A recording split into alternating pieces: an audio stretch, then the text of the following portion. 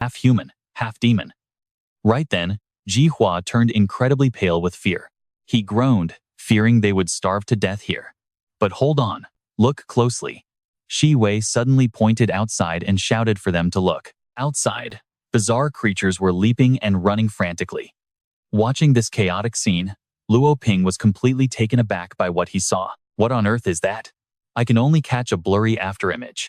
Do not tell me, it is some kind of new special zombie. He quickly pulled the curtains shut, warning everyone that any monster capable of scaling walls like that was too dangerous to leave unwatched. Shi Wei stopped him, urging him to wait because she thought she saw a human. Ji Hua was utterly dumbfounded. A human?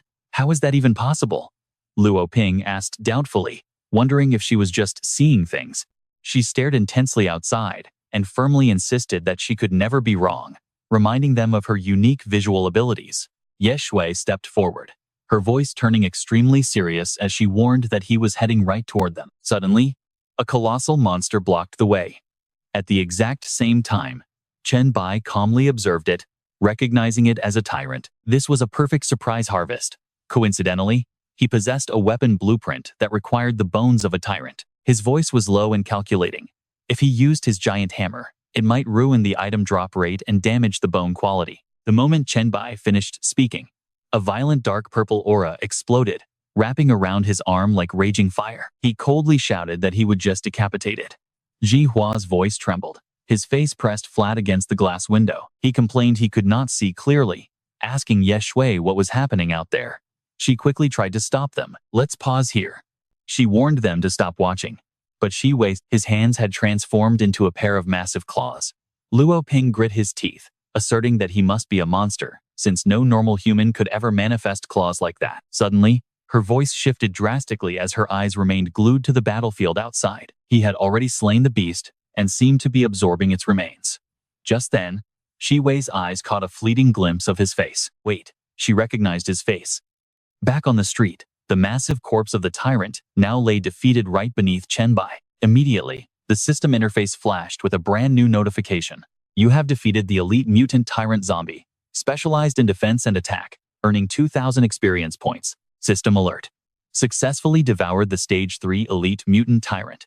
The Blacklight virus has significantly boosted all of your raw physical stats, acquired 800 virus points, and 500 exclusive Blacklight virus evolution points, successfully unlocking a brand new muscle enhancement form. Notification.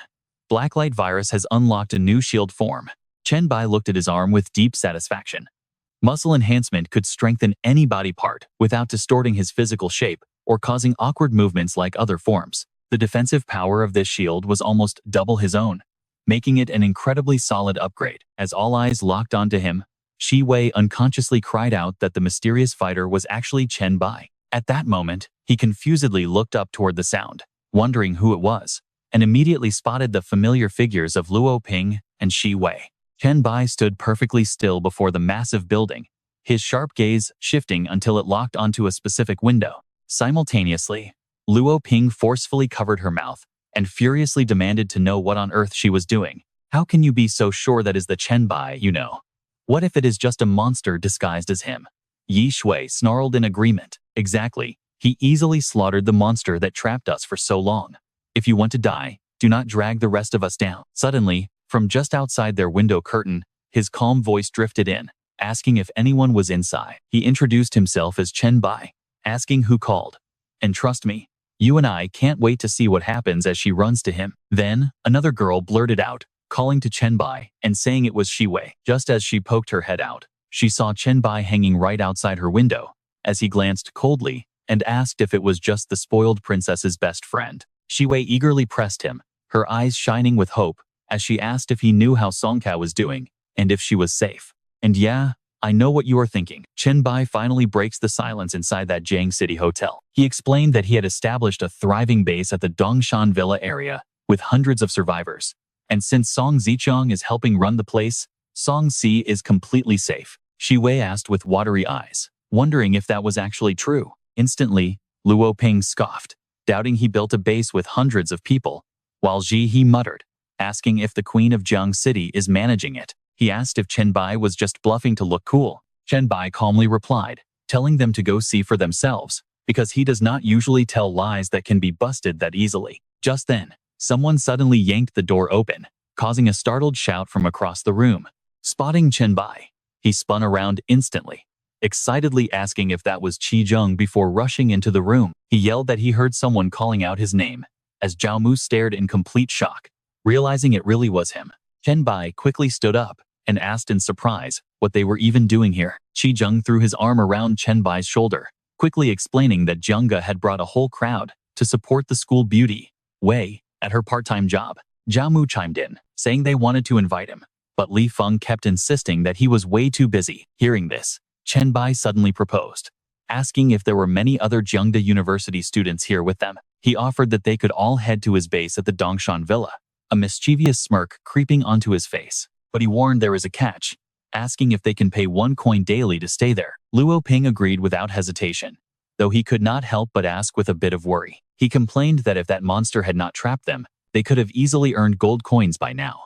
But noting the road is dangerous, he asked if Chen Bai could escort them there. Hearing that, Chen Bai interrupted, saying he has other business, but they only need to worry about a single tyrant on the entire road here. Hearing this, the guy looked utterly disappointed, wondering if there are barely any monsters out there.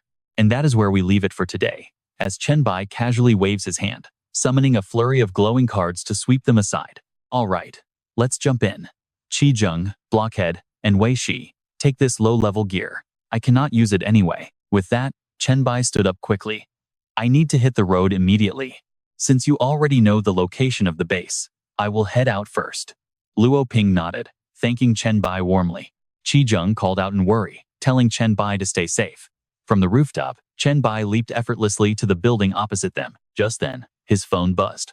Meng Meng requested a chat, her face serious as she sent a message, calling him master. Your Han Wang is complaining in the group chat. I think my new ability might be able to help him out. Now pay attention. This is where it gets interesting. Chen Bai quickly texted back, asking what was wrong, while silently wondering if this Han Wang was actually Han Shao. Back with the group, Zhao Mu spoke up anxiously, suggesting to Brother Jiang that they should head straight to the base. Luo Ping added solemnly that having another evolved human would make their base much safer, which was incredibly crucial for them right now. He frowned slightly, his voice cold and serious. Indeed, but we must prepare thoroughly for this, since we practically have to cross Jiang City to reach Dongshan. Meanwhile, Li Feng adjusted his glasses, muttering to wait up, but paused in absolute shock as he spotted a very familiar figure approaching. Oh, Chen Bai, why did you come back? Shi Wei asked, quickly walking over to him. Did something happen? He calmly replied that he just needed a temporary room to handle some personal matters. Zhao Mu eagerly suggested sharing his and Qi Zheng's room, but Chen Bai jokingly declined, saying he wanted to be alone. He smiled warmly, saying it was no problem. Chen Bai could take his room while they kept watch in the living room. Just then, Shi Wei remembered something. Wait, Chen Bai, she called out urgently. Please wait for me for a second. In the hotel corridor, Shi Wei quickly asked if he knew Songji's evolver number because she wanted to add her to her friend list. Chen Bai calmly replied 990,225. Qi Zheng cut in, asking for Chen Bai's own number. Zhao Mu and I want to add you too. Chen Bai turned and read out 001, leaving them completely frozen in absolute shock. After a brief silence, Qi Zheng burst out laughing, joking about how they had all evolved. Yet Chen Bai's dry sense of humor remained exactly the same. All right, let's jump back in, as Zhao Mu suddenly grabs his shoulder. Qi Zheng, just add him and you'll see. Suddenly, the system announces that Evolve number 1, Chen Bai, accepted his friend request. Qi Zheng screams in pure shock. Another classmate nudges him. Qi Zheng, stop standing there in a daze, let's go. 10 minutes later, the gossip starts up again. He says in pure admiration, is Chen Bai's ID number actually real? That number is way too beautiful. Zhao Mu adds, he said it represents the order of evolution, proving he was the very first person to awaken. Then, he suddenly remembers. Right. Do you still remember what Chen Bai posted in our college dorm group chat? What was that news about the school moving physical fitness exams to mid-June? Qi Zheng nods and answers quickly. Of course I do. That warning made us foolishly work out for over a week straight. A heavy silence falls before he asks, in confusion. Wait, are you trying to say Chen Bai knew all this was going to happen beforehand? Zhao Mu just smiles awkwardly. Maybe it is just a coincidence, but hey, We actually benefited from that working out, right? Hearing this, Qi Jung nods. That is true. We really did benefit from the warning Chen Bai gave us. Zhao Mu chimes in, his voice filled with a bit of pride. Exactly. Suddenly, Qi Jung shifts his attention and asks curiously, Hey, Campus Beauty Wei, why on earth is your face so red? Flustered, Shi Wei immediately bolts toward the exit. Now, watch closely as she warns them. I am fine, but don't forget Chen Bai's orders. Do not enter his room under any circumstances. With that, the door slams shut. Standing outside, Shi Wei looks incredibly flustered and embarrassed. She softly whispers to herself, Chen Bai? Sometime later, Shi Wei urgently sends a text. Song, it is me, Wei Shi Wei. On the other end, she immediately replies, Shi Wei, how did you get my number? She honestly admits, Chen Bai gave it to me. Hearing this, Song sounds totally displeased. I knew it. Whenever that guy goes out, he is always flirting around. You are my best friend, aren't you? We are both in the same boat, right? Shi Wei quickly texts back. Of course we are. Satisfied, she replies, that is great. When we all live together in the future, it won't just be the two of us. There will be three. She can't help but feel suspicious. What on earth are you talking about? For a long moment, Shi Wei seems totally lost in her own thoughts. She keeps questioning herself. There is no way she is thinking the exact same thing as me, right? That is impossible. Suddenly, she freezes in place. Chen Bai, Song, and everyone else actually living together? Just at that moment, Li Feng's voice suddenly echoes from nearby. Listen to me, Jiang. This whole thing is not simple at all. He openly accuses him. Chen Bai is definitely lying to us. You and I both know there are holes in his story, right? Luo Ping nods without a second thought. I also think there is something fake going on.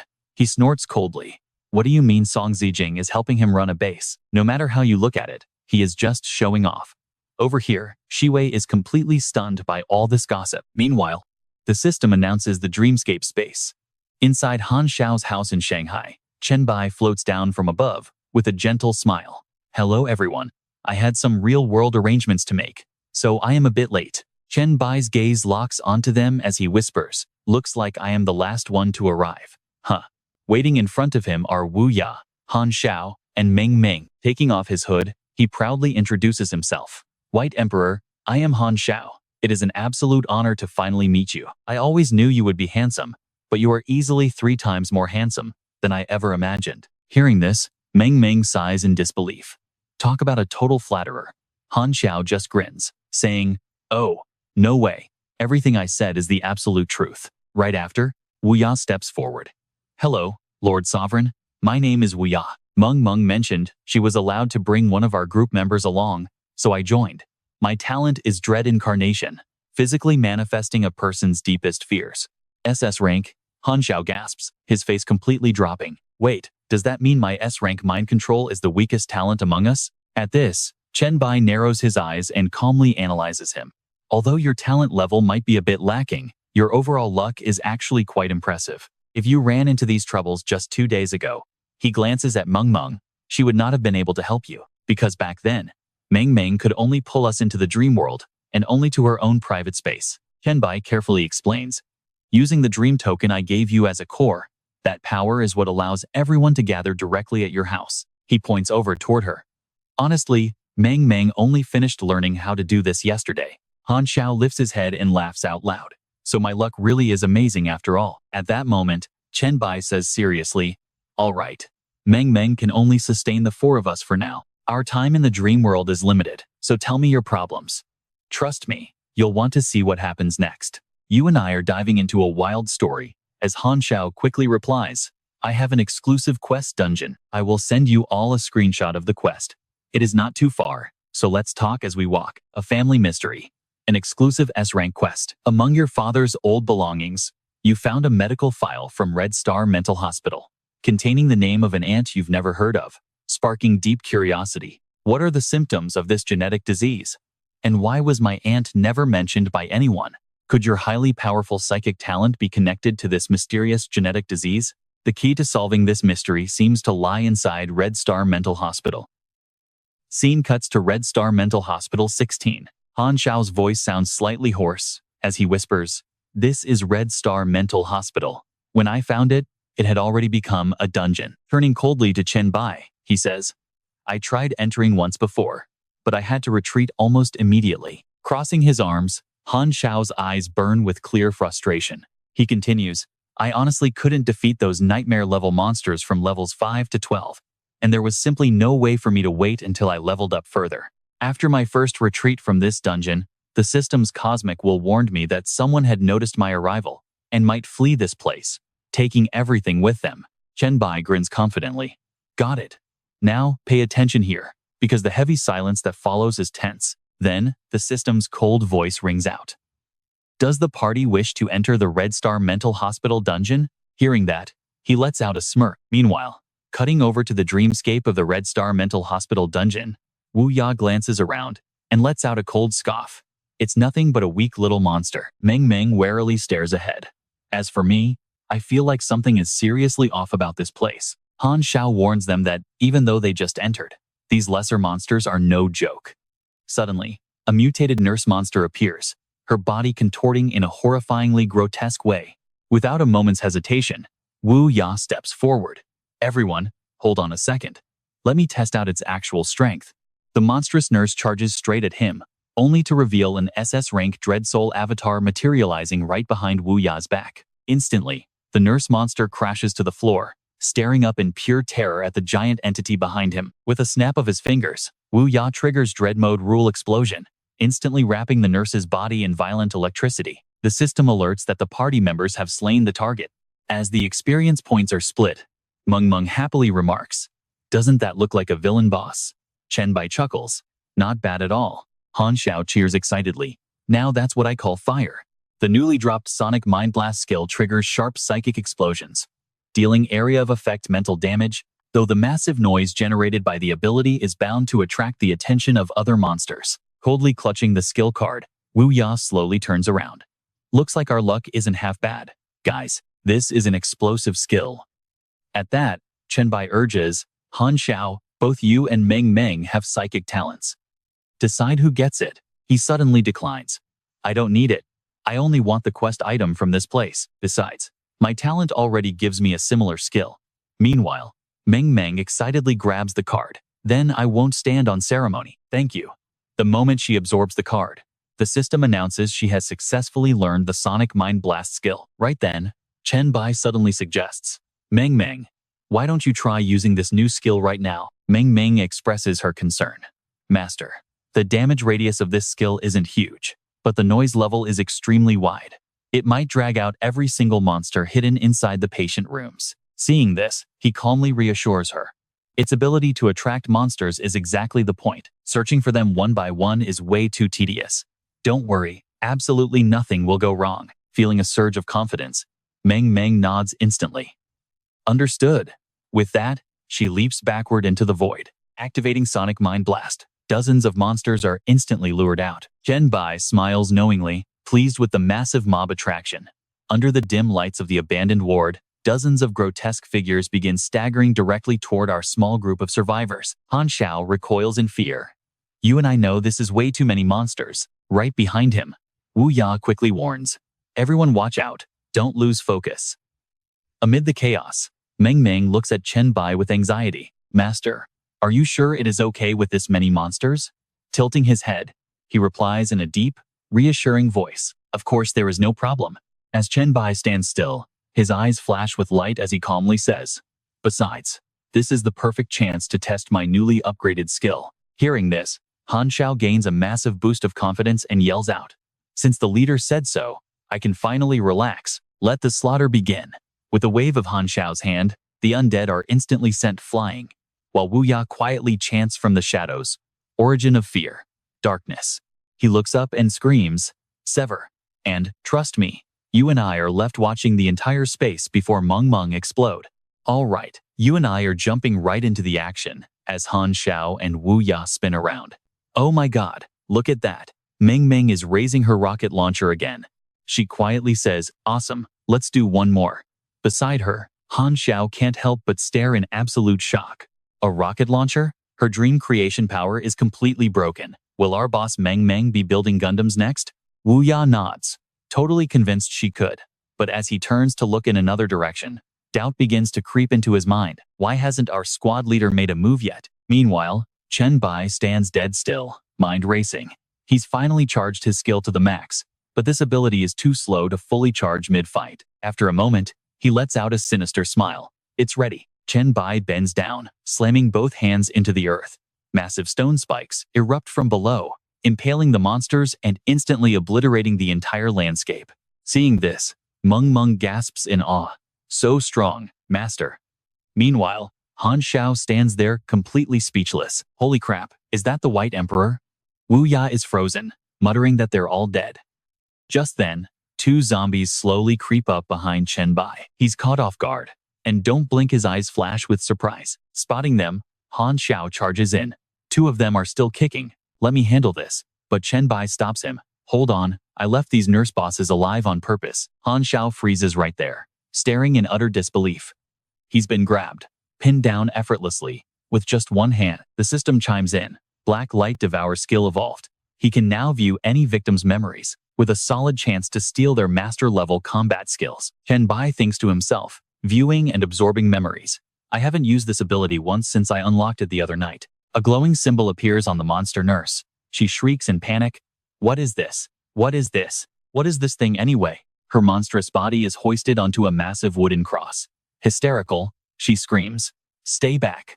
Please, I beg you, don't come any closer. A coworker nearby tries to quiet her down. Nurse Chief Kang, please, keep it down. He slowly reaches toward her. She's completely lost her mind from fear. Why is her mental state so weak? I was planning to offer her to my master. What a waste. A crazy woman can only be used for next month's sacrifice. Another person comforts her. Nurse Chief Wang, don't be sad. Everyone is just hesitant to accept you because of what happened to Nurse Chief Kang. She nods quietly. I know. I really liked Nurse Chief Kang too. Then, she mumbles, 16. She was such a good, beautiful person. Why did she suddenly go insane? Let's pause here. Back in reality, Chen Bai narrows his eyes. 16, plus a demonic magic circle. Back in his past life as a devil hunter, he heard rumors about a psychiatric hospital dungeon in Shanghai linked to demons, capable of summoning them. Sadly, his level was already too high for that dungeon back then. He only read some forum posts about it and never paid it much attention. Snapping back to the present, he signals them. All right, let's group with Han Xiao to find clues for his quest. Stay sharp, and don't split up. Chen Bai looks out into the distance, his voice steady and clear. There might be some seriously powerful creatures lurking around here. Half an hour later, inside the abandoned hospital, Han Xiao stretches his back. All the monsters here must have been lured out. We haven't seen a single one. We searched 3 floors and found nothing. Meng Meng chimes in. Well, it's not like we have absolutely zero clues. The number 16 has been showing up all over the place here. Unlike the others, Wu Ya is growing impatient, staring at Chen Bai. 16 or 18, who cares? I just want to know why the boss hasn't shown up yet. Did the White Emperor scare him into hiding? Chen Bai doesn't even turn around as he gives a brief reply. Kid, you're sounding a bit crazy. Suddenly, the atmosphere shifts, and the group shouts in alarm. Who goes there? Show yourself. Right then, a strange clattering sound echoes. Out from the darkness, a creepy, ancient voice slowly introduces himself. I am the director of the Red Star Psychiatric Hospital. I am also the envoy sent by Solomon, the 16th Demon King among the 72 pillars. Meng Meng instantly goes on high alert. He's a demon. Wu Ya cautiously adds, the envoy of a demon king. Changlin sneers, his voice dripping with malice. Pretending to be calm won't save you now. Becoming sacrifices for my master is your only possible outcome. He narrows his eyes at the group. But if this girl serves my master and bears his children, I might let you live. Furious, Meng Meng snaps back. Keep dreaming. Why don't you go bear his children yourself, you creep? Chen Bai sneers with pure contempt. A low-level demon created from a human. Aren't you getting a bit ahead of yourself? He glares and mockingly challenges him. If you've got the guts, bring it on, because you and I know this joke is over. In that suffocating silence, you and I can hear Chang Lin's bone-chilling voice ring out. These ignorant humans really don't know their place, so I'll just have to teach you a lesson. His freezing tone gets sharper with every single word. Let me show you the absolute power my master bestowed upon me. Instantly, a massive wave of mental pressure crashes down like a falling boulder. Han Xiao doubles over in pain, shields his eyes with his hands. His body completely freezes up as pure panic takes over. How can a presence feel this terrifying? Meanwhile, Ming Ming clutches her head in absolute agony, whimpering out, "Master! Master, right over here." Chen Bai glares coldly at Chang Lin, cursing furiously under his breath. Damn it, he absolutely detests dealing with psychic demons because of this constant, suffocating mental pressure that never lets up. Even though my mental stats aren't low, I don't actually have any psychic attacks. Burning through all my energy here would be a massive disaster. In that split second, Chen Bai makes a bold call. We both know a fast win is his only hope. Without wasting a moment, he charges forward, throwing a heavy punch. The demon tilts his head, wearing an amused grin as if enjoying a game, just as hellish flames erupt to swallow the entire space. Reacting fast, Chen Bai raises his shield to block. Chang Lin laughs mockingly. "So, you actually have some skills after all? To think you blocked that?" His voice echoes menacingly. "But there's no way you can ever break through my black hellfire, and your reward will be total defeat under my mental suppression." The crushing weight slams back into Chen Bai, locking his body completely in place. Right at that moment, Chang Lin roars with laughter. "This is the end for you. There's no escape. Go ahead. Struggle and scream in this deadly trap. Show me that delicious look of pure despair." Suddenly, Han Xiao snaps his head up and chuckles, as a brilliant burst of light violently erupts outward. Wu Ya is completely shocked to feel the terrifying mental pressure rapidly dissolving away. Meanwhile, Ming Ming angrily yells, "Why on earth didn't you use this power sooner?" "Seriously, Han Xiao?" He offers a sheepish smile. "Honestly, I don't really know how it works, but it seems releasing just a tiny bit of my spiritual energy is enough to completely counter his pressure." Across from them, Chang Lin gasps, "Han Xiao, so you're a descendant of the Han family, the master's bloodline." With a mocking sneer, he continues, "Don't go thinking your bloodline's mental resistance is enough to save you. My black hellfire can still easily reduce every single one of you to ashes." Han Xiao doesn't back down at all, and his next comeback? Trust me, it's absolute gold. "Hey, aren't you supposed to be the master's loyal dog? Why are you trying so hard to kill his own descendants anyway? Aren't you afraid he'll stomp you to death?" Furious, Chang Lin screams, "Your family is nothing but a bunch of traitors who turned their backs on him. Killing you will probably earn me a great reward from my master. Now, burn to nothing in the flames of hell." Throwing his head back, Chang Lin inhales deeply and lets out a massive roar. Hellfire. Sensing the immediate danger, Wu Ya charges forward at full speed. "We can't let him breathe fire. Stop him right now." Suddenly, Chang Lin lets out a massive sneeze, putting out his own fire. Seizing the chance, he casually mocks him. "Hey old man, did you catch a cold?" Han Xiao watches suspiciously, wondering if this is some new trick. Right then, Chen Bai speaks up. "That took much longer to kick in than I expected. Guess your demonic constitution is actually pretty decent." Chang Lin coughs uncontrollably, glaring as he demands to know, What did you do to me?" Walking over, Chen Bai leans in and whispers in his ear, "It is just a tiny skill that makes my enemies sneeze non-stop.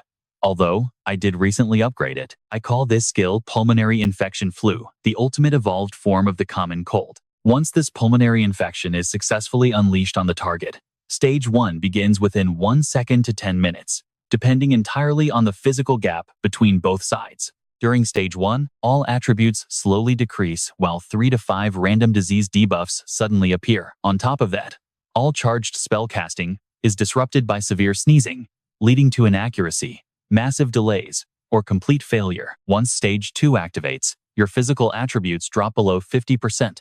Chang Lin stares in complete disbelief, frantically denying his reality. Impossible. How could I ever fall sick? In Stage 2, all recovery rates plummet by 90%, causing severe loss of focus. 5 to 10 random disease debuffs occur. Your basic breathing capacity also begins to decline rapidly. Chang Lin gasps weakly, "I am a higher life form. How is this possible?" No. Stage 3, complete loss of breathing ability. The demon snaps his head up, his entire body trembling violently. Watching this, Chen Bai smirks in triumph. Not a bad effect. Even demons need to breathe, you know. This was absolutely worth the massive amount of virus points I spent on it. A system notification pops up.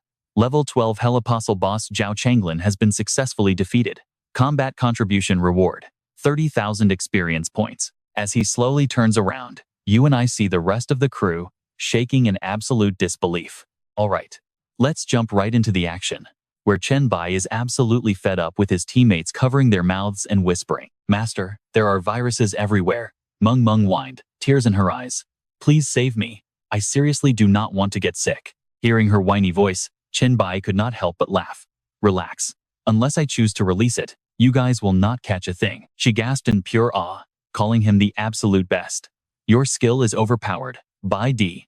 But he coldly cut her off, telling her to stop flattering him. This demon's defense was weak, which is why it worked. Besides, many high-level monsters out there do not even need to breathe. Suddenly, Chen Bai turned to Han Xiao, reminding him that they cleared the dungeon and received the system notification. "I got the message too. How is your quest going?" Han Xiao looked around, completely puzzled. "Wait, why hasn't my system announced that the mission is fully completed yet?" Chen Bai quickly turned back. "That means there must be a hidden side quest somewhere in this dungeon. Come on, let's go find it." Then, he asked them an important question. "By the way, I am posting our walkthrough video. Does anyone want to hide their face instead of getting famous?" Wu Ya answered instantly. "Please cover my face, boss." Meng Meng chimed in, saying she wanted the same thing. Meanwhile, Han Xiao cautiously added his own reminder, "Keep it low-key. But first, let's see what loot the boss dropped. Then you can help me search for that side quest." Now here is where things get super interesting. So pay close attention as the screen shows the walkthrough video of the awakened leader, Bai. He successfully guided Meng Meng, Han Wang, and Wu Ya through the nightmare-level Red Star Asylum dungeon, selling the guide video for 5 coins per view. Zicheng could not help but stare, while Qizheng watched the entire footage with a serious expression. Meanwhile, Shi Wei stood there, her mouth wide open in utter shock. Unlike the nervous group, Li Feng smirked with amusement. Over in a room on the 15th floor of a hotel in Jiangcheng, Ye Shui confidently pointed at the screen. Even with his face covered, those twin scythe claws are unmistakable. I remember them perfectly. Based on Bai's combat footage, this masked player is definitely Chen Bai. Shi Wei threw a mocking glance at the silent crowd. "Well, why is everyone suddenly as quiet as a mouse? Didn't you two just claim he was a dirty liar?" Li Feng looked completely stunned, unable to say a word. "Wait, isn't Chen Bai still trapped inside his hotel room?" Li Feng asked quickly, turning his gaze toward Luoping. "And besides, even if this really is Chen Bai, this clip only proves he is strong. It still does not prove that the safe zone he mentioned actually exists." Luoping suddenly leaped up, growling through gritted teeth. "Exactly. In fact, this might be even more terrifying. Don't be so naive." Shivering, Luoping asked if they considered that Chen Bai might be baiting them to his base just to use them as human food, to power himself up. Now, that would be a true nightmare. Before he could finish, Shi Wei sharply cut him off with zero mercy. "Li Feng, everyone knows you hate Chen Bai because he gave out rare gear to literally everyone except for you. And honestly, you and I can see right through their stubbornness, can't we?" She smirked coldly at them. "If you still doubt it, just watch the video I just sent both of you." On the screen, a bizarre creature appeared.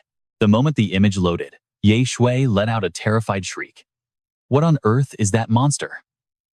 "Shi Wei, why did you send this to us?" Shi Wei replied instantly, "Songa just sent me this video. Let us watch it." The screen zoomed in, capturing everyone's attention. Li Feng began to tremble. This is the luxury villa settlement in Jiangcheng. Songa suddenly appeared on screen, cheerfully explaining, "This is our flesh and bone wall protecting the outer base.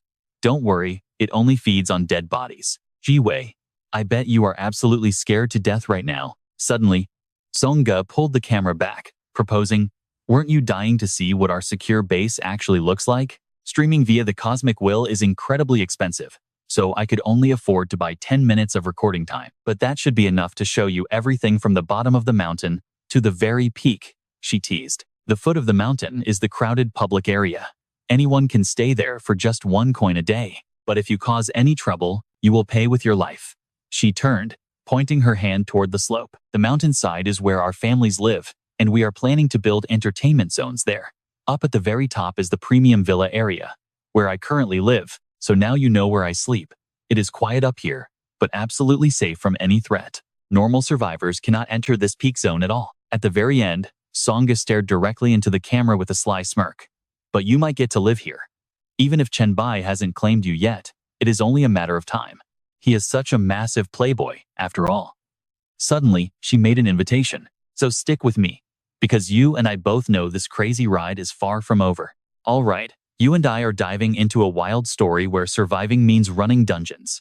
Our female lead needs to level up her stats, or she won't stand a chance against Chen Bai. Wait, together? Have you ever asked Songye just how many women Chen Bai has around him? Shi Wei asks, blushing with embarrassment. That does not even matter, Zhuangye Shui mutters softly. She hangs her head in deep regret, wishing she had checked it before sending it out. Right then, Li Feng steps forward, declaring that there are absolutely no issues left to worry about. Nobody expected Chen Bai to be this incredibly powerful.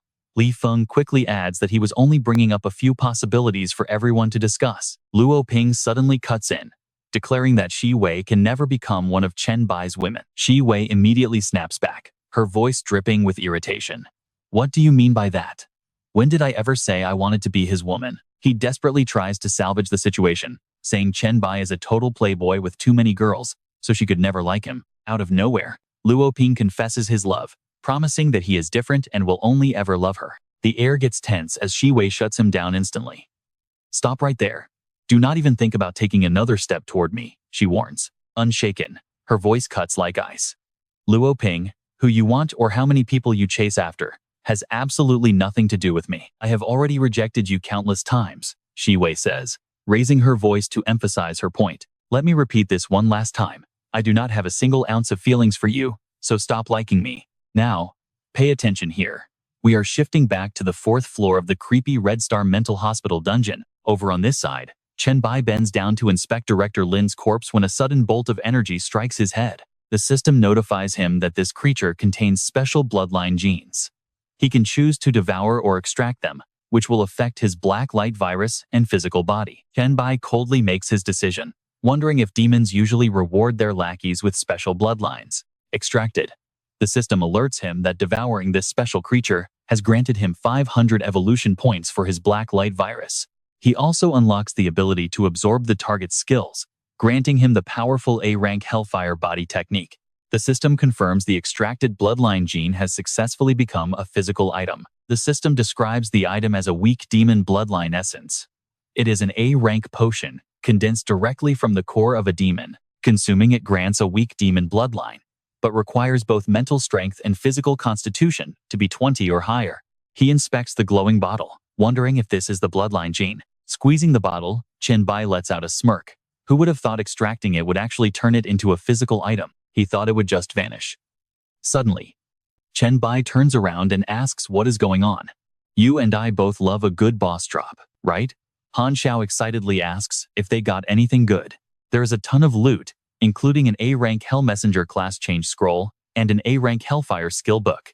Meng Meng happily hands over a parchment, listing an armor blueprint, along with some D-rank gear as well. It is Hell's Cry. This is a detailed blueprint for the Shepherd's Horn armor, which can scale from C to S rank. Crafting it requires a purebred demon horn, abyssal hellfire, and 1 dark crystal. The gear's rank depends on the materials used. Once the S-rank Shepherd's Horn is crafted, it becomes a unique item, meaning absolutely nobody else can ever forge another one.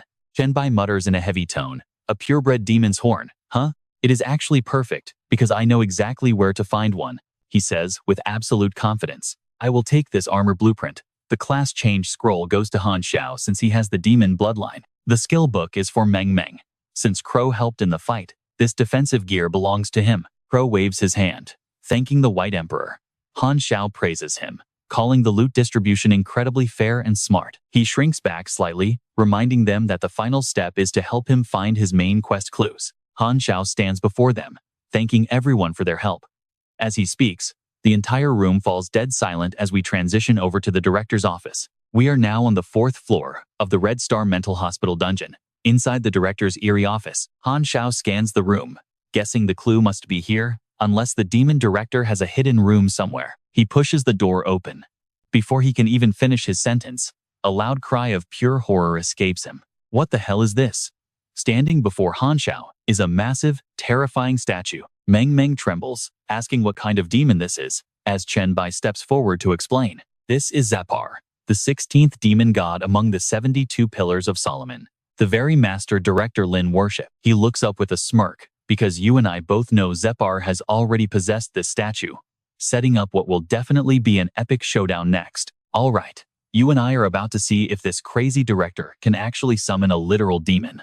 Around 100 years ago, a woman of the Han family fell in love with Zeppar's shadow on Blue Star. Since then, every single generation of the Han family has given birth to a pair of dragon and phoenix twins. Once grown, the daughter would stay in this place forever, destined to become the bride of Zeppar. Meanwhile, the son would live a normal life, marrying and having children without knowing a single thing. Inside the Magic Capital's dreamscape, within Red Star Mental Hospital's fourth-floor office, Meng Meng stands holding a tattered, ancient book in her hands. Reading aloud, she reveals that over 10 years ago, Han Xiao's father somehow discovered the dark truth of their family legacy. Desperate to escape this tragic fate and prevent his daughter from being forced to spend her entire life locked in this mental hospital just to serve a vile demon, he chose to kill her the moment she was born. But Zhao Changlin caught Han Yong, stopped him, and reported the betrayal to Zeppar, who instantly stripped Han Yong of his sacred family bloodline. After that, Han Xiao's younger sister was snatched away by Zeppar's cult and raised in secret. As a reward, Zhao Changlin received the demon's bloodline, completing the tale before Meng Meng coldly tosses the book aside. Pay attention here, this diary of the mad director is just filled with insane jealousy toward the Han bloodline, calling Han Yong an absolute fool. The rest of it is just him bragging about his rewards for swearing eternal loyalty. Honestly, piecing all of this together was already his absolute limit. Just then, Han Xiao expresses his deep gratitude, saying that once Boss Meng Meng finished speaking, he immediately unlocked his next quest. Thanks, Boss Meng Meng. Seriously, hearing about my family's dark past like this is incredibly painful. He adds it's all thanks to her, but she just shakes her head. Don't mention it, I love hunting for clues like this. With that, Meng Meng glances over at the nearby monument. Master, you've been staring at this statue since we walked in. Is something wrong? Chen Bai gently touches the surface of the sculpture, speaking in a mysterious tone. Of course there is. Suddenly, the entire room begins to violently shake. Crow looks at Chen Bai in sheer panic, while Han Xiao curses under his breath. Holy crap, a secret passage. Meng Meng raises her eyebrows in surprise. Is there still another secret hidden down here? Outside, a blood-red light completely blankets the sky and the earth. Meanwhile, Han Xiao takes extremely careful steps, muttering hesitantly. Judging by how far down we've walked, are we deep underground below the fourth floor now? At least 2 or 3 levels down, I counted the steps. Chen Bai smirks, his eyes narrowing slightly. We are definitely getting close now. Boldly theorizing, Chen Bai continues. If my guess is correct, this place down here is either where Zhao Changlin summoned Zeppar, contacted him, or made human sacrifices to him. Stepping inside, they are immediately greeted by giant hanging crosses, with a massive magic circle drawn on the floor below. Watch closely as Crow scans the room, completely disgusted by the thick, sickening stench of fresh blood. Meng Meng curiously steps closer to him and asks, Master, what exactly are you searching for over there? Chen Bai pulls out a strange object and waves it. I've shared the item details. Look for yourselves. This hell teleportation core is fully engraved with ancient underworld runes, allowing them to activate the Red Star Mental Hospital's hidden dungeon to summon the magic circle of Zeppar, requiring a sacrifice of 16 living souls and their blood. Note that this unique item's power is restricted by dungeon rules, meaning the summoned demon god's level will be capped at level 12. Once summoned, the overall difficulty of this entire dungeon will instantly spike to hell level. Han Xiao gasps in pure disbelief. We're summoning a literal demon god? Crow's eyes widen in absolute shock. Wait, with a level cap after summoning, does that mean we can? Meng Meng casually chimes in with a greedy smile. Hey master, if we actually summon this demon god and kill it, won't we strike it absolutely rich? Chen Bai suddenly questions them. I am only level 8. What about you guys? She looks down, replying, level 5. Crow speaks up shortly, level 4. Han Xiao quickly adds, level 3. Well, almost level 4. Chen Bai looks up, his sharp gaze staring right through them. Exactly. If we summon it, you guys will die instantly. None of you are even level 10, with 0 class jobs or gear. Where on earth did you get the guts to fight a level 12 demon god? Confronted by this, Crow smiles sheepishly. Well, don't we have you here, the legendary Lord Bai Dai? Staring at them, Chen Bai sighs in pure helplessness, explaining gently, even with me, it's impossible. There is a massive power gap between a true demon god and one with diluted blood. You guys should know this, right? Let's wait until you all hit the level cap and unlock your classes before we tackle this place. Seizing the chance, Crow quickly begs, "In that case, you absolute legends have to carry me with you next time, all right?" Ming Ming winks at him. "Deal, we'll definitely prioritize you." Back outside, she carefully looks around and asks the group, "And that's where we leave them? What crazy dungeon do you think they'll tackle next?" "Trust me, this is just the beginning. Stick with me here," as Han Xiao hesitates, murmuring, "I still have one thing that is not quite clear. The future Demon King actually has a younger sister. I am just wondering if these things suddenly appeared out of nowhere when the apocalypse descended." Chen Bai leans forward, scanning him with a sharp gaze. "I do not know if they came from nothing or always existed, but they are definitely real right now." "Why do you ask this all of a sudden? Do you recall what happened to your father before the end of the world arrived?" Han Xiao shakes his head slightly. "Not really. We were never actually that close under normal circumstances. As far as I could tell, he was just an ordinary man." He continues to explain, "My father's life had nothing special, but the most bizarre thing is that he turned into a zombie completely different from everyone else." Wu Ya exclaims excitedly, "Is it some kind of demon zombie? That is way too cool." Han Xiao looks serious. "No, not at all. It had nothing to do with demons." Memories flash in his mind, his voice trembling slightly as he speaks. "He turned into a plague zombie, covered in disgusting purple and green growths all over his body. Those growths filled me with absolute dread, so much that I did not dare touch them. Because of that exact reason, I was forced to quickly master the ability to control objects with my mental strength. You could say that was my father's final lesson for me." Chen Bai frowns slightly. "A plague zombie?" Han Xiao nods to confirm it. "Yes, there is likely a problem with the chemical plant where he worked. His colleagues in our neighborhood also had those strange growths on their bodies. Now, pay attention here." Chen Bai's eyes flash, because that chemical plant might connect to his triple S-class plague cult quest. Momentarily, Chen Bai makes a proposal. "I am incredibly interested in that chemical factory, so once I reach Mordu, please take me there for a visit." He nods enthusiastically. "Of course, that is absolutely not a problem at all." Right then, Wu Ya chimes in softly but firmly. "Emperor Bai, I have some questions regarding our abilities." Chen Bai turns to face him. "Sure, go ahead. If you have questions or any info, feel free to share it so we can all be on the same page." In that brief moment, Chen Bai quietly laughs to himself. This harvest was not bad at all, since I actually obtained some crucial clues about the Plague Monarch's quest. Later on, Chen Bai is sleeping peacefully. Back in Jiangcheng, inside hotel room 1503, he sees the group writhing in pain and nearly screams. "What on earth happened to you guys?" Someone whispers, "Is that you, Chen Bai?" Immediately, Chen Bai rushes over to support the weakened group. He asks anxiously, "What went wrong? Did I not warn you guys to stay out of this room? I released a massive amount of virus to prevent any break-ins." Meanwhile, Zhao Mu cannot stop coughing. "Right now, I have over 20 negative plague buffs." Qi Zheng helplessly chimes in. "All 30 of my attribute points have dropped to 0. I know what you are thinking. Does he have the cure?" Chen Bai responds with a very serious warning. "I already purged the virus from your bodies, so your stats will fully recover in just a little while. You all should rest here while I go outside to handle some things first." Just then, Shi Wei runs up hesitantly. "Chen Bai, Jiang Luoping actually wants to kill you." The news hits like a thunderbolt, leaving him slightly bewildered. "He wants to kill me? What on earth is his reason?" She replies in a low voice, her face looking quite gloomy. "It is because he and Li Feng did not believe your base was real. To verify it, I asked Song Ge to send a video, but I never expected that she would actually." Finally, Shi Wei adds softly, "And that is exactly how it all happened." She says urgently, "After I rejected him, he screamed your name and rushed out to kill you, shouting that all our problems started when you arrived. He believes that if he kills you, everything will go back to normal." Chen Bai chuckles slightly.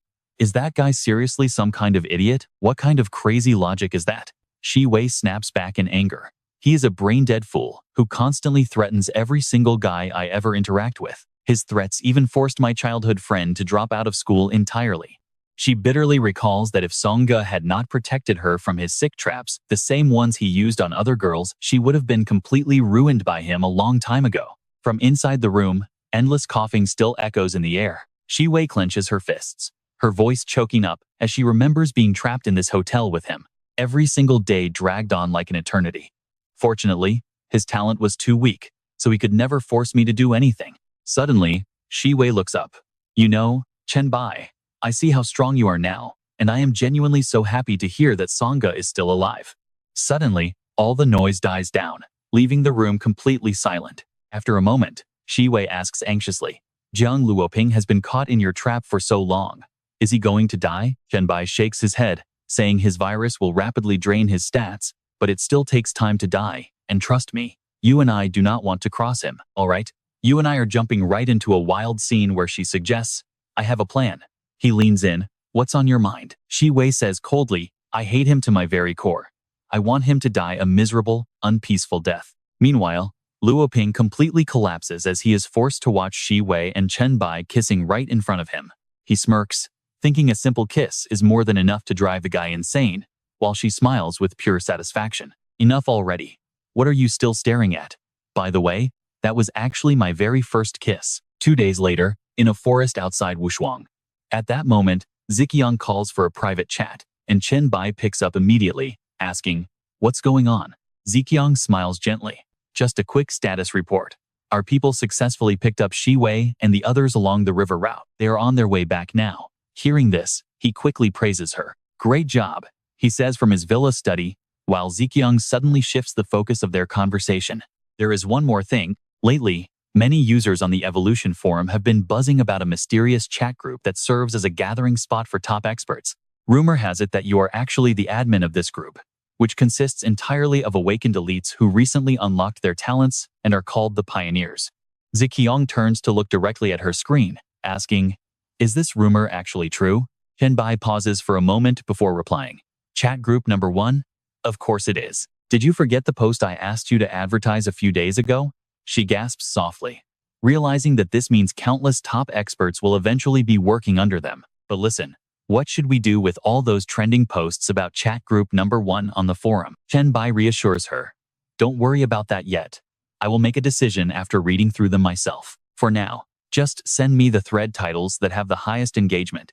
She immediately replies with a firm nod. "Understood, I will handle it immediately." Interestingly, a post from before the apocalypse claims that this self-proclaimed White Emperor already knew the cosmic trials were coming. Analyzing the video, it is clear that many top-tier players are indeed part of this very same chat group. Since monsters existed even before the official trials began, early evolvers must have already been active back then. Even the creator of Chat Group 002 admits that Chat Group 001 was highly likely established well before the trials ever started. Staring thoughtfully, he frowns. It seems the time has finally come to launch Chat Group 001. Chen Bai stares intensely at the screen, muttering quietly to himself. "I know what you're thinking. Is this just for show? No way. This is his ultimate play to build massive influence, foster absolute loyalty, and make recruiting these god-tier experts incredibly easy later on." Stepping over withered leaves, a sudden system alert pops up, announcing his entry into the evil deity cult's hidden village. A smirk spreads across his face as he hears the notification. Finally, he has arrived. In his past life, he discovered this exact secret realm for his S-rank Evil Hunter class quest. Objective 1. Stop the villagers' summoning ritual. Difficulty D. Completing this grants all party members 500 experience points and a safe exit from the realm. Objective 2. Wipe out every single contaminated villager on site. Difficulty C. Surviving this rewards all participants with 1,500 experience points and grants them permission to leave. Objective 3. Defeat the fully summoned evil deities and purge every single contaminated villager. At difficulty S. Clearing this yields 5,000 experience points and a bottle of rare, C-grade evil bloodline. Meanwhile, on the other side of this dungeon, Yi Gang rallies his men with excitement. "Listen up, everyone. We just need to head into the secret realm, clear Objective 2, and make a quick exit. The loot distribution is set to fair rolls. Even if you don't win any gear, you will still be compensated with gold coins. Trust me, Brother Chang. I won't let anyone walk away empty-handed. In my past life, just to earn a few measly gold coins, I fell for Brother Chang's lies and let him join our raid. But during the heat of battle, that bastard intentionally missed his shot. His deliberate mistake allowed the villagers to successfully summon the evil deities, while he calmly led his own core crew out of danger. His sick plan? Using our lives as human shields to wear down those deadly monsters. Coldly waving his hand, he yelled, "You only have one way out of here. Weaken that demon until I am satisfied." By the time the players realized they were trapped, Brother Chiang had already completely blocked the exits. mercilessly slaughtering any terrified survivors who attempted to escape. That scoundrel had recruited nearly 100 unsuspecting solo players in small, desperate parties who were barely surviving in the area. No one could organize any real resistance before getting wiped out. Countless innocent players died horribly, caught between the terrifying monsters and Brother Chang's bloodthirsty crew, trapped with absolutely nowhere to run. The remaining survivors had no choice but to turn back and fight the monsters. And that's where we leave it today, absolute survival mode. Stick around, because Yi Gang is already gripping his weapon, shouting, "All right, boys, charge. All right." You and I are about to watch a brutal betrayal as Brother Chiang waits for everyone to die before striking. But he had no idea I was still breathing. And knowing they would kill me if discovered, I stayed absolutely silent. So, while they clashed in chaos, I dragged myself to the very edge of the dungeon. My only play was utilizing the exit mechanism unlocked from completing the first 2 missions to flee the hidden zone. Then, a wild stroke of luck happened right before I escaped. They finally killed the boss and triggered the loot roll. The system announced a loot roll for an S-rank Demon Hunter class change scroll, and my auto roll hit a perfect score of 100. Just like that, the system confirmed I had acquired the legendary S-rank Demon Hunter class change scroll. By using the rolling system to bait cannon fodder into their trap, they accidentally threw away the ultimate prize. You could honestly call this pure divine justice. Back in the suburbs of Wuchang, outside the village dungeon, their group hunted for me like rabid dogs, forcing me to flee the city entirely to survive. Thinking back, Chen Bai smirked. And honestly, don't you wish we could have seen the look on Brother Chang's face? But suddenly, his thoughts cut short as he froze, staring down at the corpses of infected villagers. Someone had already killed them. Someone else was definitely inside the dungeon. He muttered under his breath, realizing that in his past life, Chen Yuchang was not supposed to clear this dungeon for another 2 months. Still, Chen Bai quickly shook it off, telling himself there was no reason to panic about anyone getting ahead of him. But seriously, who on earth could have discovered this hidden dungeon so early? Deep inside the Wuchang village dungeon, the system echoed. Mission 2 is complete. Experience rewards have been distributed, and players can now exit the village outskirts. Grinning with smug satisfaction, Yi Chung sneered, praising his ally by saying Zhang Long's tactical instincts were absolutely dead on. Since we finished the second mission, we can bail. Let's move out, boys.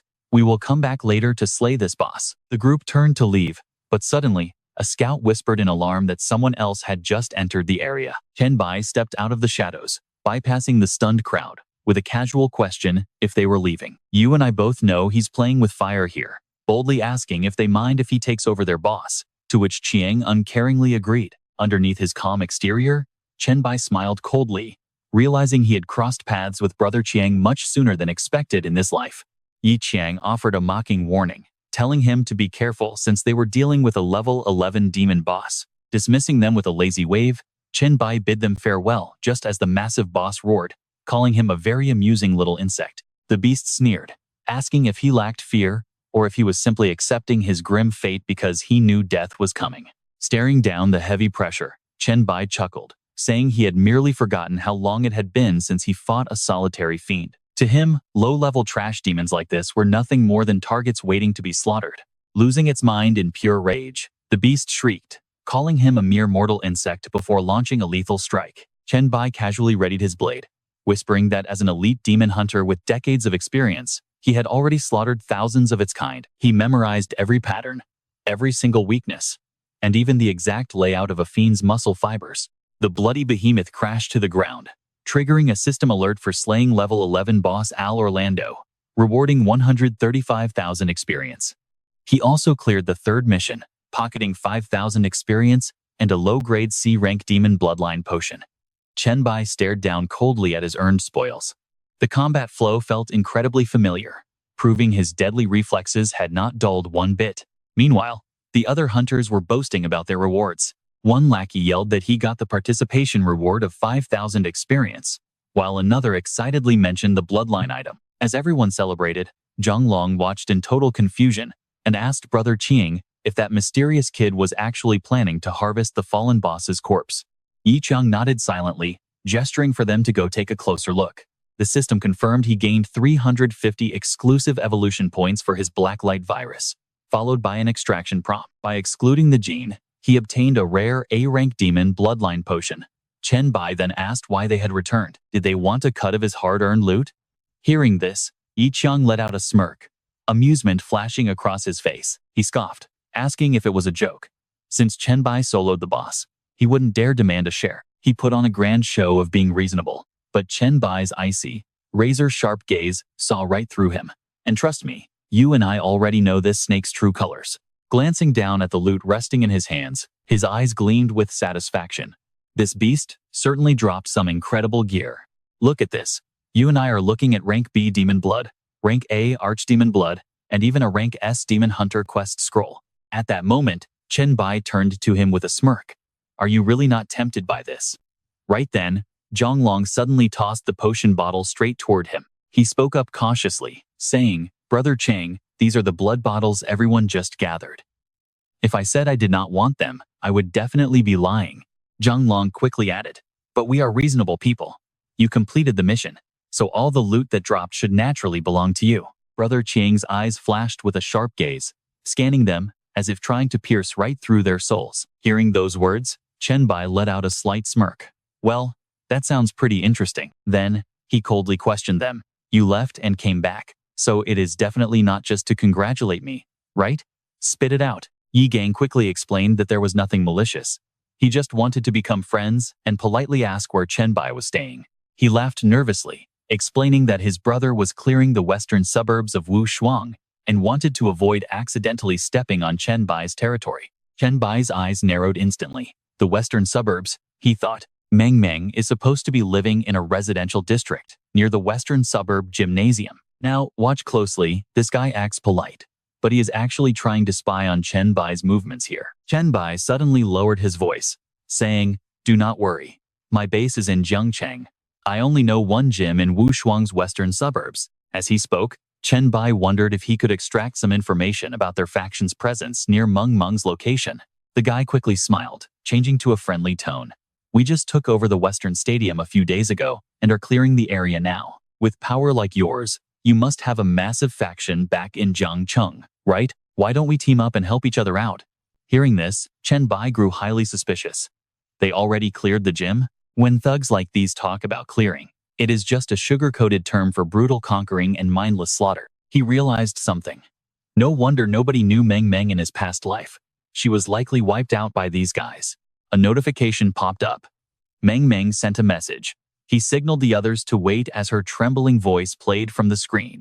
Master Chen, a massive crowd of evolved people suddenly showed up right inside my residential complex. They seemed to be searching house by house for something. At this rate, they are going to reach my door very soon. Chen Bai gave a stern warning. They are purging all zombies and evolved survivors. Do not let them inside. I am coming right now. Seeing Chang's hand creeping closer, Chen Bai shot him a sharp glare. What do you think you are doing? Instantly, Chen Bai grabbed him coldly as the guy roared in rage. Die. Activate Devouring Evolution. Absorbing his memories, Chen Bai stared directly at Yi Chang. The stolen memories were far too fragmented to pinpoint the Jinhui International Complex where Meng Meng lived, or the gym. Chen Bai stared at the fleeing survivor. It looked like he needed to keep one alive to guide him. This guy warned him about the boss earlier, meaning he must know quite a lot. Cut to Building 16 in the Jinhui International Complex in the western suburbs, right outside Meng Meng's apartment. Terrified screams echoed inside as a man pounded violently on her front door, shouting for someone to open up. I will count to 3, and if nobody opens up, we are breaking in. Inside, Meng Meng was trembling with fear. She tried to warn them, shouting back, You are not welcome here. Leave now, or do not blame me for what happens if you break in. Hearing her sweet voice, the thug outside let out a sleazy laugh. Hey, it is a girl inside. His partner mocked. Hey there, little girl.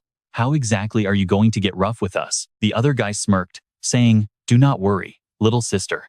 Get ready, because your big brothers are coming inside right now. Terrified, Meng Meng screamed at them to get lost. A shockwave distorted the room, making the thugs outside cough up blood. At that exact moment, her staff clattered to the floor. Meng Meng collapsed, coughing violently from exhaustion. She looked completely helpless. Damn it, this psychic skill takes such a heavy physical toll. Using it for just 1 second completely drained all of my energy and ruined my throat. She blinked in surprise, realizing there was no longer any noise coming from outside. Her powerful mental attack must have knocked them unconscious at the very least. However, A few moments later, a weak, raspy voice sounded from the hallway. The dying thug barely managed to crawl and warn his allies. Group up at floor 12. Building 16. There is a girl with crazy psychic attacks. My team is wiped. Get here and take her. After releasing such a massive mental blast, she will not be able to use it again anytime soon. 10 minutes later, the pounding returns. Trust me, you and I are going to want to see how she survives this. Alright, you and I are diving into a brutal fight for survival. Trapped and out of options, Meng Meng prepares to risk everything, but then the door flies open. Well, look at this little beauty. Why are you sweating so much? Are you tired, little sister? Why aren't you screaming this time? Such a gorgeous body, but your screams are just so incredibly unpleasant to listen to. Let Big Brother save you now. Young girls shouldn't be screaming like this anyway. As they close in, panic grips her. With her remaining physical strength and mental energy, she calculates she might have just enough power left to unleash one final hellfire burst. Meng Meng screams in pure rage. Go to hell, hellfire blast. Gasping heavily, she remembers her master's warning. All 4 attributes must balance each other out. Specializing too heavily in just one power is a fatal mistake. Right then, more thugs walk in, their leader smirking. Boys, looks like this little girl is completely at her limit now. Another one mocks her. Hey beauty, are you gonna get on your knees and beg? Or die? Make your choice. Meng Meng groans in pain, her head pounding as she slips toward consciousness. She weakly reaches out, desperate. No, she absolutely refuses to fall into the hands of these monsters. One thug yells out. Why even ask? She clearly chose death already. Call the rest of the guys and let's have some fun. They grab Meng Meng, but someone shouts. Hurry, pin her down right now. Damn it, this bitch is still fighting back. In absolute despair, she cries out to the empty room, praying for someone, anyone, to save her. And here's where it gets wild. Look closely. Chen Bai crashes straight through the window, delivering a brutal kick to a thug's face. He gently catches Meng Meng. She smiles weakly through her tears. Master, you actually came for me? I'm so sorry. My skills weren't good enough. He immediately reassures her, his voice incredibly soft and warm. It's not your fault. You did amazing. Rest now, and leave every single one of these bastards to me. Chen Bai glares at the gang. You dared to lay a hand on my disciple? Not a single one of you leaves this room alive. The thugs trade panicked looks, whispering in absolute fear. Where did this guy even come from? Did that girl seriously have backup waiting? Standing before them is a dark, menacing figure. They yell to rally their courage. Forget it. Let's just kill him. In the blink of an eye, before they can even react, both thugs take devastating kicks, completely helpless against him. One spits blood, while the other is sent flying, crashing headfirst into the wall. Chen Bai scans the room. The door hangs open, and he mutters quietly, Is that all of them? Then, a faint cry. Master. Meng Meng curls up on the sofa, drenched in sweat, groaning. It hurts so much. Please, make it stop. You and I can see she's completely exhausted. But Chen Bai checks her and realizes it's severe mental overload, causing these hallucinations. In her delirium, she cries out, Master, where are you? Frowning, his heart aches seeing her like this, so he gently takes her hand, strokes her hair, and whispers comforting words. I'm right here, Meng Meng. Suddenly, hurried footsteps echo from behind as another thug rushes in, swinging an axe in a surprise attack. Chen Bai spins around like lightning, unleashing a fierce kick that sends him flying into the wall, before turning back to Meng Meng. Don't worry, I will protect you. His eyes burn with pure rage. Channeling his energy, he slams his fist into the floor, shattering the tiles and sending the last thug crashing down. In his mind, he vows that nobody will ever hurt her again. An hour later, the room is quiet, save for her steady breathing. Chen Bai sits quietly, letting Meng Meng sleep peacefully on his lap. He looks down warmly, noticing her color returning. Surrounded by defeated thugs, he spots a hand reaching through the door. Instantly, Chen Bai's eyes lock onto it.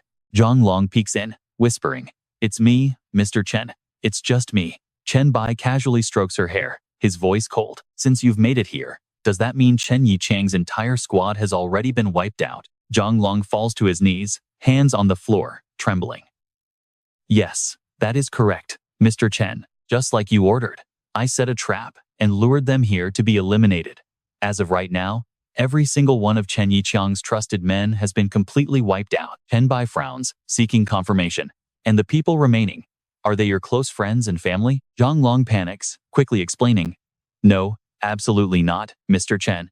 I don't have any extended family or close relatives left. I only have my wife and child. Because I possess a rank A investigation talent, true sight, Chen Yiqiang threatened my family to force me into his gang. Recalling his tragic situation, he hangs his head in utter shame. If my talent was ordinary, my family would have been brutalized and murdered, just like my friends and neighbors were. Chen Bai nods quietly, his eyes softening. I see. Your talent is actually quite impressive. Plus, you warned me about the boss. Will you join me in Jiangcheng? Because trust me, things are about to get even crazier. Hey guys, let's jump back into this epic story as Zhang Long hesitates, stammering out a quiet response. Seeing his doubts, Chen Bai simply smiles and says, There is absolutely no pressure. I am not like Brother Chiang. I would never use raw power or dirty tricks to oppress anyone. Zhang Long, I genuinely respect your decision. Hearing this, Zhang Long quickly panics, explaining that he is absolutely willing to join. He only hesitated because many others in Chen Yiqing's settlement are still enslaved, just like his own family used to be. Chen Bai nods, willing to take them all in. However, moving such a large crowd straight back to Jiangcheng is not going to be easy. Opening his inventory, he suggests that Zhang Long should stay in Wuchang, first to stabilize the local situation. He reaches in, pulls out a vial, and flicks it over.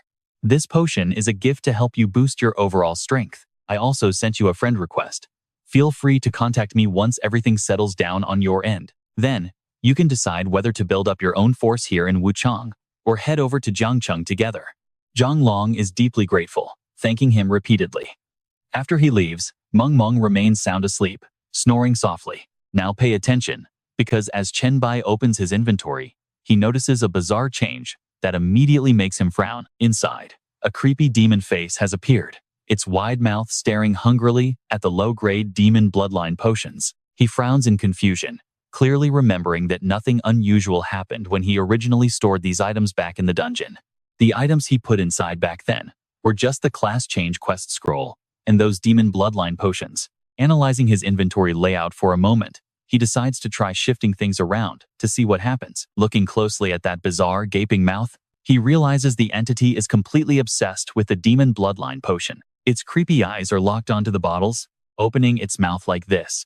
Could it actually want to consume these potions? Holding the mask, Chen Bai reasons that since these low-grade bloodline potions are completely useless to him anyway, he might as well feed them to the mask and see what happens. After all, this is the legendary treasure Leda wanted so badly.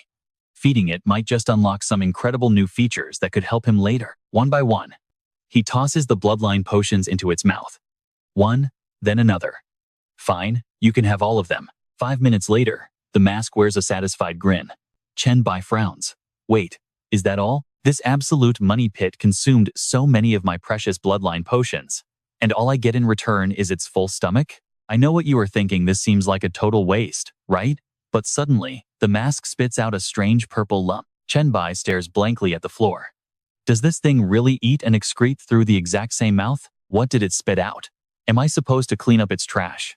But when he picks it up, he freezes in shock. This is actually an A+ rank refined demon bloodline essence. It is an incredibly rare elixir that condenses the demon physique through a very special refining process. Its effectiveness scales even higher with superior stats, but it requires a combined total of 75 or more in strength, constitution, and agility to use.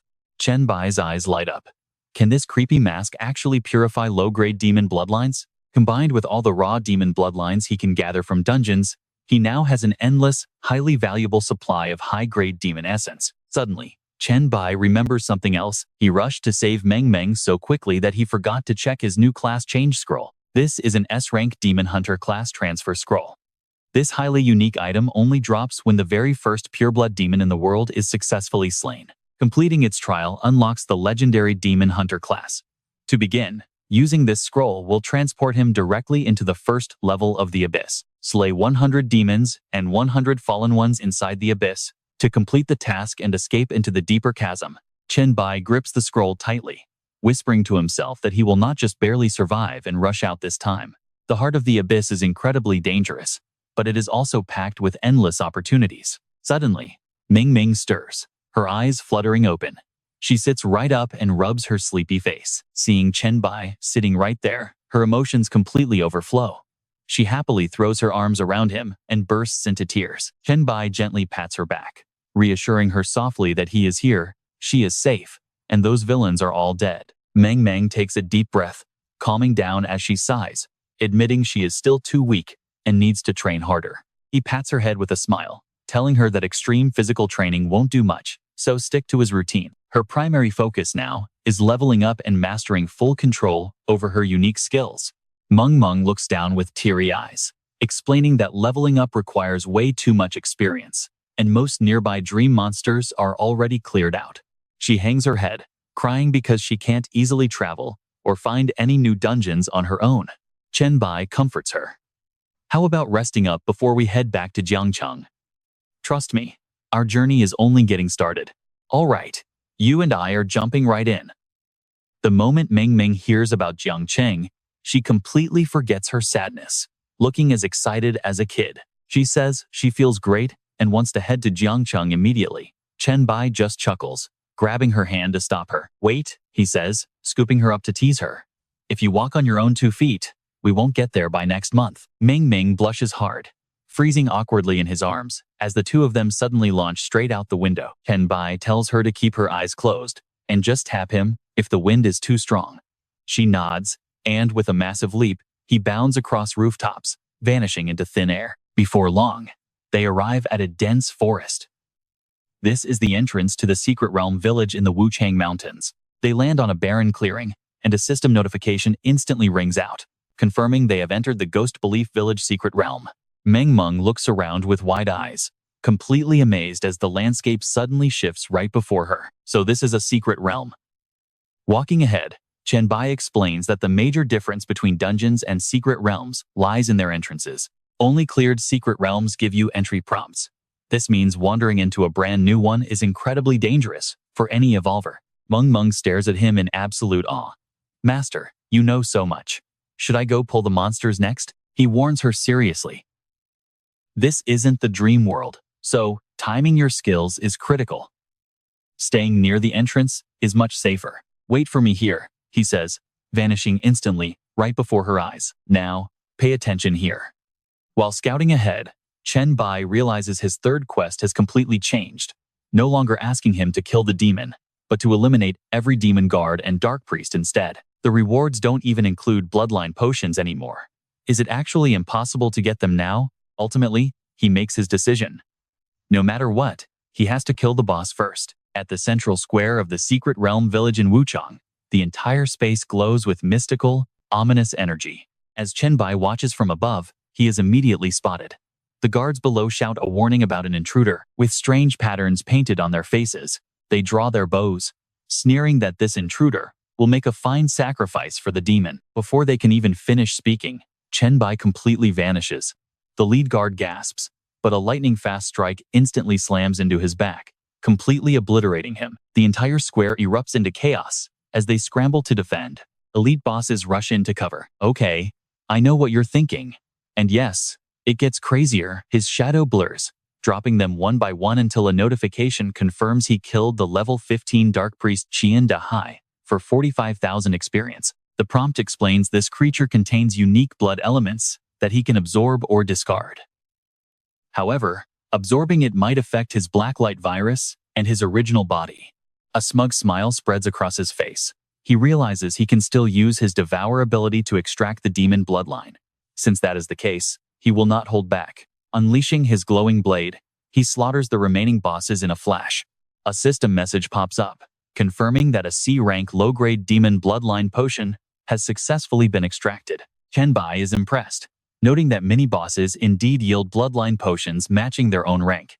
Lifting the bodies of 2 elite monsters, he nods in satisfaction. Elite monsters can drop bloodline potions too, but regular mobs cannot. Honestly, that makes total sense, as rare items should not be easy to find.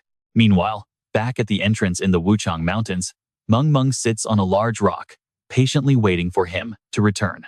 Master has probably killed the boss by now, along with plenty of mini-bosses and elite monsters. Resting her chin, she wonders if her master forgot about her. She is getting 0 experience just sitting here. Even letting her land one hit on the boss would help. Suddenly, a familiar voice snaps her out of her thoughts. Meng Meng, get your skill ready right now. Chen Bai instructs her to cast her widest destructive skill. He reassures her that these monsters are already heavily weakened, so with her high mental strength, it will be a piece of cake. Though a bit surprised, she quickly nods. Got it. A massive wave of circular energy explodes from Meng Meng's body. Instantly, system notifications begin flooding in, confirming the death of a level 10 infected villager, plus 250 experience. Next, a level 12 infected village woman is defeated for 400 experience, followed by a level 1 infected traveler, plus 300 experience. Then, a level 14 infected butcher is slain for another 500 experience, along with more. An infected level 10 farmer for 300 experience. Her level goes up, gaining 2 free attribute points. Meng Meng stares at her incredible achievements in complete shock. A system prompt flashes, confirming she has successfully killed all the monsters and can leave whenever she wants. Sitting on the rock, her face lights up with absolute joy. Wow, Master, I have already reached level 6.5. That was so much experience. Chen Bai places his hands on his hips with a smile. I also reached level 9. Unable to contain her excitement, Meng Meng leaps off the rock and throws her arms around him, cheering. Thank you for pulling those mobs for me, Master. I love you. Right then, a system notification alerts him that Z is launching a private video call. He answers and asks what is wrong. Trust me. You and I will want to see what happens next. Her face looks troubled. You saw that coming, right? Well, Chen Bai answered his call, seeing her grim expression and asking what went wrong. All right, let's dive into this. Hero suddenly appears on screen, her face serious, pleading. Master, we need your help right now. A goblin calling himself the merchant god has appeared in our shelter. Chen Bai freezes as a smug, grinning face flashes in his mind. The merchant god? He quickly asks, Leda, how did he end up at our shelter? Her eyes flicker with pure surprise as she whispers, You actually know him? In the misty mountains outside town, at a hidden village, Heroes explains the situation. To make a long story short, here is the deal. After spending a single day at our settlement, Leda approached her. He offered to provide a silver-grade A-tier city creation order as an investment. But there is a catch. They must establish a goblin chamber of commerce in the prime location after the city is built, completely tax-free forever. Hearing this, Chen Bai rubs his chin thoughtfully. High-tier city creation orders are extremely rare treasures. A city-state officially recognized by the will of the universe comes with so many useful functions. This investment brings us nothing but pure benefits. Heroes lets out a massive sigh of relief, feeling the burden lift. Awesome. I completely agree with you. But here is the major issue. This creation order cannot just be stored for later. It actually has to be used immediately. Chen Bai nods. Watch closely, because a grade A-tier mission will summon hordes of monsters to besiege their base. With their current forces, surviving this siege seems nearly impossible. But he tells her not to worry, promising to return within a single day. Hero still hesitates. Should I delay him for a day so we can wait for you to come back and accept this deal? Chen Bai smiles warmly to reassure her. That is Leda's investment in you. And besides, I have already accepted other investments before. Oh, and feel free to praise Leda a bit and maybe drop my name to him while you are at it. Heroes nods with determination, saying, Understood. Leave it to me. As morning breaks and all the business is taken care of, Chen Bai calls out, Meng Meng, hurry up and get over here right now. She runs over, shouting, Right here, Master. He opens his hand, instantly projecting a floating list of various gear and equipment. These are all my items that boost physical stats. Find whatever you can use to increase your overall stamina and strength as much as possible. Meng Meng blinks in confusion but quickly nods. Got it, Master. But which pieces should I actually pick out of all these? Chen Bai explains his plan. Something urgent came up at our base, and I am worried you won't keep up when I run at full speed. Meng Meng looks stunned but agrees anyway. A short moment later, she steps out showing off a completely revamped, brand new look. A long trench coat, mask, hood, gloves, and combat boots. She happily brags, Master, I am fully geared up and ready to go. My physical stat is now over 30, plus my defense stats got a massive boost. Chen Bai raises a satisfied thumb. Perfect. Meanwhile, Zijing greets Leda. Let's see what happens as she says, Sorry to keep you waiting. Mr. Leda, we have decided to accept your investment. Inside the living room of Song Zijing's villa at the Dongshan settlement, Lita nods in approval. You truly are a highly capable and decisive woman. It is no surprise you built such a massive settlement during this apocalypse.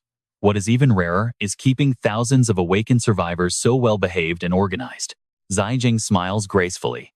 You flatter me too much. My management and business skills are not even a fraction of yours. Oh great merchant god. It is an absolute honor for our entire settlement to receive your investment. He looks incredibly pleased. What a wonderfully humble young lady. I am now absolutely certain you can turn this place into the finest city-state for the awakened. Leda clasps his hands politely. Until that day comes, I hope you will look after our Goblin Chamber of Commerce. Zijing bows gracefully in response. That goes without saying, she replies, keeping up the sweet talking and flattering him. To be completely honest, our actual settlement leader has admired your reputation for a very long time. When he heard a Goblin Chamber of Commerce would open in the city, he abandoned his search outside and is now rushing back here at full speed. Leda is genuinely surprised. Oh, who might that be? At this stage, not many awakened survivors should know about me or my business guild. She smiles proudly. You must know him. His name is Chen Bai, and he has actually accepted your investment before. The moment he hears that name, Lida's face instantly twists. He quickly shifts his attitude, waving his arm. Wait, is it actually that guy? No way. This investment plan is not going to work anymore. Zijing gasps in shock. What? Are you backing out? Lida spins the token in his hand, with a highly mysterious look. No. I just didn't expect that brat to rule this place. With that kid around, using this item would be far more appropriate. Zijing stares in shock at the golden token.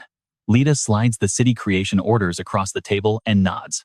Correct. This is a gold-grade S-tier city creation order, and a grade city building quest would have been too easy for a crazy talent like him anyway. His dark eyes gleam with excitement. If he gets back in time, trust me, you and I might get to see them face a legendary S-grade siege monster. Trust me.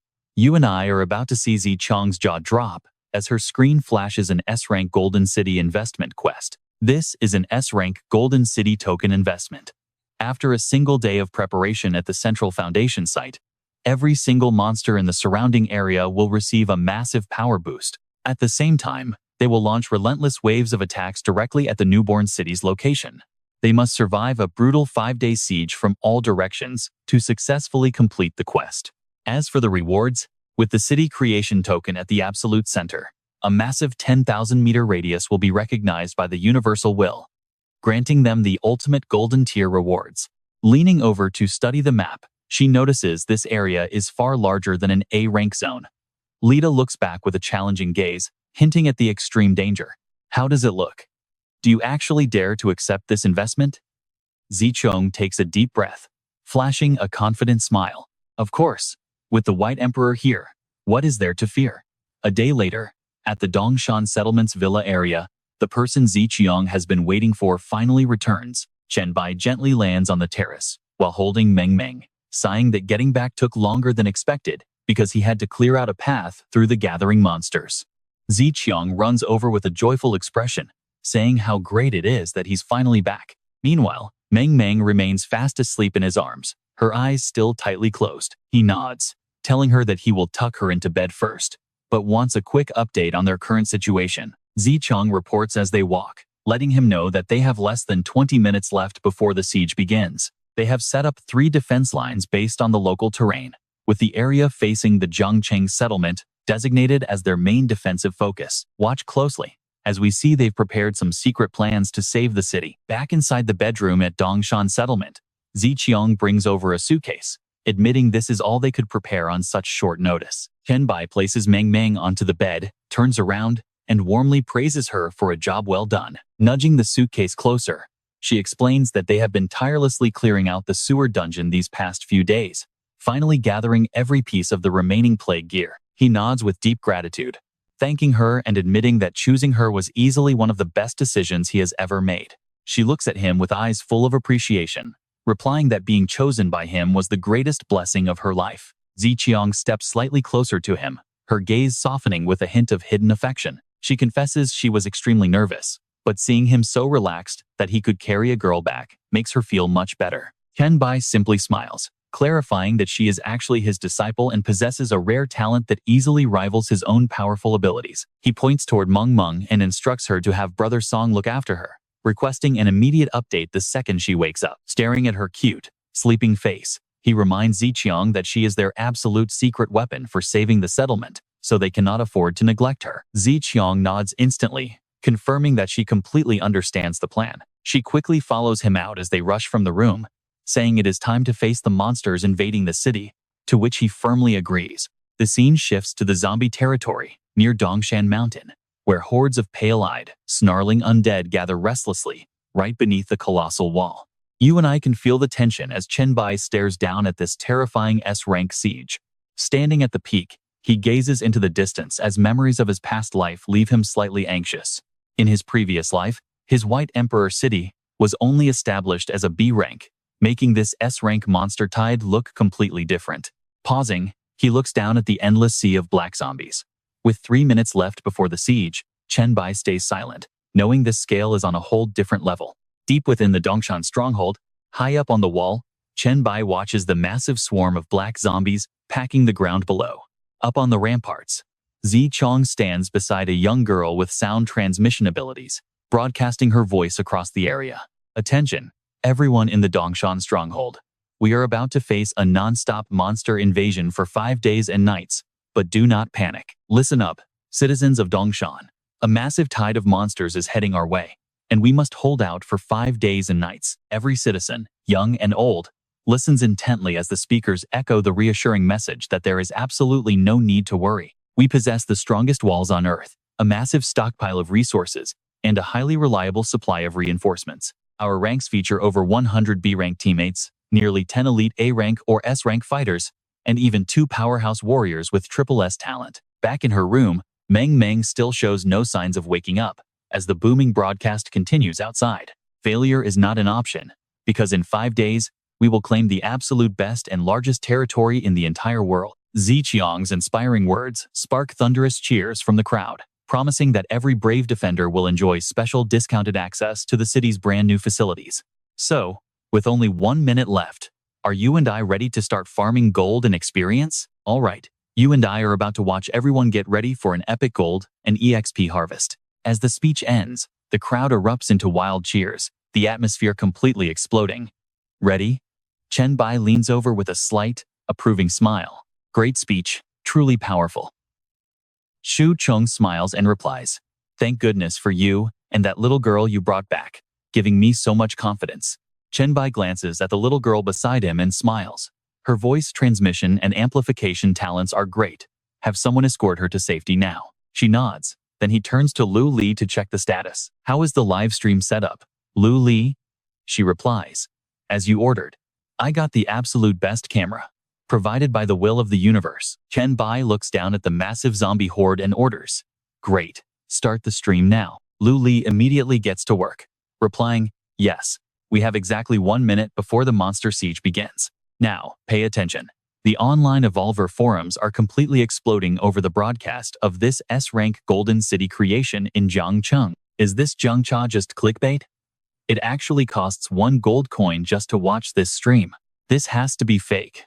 Our entire faction joined forces just to drop a D-rank token, so there is no way this S-rank order is actually real. Oh my god, look at all those zombies. Does anyone here actually know where this is? If they actually succeed in defending this city, I am definitely moving there to live. Damn, why is the new world leader an Easterner? The countdown is ticking down. 5, 4, it is almost here. 3, 2, 1. The preparation phase is officially over. Down below, a massive horde of buffed monsters begins to charge the city walls. Lang Chang gasps in shock. Are these monsters getting buffed as the siege starts? What a waste.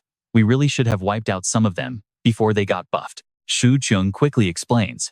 He already knew they would get buffed, but he wants the massive gold and experience points they will drop. Suddenly, Chen Bai leaps high into the air, slicing through the sky before diving straight down to obliterate the incoming zombie horde. He thinks to himself, their stats are tripled, but that means 3 times the gold and experience for him. Plague Infection activated. A 5 out of 5 combo boosting all stats by 15, debuffing enemies and lowering their resistance. They die without even a chance to struggle.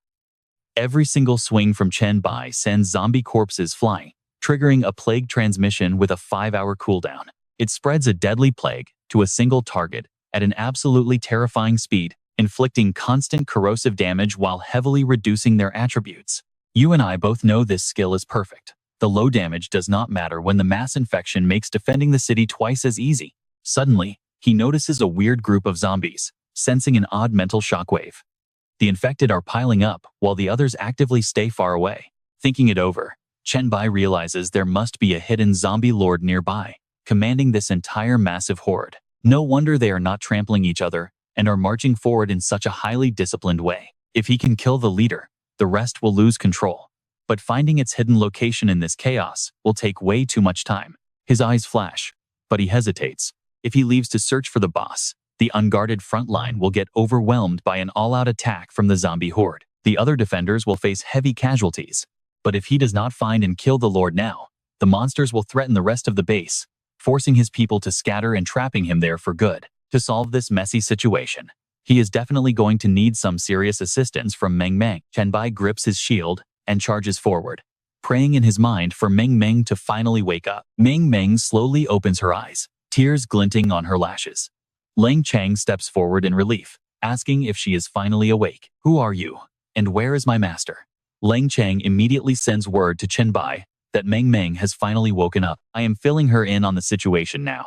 Chen Bai smiles in relief, replying that it is great news as her messages come through. I am sorry, master. You ran way too fast, and the wind pressure completely drained my stamina, making me pass out. But I know what is happening now, thanks to Brother Lang, so I will enter the dream world to help you kill monsters. Before she dives into the dream, Chen Bai stops her to describe the exact appearance of the target zombie. Use your dream entry ability right away to track down this specific zombie. Meng Meng repeats the target's details. A normal human body with shoulder pads, a giant head with a detailed mesh cover over the skull, 2 long tentacles extending from the shoulders, and a powerful mental aura. She immediately tells Lang Chang that she has to enter the dream. Please keep everyone away from me, thanks. Lang Chang is left totally confused by how fast she falls asleep.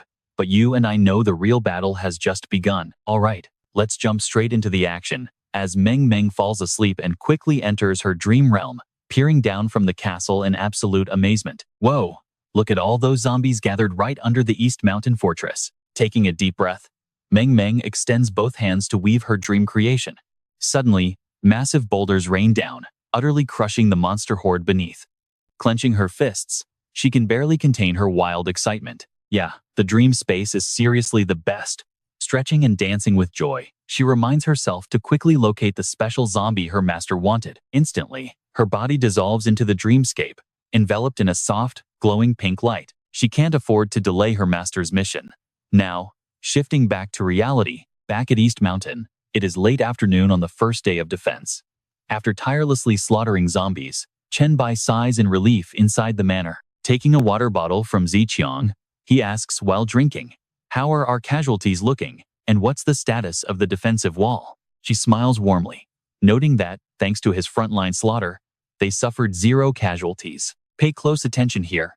While the horde was thin, we cleared them out with only a few minor injuries. He nods, chugging down the water as he continues listening. The wall took barely any damage, so you should definitely rest and let the others take over. But Chen Bai's expression remains grim. Shaking his head, he warns that things are far from safe, leaving Ziqiang to whisper, Lord. Hearing this, she shivers, realizing that such a terrifying zombie leader actually exists out there. Yeah, today we only saw buffed normal zombies.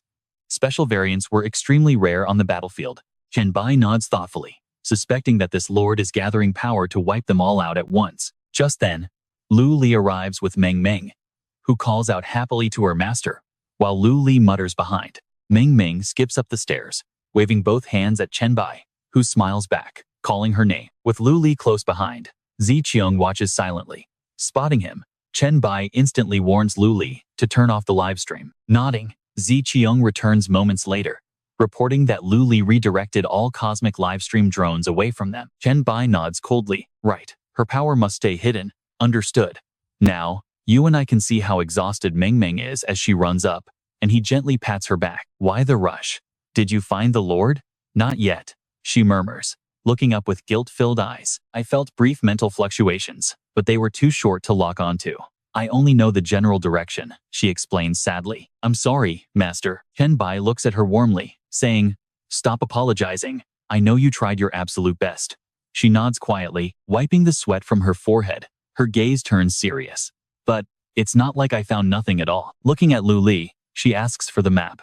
Pointing eagerly, she explains that she found several highly suspicious gathering points of special zombies. Each spot has hundreds of them. Near Jiang City's market, there are nearly 300 red-eyed, giant fat ones over 2 meters tall. Dongjiang Square is crawling with weird zombies that have no arms or jaws, and the Riverside TV tower is absolutely packed with crawling monsters. They're all incredibly fast. Meanwhile, Vinhua Commercial Street is completely packed with muscular, powerhouse variants. Chen Bai nods in understanding. Bloaters, tanks, hunters, and screamers. Those are all Stage 2 evolved zombies. Zichang agrees, noting that they are clearly planning a final, decisive strike. She tilts her head, asking, Emperor Bai, how strong are these Stage 2 evolved zombies? Thinking over Meng Meng's report, Chen Bai falls silent, a hint of worry crossing his face. Stage 2 evolvers are at least level 10. Given her estimates, they've likely gathered over 1,000. If it were just me alone, I could still find a way to win. But the air suddenly grows heavy as everyone turns their anxious gaze toward him. He continues, under their lord's command, they won't fight me directly. Instead, they'll breach the walls and slaughter the citizens, turning this into a brutal race of who kills faster. Our survival rate would barely pass 10%. Ziqiong suggests killing the lord first, offering to search the city for any tracker with mental detection talents. Chen Bai chuckles and shakes his head, advising her not to rush, as he already has someone in mind. He makes a call immediately, asking, Han, can you trace the origin of mental fluctuations? Are you kidding, Emperor Bai? My talent is mind control. Of course I can trace it. Stick around, because this is about to get epic. Chen Bai, all right. Help me out with this. All right. You and I are about to see a wild plan unfold concerning that massive overlord he mentioned on stream. It is the second day of defending the city inside the Dreamscape Villa Zone, and Han Shao looks around in absolute shock, wondering if this belongs to the White Emperor. The stream only showed the outer city walls, so nobody expected this massive hidden villa district to actually exist here. He winks playfully and asks if he gets a villa if he moves in, making Chen Bai smile warmly at the question. Of course you can. There are tons of empty villas up on the mountaintop. So take your pick. Han clenches his fists with a huge grin, thanking his boss and promising to give this mission everything he has got. With everyone ready to go, Meng Meng tilts her head and asks her master which special mutant zombie they are going to hunt down first on this raid. Chen Bai looks out into the distance, his sharp gaze locking onto the massive Riverside television tower. Over at the Jiang City TV tower, countless terrifying zombies are crawling all over the massive glass walls like swarms of insects. Now pay attention here, because these elite predators are the only ones that ignore the walls, making them the absolute deadliest threat to our base. He looks at his ally with complete trust, knowing the zombie overlord won't just sit back and let them slaughter these hunters. He tells Han Shao that he's counting on him, and Han just smiles confidently, telling him to leave everything to him. Chen Bai and Meng Meng immediately take off into the sky, launching their attack while leaving a stunned Han behind. Left all alone on the wall, Han watches them with a blank stare, wondering if he should learn how to use telekinesis to fly too. Meng Meng once again unleashes her powerful dreamscape domain, sprouting massive pink wings on her back that let her soar freely through the sky, with a huge, excited smile. She giggles about how incredibly strong she is inside this dream realm, but her heart suddenly stops when she looks down and sees swarms of zombies crawling up. They are way too fast. A horde of zombies leap off the glass straight at her. And honestly, we all thought she was done for, until Chen Bai suddenly blitzes in like a bolt of lightning. Don't move, unleashing an absolute slaughter. His A-rank Hellfire skill erupts, wrapping him in demonic flames that drain his mana, while burning his enemies' minds and physical bodies to pure ashes on contact. The zombies scream in pure despair before they are impaled, charred black, and drop to the ground like dead logs. A brilliant, protective halo wraps around Meng Meng, completely shielding her from the surrounding horde. Chen Bai grabs a zombie by the head, activating his devouring skill to completely drain the monster, as the system confirms he successfully absorbed an elite mutant. It is a Stage 3 speed predator, granting 200 virus points and 50 ultraviolet evolution points, though repeated devours suffer a 60% penalty. Meng Meng flies over, looking extremely worried. It is only the second day of the siege, yet so many of these elite mutant zombies have gathered. Speed-type zombies always gather quickly. Chen Bai nods, his sharp eyes scanning the chaotic battlefield. This is likely the entire horde of Jiang City, and maybe even the surrounding cities as well. Overlooking the entire city from a high rooftop, he calmly notes that more zombies will definitely arrive, but their overlord will already be dead by then. Without a leader, their attacks will be completely scattered and won't pose any threat. Despite the close call, Meng Meng's eyes spark with pure excitement as she asks if they should pick another zone to sweep. Chen Bai suddenly reaches back, catching a communication tube between his fingers, with a confident smile that they won't need to. He happily explains that Han Xiao just sent word. He has officially locked down the Overlord's coordinates.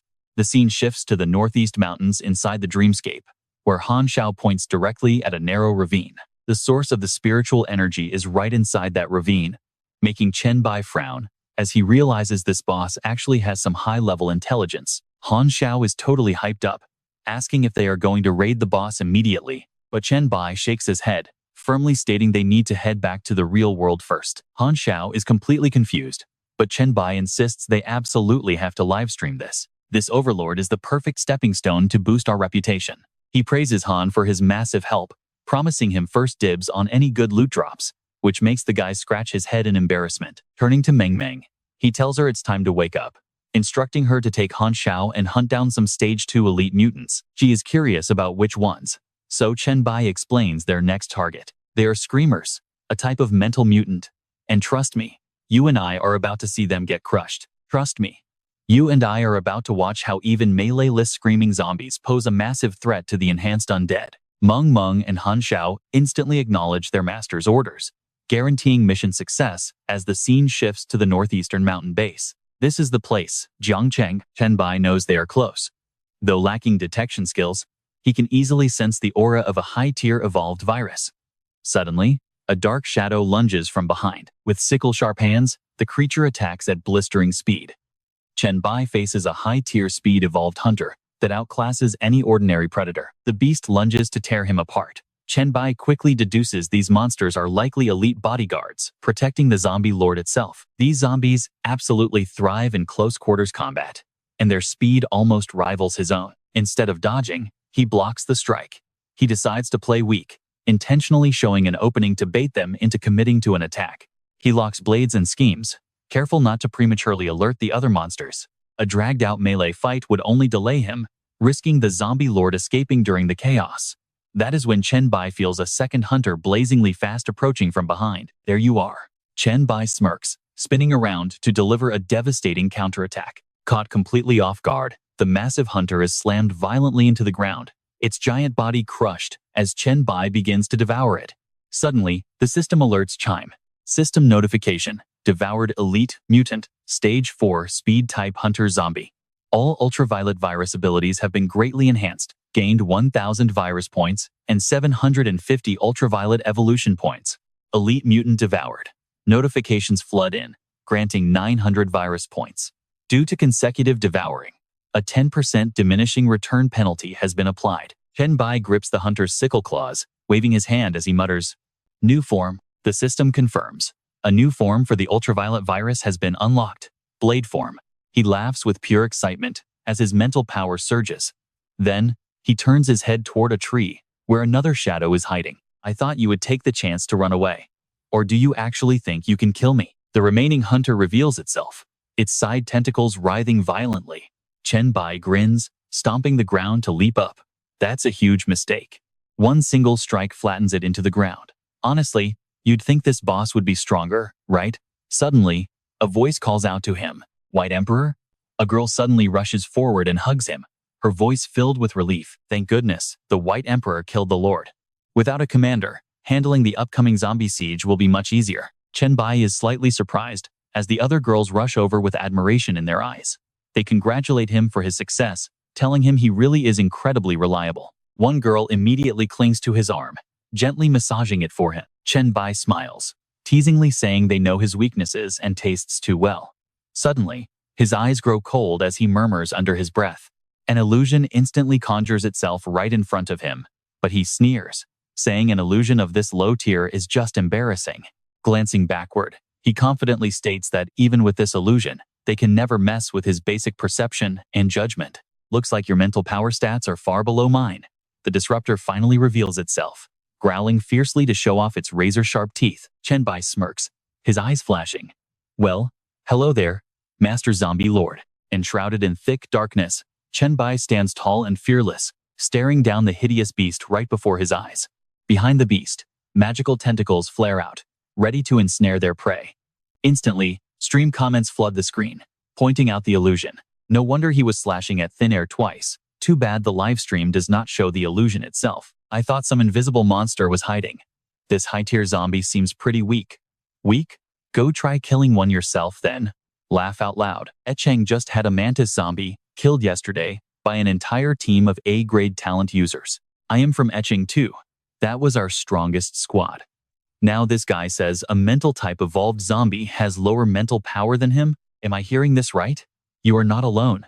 I also find it completely ridiculous. I bet this whole siege is just a cheap trick by that despicable guy. El Mao, there are always clowns refusing to accept reality. Now, pay attention here, because a sudden notification pops up that leaves everyone completely baffled. Everyone switch to livestream room number 3. The main assault has just begun. At that moment, near the defensive walls of Jiangcheng, hordes of mysterious monsters appear out of nowhere and begin a merciless slaughter of innocent human lives. Terrifying roars echo everywhere as the beasts threaten to consume every living soul in sight. Stage 2. Strength Evolved Zombies. The Violent Giants. Every single step they take causes the ground to shake violently. Tiny creatures are tossed effortlessly into the air. Faced with this utter devastation, Zicheng remains unfazed, sweeping her sharp gaze over the battlefield while slowly gathering magical energy in her hands. The alarm blares to kill the airborne zombies first. Trust me, you cannot miss what comes next. You and I are jumping into a world where citizens watch in sheer terror as hidden talents are suddenly exposed. A B-grade talent shows up throwing mastery, massively boosting accuracy and launch rates for any projectile. It ramps up throwing damage and impact force on hit. Then a C-grade talent, Guiding Arrow, allows the user to bend the trajectory of shot arrows mid-air, followed by a C-grade talent, Invisible Resistance, which manipulates and increases air pressure in specific areas.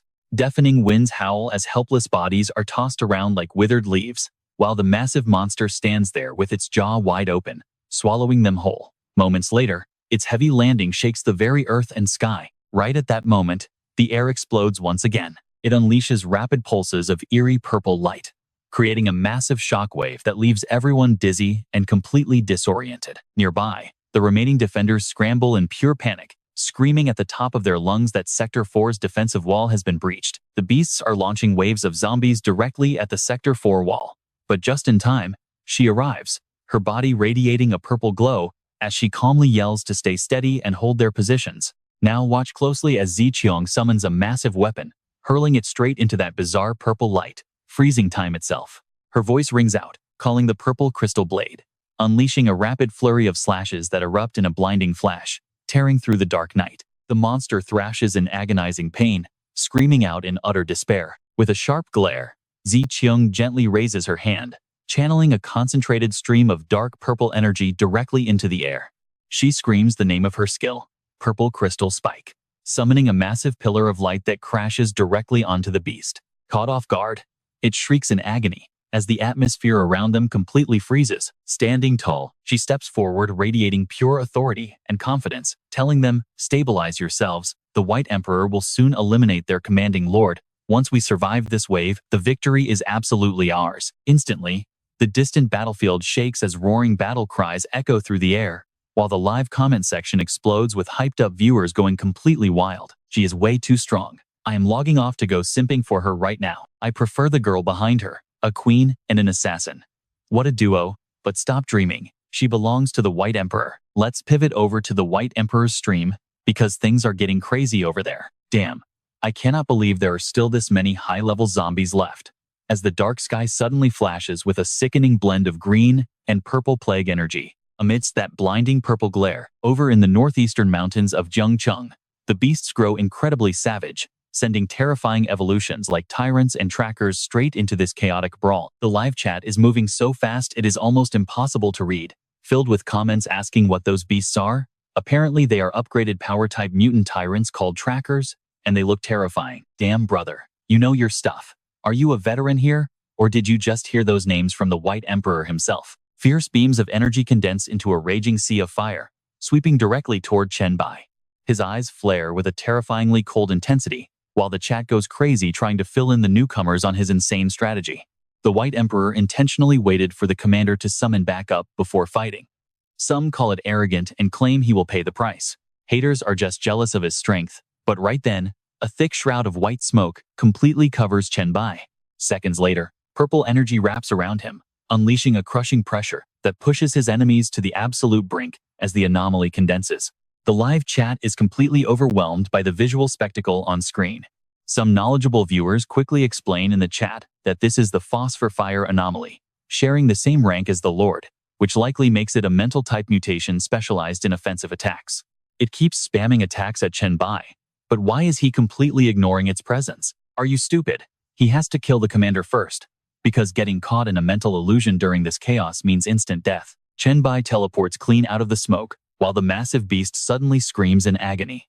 Trembling violently before crashing to the dirt, a shocked comment pops up in the stream, pointing out that this was the commander's absolute final backup. It is a power-type flesh, mountain mutant, but some viewers call Cap, claiming they have seen much bigger variants before. Seriously, the entire Tuyen city was completely swallowed up by a disgusting, slimy flesh mountain just like this one. I lived near Tuyen City too, and you could easily see that massive monster from miles away.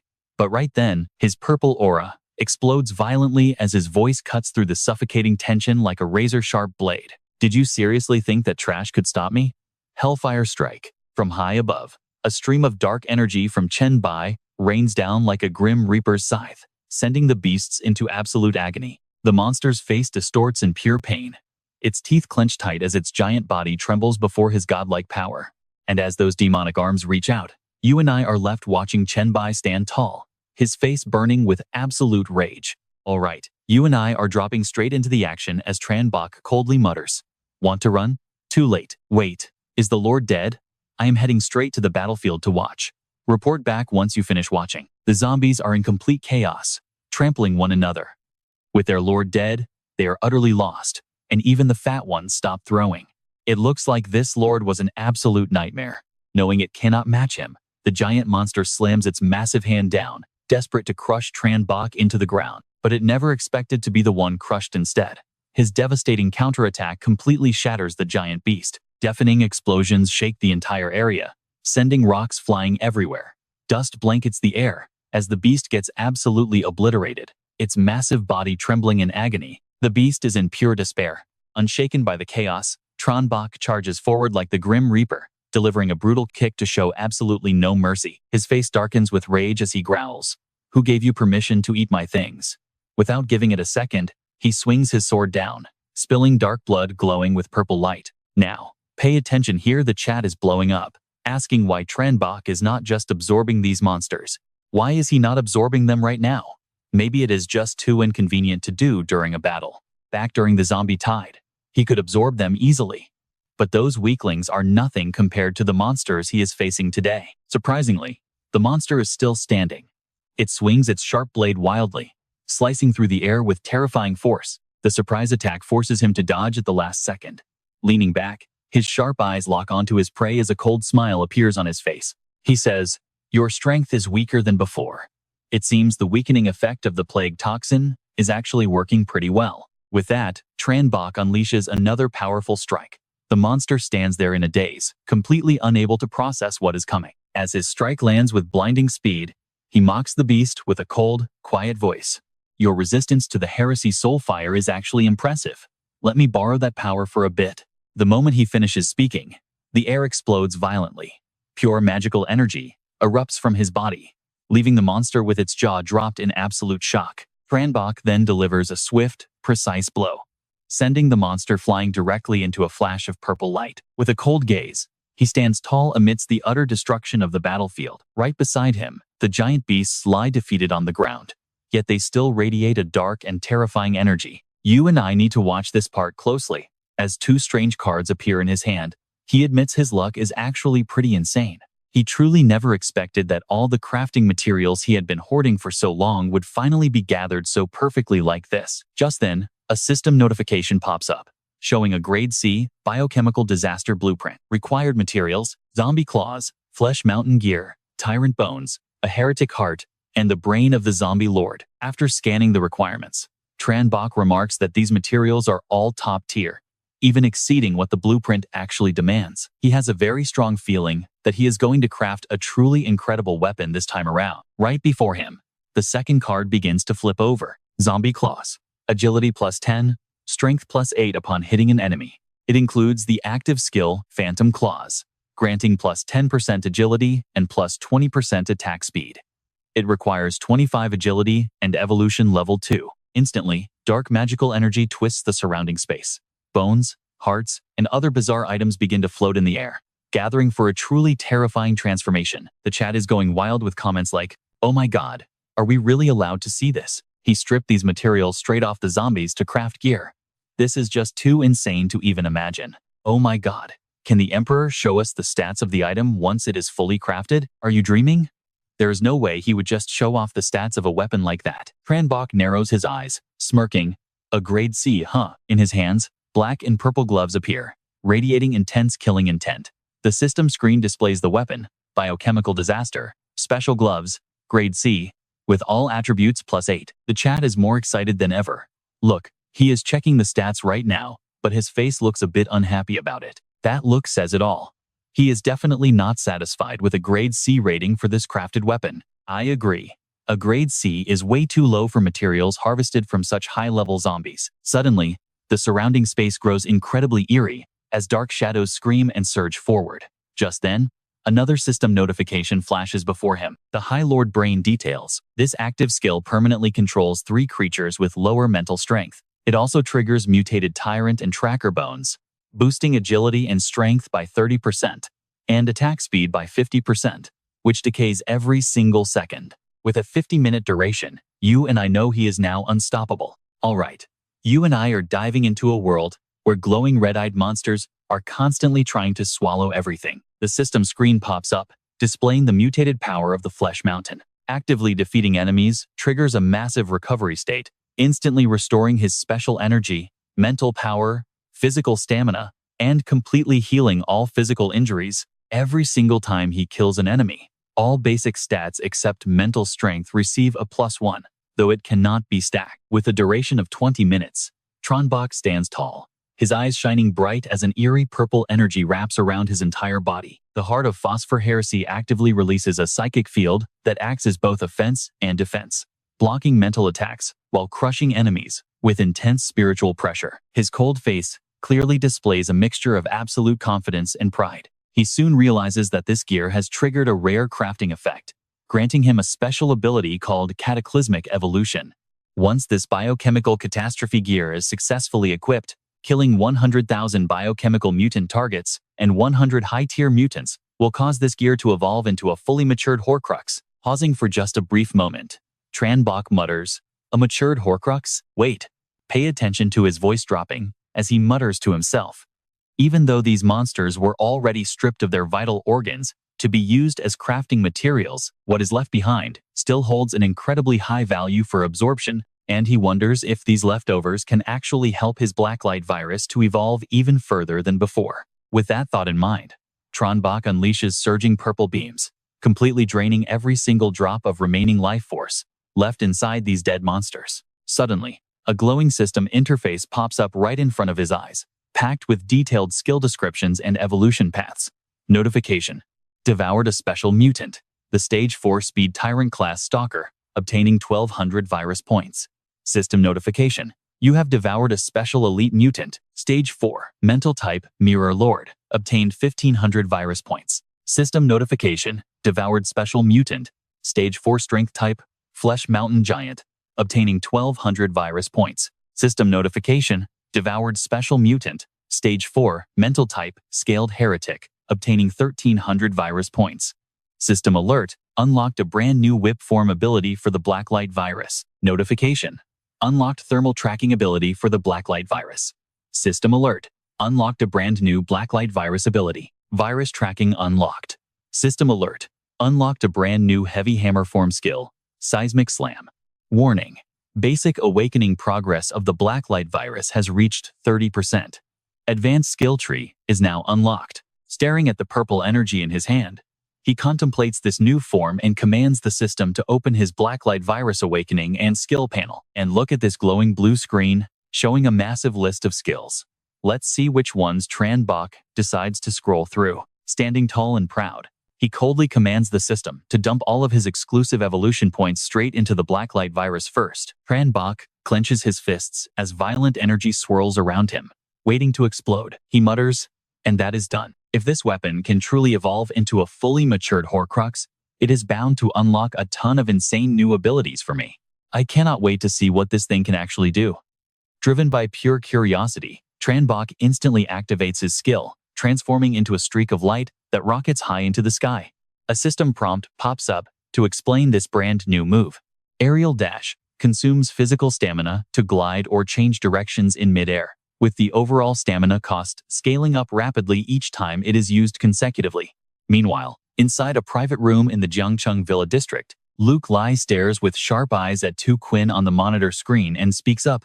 Sister Tu Quinn, the battle on the White Emperor's side is completely over. Right now, he is rushing straight towards the city walls, and I am currently redirecting all live stream cameras to focus directly on the frontal battlefield. Back at the Jiangcheng base inside the city walls, Tu Quinn is receiving medical treatment in a tent. Hearing her say this, she responds with absolute resolve. All right, Luke Lee, I understand the situation now. Turning her head with deep gratitude in her eyes, Tu Quinn looks at her and says, Tu Tam, you have worked so hard. Ever since this siege began, you haven't taken a single moment to rest. Once this current wave of monsters is cleared out, you must go get some sleep. Tu Tam smiles softly, waving her hand dismissively as she replies, I can still keep going. Do not worry. So many people were wounded during that massive enemy charge, and there is no way I can just leave them like that. Hearing this, Tu Quinn stands up, her voice gentle but firm as she says, you absolutely must go rest. You are not the only healer we have here. And besides, the White Emperor would be furious if he saw you exhausted. She pauses with a playful smirk. You and I both know that if we do not have your incredible recovery powers to back us up during our private victory party later, us girls are going to be in absolute ruins. Tu Tam gasps in pure surprise, completely unable to believe what she is hearing. Wait, celebrate me? Before she can even finish her sentence, a loud voice suddenly echoes from behind the curtain, shattering the tense silence. All right, stick with me here. Our current situation is looking extremely grim. Zijing. Ling Yu steps forward with a chillingly serious look. Even though the Lord's death canceled the Master Assault command, and those distant zombies have stopped sprinting at full speed toward our defensive walls, the danger is far from over. However, any zombie within 1 kilometer of the wall still holds a deep hatred for our settlement, and they are now furiously launching an attack on us. Her eyes turn completely sharp and resolute as she analyzes the situation, stating that the worst part is how the high-ranking mutant zombies gathered by the Lords are now leaderless, but they have all grouped together. According to Shi Wei's battlefield overview, 3 sections of our walls have already fallen. The absolute most dangerous zone right now is from West Section 6 to West Section 8. Even our heavy tank division deployed there is completely powerless to stop them. Meanwhile, from inside Jiang City's observation point, a monitor looks outward, quietly capturing the chaos. Suddenly, a voice crackles through the other side of the screen. Now watch closely amidst this terrifying scene where blood is spreading everywhere in absolute chaos. The radio crackles, asking Shi Wei about her current status. Shi Wei clenches her fists tightly, her voice laced with growing panic. The 6th section of the western wall is collapsing. Based on my calculations, it can only hold out for 3 minutes at most. We need backup immediately. This blood wall is currently being devoured much faster than it can swallow and regenerate itself. It won't hold much longer. Her blue eyes glow with desperate resolve, blood dripping from her lips, but she refuses to take a single step back. Shi Wei is meticulously calculating her next move. A-rank talent, Lin Wu Yu. An unobstructed vision that allows her to instantly mark and lock onto any target within her field of view, consuming 6 mental energy points to rapidly integrate every single piece of information. Back in the command room, her allies anxiously monitor her mental state on the screen. Seeing her state, Ling Yu speaks with a heavy tone. Ever since the assault began, Shi Wei has been pushing her limits to observe the entire battlefield and coordinate their defensive forces. Her current condition is absolutely critical. A heavy, suffocating silence fills the room. Zicheng stands nearby with a deeply thoughtful look.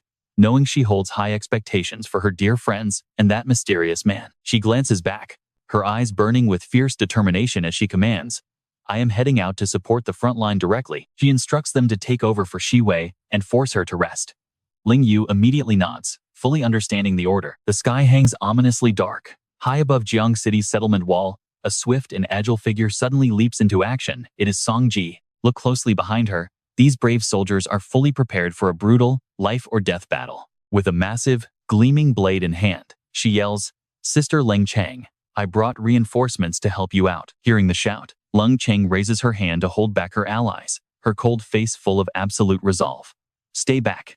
They are way too fast. You guys won't be able to help." Out from the shadows, grotesque mutated beasts leap forward with blinding, lightning speed. Terrified screams echo everywhere. Sister Leng Chang. She instantly swings her massive greatsword, cold light flashing as she roars, "Everyone, move out and attack." From a distance, Chen Bai quietly observes the chaos, muttering under his breath. Leng Chang already warned her not to get involved. Why is she still causing trouble? Just as the words leave his lips, Song Ge notices him and stammers, Chen Bai." He plunges headfirst into the war zone. With a devastating kick, Chen Bai sends a monster flying as a blinding light erupts in mid-air. Unleashing another blow, he roars, "Gale Cutter, take your people and run. Tell everyone the Lord is dead, and I will handle the rest." While everyone stands there completely shell-shocked, her trembling voice breaks the silence. Is the Lord really dead? The White Emperor has returned. Suddenly, the entire ground violently trembles, shattering massive stone slabs into flying debris. Chen Bai's booming voice echoes clearly across the battlefield. Earth shatter. Seeing the beasts get completely crushed, as his weapon transforms into a devastating whip, Song Ge cheers excitedly, shouting that their victory is already decided. On the ridge, reinforcements raise their weapons and shout together, declaring the Lord is dead and the White Emperor is back. Amidst the soaring morale, Chen Bai stands tall with a confident smirk.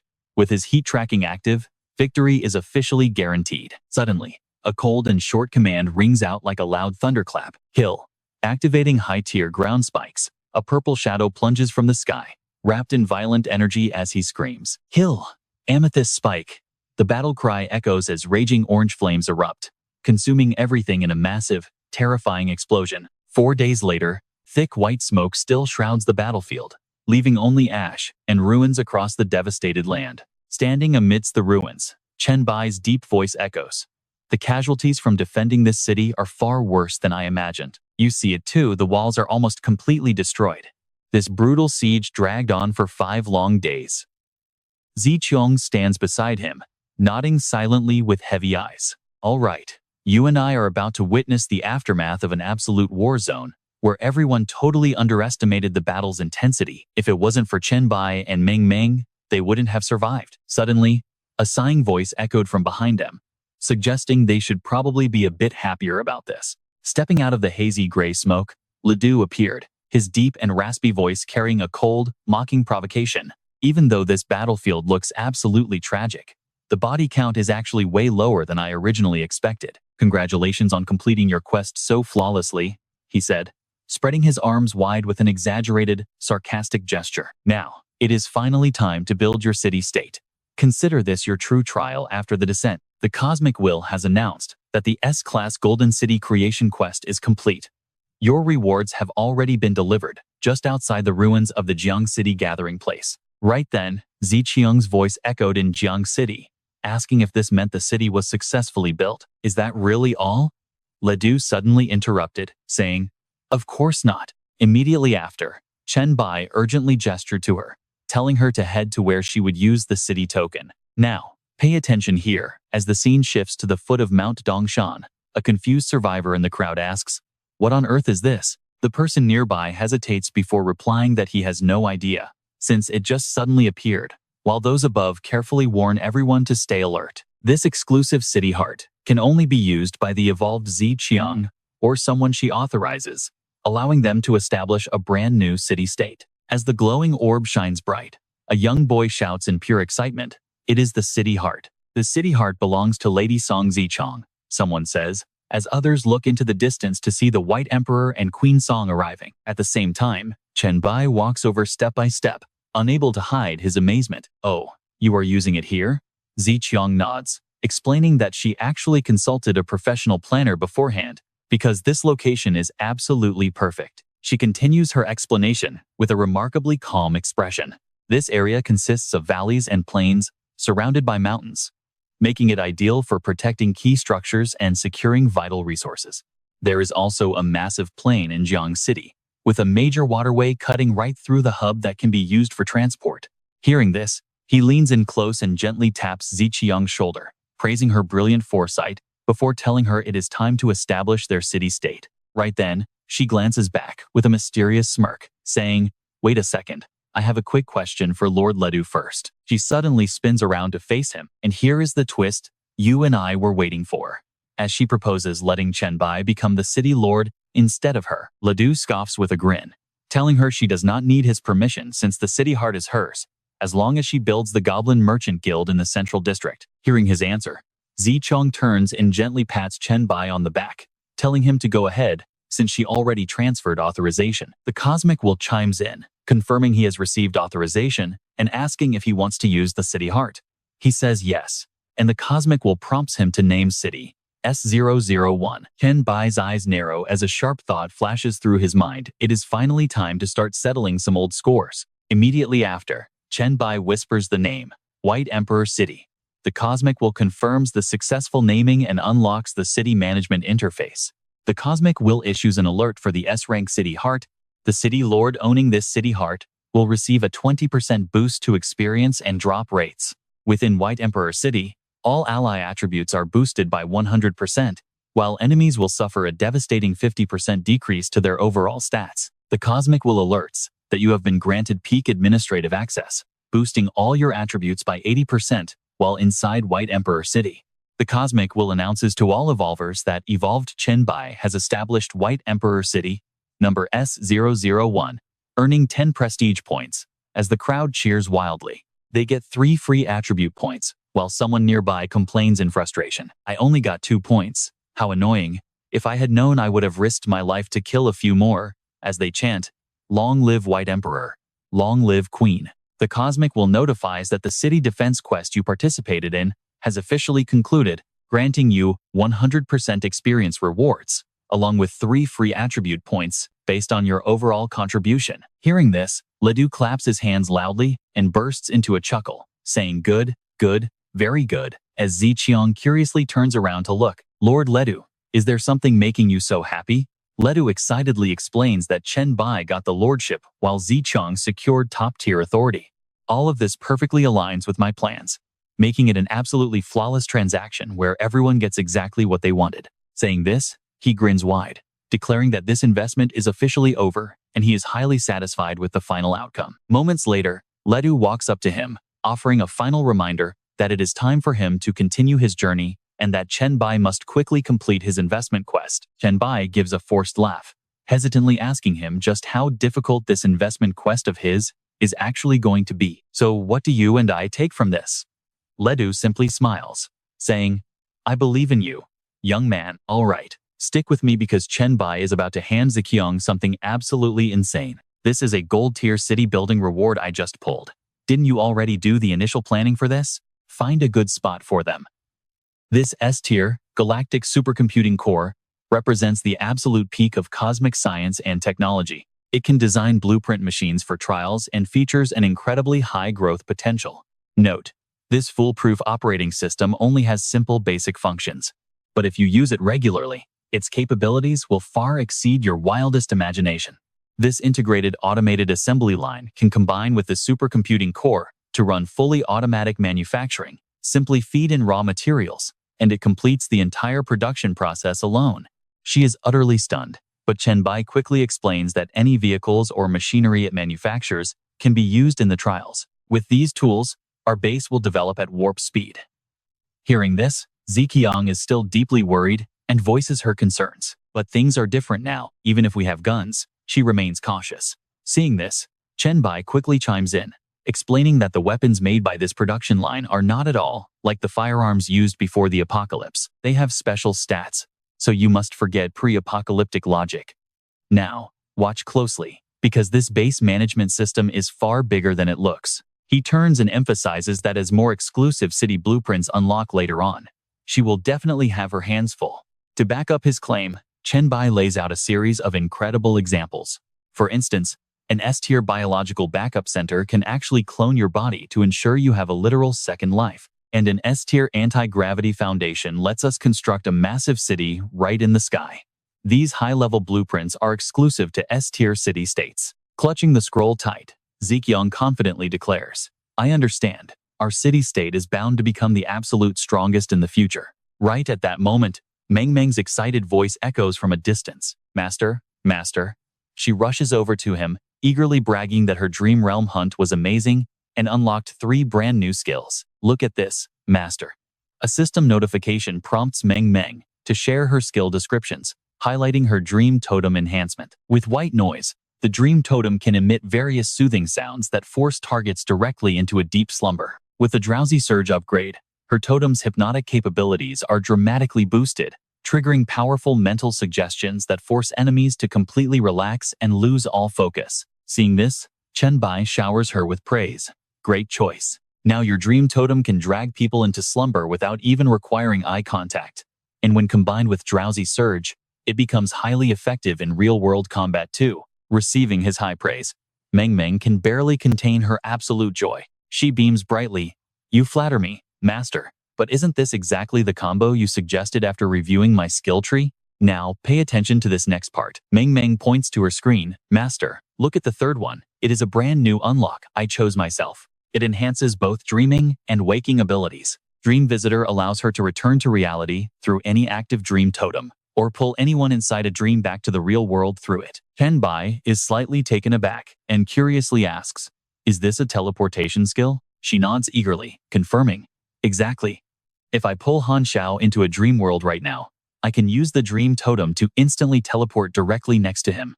And of course, I don't even have to go, I can send you to him instead." Hearing this, he can't help but marvel. When it comes to choosing skills, you're already a master. Meng Meng plays it humble, claiming she is far from mastering anything else. "But are you free, Master? I really want to test out these new skill effects right away." Chen Bai nods without hesitation. "Sure. Go ahead to the mountainside training ground and wait. I will be right there." She happily chirps, "Yes." Afterward, Chen Bai turns around to suggest a plan. "Zichong, select some of our people with different mental power levels. We need to test the real-world combat effectiveness of Meng Meng's new skills." Without any hesitation, she nods in agreement. "No problem at all. Once I gather the people, I will tell them to assemble at the training ground." Just then, Zekyong slides in close, wrapping her arms around Chen Bai's neck as she whispers seductively, "But do not train until too late tonight, because I have already prepared everything. Tonight, I am rewarding our dear city lord." He smiles with amusement. "Understood." Zekyong leans in even closer, gently whispering right into Chen Bai's ear. "I heard Xiao Jie even prepared an unexpected surprise gift for you." The scene then cuts to Zicheng's villa at the Jiangcheng Sanctuary. From the corner of the room, a woman dressed in incredibly seductive attire shyly steps forward. Seeing this, the other nods approvingly. "Yeah, looks great. Let's lock in this outfit." She immediately spins around and rallies her crew. "Girls, do we have the confidence to make Chen Bai submit tonight?" She turns back, nodding smugly, "And trust me, we cannot miss this. Let us dive right in." As she confidently warns him not to go passing out so easily like last time, the woman grumbles, insisting that will absolutely not happen, because she can dump all her free attribute points directly into her constitution. Meanwhile, Chen Bai curiously turns to ask why Meng Meng was looking for her, and Zichong honestly answers him without hiding a single detail. She was just asking if there are any nearby dungeons to farm some experience points. Hearing this, Chen Bai does not forget to tell her to ask Meng Meng to meet him after clearing the dungeon, as he has a favor to ask. She then leans sweetly against his shoulder, her voice sounding incredibly soft. "Got it. I already told her about that." Pay attention to this moment, as Zichong suddenly looks up with a playful smile, asking the White Emperor to guide everyone on their combat techniques and skill choices. Another woman suddenly pops up from the end of the bed and quickly chimes in, agreeing with her completely. Seeing this, Chen Bai gently caresses one woman's cheek while playfully touching the other's leg. asking them in a very gentle tone. Your C-rank talent skill tree is so simple I can see it in one glance, without even any branches, and yet you still want guidance. She nods her head eagerly, saying she wants it. Seeing this, Chen Bai smiles slightly and nods his head in agreement. Sure, both of you screenshot your skill trees and send them to me. Right at that moment, the system screen lights up, making Chen Bai frown. An S-rank violet pupil with 3 whole evolution paths is quite impressive. Ziqiang leans in close, asking him in a low voice how it looks. Personally, I feel like the violet star evolution path seems incredibly useful. Chen Bai softly replies that since she is a queen and not a mere warrior, her leveling focus should mainly be on her violet pupil evolution and mental reinforcement. He carefully breaks down her options, saying that abilities like the heart-seeing violet pupil, deep void, and noble eye will help her read opponents, while adding control skills is what fits her best. Ziqiang leans in closer, muttering that her violet eye can read minds and see through attributes. And if the mental power gap is huge, she can even read hearts. Deep in thought, with a tense face, her lips move as she whispers that looking directly at her could plunge enemies into a daze, making them lose their sense of direction. Right at that moment, Chen Bai turns around. Addressing Vi, he says next is an overview of her A-rank skills. She nods hesitantly, admitting she only has 2 skill trees, before staring seriously at the screen. Chen Bai guides her patiently, right by her side. Don't blink here, because having fewer skill trees is actually fine, as long as you unlock visual threat first, and then follow it up with share my vision. This lets you share your highlighted vision with teammates, making you an absolute god-tier support in the future. After a brief moment, she nods her head in obedient agreement. Yes, I will unlock these 2 skills as fast as possible. He quickly encourages her, saying her basic skill abilities are already incredibly strong anyway. Once done, Chen Bai shifts his attention to another girl in the room. Lu Li, your B-rank illusion skill tree actually has one specific skill that can create absolute miracles. She points a finger at herself in complete disbelief, asking if it is really her. I have already looked through all of my skills carefully, and none of them have any offensive power. Chen Bai lies back down and gently explains that she is wrong, pointing out the turn illusion into reality skill, which has a bizarre effect if enemies do not understand it. The illusion becomes absolute reality for the enemy. Just lie down and think about it. If he believes a nuclear bomb in your illusion is real, then he will literally be blown to pieces by that fake bomb. Chen Bai smiles playfully, adding that this is exactly why the skill does not have any specific damage description, simply because literally anything is possible with it. Hearing this, Ziqiang chimes in, saying Ali's ability is way too overpowered for a mere B-rank talent. Chen Bai turns to look at her as he responds, not quite. Ali's talent lacks the skill to fake power fluctuations or presence, meaning pure illusions are easily seen through. So success or failure completely depends on her own execution. Leaning back toward the bed, he says it is Sushin's turn for her B-rank skills. Chen Bai seriously gives his evaluation. You should balance out your training to boost physical, mental, and stamina recovery. Simply because your skills affect you first, and you have to actively trigger them to help others heal. He then modestly adds that her abilities are simple yet highly practical, admitting he has never encountered a better healing talent than hers so far. Just then, Kurose suddenly wraps her arms around Chen Bai's neck, asking in a playful tone if Sister Sushin is finally finished. Is it my turn yet? He completely ignores her, shifting his focus to the last girl, Ling Yu, to discuss her B-rank focused attention ability.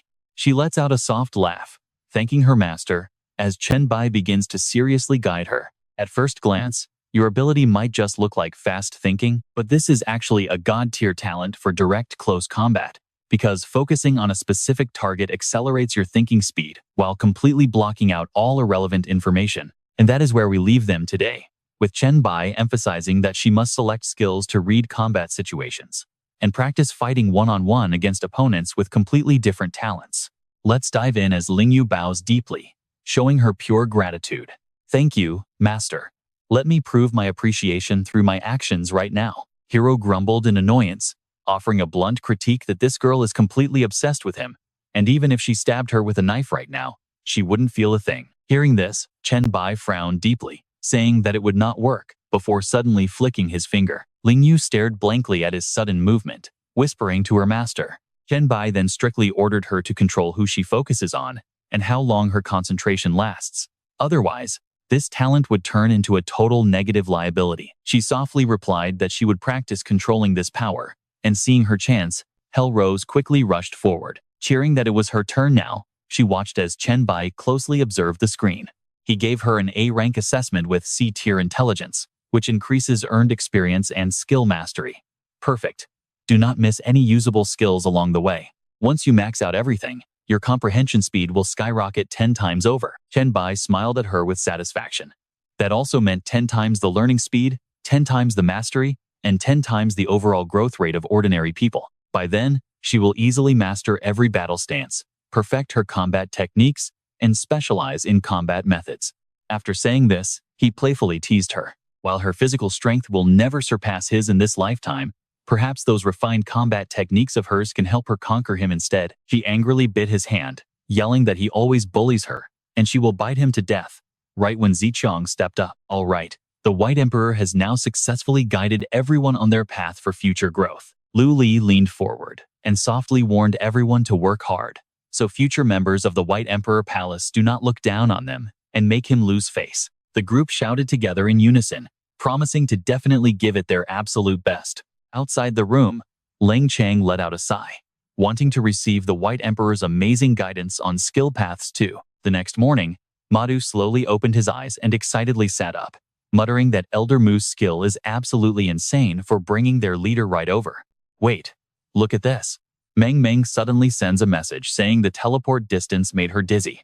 Chen Bai immediately replied, explaining that her mental power drained too quickly, and told her to go rest up.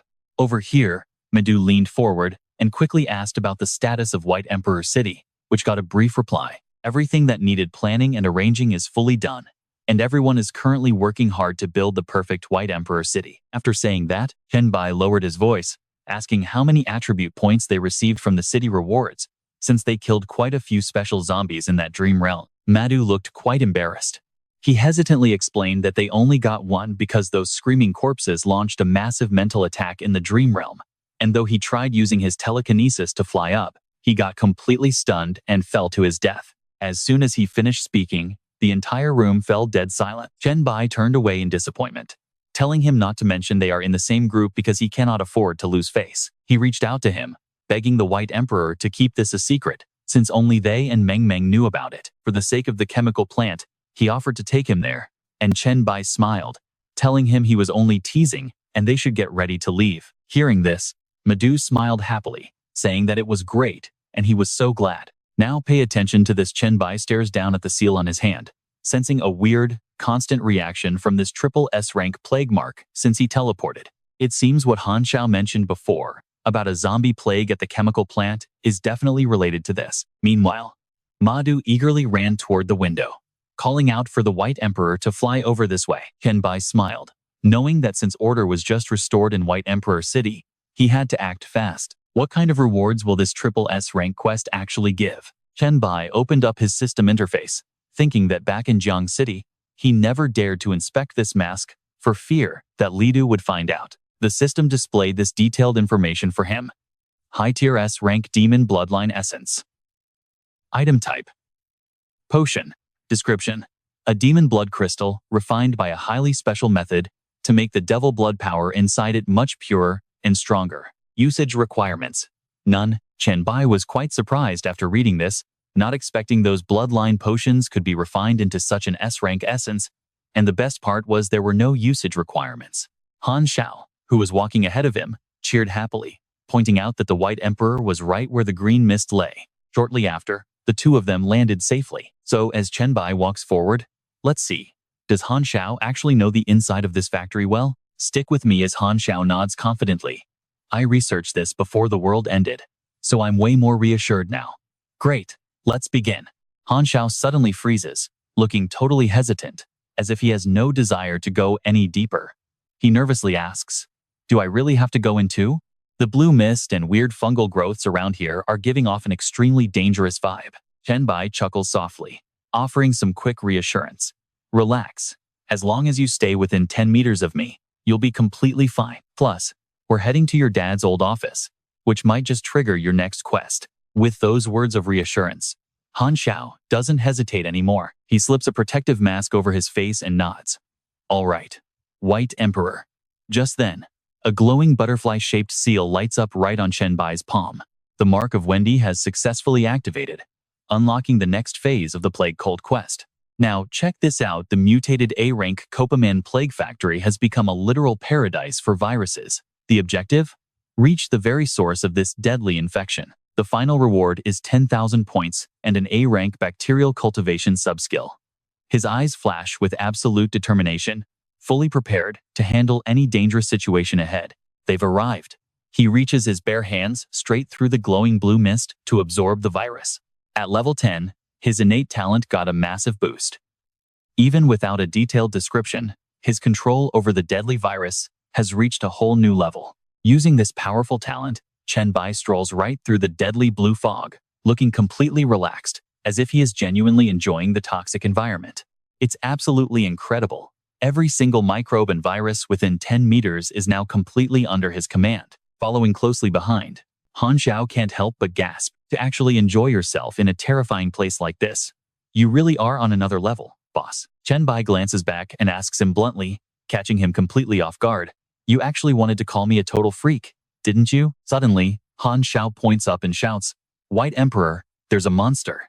Instantly, Chen Bai's arm shifts and mutates. Is he turning it into a giant mosquito needle? In the blink of an eye, he launches himself off the ground, blasting straight upward. His arm acts like a razor-sharp blade, slicing the giant mutated insect clean in half before he smoothly lands back down on the ground. I hate mosquitoes. Meanwhile, Han Xiao spots something else nearby and calls out to him, White Emperor, look over here. That bug was guarding this mushroom, so it might be a key material for this dungeon. Seeing him reach for the glowing blue mushroom, Chen Bai stops him with a dry chuckle. Hands off. If you want a quick death, one sniff is all it takes. Rotting from the lungs is way less painful than starting from your hands. Hearing that, Han Xiao quickly takes several steps back in sheer panic. Chen Bai calmly plucks the glowing specimen to examine it. This thing is a deadly fusion of a plague virus and bacteria. Then, he takes a massive bite out of it, leaving Han Xiao frozen in absolute horror. You saw that, right? He just ate it. Stuttering, Han Xiao begs him to be careful, but Chen Bai shrugs.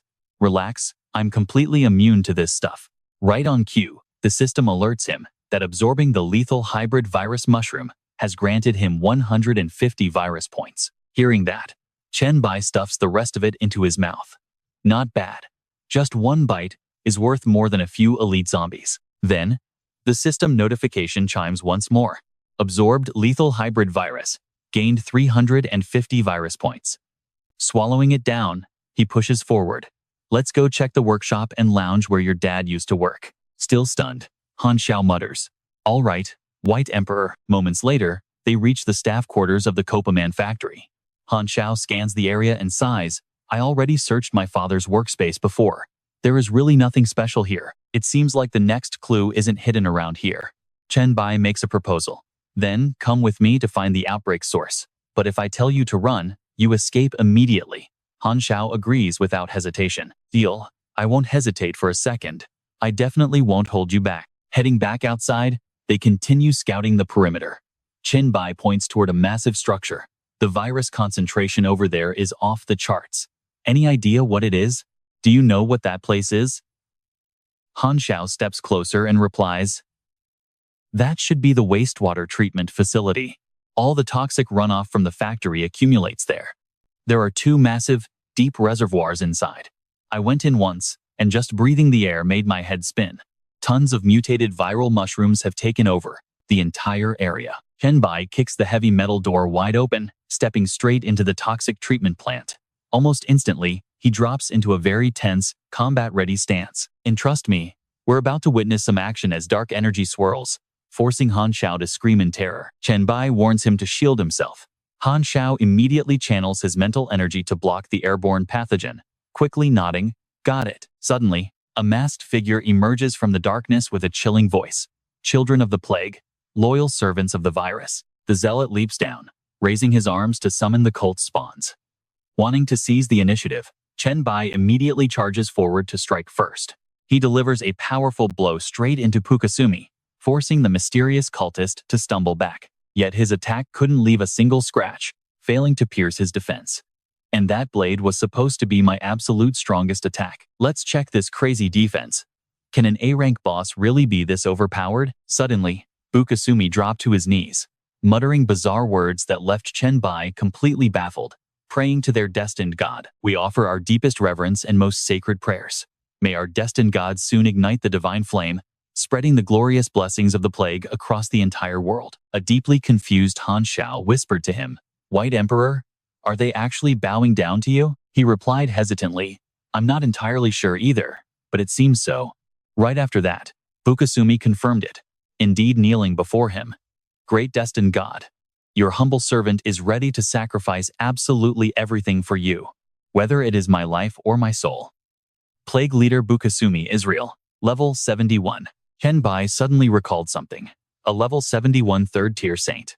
In my past life, my highest level was only 79. How could a powerhouse of this caliber appear so early in the initial stage of the trial? Yet, when Meng Meng became a disciple, her mental perception was only basic tier. How could she sense the name and level of a saint with such a massive gap? Unbelievable.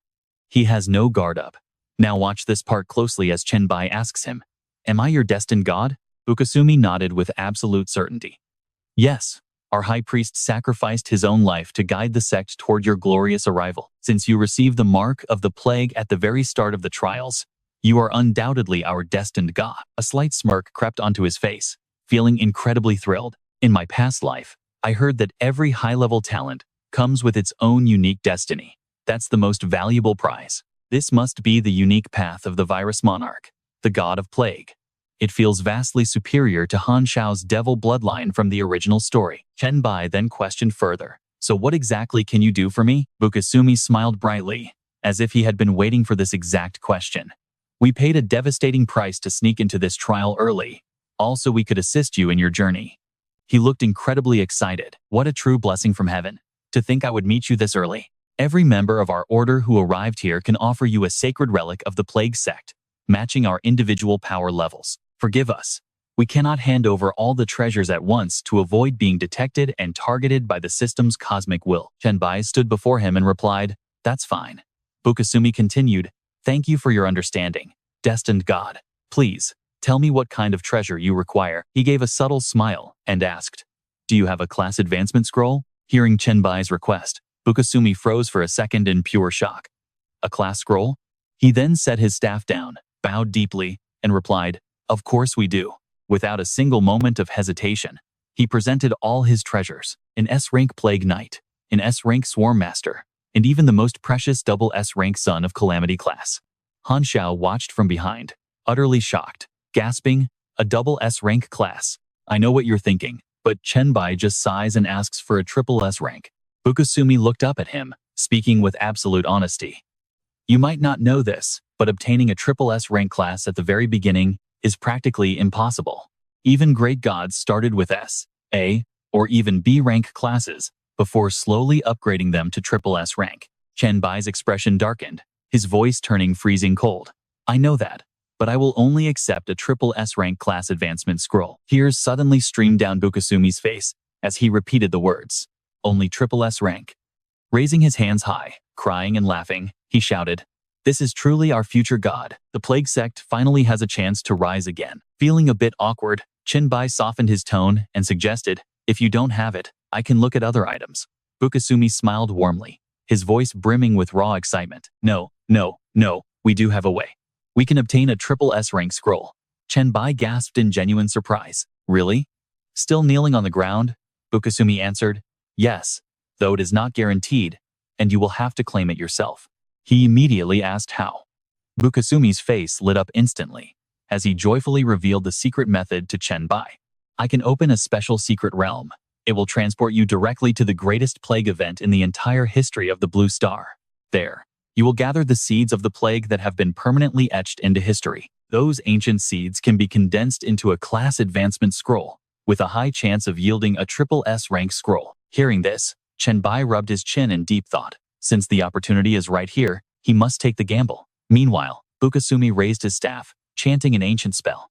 "I offer my own life, power, and soul as a sacrifice, creating the pathway to my lord, unlocking the divine road of the plague."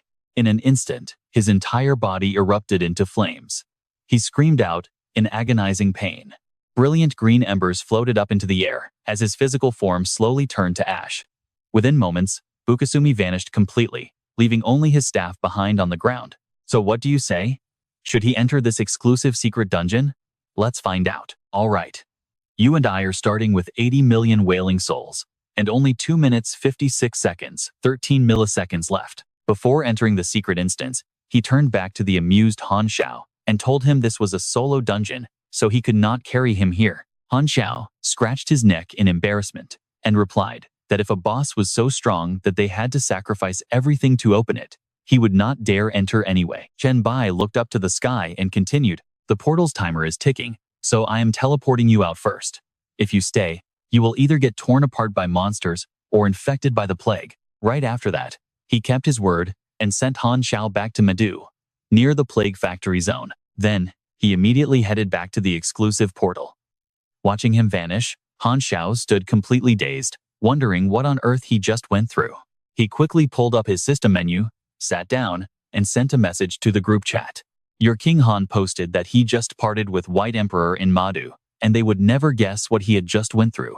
Ye Zi tagged him, asking about White Emperor. Not a Sword Immortal typed, asking if he could check when White Emperor and Meng Meng would be free. He still had one dungeon to clear, but your King Han replied that he should just wait because White Emperor definitely has no time for him. Overlord threatened him to stop hiding things, warning that he might end up with a few bloody holes right there in Medu. Your King Han cried out for Overlord to put his spear away, promising that he would talk. Now, get this, a god-tier NPC actually kneeled to offer a class change scroll to White Emperor, and he still rejected it.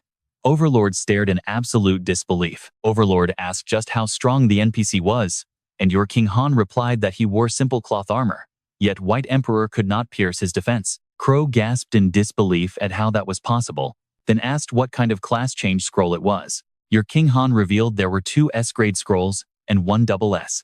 Crow went wild, while Shuichuan stayed completely silent. Shuichuan muttered in disbelief that White Emperor was still unsatisfied, but your King Han replied that unless it was SS, he did not want it. Yi Zi joined in, eager for more gossip. Your King Han added that the NPC then sacrificed his own life to unlock a dungeon for the SS scroll.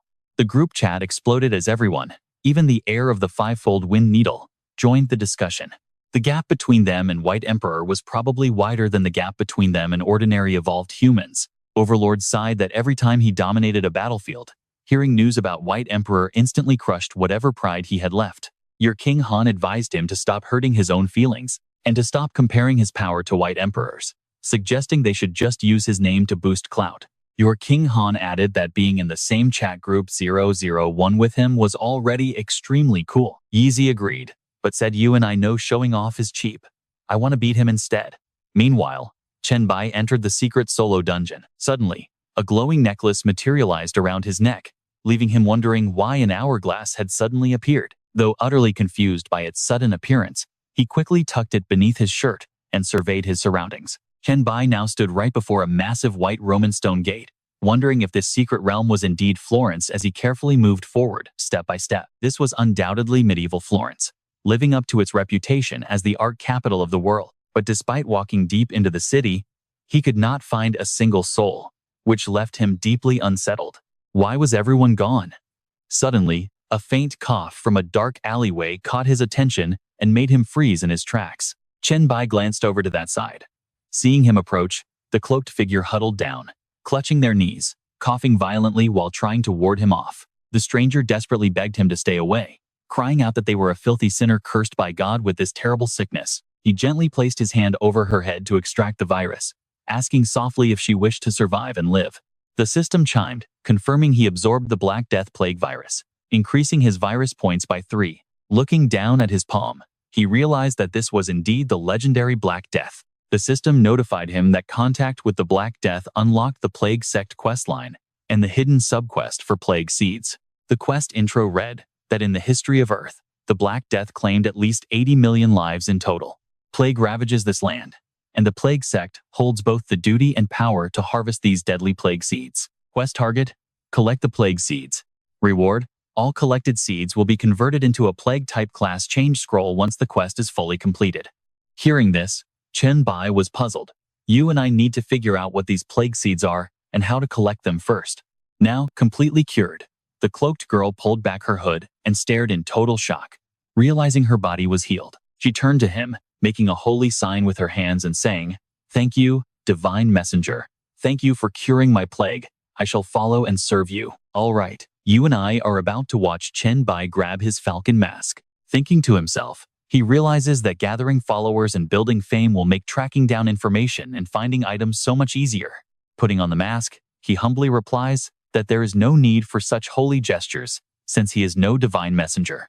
The girl, named Elena, stares at him with a serious look and asks which god he actually represents. Stepping forward with a slight hesitation, Chen Bai declares he is no mere messenger. He reaches out, instantly deciding to use Elena as his personal herald to spread his word. "I am the plague god himself. Go tell everyone that I can eradicate this sickness and have them meet me at the Lord's Square immediately." Elena stands completely alone in the middle of the street, shouting to anyone suffering from the deadly plague, "Listen to me.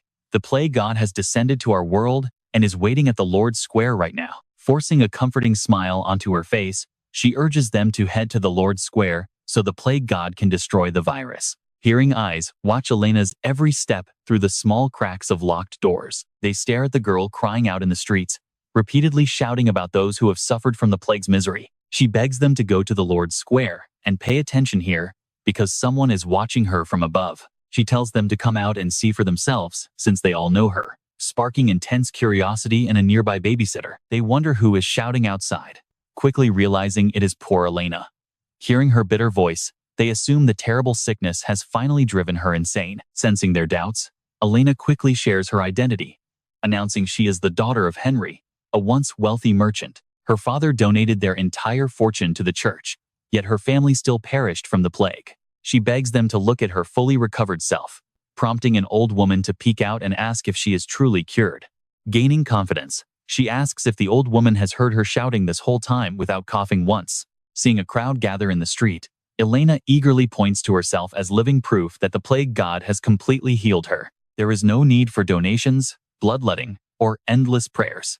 They only need to gather at the Lord's Square. A cautious hand touches Elena's warm forehead, leaving a local woman completely stunned to find no fever or coughing at all. Tears stream down her face as she wonders if her children are finally saved, before the camera pans up to the clear sky. Meanwhile, Chen Bai walks through the medieval streets of Florence toward the Lord's Square, assessing the grim state of the city. It is the 14th century, where treating the Black Death relies entirely on blind faith and dangerous bloodletting methods.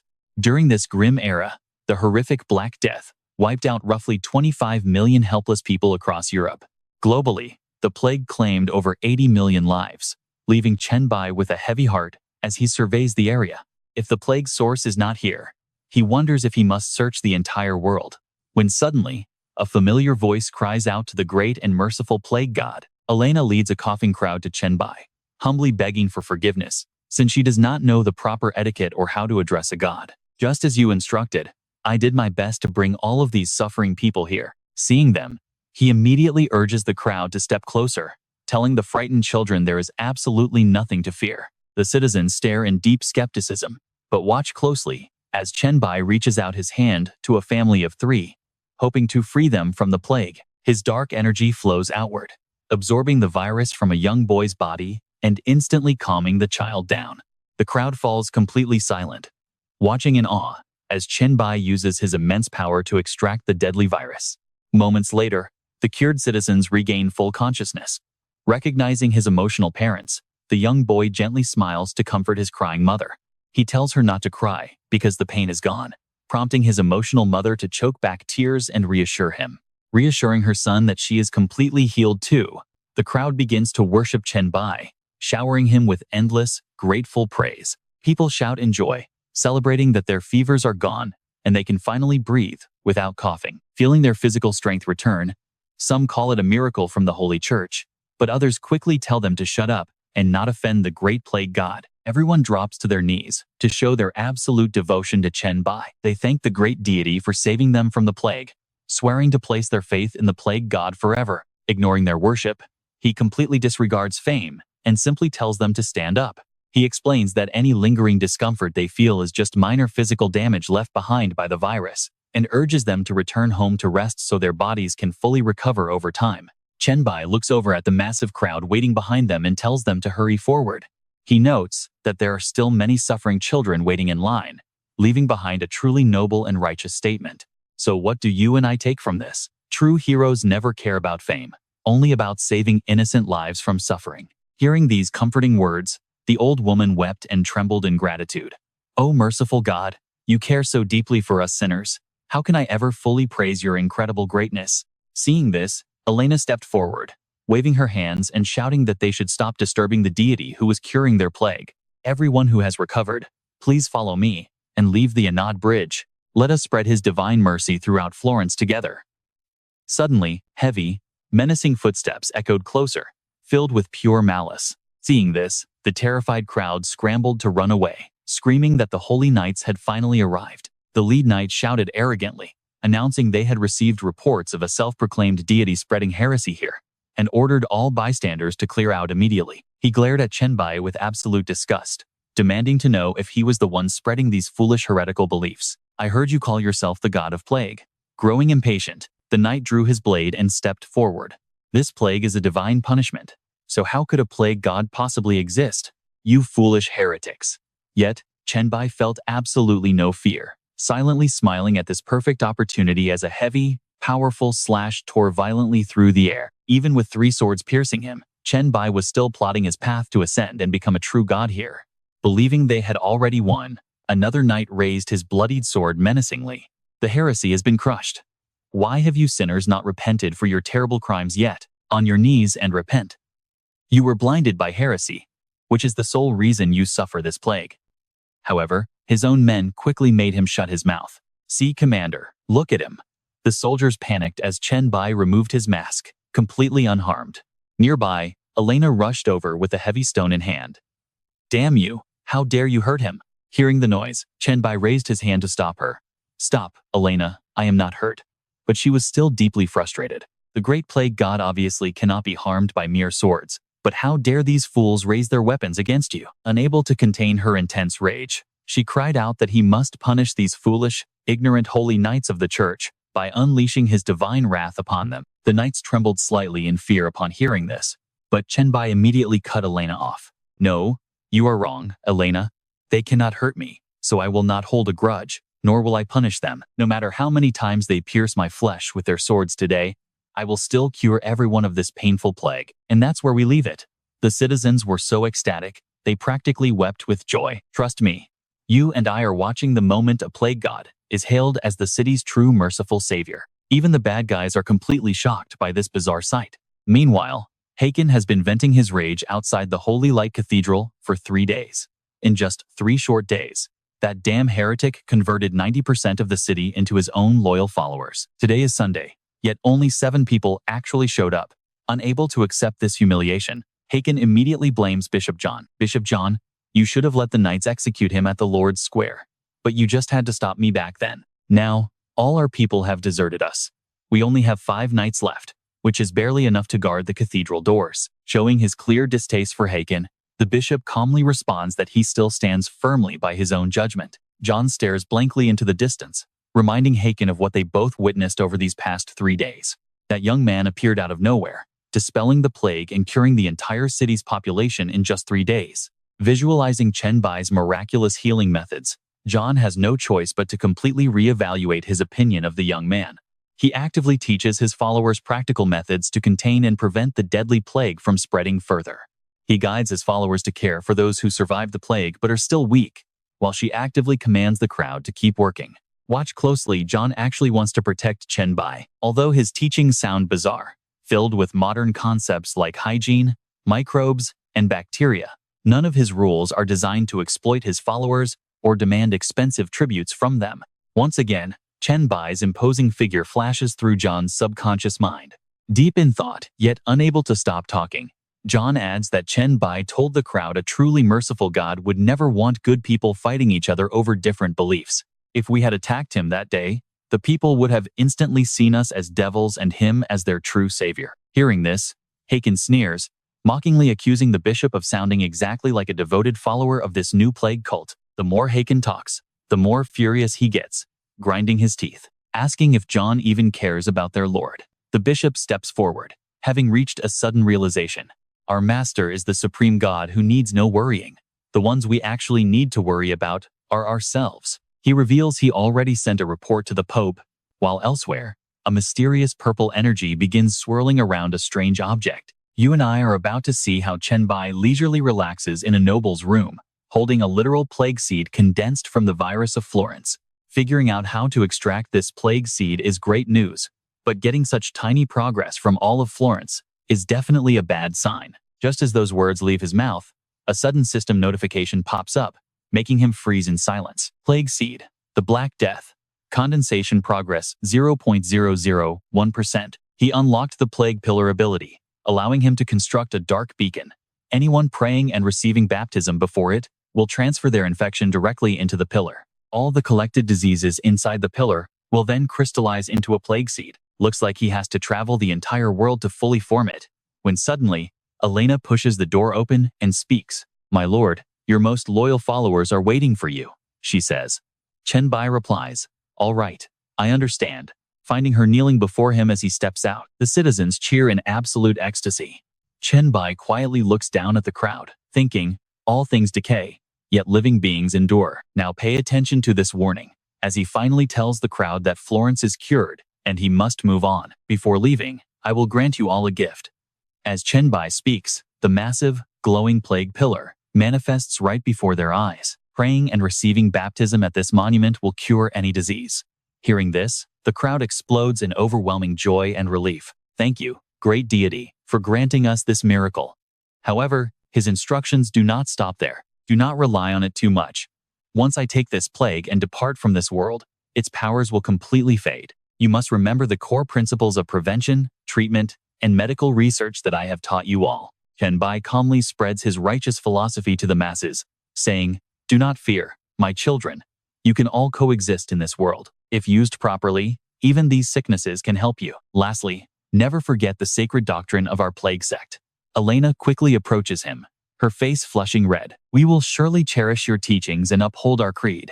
We shall build the very first cathedral of the plague sect, right here, spreading your divine words across the entire land." Chen Bai gently pats her head in warm appreciation. "Thank you. I will leave everything in your hands."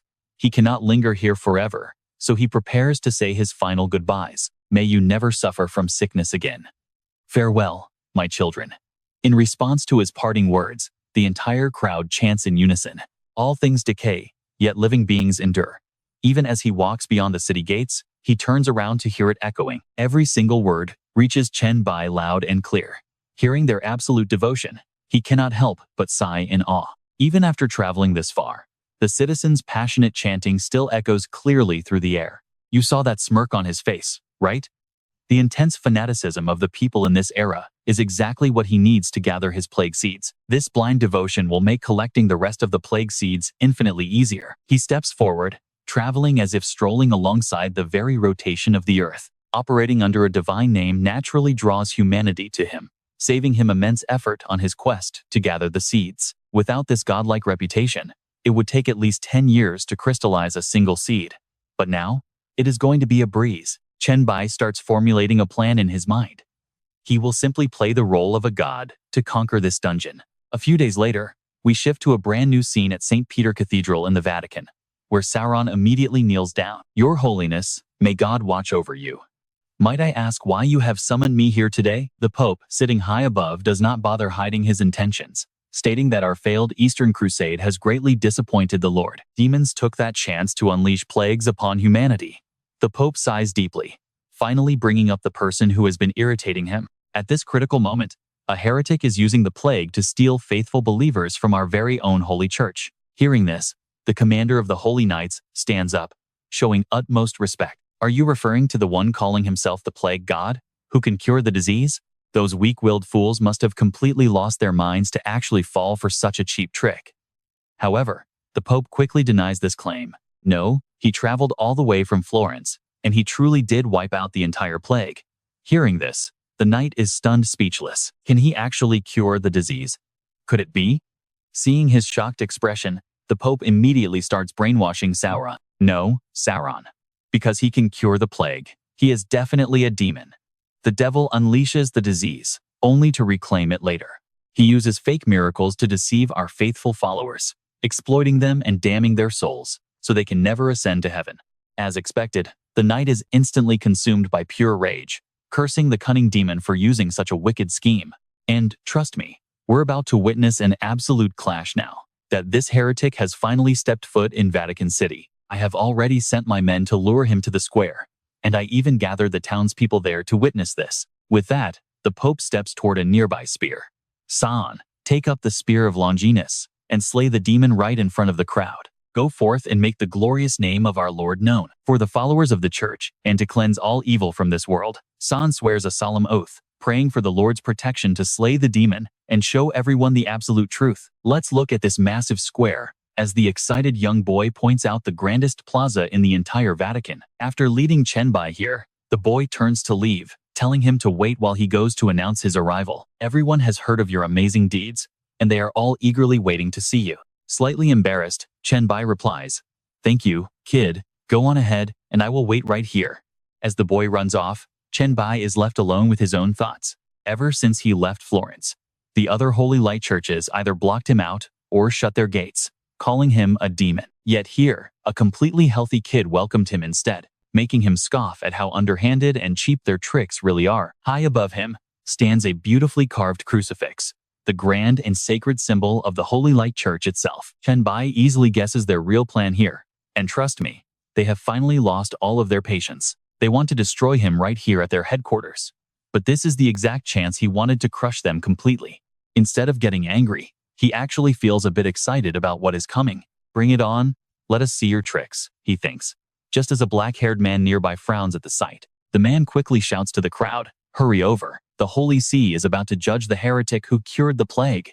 Pointing directly at Chen Bai's back, he turns to the crowd and asks, "Can that guy really cure the plague?" Hearing this, a blonde woman pulls her thick cloak even tighter around her body. It must be a lie, or else why would the church condemn him? She wonders, as the hateful Pope approaches from afar. "You filthy demon, the Lord himself has decreed that you must be destroyed." Standing beside him, Soun raises his weapon with a brave frown, boasting that with the spear of Longinus, escape is impossible. Faced with this absurd threat, Chen Bai only smirks as he calmly watches and assesses the situation before him. Judging by their clothes, it is the Pope and his knights who have so thoughtfully set up this entire stage. Then, Chen Bai holds his head high with complete confidence, slowly reaching out his arms to demand, "Servants of God, I came here to cure the plague. So how dare you use his name to brand me a demon?" But pay attention here, the Pope just laughs in contempt, pointing his finger and calling it all a lie. "God told me you are a demon from the abyss, using wicked schemes to shatter the faith of our people." The more he speaks, the wilder his excitement gets, and his twisted smile grows even wider. "First, you unleashed this plague to harm everyone, and then you cured them just to trick innocent people into abandoning their faith in God." The crowd starts muttering in confusion, and the blonde woman looks completely disheartened. "He can actually cure the plague, and yet I thought," she whispers, as her companion nods in agreement. "It is absolutely true. I saw him do it with my own eyes near Florence." Meanwhile, a mother in a black cloak weeps, hugging her child tightly while asking why they cannot let him heal them first. "My son is dying," she cries, as the Pope quietly watches the growing unrest among the gathered crowd. Suppressing his anger, he realizes the sheer terror of the plague is shaking the people's blind devotion. Showing deep disgust, he raises both of his hands as if delivering a final holy decree. "If you only healed them, God would spare you, but your true crime was secretly casting wicked spells on these people." The Pope glares and spits out his final accusation, condemning their souls to burn in eternal hell after they die. The terrified citizens instantly shrink back, whispering in shock about this horrific revelation. "What an evil monster," they cry, while Chen Bai stands perfectly calm amid the raging crowd. As the crowd demands his execution, San grips his spear tightly and charges straight forward. Acting like a righteous hero, he screams for the demon to die in the name of God. As the spear thrusts forward, Chen Bai calmly raises a single finger, emitting a brilliant golden light. San trembles from the sheer effort but cannot break through. And trust me, you and I are going to love his reaction.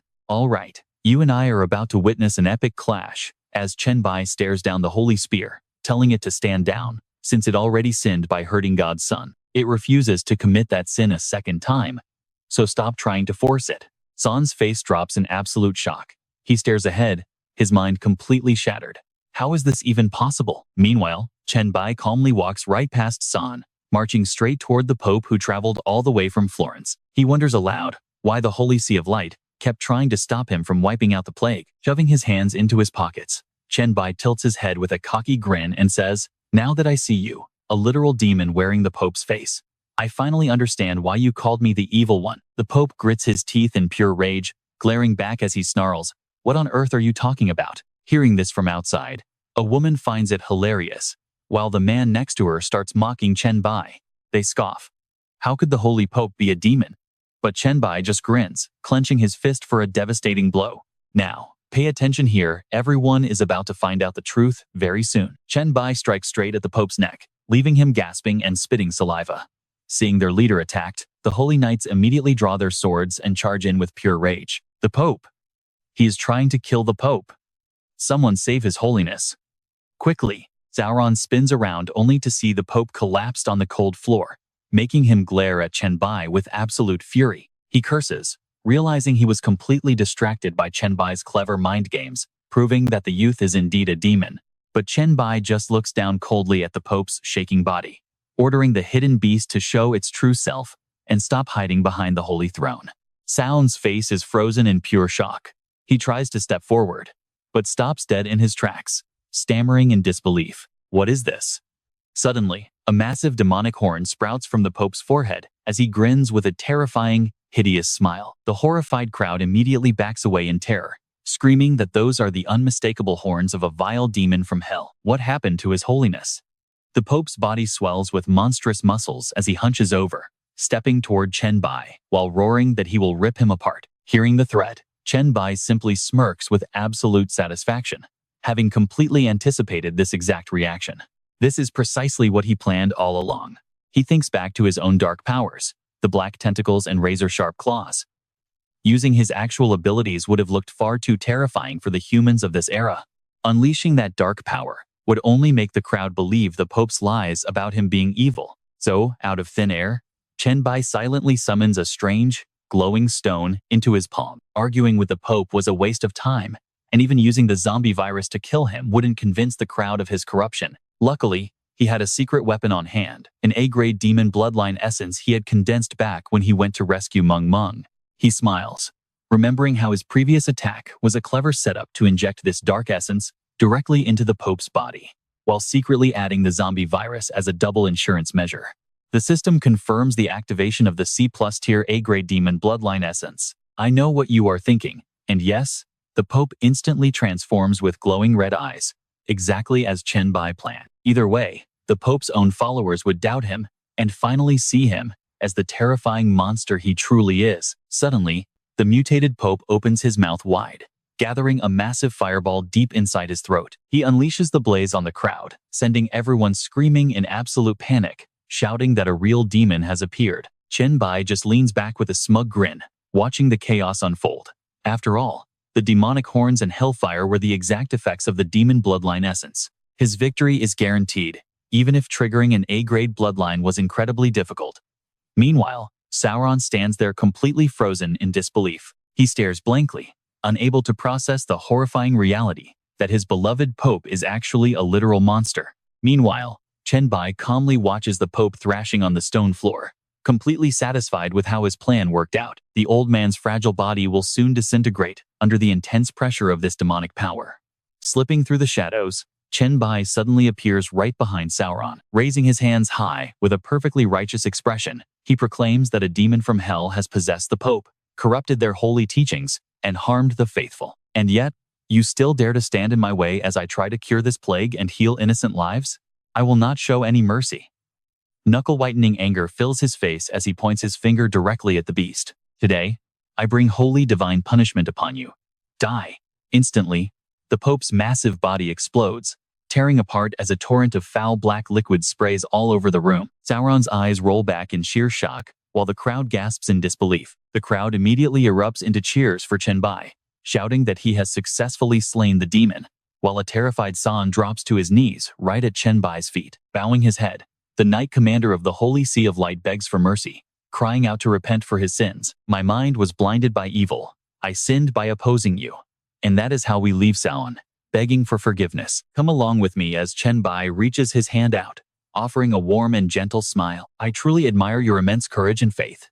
But you must know that God does not punish humanity. He does not care. I am here for one single purpose on this earth, and that is to carry the plague away. It seems San was deeply moved by Chen Bai. He looks up with an emotional face, saying, I understand. O great and merciful plague god, I will immediately bring all the sick citizens in this city to you. After that, Chen Bai gently takes a little girl's hand. He smiles brightly at the surrounding crowd.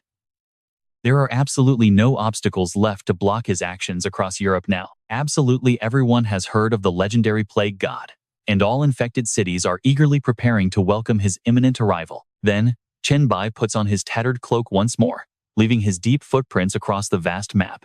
The absolute roots of this devastating plague have already spread to every single city and village in Europe. Now pay attention, because condensing these plague seeds is far from over. He must keep moving forward to travel through Africa, Asia, and Oceania, witnessing countless different races, ancient religions, and unique dynasties.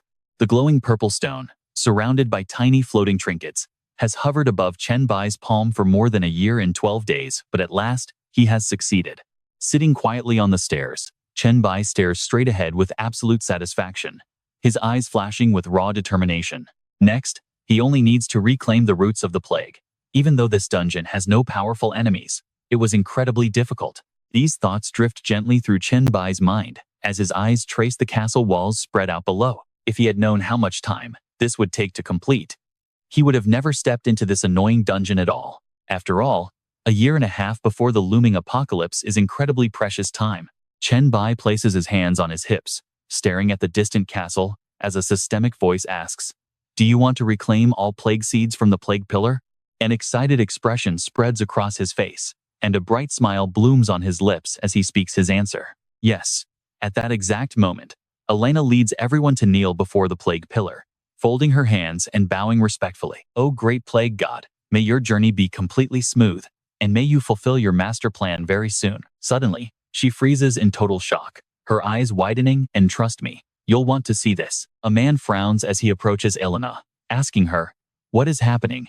High Priestess Elena, what is wrong with the god's sacred pillar? As tears stream down Elena's cheeks, she smiles with deep gratitude and says, Our god has completed his journey and is returning to the divine realm. Placing her hand gently over her heart, she turns her head to look back at the worried man. Everyone, chant the sacred teachings our God has given us, so he knows we have engraved them in our hearts. The man is slightly taken aback, but he quickly obeys her command, replying, Yes, High Priestess. Elena clasps her hands together in earnest prayer, closing her eyes with a peaceful, gentle smile. We proudly call ourselves the Plague Cult, but not because we worship disasters and absolute destruction. Elena's voice echoes in unison with the cloaked followers behind her. Nor is it because we celebrate decay, corruption, and death. Out on the streets, the busy townspeople are suddenly drawn to a brilliant, glowing light in the sky. They all fold their hands over their chests, bowing with absolute respect as they loudly chant. Instead, we hope for a beautiful, peaceful world where everyone is healthy and happy. Streams of light blend together, wrapping around the massive plague pillar where white-cloaked women are kneeling in devotion. They speak together in perfect harmony, saying, That is why we must understand the plague, so it can never harm any of us again. Elena keeps her eyes tightly shut, looking completely calm under the bright radiance of the plague pillar. Therefore, we strive to control the plague, using its power to help us crush all evil. Their voices blend together as one, chanting, When we were once ignorant and blind, we slaughtered one another.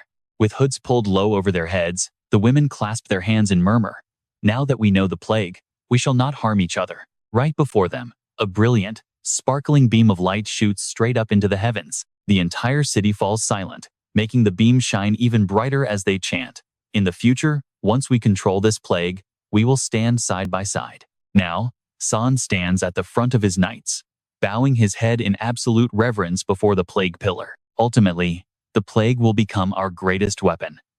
Nearby, Buddhist monks sit cross-legged with golden plates of fruit, fighting to protect and defend all living beings. Alongside them are traditional priests dressed in yin-yang robes. With folded hands, they strike pure terror into chaotic demons, while a desert tribe kneels repeatedly before the glowing pillar, and that is where we leave this legendary story. All right, Let's dive into the moment this glowing beam of light begins spreading across the massive earth. It will force bloodthirsty, brutal demons to bow down, while completely obliterating every single enemy of living beings. That purple light crawls like octopus tentacles, wrapping around the planet to swallow it whole, as everything on Earth slowly decays and rots away. Yet billions of souls will stand together and grow forever, enduring even as the world around them crumbles into dust. Chen Bai's voice echoes slowly amidst the massive plague pillar towering in the center of the city. All things decay, living beings endure.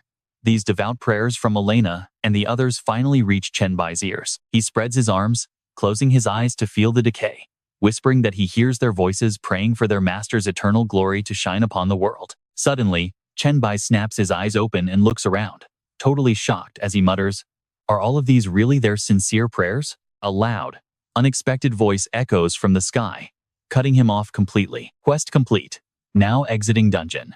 Suddenly, the gloomy landscape of a factory appears before him. Inside the Devil Map Plague factory, the system interface pops up to initialize his rewards, revealing a mysterious, glowing scroll floating gently in midair. Now, pay attention, watch closely, as Chen Bai lands and eyes the mysterious scroll falling into his hands. It is the Triple S class Picture of Creation and Destruction class Change scroll. It grants infinite possibilities, bringing unpredictable surprises when touched, endless disasters through constant conflict, and ultimately, absolute destruction that births limitless new life. Do not fear, for you are part of this cosmic picture. This destructive power belongs to you inherently, but utilizing it requires owning the Triple S grade Virus Monarch talent first. Chen Bai brushes his fingers over the scroll, a highly intrigued smirk playing on his lips. He doesn't quite recognize this specific ability, making him want to change classes right away. However, Li Du's quest was to acquire 2 physical scrolls, not just 2 Triple S rank classes. The wind catches his coat as Chen Bai strides toward the door ahead. With 1 Triple S class scroll secured, he has to prepare himself to hunt down the second one immediately. As far as he knows, another Triple S class change scroll is waiting deep within the abyss. Suddenly, a system alert flashes, announcing that the Plague Factory quest has actually failed. This leaves Chen Bai completely stunned and incredibly confused, causing him to look up. You're probably thinking the exact same thing. Didn't he already find the source of the Plague Factory? With green light swirling under his feet, Chen Bai remains deep in thought, staring hard at the screen. No, when he found Fukasumi, the system never sent a completion notice. It seems the actual plague source he needed was something that mutated solely because of his target's existence. Since he died during the sacrifice, the source likely dissipated without its power support, causing the quest to fail. Now, massive rows of giant, eerie mushrooms stand tall right in front of Chen Bai. He wonders if these mushrooms are the cause. Slipping one hand in his pocket, he swipes the system screen with the other. Chen Bai quickly exits the factory, wondering how Baidi City and his friends in the group chat are currently doing. A chat screen pops up in midair. Chen Bai asking Zikyong about the current situation over at Baidi City. How is everyone's power level? Song Zikyong replies that they have officially started rebuilding the area. She mentions she already chose a spot to set up the supercomputing center and production line. Under his guidance a few days ago, everyone found a clear path to train. But since only 4.5 days have passed while building Baidi City, their powers haven't really shifted yet. Chen Bai suddenly freezes, frowning as he mutters under his breath, with a face full of sheer disbelief. 4.5 days? He was literally inside that dungeon for 1.5 years. He reaches down to touch the hourglass hanging around his neck, silently guessing that this device must be behind the temporal anomaly. Since it is bound to him, it has merged with his soul, appearing and disappearing based on his own thoughts. Chen Bai clutches the hourglass tightly, recalling how he controlled it before, though it somehow manifested on its own inside the dungeon. After all, only this artifact could warp 1 entire year into a single day. Suddenly, frantic messages from his friends start popping up all over the screen, with Han Wang warning that both his Plague Factory quest and Baidi's quest have ended in failure. Is that Crow? Ye Zi asks. Where is Baidi? How is Baidi doing? Shi Chuan. Bai chimes in, asking about the Triple S class scroll. Did he secure the scroll or not? Overlord argues they should forget the class scroll, since they do not even know if Baidi is still alive, while Lu Huai tries to calm everyone down from panicking. Seeing this, Chen Bai swipes through the messages, realizing Han Xiao also received the quest, though theirs were definitely different. After all, he holds the plague crest.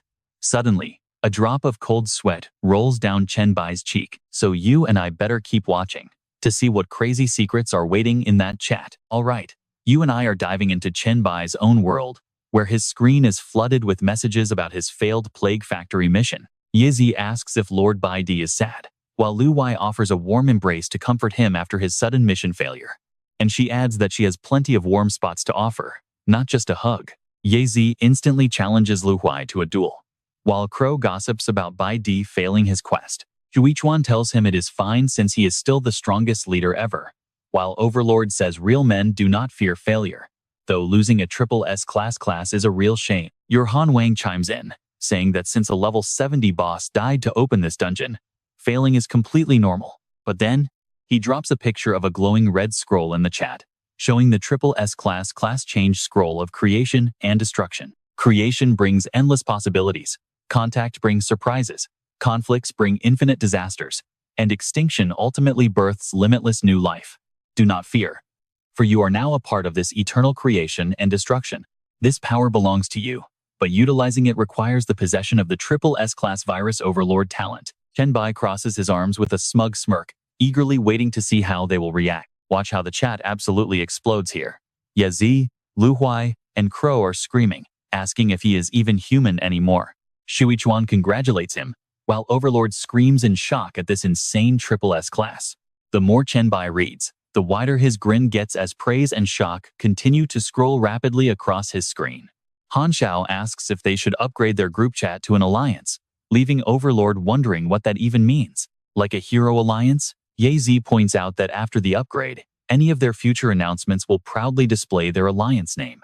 Lu Huai notes that the upgrade guide shows massive benefits, but the fee to do so is incredibly high. Walking slowly to the other side of the room, Chen Bai makes sure to type out a reply. Chen Bai explains he had this plan for a long time, but wanted to see if everyone else agreed. An alliance is a real organization, he argues, where one person's success lifts everyone up, making the group far wealthier. Chen Bai happily watches the screen as a profile photo of Han Xiao, grinning from ear to ear, suddenly flashes right on his screen. Pulling up his blanket, Han Xiao asks Chen Bai if he should start a vote to upgrade their group chat to an alliance. Chen Bai tells everyone to consider it carefully, with no need to rush. If over 2/3 agree, they will upgrade. Han Wang acknowledges this, then eagerly asks if Chen Bai wants to rest at his place, since he just finished a tough dungeon run. The bed is already warmed up. Seeing this message, Chen Bai facepalms in disbelief, and quickly waves his hand to shut down the system. Chen Bai replies, "Who wants to sleep in your warm bed? Just show me a villa in the demon capital so I can rest." Han Wang says okay before Chen Bai logs off, standing right in front of a massive, luxurious villa. Looking up at the giant structure, he praises it, noting that the villa neighborhood Han Xiao recommended is actually incredible. With an excited smile, Chen Bai checks his thermal detection and tracking virus. Seeing no live signatures, he confirms it is safe. Meanwhile, a terrified Yan Shui clenches her fists tightly and looks over at Yan Qi. She whispers that someone just entered and she is scared, but Yan Qi shields her, telling her not to worry because she will handle the intruder. Seeing this, Yan Shui panics even more, begging her sister not to kill him, but to just throw him out instead. Inside, Chen Bai flops onto the bed, relaxing completely with his hands behind his head. He sighs in relief, realizing how comfortable his current life is, since releasing a tiny bit of virus is all it takes to guarantee a peaceful rest. He decides to try out the herbal pillow he looted from the home dungeon, pulling a luxurious orange-patterned pillow from his inventory with a satisfied sigh. Using this during rests definitely makes you sleep better. I know what you are thinking, but check out his face. Chen Bai suddenly freezes in shock as weird system text from the ancient Dragon Empire pops up. It is a mind-soothing pillow made from a secret formula. Long-term use of this pillow drastically improves sleep quality, while offering a light defense against mental attacks, calming the mind, and extending your lifespan. Using it consistently will permanently strengthen and grow your mental fortitude. He bolts upright in bed, staring at the system screen in complete disbelief, wondering why a regular herbal pillow from the dungeon suddenly turned into an actual item. Chen Bai keeps his eyes glued to the system, questioning how this is possible. What on earth is going on inside my inventory? Next, a beautifully carved vase appears in his inventory, labeled as a C-rank city-state exhibition item from the Song and Qing era, suspected to be a master craftsman's lifework. Displaying it in a city-state museum grants massive buffs. And trust me, you and I are about to see this get even crazier. Stick with me here as we check out this new drop a C-tier special material called the Living Relic. This rare material comes from a living body tempered through high temperatures in a sealed environment. Carrying it grants you +1 luck and increases your defense against evil energy by 5. Right behind it is a rare exhibit item, a golden D.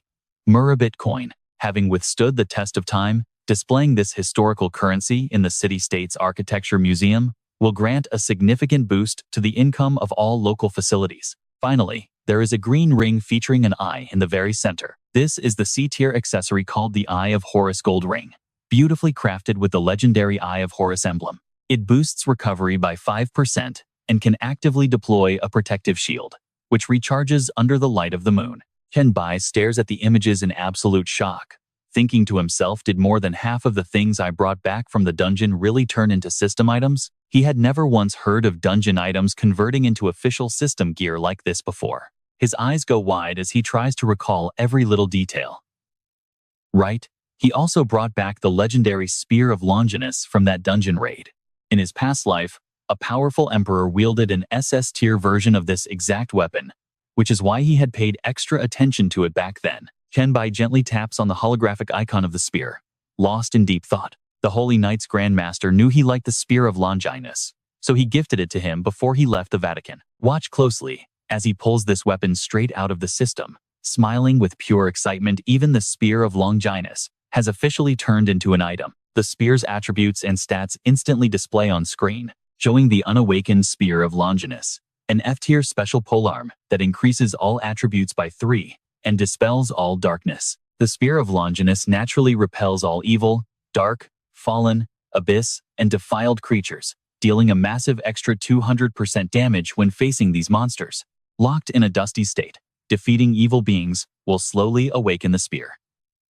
It currently requires 0 out of 10 initial kills to begin its true awakening. Chen Bai raises an eyebrow, examining the weapon with a highly amused smile on his face. Weapons like the Spear of Longinus already existed on Earth, but ever since the Cosmic Will descended and transformed them into official system items, they all gained unique, hidden attributes. Picturing a powerful emperor clad in battle-worn armor, he mutters, the reasons are still unclear, but the only Spear of Longinus on Earth is now in my hands. Without this legendary spear, will you still be able to become that all-powerful emperor in this life, Mr. Raka? But suddenly, a sharp pain shoots through Chen Bai's hand, forcing him to drop the spear onto the bed. Staring at his palm in shock, he wonders why it hurts so much. He looks down at his palm, which has turned bright red and covered in minor burns. His entire hand is burning red. Could the Spear of Longinus actually be rejecting him? Keeping his hand suspended in midair, he casually realizes something hilarious. He must belong to one of those 5 banned categories like evil, dark, or fallen. Judged by the Holy Spear, he glares at the weapon that just burned him and mutters that it is completely unusable. At just F tier, it can already burn me. If it reaches S tier, I would probably melt away entirely. This weapon is truly my ultimate natural enemy. Chen Bai reaches out and uses his magic to put the spear back into his inventory, thinking quietly, it can just rot in my inventory, which means there is one less threat to me in this world. Suddenly, he flinches and whips his head toward the door as it flies open. Chen Bai frowns, a deep sense of confusion washed over him that he cannot quite explain. I literally locked the door.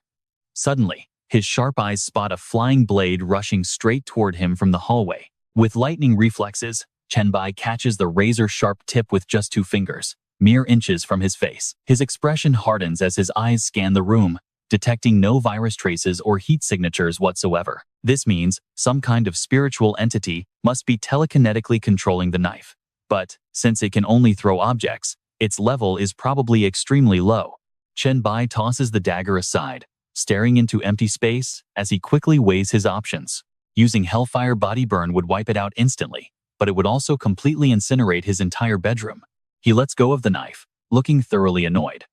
It is honestly a massive headache. He has nearly 300 spirit stats, but only one single skill that can deal actual damage to spiritual entities. Chen Bai ducks down, dodging the knife's sudden flying counterattack, while keeping his eyes glued to the system screen, trying to use the virus points earned from city defense and dungeon clears to purchase a much cheaper and more effective skill. The black light virus does not seem strong against spirits. So, what about evolving a spiritual virus strain instead? He stands up, completely ignoring the sharp blade that just stabbed deep into his bed, silently wondering if he cannot unlock the mental skill tree without a proper pathogen host. He still needs to check if any of his current virus strains can evolve into spiritual power. Chen Bai slips his hands into his pockets with a smirk, casually scrolling through the screen as the knife floats back up to attack him again. And just like that, he has enough points, and you and I are about to see what crazy skill he unlocks next. Stick with me, we are about to watch a crazy system upgrade where zombie virus evolves into progenitor virus, then into T-virus. Successful upgrade. T-virus evolves into a mental enhancement type. His face darkens as he watches a kitchen knife clatter onto the floor. Tranbok stares into empty space, mockingly asking why they stopped slashing. Did they run? Let us see what kind of spirit this is. A purple system screen pops up with white text. The special skill of the mental enhancement T-virus has just been unlocked. He has mastered telepathy. The special mental enhancement T-virus skill is unlocked. Telepathic perception is active, marking a fully successful modification of the virus. The telepathic vision sub-skill is now unlocked. Bowing his head slightly, he silently blends into the space to activate his brand new mind-reading magic. A blurry illusion of Non Tuyet tightly hugging Non Kai by the waist suddenly appears before Tranbok's eyes. Sister, do not, let us just go. The other girl gnashes her teeth, struggling fiercely as she vows to kill the bad guy who invaded their home. His jaw drops in surprise, silently watching them while deep in thought. This fully formed spirit seems highly intelligent and is definitely not some low-tier creature. So why on earth is she only attacking him with a simple kitchen knife? Tranbok lets out a wicked smirk. Now, pay attention to this part. A blue magic circle slowly forms on his forehead as he prepares to lock them down with his telekinesis. Non Kai scowls in fury, growling that she will kill any intruder to protect her sister. Just then, the system screen flashes with their data. Ngon Kai is a dual spirit evolver with an S-class evil spirit form. At level 2 with 15 spirit power, her talent is dark telekinetic control. Ngon Tuyet's eyes are filled with worry as she urgently tries to explain that the intruder has no intention of hurting them. Sister, please calm down. Her stats reveal that Non Tuyet is also an S-class dual spirit evolver at level 2 with 15 spirit power, specializing in comforting telekinetic energy. Tranbok frowns with a tense face, crossing his arms in deep contemplation. These two are actually evolvers, with rare forms triggered by their talents. Honestly, even I have not encountered many people like this before. Ngon Kai tightly grips her knife. As she charges, Tranbok unleashes an immense wave of magic. He easily grabs her hand and speaks to her in a calm, steady voice. Calm down. I will not hurt either of you. Surely you can feel the massive difference in our power levels by now. My mental power is 20 times stronger than yours. This is your final warning.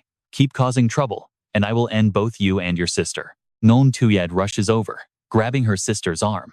As she desperately begs him not to hurt Non Kai, he smiles and sits on the bed, setting his terms.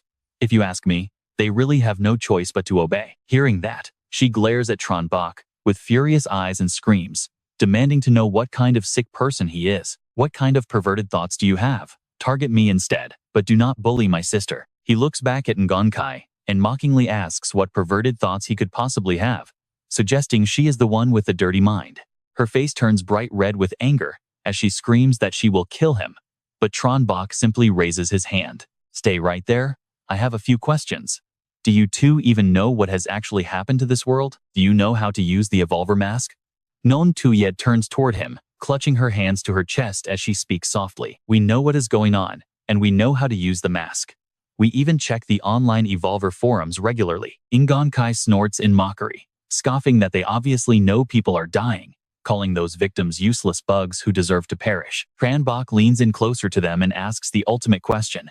Why are they only at level 2? Are you too afraid to go out and hunt monsters for experience? Ngon Tuyet awkwardly explains that she was the one who stopped her sister, her expression softening as she asks if those monsters were once human. I just could not bring myself to hurt them, especially since they cannot easily harm us anyway. Tranbok frowns, glaring sharply at Ngon Tuyet. He scolds her for being foolish. Real threats that can easily crush them will appear eventually, and their level 2 powers will never save them. Remember this. Your talents are extremely dangerous because your raw power is directly tied to your emotions. He looks at both sisters as they listen in silence, offering one final warning. Never let your emotions override your strength, or you will end up as either naive saints or weak, hysterical fools. Hearing his harsh advice, Ngon Tuyet and Ngon Kai close their eyes to search for the magic flow within them, carefully sensing their own powers to control them. Only then can you use pure logic to decide what to do next. Ngon Tuyet raises her brows, insisting she must help others. You and I will have to wait and see if this ends badly. All right, you and I are diving into pure madness, as Yanqi clenches her fists, screaming to slaughter every single bastard in this trash world who dares lay a hand on her sister. Anyone who even thinks about hurting her must die. Watching the two girls tremble violently, Chen Bai realizes their minds are being corrupted, pushed right to the absolute limit of sanity. Leaning forward with sharp, cold eyes, his voice cuts through the air like a blade.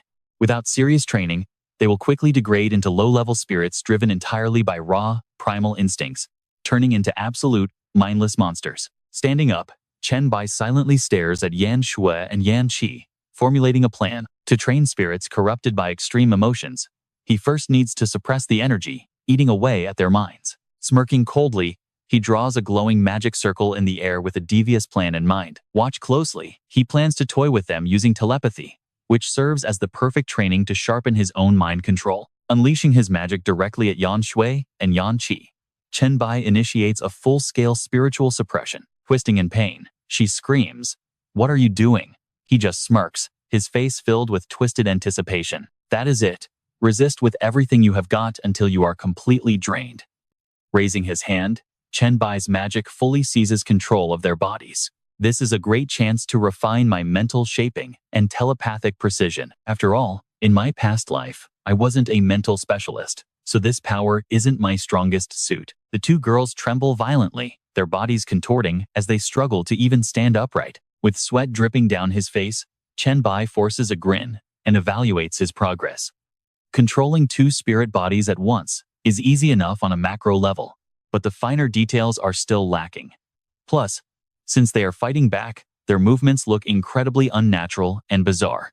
With their eyes shut tight, Yan Shui and Yan Qi's tense expressions slowly soften, merging with his magical flow. Frowning, Chen Bai observes them closely, totally baffled as to why they've suddenly stopped resisting. They clearly still have energy left. Have they regained enough of their sanity to think I wouldn't actually hurt them? Slowly, he steps closer to where Yan Shui and Yan Qi stand. In a low, menacing tone, he warns them, "It seems you still don't get the situation. If you don't master your chaotic emotions, you'll inevitably turn into mindless beasts." Chen Bai glares at them with cold, piercing eyes, then suddenly flings his hands back with a dark roar. "Then I might as well end you right now." With a loud rip, their clothes shred apart as they scream in agony. Now, I know what you're thinking, but don't worry. Wrapped in thin blankets, the exhausted girls merely lean on each other to recover. Chen Bai sits on a nearby bed, a smug smile on his face as he asks, "If you saw a monster attacking a human right now, what would you do?" Clutching the edge of her blanket, Yan Shui looks up at him and whispers, "I would save the human and slay the beast." Yan Qi firmly adds, "We should act according to our limits. If we are strong enough, we strike down the monster first." His serious expression softens into a satisfied smile as he nods in approval. "Very good. It seems your minds are finally clear. Even though you still distinguish good from evil, you are no longer driven to violent extremes by corrupt energy." Yan Shui narrows her eyes and smiles warmly, whispering her sincere gratitude. "Thank you, boss." Yan Qi frowns, gritting her teeth in sheer frustration.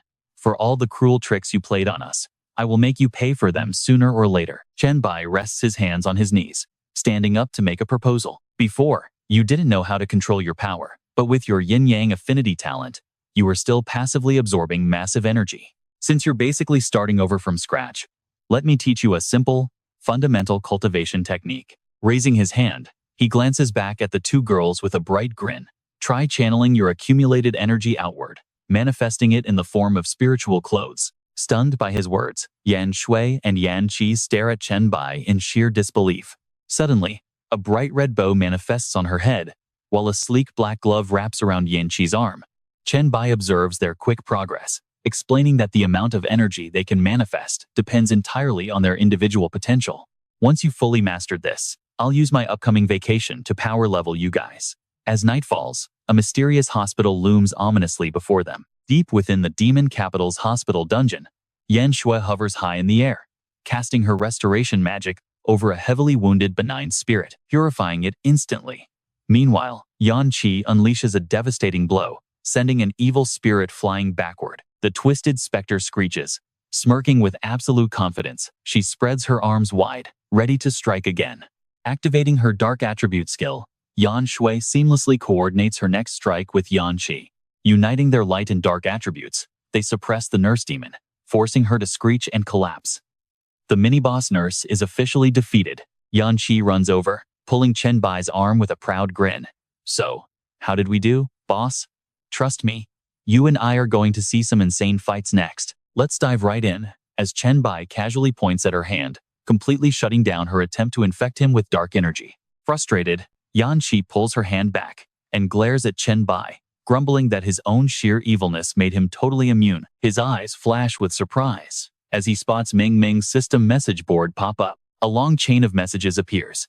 Meng Meng tags Master Bai, explaining that the Sword Immortal once helped clearing a nightmare rank dungeon. Using the username, "I am really not a Sword Immortal," he begs Master Bai for help if he has time. Bai tells him to send the dungeon info via private message, and the fake Sword Immortal agrees.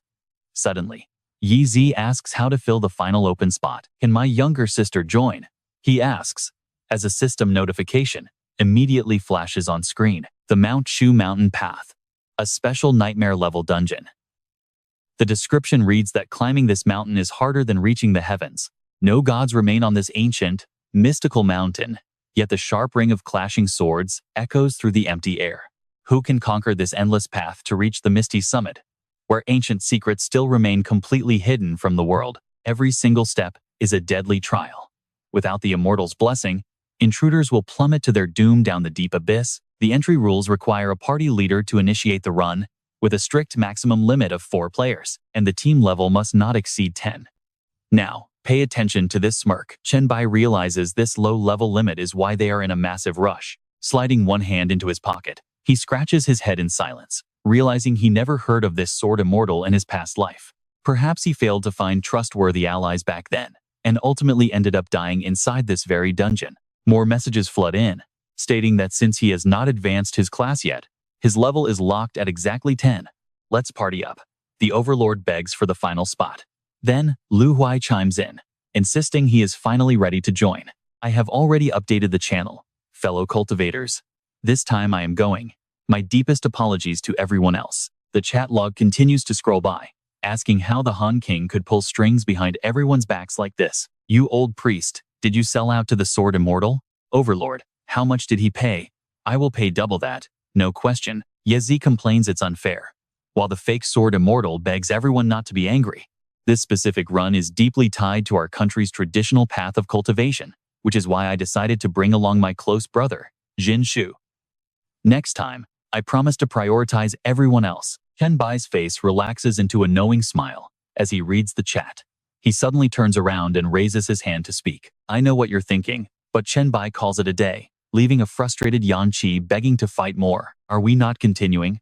I can still slay more monsters," she says, but he frowns and shuts her down instantly. "Trust me, you guys can't handle the upcoming monsters. The boss uses mental attacks, so going now is just offering yourselves as tribute." Yan Shui tilts her head, smiling, and obediently agreeing to follow him.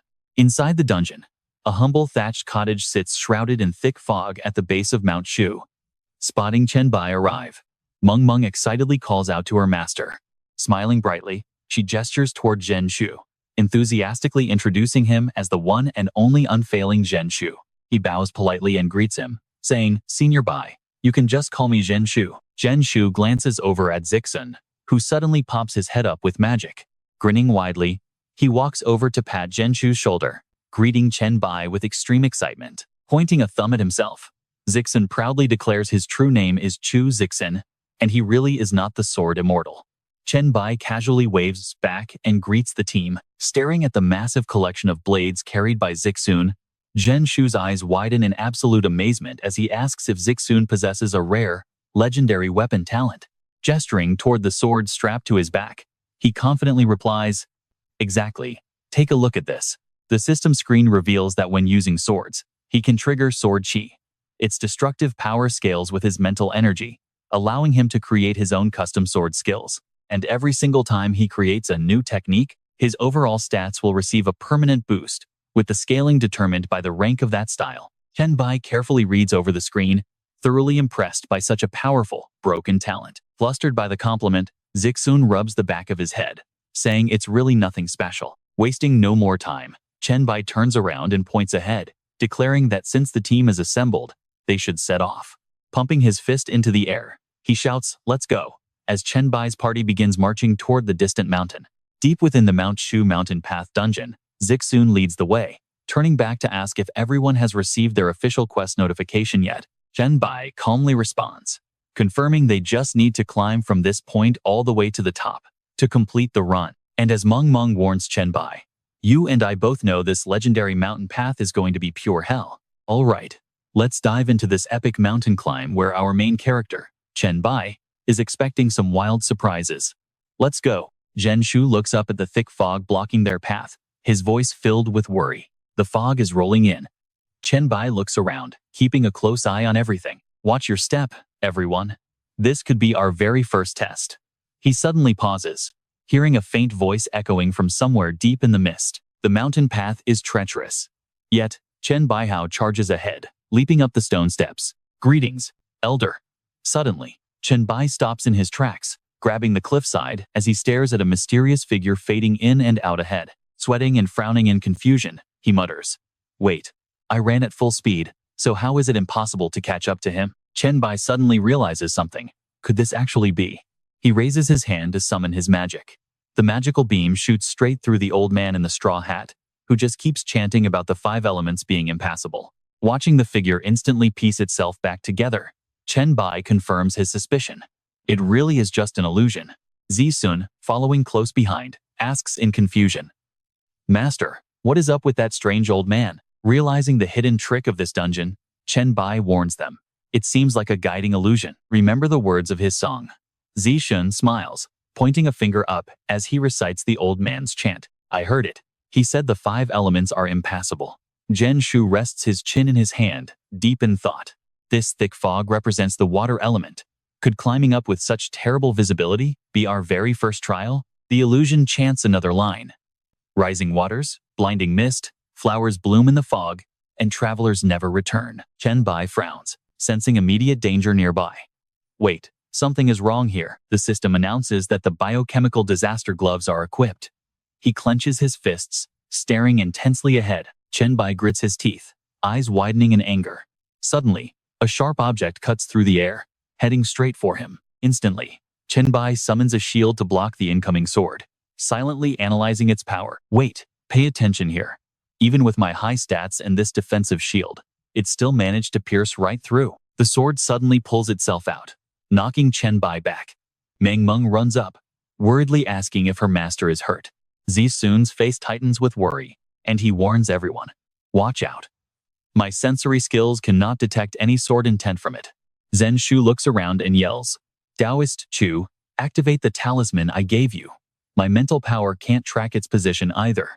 He instantly raises the talisman high, conjuring a massive protective barrier that wraps around the entire group. Golden Light Shield Talisman. Zhen Shu gets into a battle stance, quickly shouting out its location. "It's coming from the east, lightning strike." Suddenly, a glowing yellow magic sword charges straight at them. Let's pause here. Look at how Chen Bai calmly touches the cracked shield and thinks, "Damn, this is a fine sword." Sweating, Zhen Shu shouts a warning. "Emperor Bai, watch out. The golden light barrier is about to shatter." The barrier explodes, but Chen Bai calmly catches the flying sword barehanded and responds, "No worries, I already tamed it." Meng Meng gasps in awe, while Zhen Shu chuckles in absolute disbelief. "Wait, when on earth did you tame that thing?" Zixun stares, completely baffled. Does this flying sword have its own consciousness? Why is it not resisting him at all? He examines the blade, then opens his system panel. "Let me show you all how powerful this thing is." The system displays Level 12 Water Element, Sword Spirit, Strength 60, Speed 120, Spirit 60. The wetter it is, the stronger it gets. In water, all stats and armor piercing are multiplied by 10, but without water, all of its attributes drop down to just 1/10. Based on the elemental system, fighting a metal element sword spirit grants you bonus metal attributes. However, fighting an earth element sword spirit will severely decrease all of its stats. Once all 5 elements are complete, every single attribute is doubled. It can be equipped onto various swords to boost skills and grant massive attribute bonuses. Zhenshu scratches his head, sweating. More moisture means more power. No wonder my golden barrier couldn't even block it for half a second. Inside this watery mist, its destructive power can easily multiply by 3 to 5 times. Zizun beams, saying, "What an incredible sword spirit." Chen Bai lowers the blade. It would work better in Zishun's hands, but I use special system methods to control it, so I can't give it over. And trust me, you and I know this is only the beginning of his overpowered journey. Stick with me as he wryly waves his hand in refusal. No need. I will nurture the sword spirit myself to build a closer bond. Meng Meng raised her hand, showing 5 fingers with eyes full of hope, and excitedly asked, "Master, since this mountain path tests the 5 elements, we should find 5 different sword spirits, right?" Chen Bai stared intensely at the sword in his hand and quietly replied, "Unfortunately, I can only control 3 of them for now. If there is a chance later, I will definitely return to collect all 5. The system displays the details of the high-level Lord's biochemical brain disaster skill, allowing him to permanently control 3 creatures whose mental power is lower than his own. He looked up at the steps leading up the mountain and suggested, "Now that the danger is cleared, let's continue our journey." Zhenshu smiled warmly and praised, "Senior Bai Dai is truly powerful and versatile. I feel this dungeon run will be a walk in the park." Zishun tightly gripped his sword hilt as a sudden realization hit him. Now I finally understand why the crow gave me gear and skills just to secure a spot. 10 minutes passed. Looking around to see that the thick mist had completely cleared up, he finally spoke. "The fog has cleared.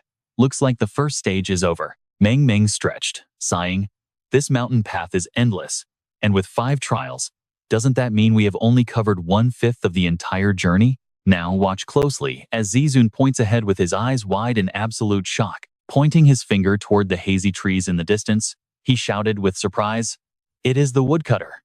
Chen Bai quietly shifted his gaze over as the old man in the straw hat rasped out another riddle. "The path to Shu is hard to walk. The 5 elements are hard to cross." Just then, a creepy-looking tree looms before them. As he spoke, a massive white radish burst from the ground.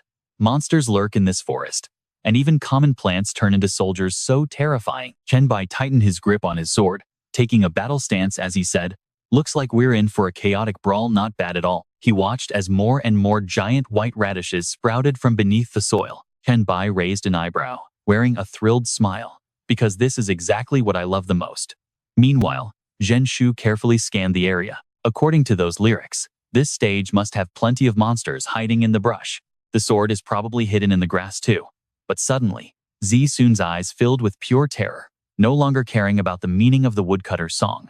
"I know what you're thinking, but don't blink." Chen Bai has already used his sword to effortlessly wipe out every single monster around. The sword in his hand is a real treasure, the level 12 wood elemental sword spirit, with 50 strength, 120 speed, 70 constitution, and 60 spirit power.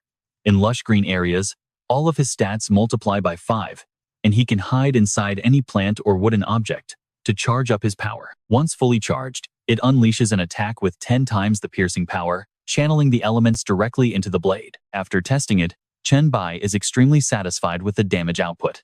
Water feeds wood perfectly, allowing him to blend into any plant and strike from the shadows. Seeing Zhenshu and the others still standing frozen in shock, Meng Meng waved her hand and shouted, "Don't just stand there dazed. Let's keep moving forward." The 2 of them were completely speechless, wondering why they even tagged along in the first place.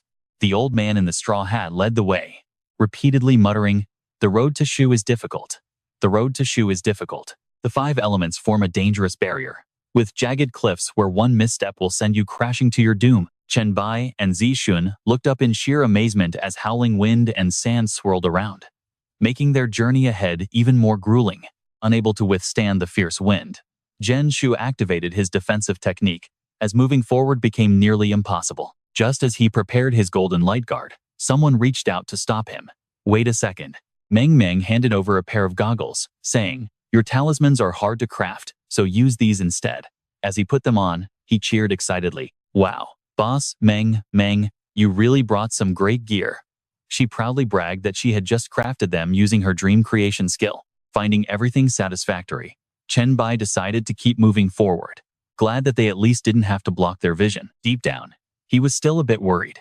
even though the swirling dust couldn't blind him.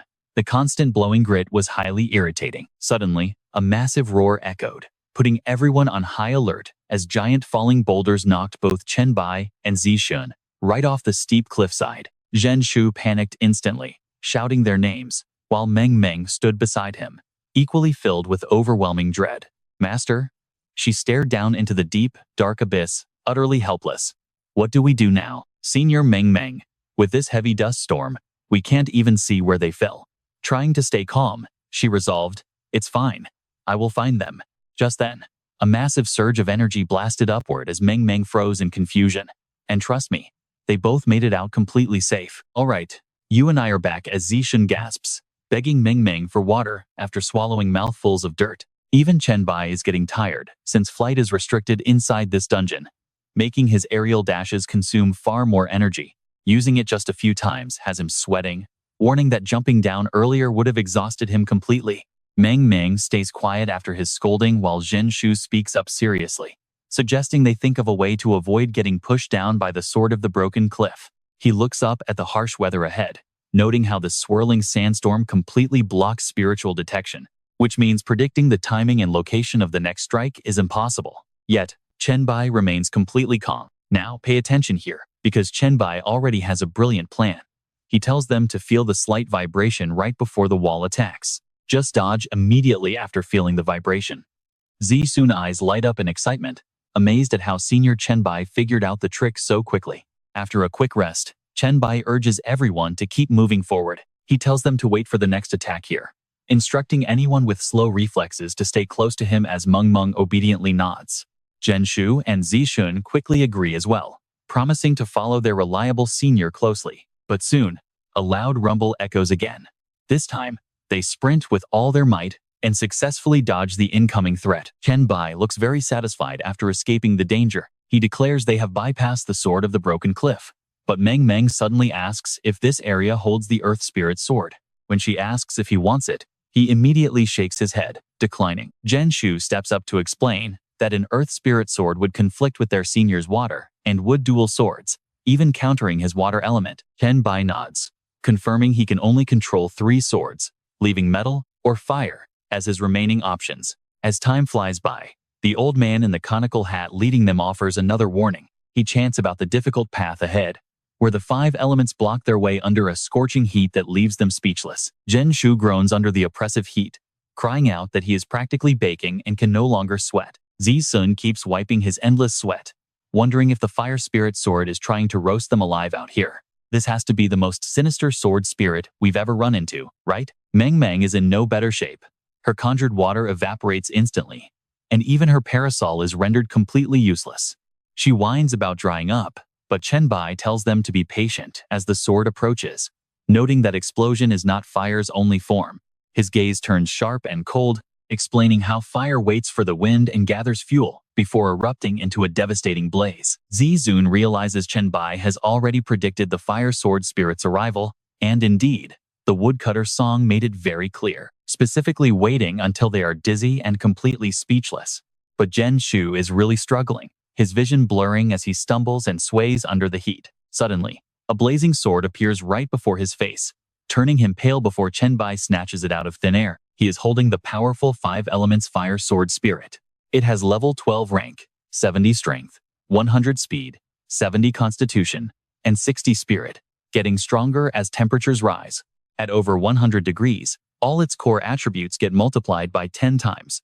It can hide using sunlight, ignoring environments to instantly dehydrate any targeted area.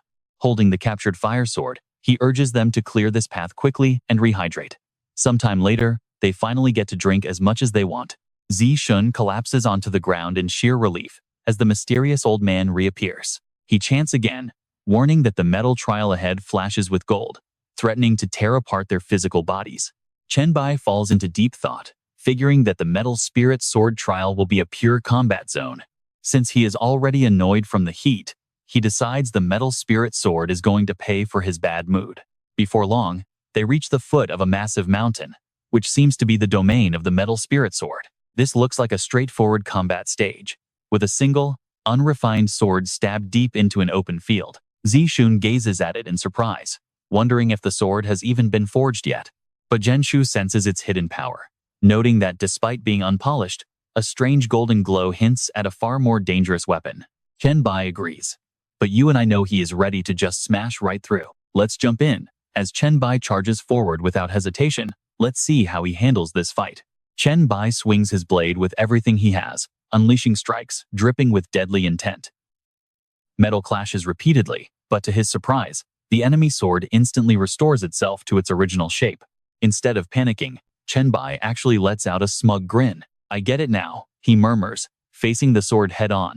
Your power scales up and boosts your stats every time you land an attack, right? Not a single trace of worry on his face. Whether it's hundredfold refined, steel, or seasoned gold, forget it.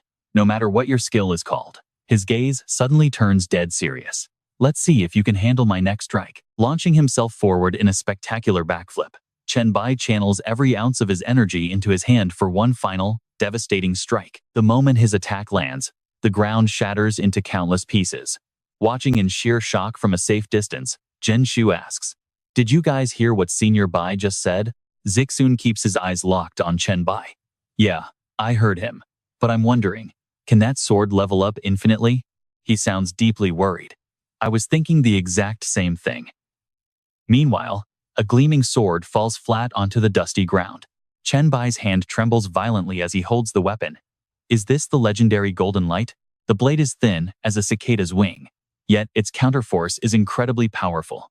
You might be wondering how tough this thing is. Chen Bai estimates its power is close to 200, trading stamina to boost speed and strength. Other swords had total stats of 300. But this one shifted all its constitution into raw power and speed. Chen Bai exerts all his strength to bend the blade. So, what's your durability stat now? A split second later, the sword shatters into pieces. The system alerts him that he has defeated the 100-tempered gold spirit sword, granting him 25,000 experience points based on combat contribution. Watching the sword turn to dust, he rates the experience a measly 10 out of 10. Thankfully, he didn't pick the gold spirit sword. He hates taking constant beatings just to bet everything on one final strike. Besides, that enemy went down way too easily. Right then, Meng Meng and the others rush over to report that the woodcutter has appeared. Once again, his familiar voice echoes through the air. Shushan is hard to climb. The 5 elements are tough to pass. Passing right next to Chen Bai, the old man speaks. The 5 elements block the mountain. This endless path is treacherous. Turn back, traveler. If your resolve wavers, the road ahead will never open. The group watches him leave in silence. Better to turn back than seek immortality. Better to turn back than seek the heavens. Still completely bewildered, Meng Meng turns to him. Master, what do his words even mean? Chen Bai ponders for a moment before realizing something is terribly wrong. He quickly starts delegating. Zixun, we have an incredibly long road ahead. From now on, you're taking the lead. Zhenshu immediately catches on. Look closely at Zhenshu's deduction here. This dungeon belongs to you, meaning you are the only one who needs a steadfast seeker's mind. Impressed by the sharp analysis, Chen Bai can't help but praise him. Your perception is outstanding, fellow Taoist. So, what do you think the woodcutter meant by descending the mountain? Zhenshu scratches his head in embarrassment. Well, I can't say for sure. Chen Bai frowns, his face growing incredibly serious. I feel like it's a trap, meant to weed out those trying to take shortcuts. After walking such a long distance, the real path must actually lie beneath us. He elaborates further. When that old woodcutter passed us, I felt a shiver down my spine. He would probably slaughter anyone attempting to abandon the climb and head back down. Hearing this, Zixun panics even more. Oh no, why didn't I notice any of that? Am I really not worthy of clearing this stage? Chen Bai quietly reassures him. As long as your resolve is firm, you'll be fine. Just stay focused. I definitely don't want to be stuck on this endless road forever. Give me some credit. Zixun replies, brimming with confidence. Of course, I have a seeker's heart, and it's absolutely unwavering. Time flies by, and 4 hours later, the system notifies them that they have successfully cleared the Shushan Mountain Path secret dungeon. Powerful pillars of energy surge straight into the heavens as everyone receives their hard-earned rewards. Meanwhile, a system notification pops up. All clearing members have received a special item, the Shushan token. A massive treasure chest materializes before them. With all the rewards distributed, they are free to leave the dungeon at any time. This special instance is now permanently closed. but it will convert into a standard dungeon for other evolvers to challenge in the future. In Chen Bai's hand sits the Shushan token, an incredibly rare special item. Holding it grants the unique title of Shushan Disciple, allowing players to access a special Shushan map restricted to levels 10 to 89. The token is soulbound and cannot be traded, gifted, or loaned out. Chen Bai is secretly taken aback by this restriction. Levels 10 to 89? That is an insane level bracket. Shushan must be incredibly powerful. Stealing his resolve, Chen Bai plans his next moves. His most urgent task now is to secure his second S class scroll. And that's where we leave it. If Chen Bai fails to complete this quest for Li, he'll be permanently stuck at level 10. Alright, you and I are heading to Mount Shu next. But first, Zishun extends a polite invitation. Big Bai, the rewards are approved, so pick first. He politely says thanks, while the other adds that Bai is first, and Meng is second. Zhen Shu remains incredibly humble, telling them not to save anything since just getting this token is already a massive win for him. Meanwhile, back at the villa, Chen Bai is just chilling lazily on his bed. Yan Shui is thrilled to see him wake up, welcoming her brother. But Yan Qi's attitude is the complete opposite. Sleeping in broad daylight? She mocks him for being weak. Feeling deeply insulted, Chen Bai immediately fires back to defend his pride. Me? Weak? Even if you use all your spiritual power, you can't even touch physical matter. So how could you ever beat me? Yet, she faces his challenge with zero fear. You're just bragging. Want to bet? I bet I can completely knock you down in less than 3 seconds. Chen Bai changes the subject, telling them that he actually found a perfect skill book for her back in the secret realm. He teasingly sets a condition for Yan Qi, saying if she can knock him down, the skill book is all theirs. A short while later, Yan Qi is completely wiped out on the floor, crying that her spirit is about to fade away. Yan Shui is not doing any better, gasping that she is done for too, while Chen Bai sits there looking incredibly smug. See the massive gap between us? I didn't even fight back. Now pay attention, because Yan Qi asks him something very personal. Say, do you actually like any girls? Is that why you have to go so incredibly easy when touching other people? Suddenly, the highly anticipated skill book appears in his hand. He explains that his high stats let him control his strength perfectly, and since they worked so hard, he is rewarding them with this. With those words, Chen Bai tosses the book over to them, but the book passes straight through Yan Qi's ghostly hands, hitting the floor. Chen Bai freezes, completely speechless at the sight. A bit disappointed, she suggests they learn it after recovering, since the skill book is not going to run away anyway. He doesn't press the matter, telling them to learn whenever they want because he has some serious business of his own to handle. Yan Shui approaches him, asking if he is leaving already, reminding him that he promised to take them to Jiangcheng. Chen Bai summons an item while replying that this is highly important, promising to take them both as soon as he returns. She smiles brightly and promises to wait.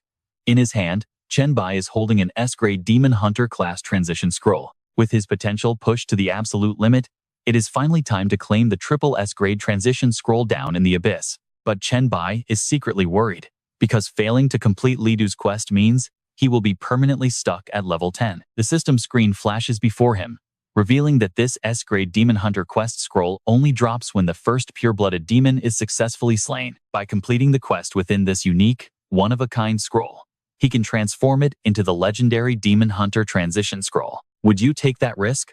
Chen Bai falls deep into hesitation. Honestly, when he first got this scroll, he never planned on chasing that supreme transition scroll, since it is a trial that even gods cannot survive. But with absolutely zero other clues pointing to the triple S-grade scroll, Chen Bai makes up his mind that he has to go and try. Before long, he arrives at the first floor of the abyss. The lurking demons immediately go wild when they spot him, shouting that a delicious human has arrived and they must devour him. Yet, there is not a single trace of fear on Chen Bai's face. In his past life, he practically lived down here after becoming a demon hunter, so arriving here actually feels like coming home. Then, the system alerts him. His current quest progress displays 3 out of 100. He studies the system screen closely, which requires him to slay 100 imps and 100 fallen demons on this first floor to complete it. Leaving the abyss, he realizes that finishing the quest kicks him out immediately, meaning he will have to hold back and hide his true power. Chen Bai carefully surveys the area, since entering the abyss was just a shortcut to reach his real target, the trial at the abyss. Well, a whole day passes. He leaps high into the air, knowing he absolutely cannot afford to finish this quest just yet. These mobs are so annoying. The imps and fallen demons here are endless, and they stupidly chase him without ever stopping. Chen Bai frowns in frustration. Even if he loses one horde, another group immediately swarms him the moment he slows down. He suddenly stops dead in his tracks as he looks ahead. The abyss well is erupting. This is the absolute worst-case scenario for Chen Bai. Talk about terrible luck. While the eruption won't stop the trial itself, it floods the abyss with raw energy, giving every single demon creature down here a massive power boost. This event triggers massive trouble, spawning millions of demon blood eggs that will hatch into hordes of monsters. There is absolutely no time left to think, so we leave him here, running with everything he's got to escape. All right, you and I are diving into a world where tens of thousands of enemies are raining down, leaving no room to stop. Rocks shower the path, and failing this breakthrough means getting kicked straight out of the abyss. Suddenly, out of nowhere, a massive sword comes flying directly at Chen Bai. He dodges it with lightning reflexes, letting the blade slam deep into the solid ground.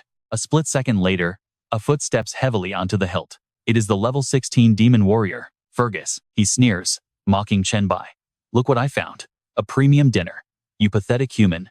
You better get down on your knees and thank me. Your only purpose is to fill the stomach of the great Lord Fergus. But Chen Bai does not back down for a single second. A pure-blood demon warrior on the very first floor of the abyss? Quite rare. Did you crawl up from the deeper levels? Fergus does not deny it. Exactly. For a coward who only knows how to run, you sure seem to know a lot about us.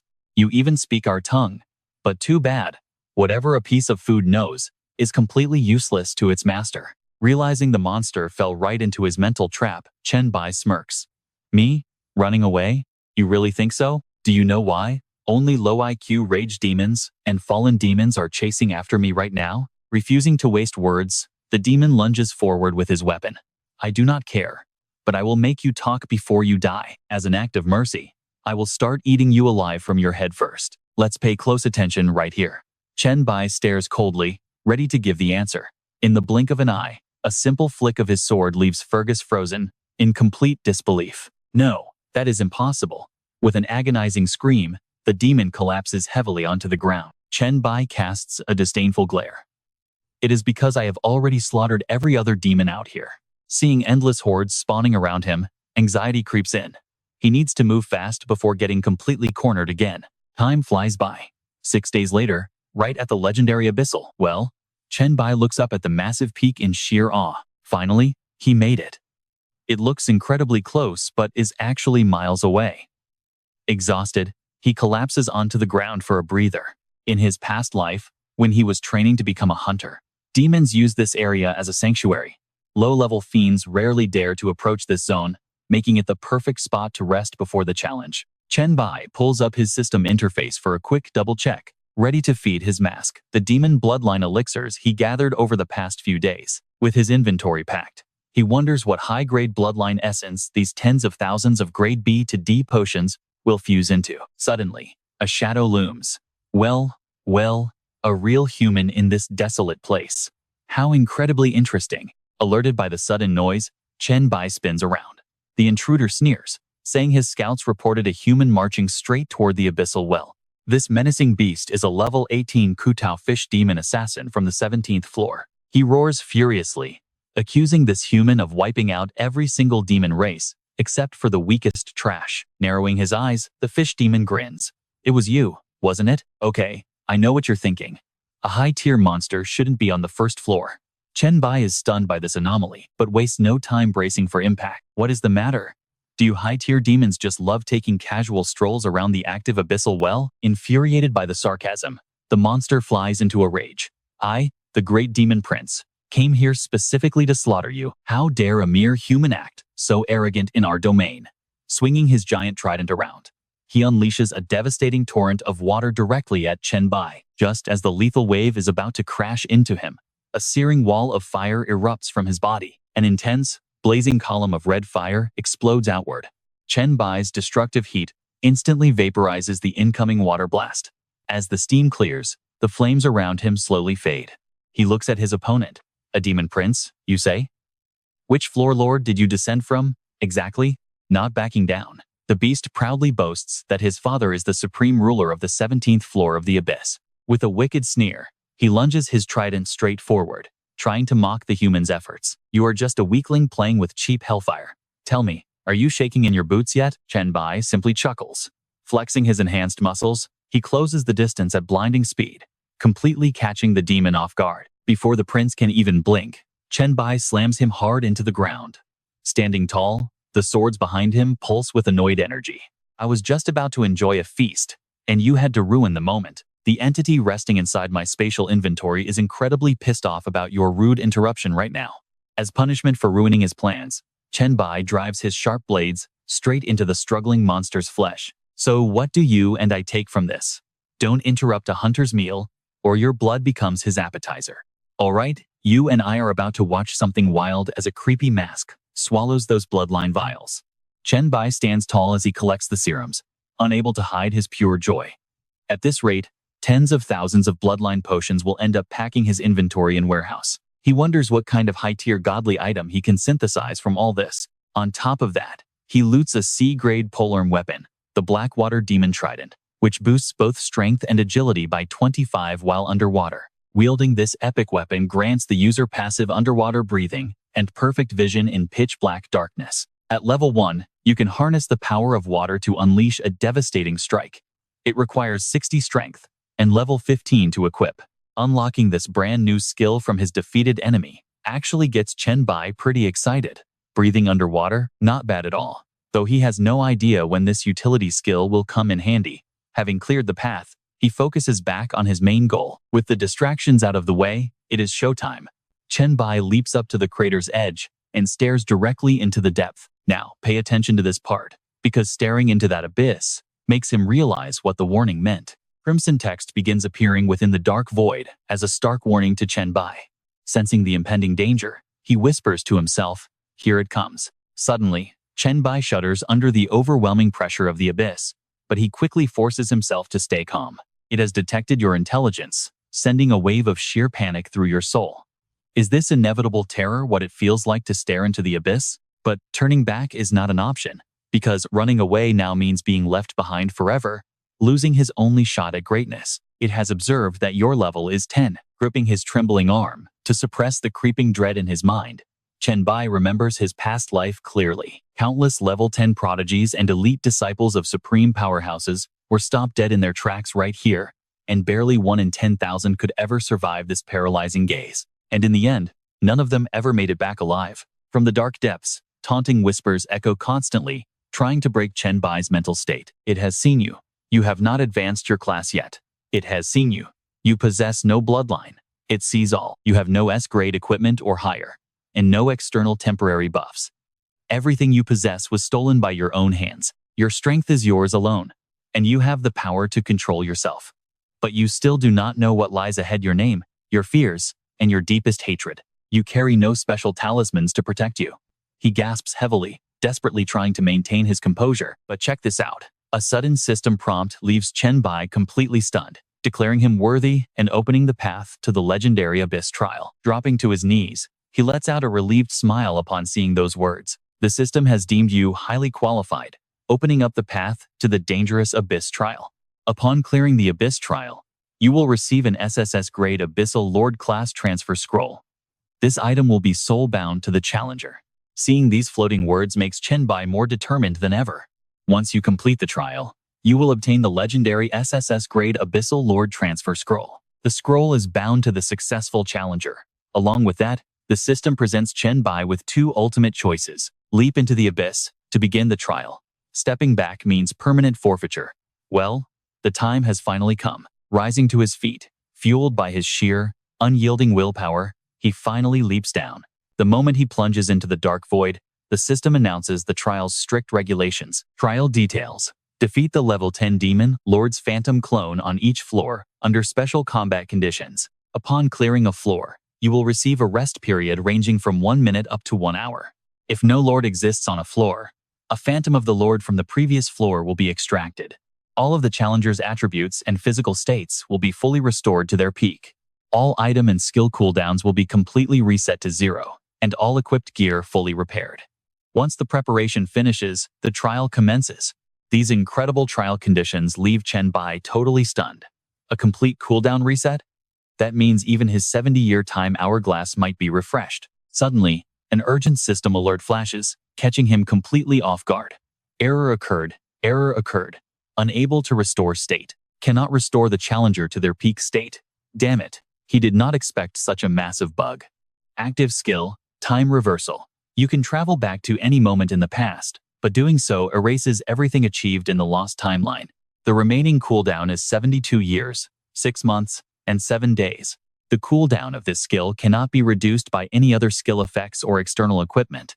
As the ominous warning flashes, a physical hourglass suddenly manifests right around Chen Bai's neck, instantly skyrocketing his anxiety as the glowing temporal hourglass automatically materializes on its own. How do we survive now that the abyss can't even reset his ultimate skill?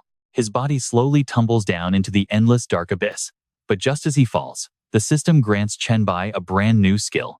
Alright, let's dive into a world where you can rewind time to any moment you want. But there's a catch. Everything you achieved in the erased timeline is completely wiped out, and your skills are limited. Plus, you can't rewind to a point before entering the abyssal pool. Thankfully, our challenger's skill cooldowns are fully restored. Just as the trial officially kicks off, he lands safely on the ground. Chen Bai hides the hourglass necklace around his neck, finally feeling a bit of relief as he gets ready. What a relief, it looks like everything is going smoothly. Even better, the cooldown on his time hourglass is completely gone, meaning clearing this abyssal trial will be a total breeze. Waiting for Chen Bai at the first floor of the abyss is a low-level lord, a demon warrior. This standard demon warrior has no special conditions or trick rules applied to this floor. Staring down the beast in front of him, Chen Bai smirked. A low-level demon? Seriously? It doesn't pose any threat at all. With a single strike, he slices the demon in half, clearing the first floor. System notification, please select your recovery time. Riding his wave of victory, Chen Bai easily defeats the next target. Second floor cleared. Please select your recovery time. No matter what tier these demons are, they all fall instantly. Floor 5 cleared.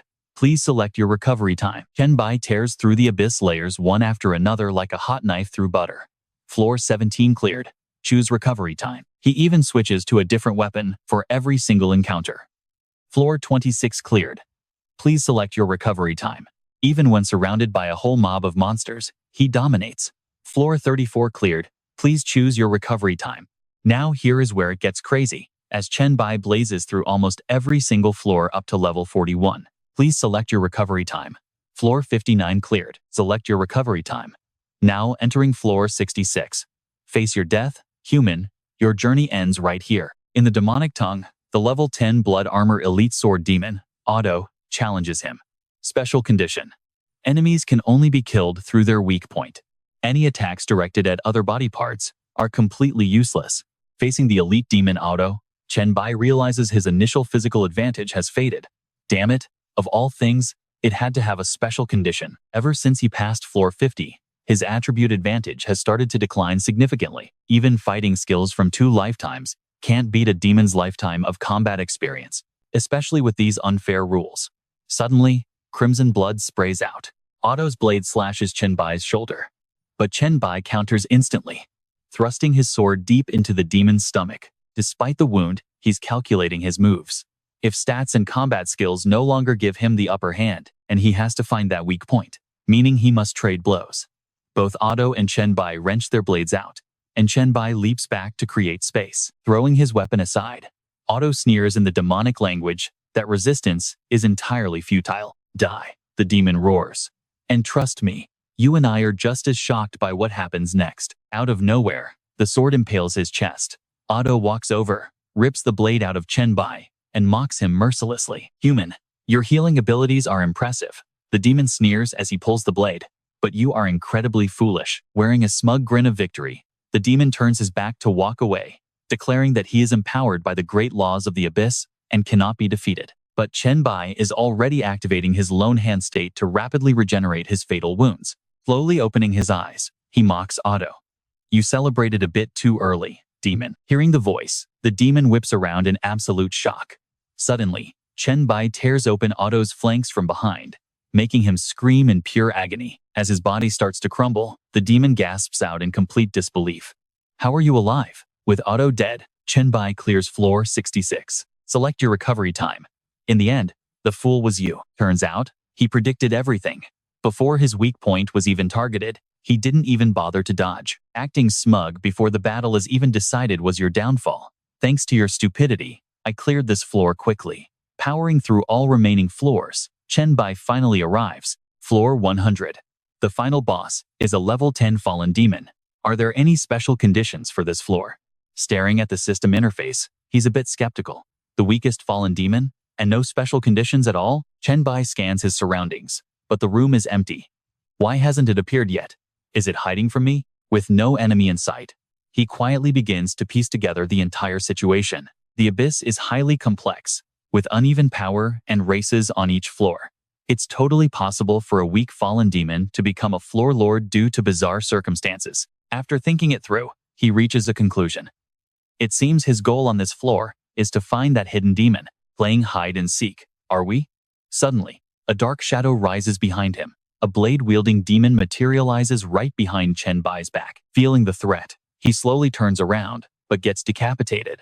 You and I definitely did not see that ending coming. Stick with me here. As that mysterious clock around Chen Bai's neck slowly fades, he's left gasping and deeply confused. On the very first floor of the abyss, he had already been instantly killed twice. Even using his poison hand state during that first decapitation didn't save him from instant death.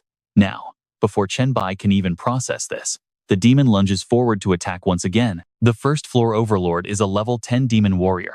He sneers, shouting for the filthy human to accept his pathetic death. The demon roars, but using his lightning-fast reflexes, Chen Bai quickly turns the tide and strikes directly at the beast's neck. If he hadn't used his final shred of consciousness to trigger time regression, he would be dead for real. Looking down at the defeated demon, Chen Bai immediately demands answers about the mysterious fallen demon waiting on floor 100. He demands to know if the beast knows the 100th floor lord, but the stubborn monster refuses to cooperate, spitting that he would never reveal anything to a human. The demon growls. Looking at the dying beast, Chen Bai understands. First floor cleared. Please select your recovery time. These demons know they are just mirror reflections, meaning they have absolutely no fear of death, but they still fear pain. Deciding to try a different interrogation tactic to extract information, he quickly finishes off his target on this floor. Watching it burn, he analyzes. Floor 72, the Burning Plains. The fallen demon is known as the lowest demon class with terrible base stats, making them even weaker than basic human gear, so becoming the lord of floor 72 must have been pure luck. Before taking his final breath, the defeated demon wildly screams that this arrogant human will pay the ultimate price and eventually die at the hands of the fallen demon. Chen Bai looks down at the struggling demon and scoffs, asking if a lowly fallen demon could truly rule the deeper levels of the abyss. The dying demon manages to reveal one last crucial detail. Lord Rupert on floor 100 is a legendary shadow sword demon who forged his body from a fallen demon. That legendary lord's shadow blade once slaughtered an elite archdemon. Before the beast can finish boasting, Chen Bai crushes its head under his boot, ignoring its final curse that he will definitely die. That dying beast actually provided some pretty useful information. Chen Bai mutters a quick thanks. Floor 72 cleared. Please select your recovery time now. Soon, he descends to the 100th floor of the abyss, piecing together all the clues he gathered to form a strategy. The Shadow Sword Demon is a legendary S-rank class that only a third advancement Dark Assassin can ever hope to unlock. Along with a deadly one-hit kill ability, they can manipulate shadows to launch incredibly unpredictable and devastating sword strikes. Placing his hand over his beating heart, Chen Bai realizes he has absolutely no advantage against a Shadow Sword Demon, but against a fallen demon, his stats are definitely superior. Now, pay attention here. He leaps high into the air, mapping out a plan to guard his own shadow from sudden attacks. He must avoid any light sources, constantly moving while spreading his lethal virus. If the enemy relentlessly pursues him while waiting for a single opening, the toxic virus Chen Bai has scattered all along his path will definitely infect and slowly take him down. Finally, he escapes the pitch-black abyss and makes it back to the surface, though his mind is still actively calculating his very next move. Staying on guard constantly for this long has completely drained his stamina. He must activate his venom state to recover his energy, or keeping this sharp focus will be impossible. Standing up to survey his dark surroundings, an unknown force suddenly halts him in his tracks. This blinding light is overwhelming. Could this be his opponent's opening trap? While Chen Bai is momentarily distracted, A terrifying demon slowly begins to emerge from a rift in the sky. But wait, as the deadly creature lunges forward to strike, his insane speed allows him to effortlessly dodge the blow. Chen Bai counters, driving 3 swords toward the beast. Just then, Rupert makes his entrance, calmly commanding the human to put away those razor-sharp blades. You have won, human. The 100th floor boss is a level 10 fallen demon swordsman. Coughing violently, he openly admits the truth. The trial's strict limits prevented me from using my full power. And your lethal virus has already infected my entire body. That was my absolute final strike. But let's be real, Chen Bai doesn't let his guard down for a second, coldly questioning him. As Rupert's body begins to dissolve, he genuinely acknowledges Chen Bai's talent, praising him as a remarkably cautious human. If you survive this trial, you are welcome to face me again on the real 100th floor of the abyss. Fading away, he admits that, while Chen Bai's current power isn't quite enough, he truly looks forward to seeing him succeed. 100th floor cleared, please select your recovery time. Watching him dissolve into dust, Chen Bai calmly gives his reply. I will succeed, Rupert. Chen Bai promises that the next time they meet, he will fully experience his legendary swordplay. In the blink of an eye, Chen Bai stands inside a grand, majestic palace on the 200th floor of the abyss. Greeting the ruler of the majestic palace, the fallen angel Lord Eom of the 200th floor, Chen Bai wastes no time and gets straight to the point. Summoning me here. Is it time to begin? Trust me, you'll want to see what comes next. All right, you and I are about to reach floor 200, guarded by the 6-winged, fallen angel Lord, Elmia. No special trial rules here. Elmia casually lounges on her throne, denying him. No way. Cleaning up this ruined palace is way too much trouble. She smiles confidently, looking down at Chen Bai, and whispers, I actually want to let you pass, but I am just too curious. Elmia extends her slender finger, gesturing for Chen Bai to come over and sit with her. Soon, a bottle of wine and 2 glasses appear on the table. Chen Bai doesn't hesitate to step forward, asking, curious about what, Lady Elmia? She looks intrigued, but her voice carries a mocking edge. With your level of power, how on earth did you climb all the way to floor 200? Even if you got lucky against that annoying Jubert, all you did was train hard and rely on cheap sneak attacks. She desperately wants an answer from Chen Bai. So, what did you do after that? After all, the opponents you face higher up are far more dangerous than him. Leaning back, he gives a vague reply. My ultimate trump card is something I cannot reveal to you, Lady Elmia. Elmia leans on the table, offering Chen Bai a deal. I have no interest in your deepest secrets, but I am just extremely bored lying around today. So, have a drink with me, and tell me how you cleared those floors. Then, I will let you go. What do you say? Chen Bai calmly pours the wine, ready to talk. What is it you wish to know, Lady Elmia? She looks at him with a deep, intriguing gaze and says, I want to know. She leans back, expressing her disgust. Like that repulsive creature on floor 105, that slimy monster. It seems Elmia is quite a gossip, eager to dig up dirt on her own demon kind. Pay attention here, because on floor 105, he faced Cerubus, a level 10 heap of flesh. Chen Bai describes this swamp nightmare in vivid detail. That thing was like a massive pile of minced meat covering the ground. One touch, and you would be swallowed instantly. Its devouring speed was far faster than mine. The moment I made contact, it had already eaten half of my body. Elmia genuinely wants to know how he survived that monster. So, how did you manage to win? She uses her telekinesis to clink her empty glass against his. Chen Bai answers her directly. Since he loved eating so much, I simply let him feast on me. After all, I am not exactly easy for anyone to digest.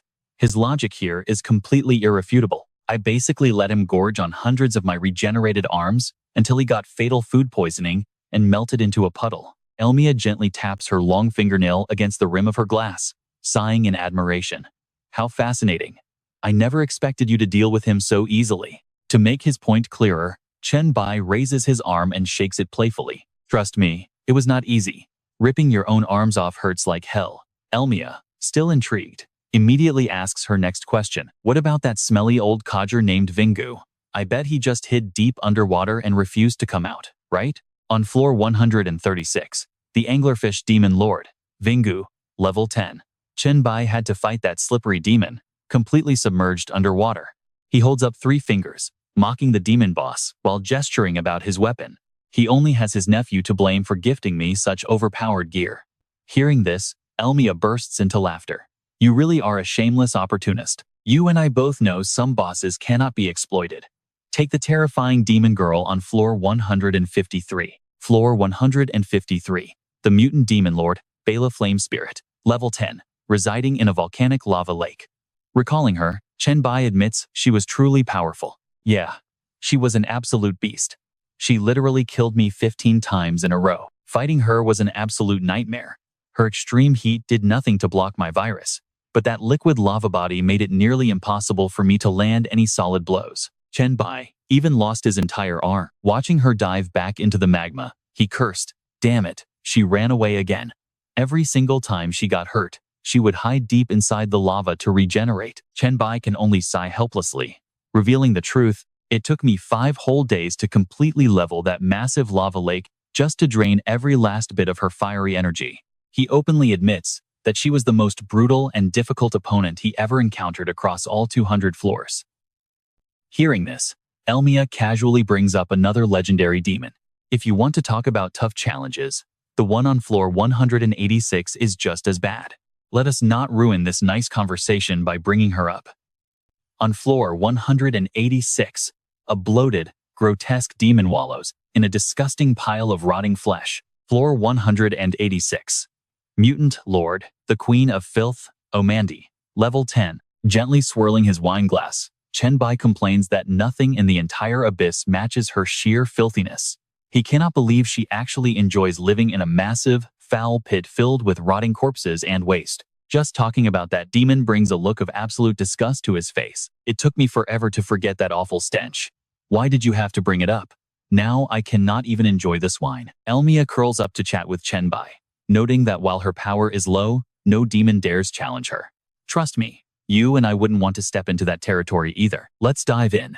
She stared intently at the wine glass in her hand, glaring at him. Before I even mentioned her, you hadn't taken a single sip of that wine, had you? With everything out in the open, Chen Bai didn't bother hiding his caution anymore, directly exposing Elmia's trap. To be honest, I wouldn't dare touch a drink crafted from the spiritual energy of the fallen angel lord. Drinking it is instant death. Having already died here once in his previous attempt, he was extremely vigilant and refused to fall for her mind games. I already died once from drinking that wine, so obviously I won't fall for it again. Elmia wasn't even surprised when Chen Bai called her out. Oh? So you figured out my little trap already? If you had taken a single sip, I could have torn you to shreds with a mere thought. What a shame I can't just lounge here and kill you easily. Pay attention here. Chen Bai stood up to confront her. Are they about to clash? But Elmia just lounged lazily on her couch, replying, no need. I'm far too lazy to move. Seeing her like that, Chen Bai sighed in absolute helplessness. This lady was truly lazy beyond belief. Now that the entertainment was over, Elmia kicked him out. Now get out. I need to sleep. Maintaining these illusions drains a ton of energy. But before letting him leave, she threw out one final warning. After all, there are still many top-tier powerhouses waiting ahead, and 6 of them even bear the title of gods. Why should I bother lifting a finger myself? The system notification finally flashed before him, confirming level 200 was cleared, and asking him to choose his recovery time. At this point, Chen Bai recalled Elmia's words, deeply puzzled. Were these 6 god-titled powerhouses actual true gods? He selected a 1-hour rest period. His mind was filled with cautious calculations. Against ordinary abyss lords, he could easily rely on his hourglass to rewind time and challenge them an infinite number of times. But those 6 gods were a different story.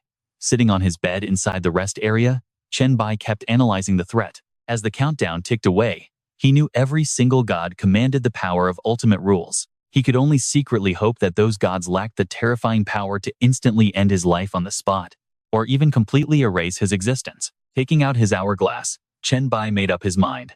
As long as he could utilize its time rewind function, even if his opponent was a literal god, he would surely find a way to kill them. Now, let's jump ahead.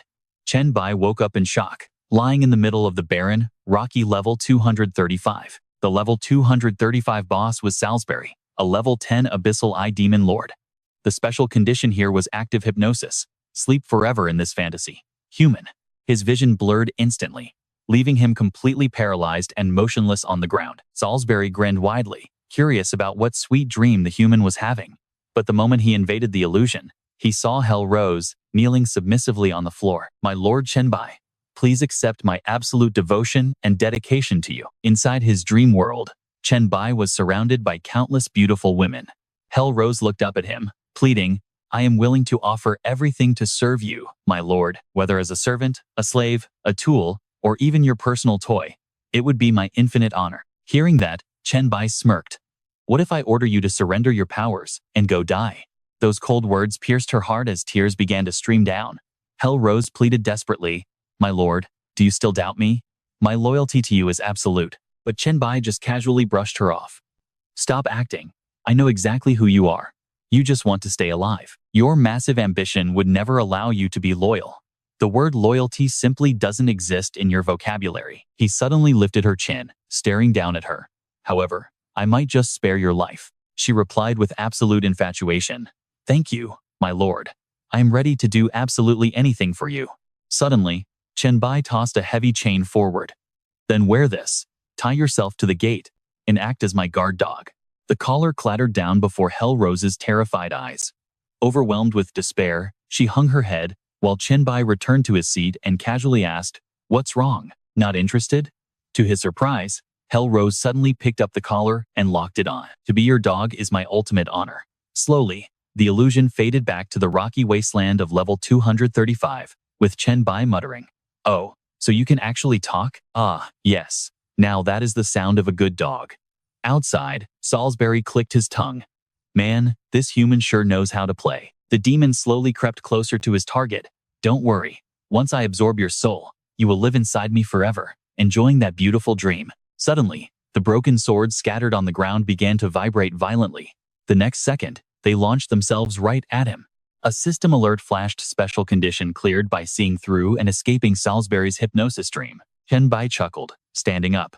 As sweet as that dream was, it's not reality. Spending eternity in a fantasy gets boring real fast. This left Salisbury completely shaken and panicked. How? When did you manage to see through my mind trick and escape without me even noticing?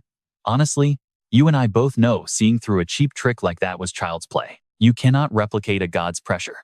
Maybe your real body could, but in this trial, your level is heavily restricted. Controlled by his mind, Chen Bai's weapon flies back to him, making his escape look incredibly easy. Salisbury narrows his eyes, realizing the sword spirits have independent minds and were never trapped in his illusion.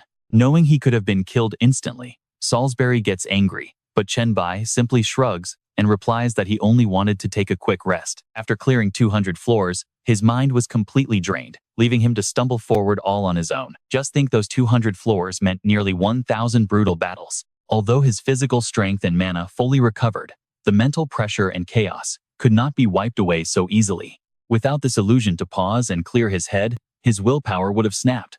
Back in reality, smirking, Chen Bai thinks to himself that the illusion luckily kept him grounded, preventing him from becoming a madman lost forever inside these endless layers of the deep abyss. Because of this, he actually thanks his foe, leaving Salisbury completely baffled by his words. So you used my ultimate illusion just to take a quick nap after clearing 200 floors? Are you insane, kid? Reassuring him that his fighting days are almost over, Salisbury tells him not to worry, making Chen Bai wonder if they are finally approaching the absolute final floors. Salisbury looks up, explaining there are less than 3 floors left, though the exact number of layers barely even matters now. Chen Bai quickly chimes in, pointing out that his opponent seems clueless about the lack of any actual lord levels. Instead, the very will of the abyss simply summons the former floor lords to fight against him. That fierce monster on floor 215 was actually the lord of floor 192, and he fought it barehanded 3 times. Salisbury quickly shakes his head in denial, explaining he is referring to the space completely collapsing into the void during intense battles. When truly powerful entities clash, they shatter multiple layers of space, a phenomenon that gets far worse the deeper you go. Stunned by this crazy news, Chen Bai wonders if it is true. Bowing to thank Salisbury, Chen Bai promises to pay him a friendly visit once he passes this test. Salisbury just laughs and vows to unleash his most powerful, inescapable illusion next. If you fail to break through this illusion, you will never leave this place. The system announces floor 235 is cleared, prompting him to select a recovery time. Cracking his knuckles, he confidently chooses just 1 second, knowing he is in peak condition. And trust me, you and I are about to see some crazy notifications pop up next. Floor 236 collapsed. moving to floor 237. That collapsed too, advancing to 238, and now straight into floor 239. Staring at the light beam, Chen Bai wonders if these collapsed floors can really be bypassed. Let us find out how many more he can skip. Flying forward, he mutters that skipping 44 floors is crazy. Just how many of them have turned to dust by now? Next time you look back, you can ask the fallen angel or Salisbury about it. In a flash, Chen Bai lands in a strange area.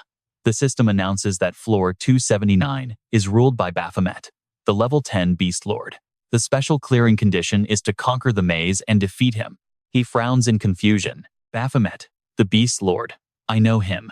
The Tauran god and deity of the barbarian class. He is one of the 6 true gods mentioned by the fallen angels. Blood stains splattered across the floor. The air is heavy inside this dark, mysterious labyrinth. While the first 200 floors were incredibly brutal, the real nightmare begins here. Rumors say this beast will instantly assault anyone entering the maze, so extreme caution is required. While Chen Bai remains focused on looking ahead, he has no idea that Baphomet has already materialized right behind him, glaring with a massive body and glowing blood-red eyes. Behind Chen Bai, that hairy, monstrous figure creeps closer. But our guy immediately senses the danger and whips around. Now watch closely. Baphomet strikes, but our hero reacts in a flash. Chen Bai immediately uses his power to deflect the beast's giant arm. Next, he morphs his arm into a sharp blade, slashing a fatal blow straight through the beast. Baphomet collapses to the ground before he can even fight back. With that handled, Chen Bai carefully checks the body. Is it dead? Suddenly, he flinches in shock. Something is wrong, its corpse is sinking into the ground. Chen Bai swings his arm and leaps forward to catch it, but it vanishes too quickly, and he misses.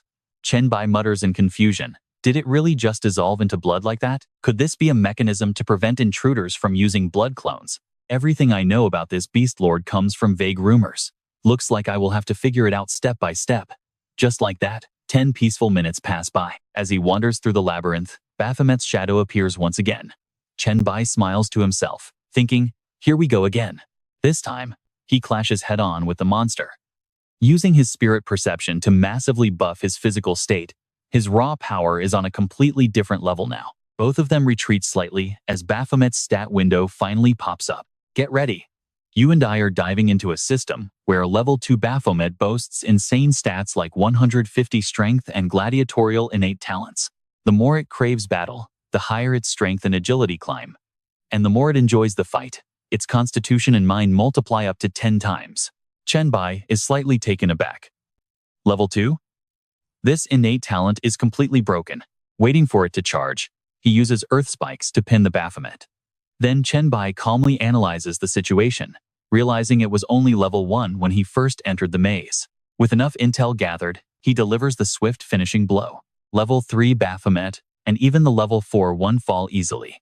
I get it now. The deeper you go into this maze, the higher the level of these monsters gets. Chen Bai smoothly takes down the level 5 Baphomet, boasting 450 strength, 375 agility, 550 constitution, and 450 mind. He is exhausted, realizing he might face 10 Baphomets, but this level 5 one already equals his own base stats. Even so, he stumbles forward, keeping his balance.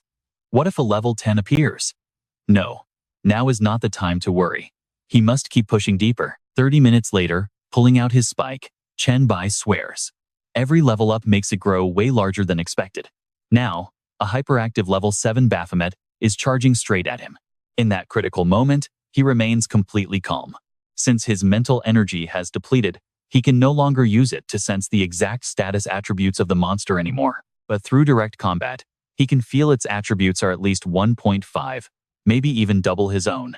Its devastating punch slams down, instantly cracking the solid walls. Countless brutal battles follow, ultimately forcing Chen Bai to his knees. Now, watch closely, because with such overwhelming stats, weakening it with his virus will take too long. What can he do? Lying flat on the floor, he reminds himself that he needs more information. He must find a way to defeat this Baphomet. Right back at the maze entrance, he struggles to his feet to try again. He has a plan. What actually happens if he leaves the low-level Baphomet completely alive this time?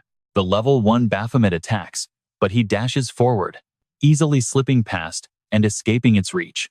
Chen Bai carefully monitors the pathway ahead, right where the level 2 Baphomet should spawn. He runs past the spawn point and looks around. Nothing is appearing. Without hesitating, Chen Bai dashes forward, entering the sector of the level 3 Baphomet. He has never reached this unexplored area before. His eyebrows furrow in deep thought. Could it be that bypassing the level 1 beast lets him breeze through? Why does he feel like it is not going to be that simple? But while he is distracted, a Baphomet suddenly lunges at him from behind. Taken completely by surprise, Chen Bai barely reacts before the brutal strike splatters blood everywhere. Gasping for air, he realizes that was incredibly close. He almost didn't even get a chance to use his resurrection. Its raw speed completely bypassed his reaction limits. Chen Bai stops to analyze this. That must have been a level 8 Baphomet or higher. But why did he encounter such a high-level beast so suddenly, especially since none of the lower-level versions spawned earlier? Then, the realization hits him. I see now. There is only one Baphomet in this entire maze, and it is definitely hunting him down. He slowly walks back toward the entrance. If he kills it at a lower level, it respawns deeper in the maze at a higher level. But if he doesn't kill it, well, the beast will just chase him forever. Chen Bai carefully calculates. When he first enters the maze, its level is low, meaning its base stats are quite weak, so he can easily outrun it at first, but it will level up as he ventures deeper into the maze. Realizing this, he smiles. Its attributes will keep rising, making it only a matter of time before it finally catches up to him. Stroking his chin, Chen Bai plans. This delay gives him time to weaken it using his virus, even though it gains huge stat boosts later. He quickly opens the system interface to see if his remaining virus points can upgrade any of his abilities to counter this threat. The skill details immediately pop up. Mindworm can convert his mental power into parasites to infect targets, causing their psychological stability to plummet drastically upon infection. Simultaneously, it triggers negative emotions, causing mental breakdowns, and even driving the target toward absolute self-destruction. A sly grin slowly spreads across his face. He hadn't noticed this skill before, unlocked right after obtaining telekinesis. With renewed confidence, Chen Bai finally marches forward once more. Negative emotions and mental instability will definitely crush the Baphomet's desire to fight, completely tanking its attributes. Prepare to die, Baphomet. Facing it again, Chen Bai is perfectly relaxed. Seriously, at level 1, this thing is just way too weak. Grabbing its horn, he drags it along. The clueless level 1 Baphomet simply lets him handle it without resisting. Chen Bai smirks. Just wait, you will level up soon. And trust me, you and I are about to see this plan explode. Alright, let's jump right into the action as he suddenly grit his teeth in shock. Instantly, the tables turned as he leveled up into a level 2 Baphomet with 45 strength and 36 agility, and 54 constitution, 45 spirit, and his innate talent battle god adrenaline has now tripled. But it doesn't stop there. As a sharp pain continues to rip through his mind, the mighty Baphomet shook violently, letting out a roar. Human, your lung infection status is currently active. Your base attributes continue to fall, causing fatigue, heavy breathing, coughing, and the mental parasite is fully disrupting your raw emotions. Chen Bai stood there watching, confirming his theory that leveling up does not restore the beast to full health or remove its negative status effects. That's because its leveling up is actually just a way of removing limitations. He simply crossed his arms. Ding Ning was absolutely certain of victory this time. An hour later, they relocated and arrived at the central maze arena. Next, Chen Bai tossed him aside, suspending Baphomet in the air as it leveled up. This would make it much easier for him to block the upcoming attacks, just as predicted.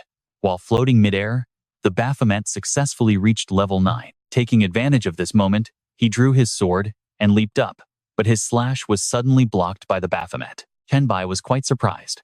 Blocked? It was clearly on the verge of death just seconds ago. It seems reaching level 10 grants a massive boost to all of its base attributes. Now, the level 10 Baphomet let out a wild roar. Strength 600, Agility 560, Constitution 640, Spirit 600. His innate talent, Battle God Adrenaline, is now fully active. Since he lacks an indestructible body, his attributes will not drop below his base stats, though lung infection, fatigue, and heavy breathing remain in effect. He landed warily. Watched closely, because those new stats had just completely blown past his own limits. However, Baphomet suddenly broke the silence, asking, "Human, why on earth do we even need to fight?" He calmly tried to negotiate, saying that battling is actually quite pointless and holds absolutely no meaning. Right next to him, The mental parasite skill effect appeared, causing severe emotional distress, deep depression, self-doubt, and overwhelming negativity. Chen Bai was secretly thrilled. Mental parasite? You did an amazing job. If you really think that way, then just let me pass this floor. Baphomet immediately collapsed onto the floor, saying he did not mind. Looking back, my entire life has been spent either fighting or preparing for it. I even destroyed 44 floors of the abyss, just to battle. He continued to sigh, saying he truly did not know why he loved fighting so much back then. Life is so meaningless, and living like this is just a waste of air. Chen Bai gently responded, Is that so? Thank you then, Baphomet. In that case, let me help you find your peace and free you from this. Replying in utter despair, he said there was no need to trouble him, as killing him here would be completely useless anyway. Chen Bai quickly followed up, asking why that was. Baphomet then explained that in this maze arena, players can revive infinitely with fully restored stats, and that applied to both of them. He casually shared his thoughts, saying he believed that making others admit defeat was the only true victory. Do you think I am a bit crazy? Chen Bai carefully responded, admitting that it did sound a little bit dangerous. You and I both know that if Baphomet revives fully healed with no debuffs, Chen Bai will get instantly crushed. Baphomet then flatly declared, Yes, I admit defeat. You may leave. I want to contemplate the meaning of life, and what else I can do besides fighting. Right after, a notification popped up. You have cleared floor 279. Please select a time to recover. He immediately woke up in the resting room. It was truly terrifying. His opponent's final attributes must have been at least 3,000. My average attributes are only a bit over 500. So it was incredibly lucky I had this mental parasite skill. Chen Bai seriously questioned the system. The first god has been dealt with, so what kind of god is next? It quickly responded. Note that on floor 350 of the abyss, this space is formed by thick pillars holding the continents together. Aside from the first floor, the largest landmass is the Eye of the Abyss. The eye on other floors is either a cone suspended in the sky or a volcanic crater on the ground. It is connected in the center by a pillar of purple light and surrounded by a dense, swirling black aura. The next place Chen Bai arrived at was the desolate wasteland of the abyss, floor 350. His entrance was incredibly relaxed. The mental parasite really is an exceptionally useful skill to have. From floor 279 until now, I have only regressed 3 times. I wonder what the floor lord of 350 is like. From afar, Chen Bai spotted a long, winding body. They were here. Their information popped up. Floor 350 Lord, Snake Demon, the World Devourer Unifit, level 10. This floor's special condition is to pass the trial of 9 heads, and failure means death. Suddenly, one of them spoke up excitedly. Found you? Human. Brothers, let me be the first to play with him. Chen Bai looked up with difficulty. The second god, the world-devouring legendary 9-headed serpent, possesses the power of devouring. I know so little about it. I will probably die a few times. Winnie the Ninth approached, deciding how to test him since he looked decent. Trust me, you won't want to miss what comes next. Are you the most handsome human? Let's see how our guy Chen Bai handles this. You look absolutely gorgeous yourself. With your smooth, elegant scales and those incredibly bright eyes. I love the flower on your head. You must be a beauty among snakes. Hearing this, her mood instantly brightens. Is that really true? You certainly have good taste. You've passed my test. Chen Bai carefully bowed, showing his deepest gratitude. Spotting his polite bow, her smile grows even wider. How incredibly respectful. Are all humans as gentlemanly as you? With that, Onifris number 9 nudged her sibling. Brother 8, wake up. It is your turn to test him. He instantly jolts awake, yawning sleepily. Oh, my turn already? Fine. Human, what is 1 plus 1? Chen Bai looks right at him and immediately answers 2. Onifris instantly declares, Congratulations.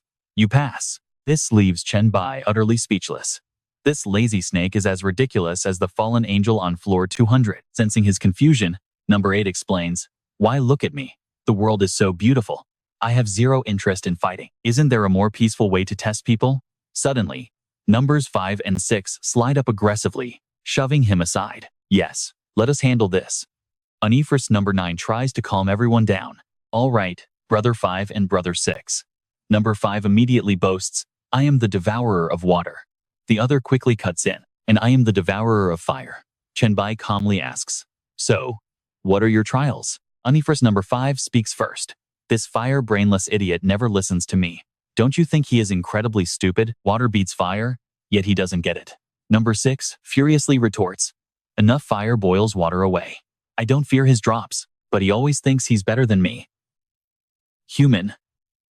Tell us who is right. Hearing this, Chen Bai's smile completely freezes. Now, pay attention, the system is about to drop a massive trap on him. Water Devourer's trial.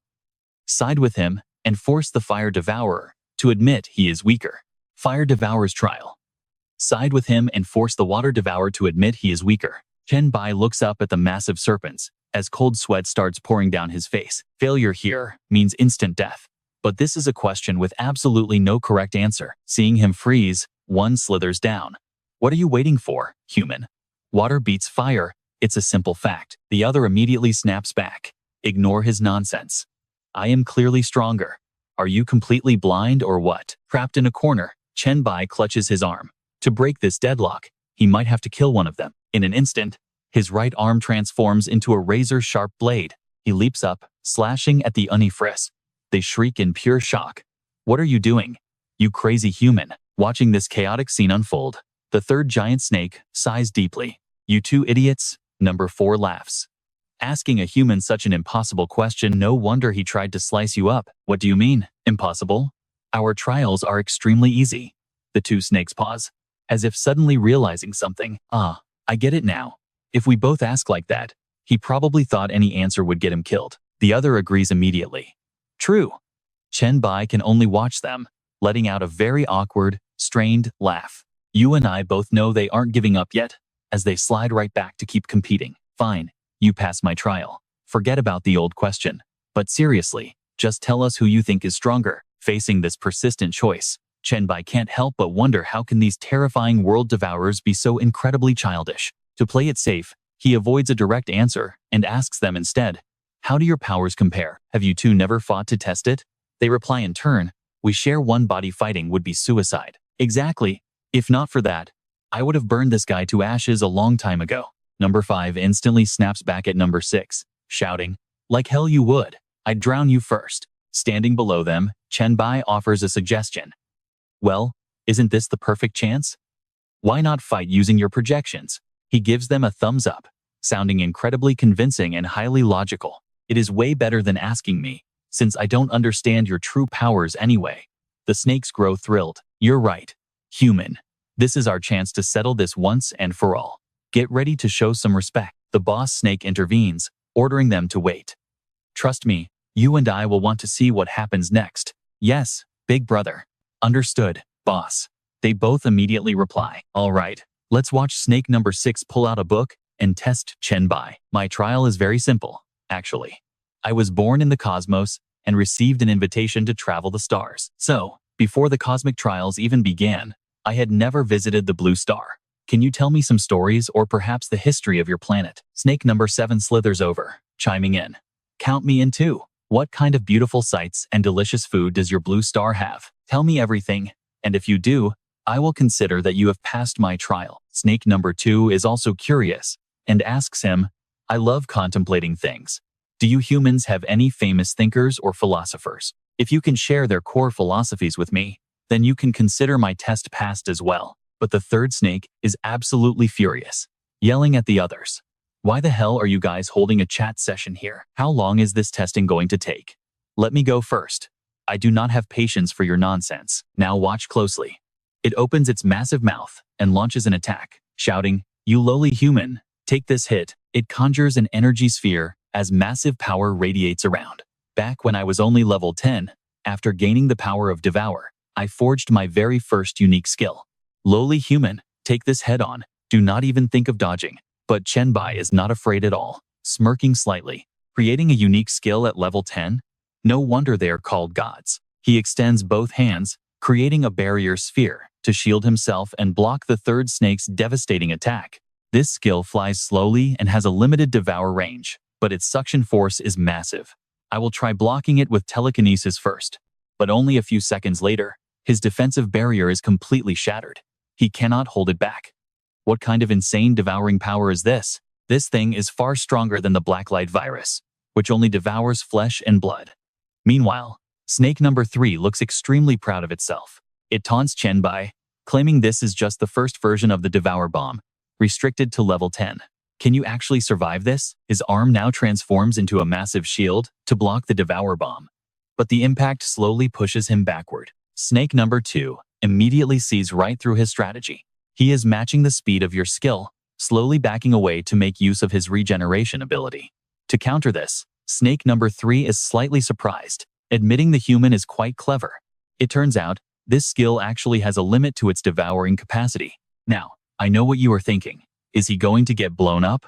Well, it opens its mouth again, channeling all its power. Once the devouring energy hits its limit, this skill explodes. Instantly, Chen Bai's shield tears apart. A massive explosion erupts, filling the entire area with thick, blinding dust. Snake number 3 says confidently, its damage is 3 times the absorbed energy. Seeing this, Snake number 9 gasps and asks curiously, Brother 3, did you just blow that human to pieces? Snake number 7 turns its head away, muttering, as a peace lover, witnessing such bloody, violent scenes is just too much for me. As the heavy smoke clears up a bit, Snake number 9 catches a faint glimpse of Chen Bai's silhouette. It cheers happily. Wonderful, that human is actually still alive. Right now, he is checking his status.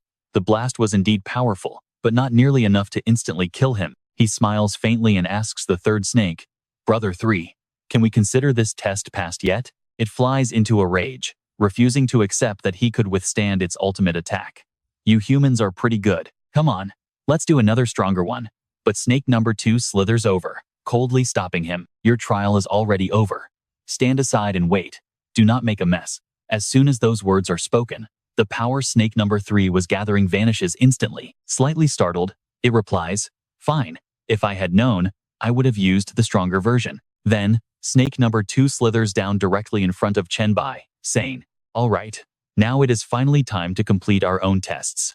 Tell us about the grand philosophies of humanity. Snake number 4 and number 7 also lean in, demanding, I want to hear your history, your delicious food, and beautiful scenery. Got it? He smiles and winks. This is simple. A moment later, after hearing Chen Bai's stories, the wifeless snakes happily discuss amongst themselves, human philosophy is quite interesting. You have officially passed my test. And is this truly the history of your world? You passed. Let him pass. Seeing this, Chen Bai does not want to waste more time, asking, So what is the final trial? The leader snake replies, I do not have any test for you yet. Number 5 and number 6 are currently fighting with everything they have to determine a winner. If you can survive until they decide the victor, then you pass my test. He readily accepts without any hesitation, thinking to himself, This floor is so massive, I can just keep my distance. He crosses his arms, looking up at them with a vigilant expression. So, what do you and I make of these 9 easy trials? Is this just laziness on their part? Or is there a dark, hidden plot waiting for Chen Bai? Down on Abyss Floor 350, 5th snake finally defeats 6th snake. It laughs out loud, mocking 6th snake. You and I can easily see the sheer arrogance in its eyes. I won, so are you finally convinced? 6th snake snaps back bitterly. We were just level 10 kids back then. It does not count, and I do not accept this. 5th snake just scoffs in response. Not high enough level, bad environment, bad mood, not fully awakened yet you will make up any excuse to deny my victory. Hearing them bicker endlessly, the short-tempered 3rd snake roars out, That is enough. Both of you behave yourself. His tone is filled with deep dissatisfaction. 2nd brother and 4th brother insisted on letting the human pass the trials. I am seriously annoyed right now, so do not make me lose my temper. Hearing his name, 4th snake quickly explains. 3rd brother, this is an investment in that human. It only brings us benefits with 0 drawbacks. He adds seriously, if he can overcome Baphomet's floor, he has a solid chance of conquering the Abyss trials and becoming the ultimate lord of the Abyss. 3rd snake immediately snaps back. Just think about it. An Abyss lord who owes us a massive favor and possesses devouring abilities. Do you realize how many benefits that could bring us? Hearing this, his anger finally cools down. Fine, you might have a point, but I still do not believe he can clear it. On floor 375, the wolf god somehow wields the deadly power of assassination. That sneaky creature can turn invisible at will with 0 cost. Glaring with malicious joy, it wonders how that kid could ever survive. Meanwhile, Chen Bai arrives at Abyss Floor 375. The system immediately delivers the level details to him. Floor 375, Wolf Overlord. The level 10 assassination specialist, Zenogre. No special conditions for this floor. He pauses, rubbing his chin as he reads the system prompt. Assassination? This is going to be incredibly troublesome. Scanning his surroundings, he moves forward as cautiously as possible. The type of opponent he is least equipped to handle is a stealthy assassin who can settle the entire match with a single, lethal strike. Even so, without him realizing it, his foot trips right into a hidden rope trap. It tightens around his ankle, dragging him forward. Panicking slightly, Chen Bai quickly transforms, morphing his arm into a razor-sharp blade. He slashes hard at the rope around his foot. It snaps instantly, but the sudden momentum throws him off balance, sending him falling backward. Before hitting the ground, he realizes the floor is lined with deadly spikes. Chen Bai channels his strength, vaults over the spikes, and glides backward to skid to a halt. Stick around, because this survival game is only getting wilder. All right, let's dive into the moment a massive net drops, right where he's standing. Chen Bai slices a clean opening to escape, but his struggles are far from over. Unluckily, those black spheres on the net are actually bombs, and he accidentally cuts right through them. Immediately, a massive, deafening explosion rocks the area. With blinding smoke and raging flames blocking his path, Chen Bai must back away and search for another exit. Pressing himself flat against the ground, he grits his teeth in anger.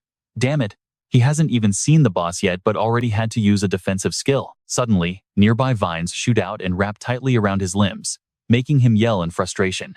Damn it, just how many traps are hidden in this place? To incinerate them all, Chen Bai activates his Hellfire Shroud. The grasping vines wither away in an instant, burning to ash and falling to the dusty ground. Chen Bai slowly steps forward, his body still glowing with the fierce remnants of hellfire. Is this guy really a legendary wolf god of assassins, or just a cheap master of traps? He frowns in disgust at such underhanded, cowardly tricks. Suddenly, a chilling voice whispers from directly behind him. Thanks for the compliment. Now, pay attention here. Chen Bai spins around in shock, but there is absolutely nobody in sight. To track down this voice, he immediately activates his thermal sensing and mental vision. A split second later, he spots a blurry shadow diving down from above, aiming a deadly strike straight at him. Die, human. Caught completely off guard, Chen Bai is instantly slashed down by the wolf god's razor-sharp claws. Looping back in time, Chen Bai stands once again before floor 375. He rubs his temples. This is tough. The boss has far superior stats, endless annoying traps, and a stealth skill so powerful that even thermal tracking cannot locate him. The system repeats its previous announcement. Floor 375, Wolf Lord Jin Wu Wu, the level 10 assassin god. No special conditions for this floor. He slowly steps inside while carefully mapping out his strategy ahead of time. Last time, those chain traps kept me from spreading my virus, so I must release it first. Chen Bai raises his hand, a confident smirk spreading across his face. As long as I infect Jin Wu Wu, I can use my viral vision to easily pinpoint his exact location. His arm is already transformed, and as for those annoying traps, he will use this to clear them. Chen Bai crouches and slams his hand down, shattering the ground and sending massive stone spikes, erupting to release his stored energy. Giant claws explode from the earth, completely destroying every single trap laid by the wolf god. With the path cleared, Chen Bai quickly makes his move. Let's look at the insane traps laid out. He grits his teeth in absolute shock-spiked pits, hanging loops, beast nets, quicksand, and phantom leaves are everywhere. This tiny tree perimeter has nearly 100 completely unique, deadly traps crammed together. Then, out of nowhere, Zin the snail demon flickers into existence, looming right behind him. I tolerated your poison, human, but this forest is my domain, and its layout is incredibly complex. With a sudden flash, the monster drives a fatal strike straight through his heart, forcing Chen Bai to loop back in time once again. Panic sets in. The fiend knew everything from the very start, lurking in the shadows right beside him. Tracking the beast's thermal signature, Chen Bai desperately searches for a way to break this deadly situation. On floor 375 of the abyss, he gets beaten flat. Loop 5 begins, and the hourglass on his neck glows intensely. Time rewinds again. The 8th run, a massive explosion blasts Chen Bai backward. As his hourglass triggers another reset, he gasps for air. This monster is not at boss level, but it is still 3 times stronger than him. Pay attention here. Chen Bai stumbles up, knowing that one careless step in this forest will lead to instant doom. He frowns deeply. His only path to victory is using his virus. But the moment the monster senses its stats dropping, it instantly executes him without hesitation. Stepping forward, Chen Bai realizes his mental worms won't break the beast's fighting spirit. Instead, they will only make the creature even more impatient and aggressive. Leaping onto the steep, sloping cliff, he quickly maneuvers along the wall. There is only one way to win. Mid-air, Chen Bai spins backward, relentlessly unleashing his lung infection virus and mental worms onto his enemy. First, he spreads the flu pathogen and the mental parasite worms. The second his feet touch the ground, he senses the snail demon's movement. It is here. Chen Bai slams his fist into the earth, triggering a series of traps to delay and exhaust the beast. Sharp spikes erupt from the ground, impaling its flesh. Looking back, he sees the snail demon caught in the trap and smirks. Success. Chen Bai dashes forward with massive strides, strategically placing more traps to map out the perfect escape route. If he can just drain its stats down to his level, he can win this. Gliding high in the air, the beast roars in absolute fury, asking how a mere human dares defy it. Xin, the snail demon, swoops down, driving a claw right through Chen Bai's chest. But as he dies, Chen Bai just chuckles, and his hourglass reverses time once more. A split second later, he is standing right back at the starting point. I know what you're thinking, endless loops, but by the 10th run, Chen Bai confidently smiles, knowing he is outrunning Xin with every reset. Loop 15. This time, Chen Bai successfully lands a devastating, powerful punch. The hourglass vibrates once more, triggering yet another temporal reset. Glancing back with a smug sneer, Chen Bai triggers Loop 23. Using the spikes as pillars, he webs up a massive, intersecting chain net directly in Snail Demon Xin's path. Demon. Heavy explosives detonate with a deafening blast as Chen Bai runs below. Breaking free from the net, the maddened beast roars that it will torture him to death. Sensing victory, Chen Bai smirks. The more impatient you get, the easier it is to bait you into your own deadly forest traps. Chen Bai spins around swiftly. He raises a shield. Xin arrives, completely dripping with pure bloodlust. Just like before, the beast snaps and charges blindly.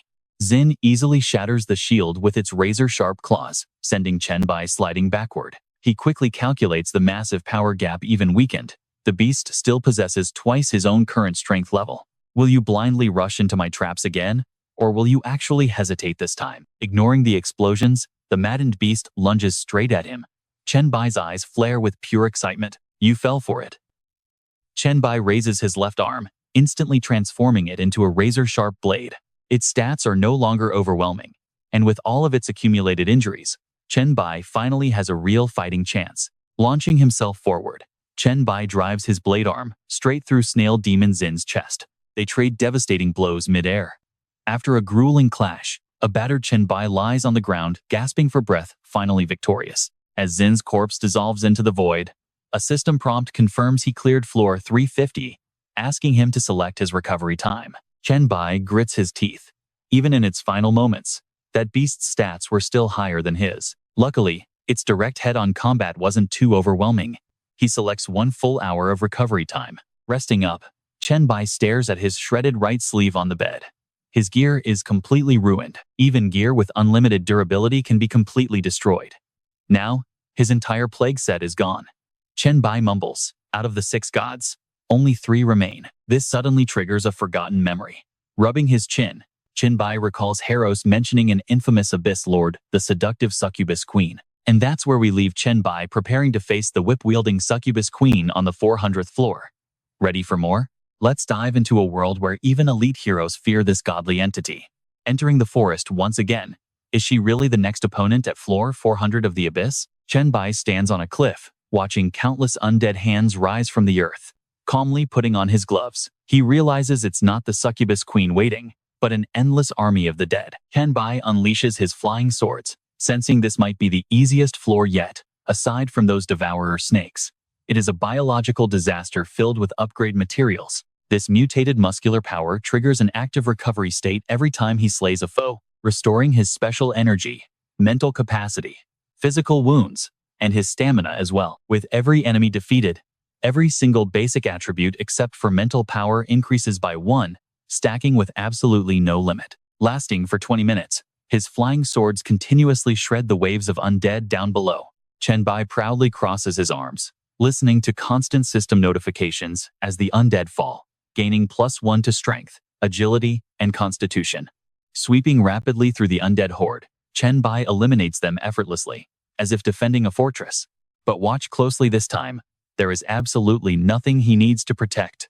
Glancing around, he realizes that with his newly acquired flying swords providing long-range offense, he can easily keep his attributes boosted way over 2,000. Suddenly, Chen Bai leaps high into the air and crashes down, slamming both fists into the ground to trigger a devastating shockwave strike. Simultaneously, Chen Bai deploys his telekinetic barrier just in time. But an enemy suddenly strikes, instantly shattering his mental shield. Sighing in relief, Chen Bai realizes he barely blocked it.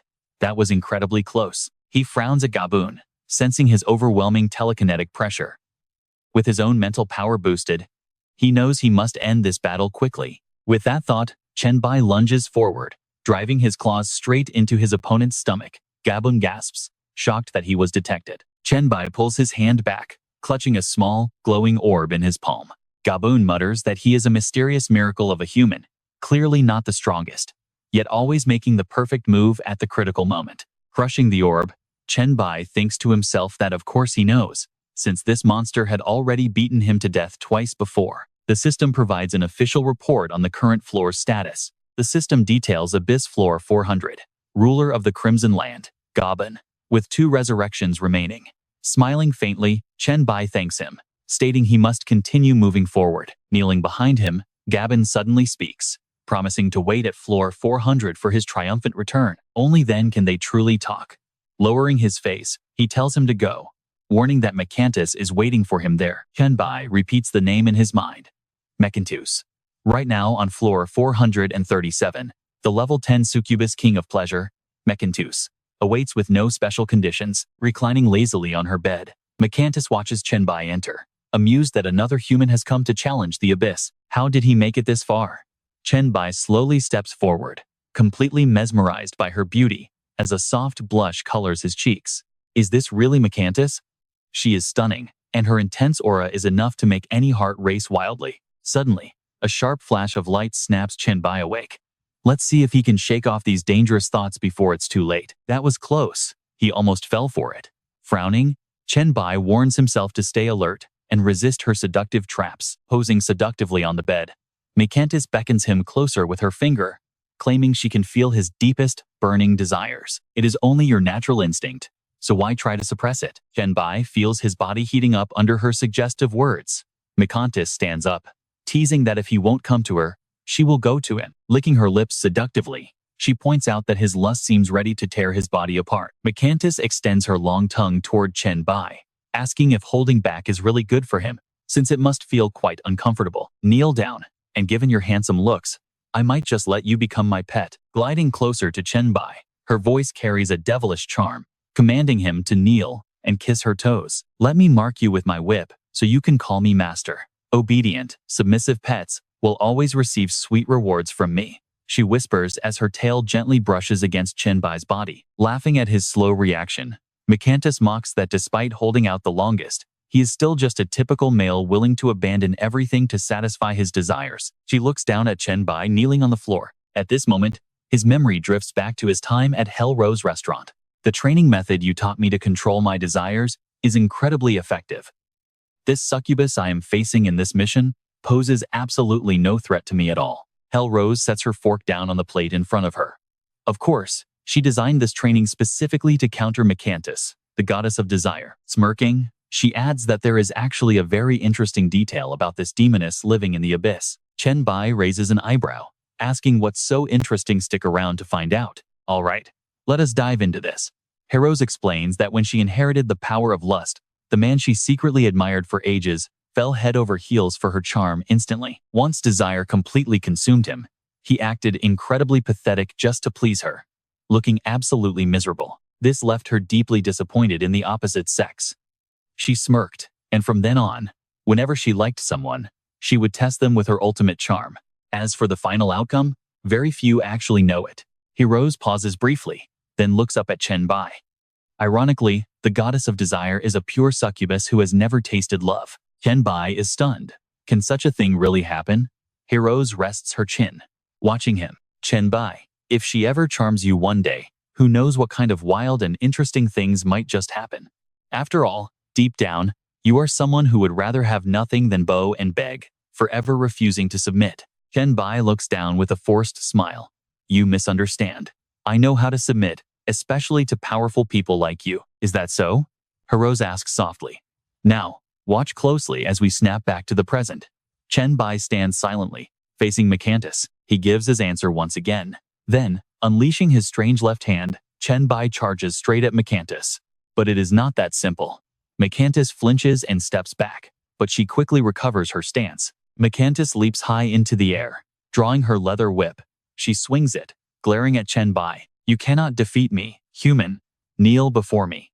That is the only way you will find pleasure at my feet. Instantly, her whip binds Chen Bai. He yells out, no way, it is victory or death. I will never crawl and beg you. Macantus lounges seductively on the bed, staring straight at him. Fine then, let us see how long you can hold out. I am so lonely. It would be wonderful to have a loyal dog to play with. The thorns on the whip dig deep into Chen Bai. He tenses up, trying to bear the pain. Damn this whip. His body trembles slightly. It is only wrapped around him, so why is he completely unable to move? Worse yet, the sharp pain from the thorns is turning into an intense itch. This is getting dangerous. Macantus licks the whip handle. The taste of this whip is not bad, is it? She glares at Chen Bai, holding her whip of binding love. It is enhanced by her power and has a supreme ability to control, especially those who want to release their deepest instincts. Chen Bai growls in response. If you want me to submit, this weak power is not nearly enough. This opener barely gets a passing grade. What trick are you playing next? Please, hit me harder. If you keep being this sloppy, I am going to rate this poorly. Macantus grips her whip tighter, stepping closer to him. Human, it seems your fiery spirit is not entirely gone yet. To still talk so big like this is truly amusing. She lifts his face to kiss him. I know what you are thinking. This is about to get much worse. Chen Bai suddenly feels inexplicably flustered. His eyes roll back, and his consciousness suddenly plummets deep into his own mind. Floating amidst a chaotic mess of thoughts, Chen Bai realizes Macantus is a literal goddess.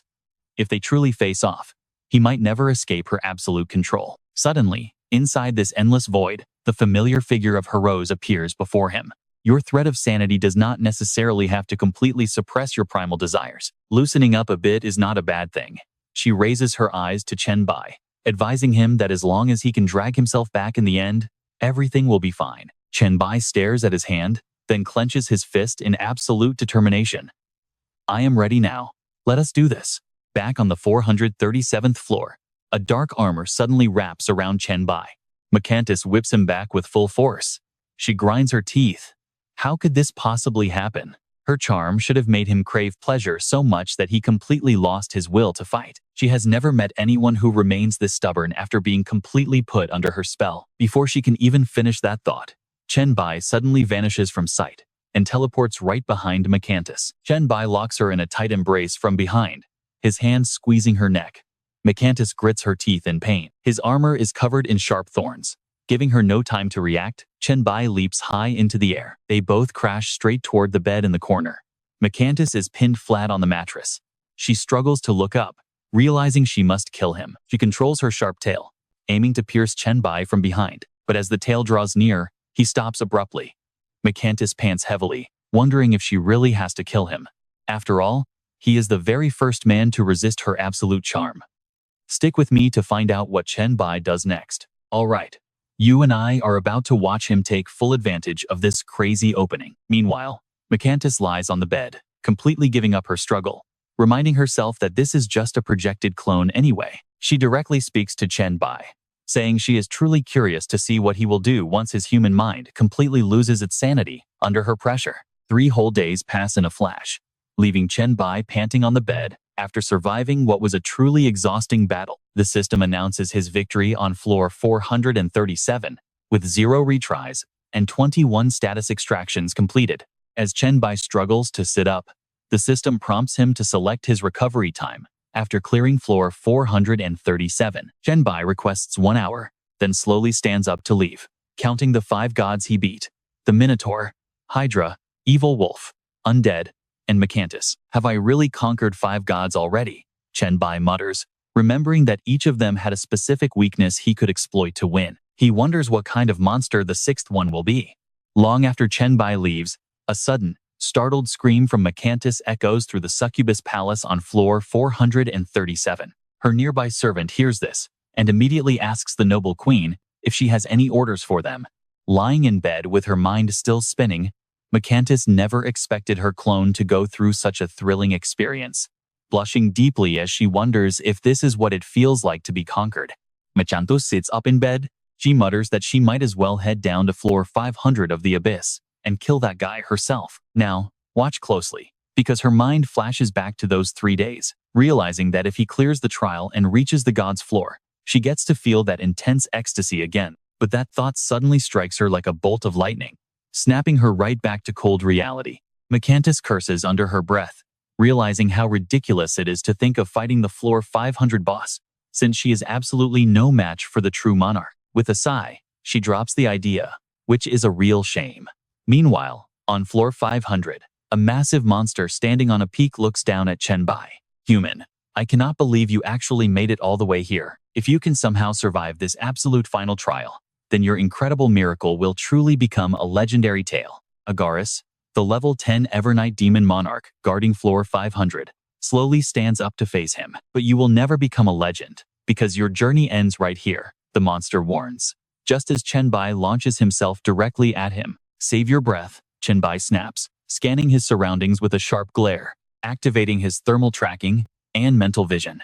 Chen Bai immediately unleashes his pneumonia flu and mental parasite viruses, only to realize that neither his heat sight nor his mental telepathy can pierce this absolute darkness. Let's be real, he is fully prepared to die a bunch of times to pass. Chen Bai quickly analyzes the area, wondering why on earth the boss hasn't made a single move after all this time. Just as that thought crosses his mind, the system suddenly announces that he has cleared floor 500, prompting him to recover. Staring blankly at the screen, Chen Bai is completely bewildered by what just happened, when Agaris suddenly speaks, calling him an interesting human. Watching him from a distant peak as his body slowly begins to fade away, Agaris admits he looks forward to meeting him again. What is that supposed to mean? Chen Bai wonders, completely baffled as to why the boss just let him pass without a fight. Cursing to himself, he wishes these cryptic bastards would just speak clearly, instead of leaving him with endless riddles to solve. Meanwhile, the system prompts him with a new notification, having automatically selected a recovery time of just 1 second. It warns Chen Bai that the minimum safe recovery time is 1 minute, and anything less will send him straight to the next level. After he quickly confirms, he enters the next level, only for the system to announce floor 501 has collapsed. Frowning, Chen Bai realizes the glitching has started again, leaving him wondering how many floors will vanish into thin air this time. Having already beaten 6 gods, he figures there probably cannot be many difficult floors left ahead of him anyway. Moments later, Chen Bai tumbles down to floor 600. Since floor 600 has no current lord, the system begins summoning a phantom of a past ruler, prompting a frustrated sigh from Chen Bai about jumping ahead by 100 floors. A new alert pops up, announcing his opponent on floor 600 is Satan, a level 10 demon avatar, with no special conditions. Reading the prompt, Chen Bai raises an eyebrow, completely shocked to see the name of Satan, the legendary traitor of the abyss and creator of hell. Suddenly, a massive crimson flame erupts as a chilling voice echoes directly behind him. I never imagined my consciousness would actually be awakened inside the abyss once again. Satan fully materializes right in front of him, mockingly wondering how this pathetic 600th floor hasn't collapsed yet, while Chen Bai stares in complete absolute shock. Noticing the human, Satan claps his hands in amusement, realizing that someone has actually managed to survive all the trials of the abyss to reach this point. He chuckles, marveling at his power, before asking for his name, leaving you and I wondering what comes next. You and I are jumping right into a crazy standoff, as Chen Bai silently glares at Satan, thinking he talks too much while secretly releasing his deadly virus. Meanwhile, Satan just keeps rambling on. If my real body weren't already dead, I would honestly love to meet you somewhere down the line. Why don't we just sit down and talk? I have never been someone who actually enjoys all this mindless violence and killing. Chen Bai froze. His real body is dead? Seeing no response, Satan growls, asking if he has nothing to say. Then, wearing a smug smirk, he raises his hands and assumes a fighting stance. Fine then, let us see what kind of power you relied on to get all the way here. In a flash, Satan throws a devastating punch, but Chen Bai quickly blocks it, gasping in shock. How can you use the power of hell itself? Satan sneers. Using hellfire to fight my own hellfire? You seemed pretty smart, but that is a terribly foolish choice, is it not? Did you really forget that I am the Lord of Hell? Suddenly, dark hellfire erupts, completely paralyzing Chen Bai's entire body. Damn it, I cannot move. On top of that, I cannot even recall my own hellfire. Shaking uncontrollably, he realizes he cannot burn away this curse, leaving him with no choice but to desperately try and dodge. But since using it gets him controlled, you and I can see he has to back off and find another way out of this. Satan paces slowly around him, sighing. Getting all this way only to die again is such a pity. Why don't we cooperate instead? Chen Bai glares at him. Is this how you treat a partner? Satan chuckles mockingly, saying, "Oh, my bad, my mistake." With a wave of his hand, the hellfire vanishes. Only then does Chen Bai ask him, "Fine, how do we cooperate?" Satan stares at him. My real body died long ago, but this trial in the abyss resurrected me. Is this not a perfect opportunity? Chen Bai warns him that he is just an illusion. Satan clicks his tongue, muttering that explaining this is way too complicated. The abyss creates these illusions because it relies on the life imprints left behind by all abyssal creatures. As long as we can preserve my life imprint and smuggle it out of the abyss, he plots, a cold glint in his empty eyes. Then, I can resurrect. Chen Bai locks eyes with him. And what is the catch here? Satan just shrugs, calmly replying, "You just need to carry me out of the abyss without paying any price. Not only that, you will even receive a portion of my legendary inheritance in hell as a sweet bonus." Chen Bai frowns in deep thought. Zero risk with so many benefits? Like I would ever believe that. Do you take me for an idiot? Chen Bai raises an eyebrow, asking how to help. You know he is just playing along, right? Satan quickly pulls out a strange ring, explaining that his life imprint will reside inside it, and Chen Bai just needs to smuggle it out. Handing it over, he promises it will be his once they escape. Chen Bai takes the ring. Looking at it, this thing, the system immediately displays the item details. It is called the Ring of Solomon, a triple S-tier ring of the Hell King. Strength, agility, and constitution plus 50%, spirit plus 200, and all attributes plus 3,000. It contains the soul seals of 72 legendary demon gods of hell, allowing the user to summon and control them to some extent. This magical ring reduces any skill learning requirements by 80%. Furthermore, the cooldown times of all skills are cut by 50%, including minor skills. When entering the Hell King form, all physical stats are boosted by 100%, and all skills have zero cooldown time while active, lasting for 15 seconds. The Gate of Hell is a sacred treasure bound directly to the God of Hell's power. While in Hell, all of your personal abilities are massively enhanced, allowing you to open the Hell Gate at any time. There are no gear requirements, only a simple message. Equip it and ascend to the throne of the Hell King. Chen Bai's jaw drops as he stares at the ring. Holy crap, why is he giving me something this broken? Sizing Satan up, he knows he absolutely cannot trust him, but with a massive power gap and his real motives hidden, how can he break this deadlock? Chen Bai slides the ring onto his finger, trying to trigger the Hell King form, but absolutely nothing changes. He asks Satan directly, "Is this ring a fake?" Satan shakes his head. "It does not fully belong to you yet. I am truly sorry that I cannot prove my sincerity right now." He acts totally helpless. After all, I am just a remnant soul born from a life imprint. Currently, only I can wield this ring's power. But before those words even finish, Chen Bai lunges forward to attack. "Sorry, but I just cannot trust you." Satan stares at him, completely unfazed by the sudden betrayal, letting out a cold chuckle. With a sweep of his hand, hellfire engulfs Chen Bai again. "Did you really think avoiding your own hellfire would save you? As long as you carry hellfire in your body, you will never be able to resist my commands as the God of Hell." Collapsing paralyzed, Chen Bai hits the ground. But you and I know he is already planning his next move. Satan clicks his tongue. "What if I refuse? Are you still testing me? Stick with me, guys. Fine. I don't want to kill you. If I do, who knows how long I will have to wait for someone else to pass the abyss trial." He shrugs, looking at Chen Bai. "Besides, I can stay here with you forever, until someone else comes along and agrees to cooperate." Chen Bai glares at Satan. "Fine, let's not waste any more time. I agree to cooperate with you." The system announces that you have cleared the 600th floor, passing every test of the Abyss Lord. You have successfully completed the Abyss trial. Chen Bai gently lands back on the ground, looking at his surroundings in complete amazement. Right before him stands a stone pedestal, where a floating item enveloped in a mysterious, glowing purple light is hovering. Stepping closer, he inspects it. Is this the Void Scroll?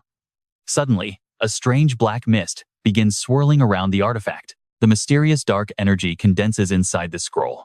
Chen Bai is stunned. It seems like it will take some time to fully materialize. If that's the case, I need to reorganize my things first. He smiles. His status is normal, and time reversal is still usable. Chen Bai gently twists the ring on his finger. All right, aren't you going to come out yet? We have officially left the 600th floor of the abyss. A surge of red mist erupts from the ring, and Satan emerges in all his majestic power, smiling as he looks around. Now pay attention, Satan says.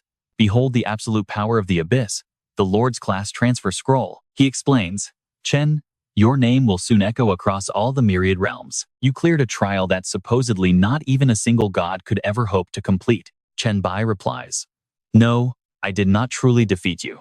In fact, I ended up falling right into your scheme. Satan protests, No. Defeating Macantus was already an incredible feat. Chen Bai falls silent, then smiles. As I thought, Agarez on the 500th floor was your subordinate. He admits, exactly.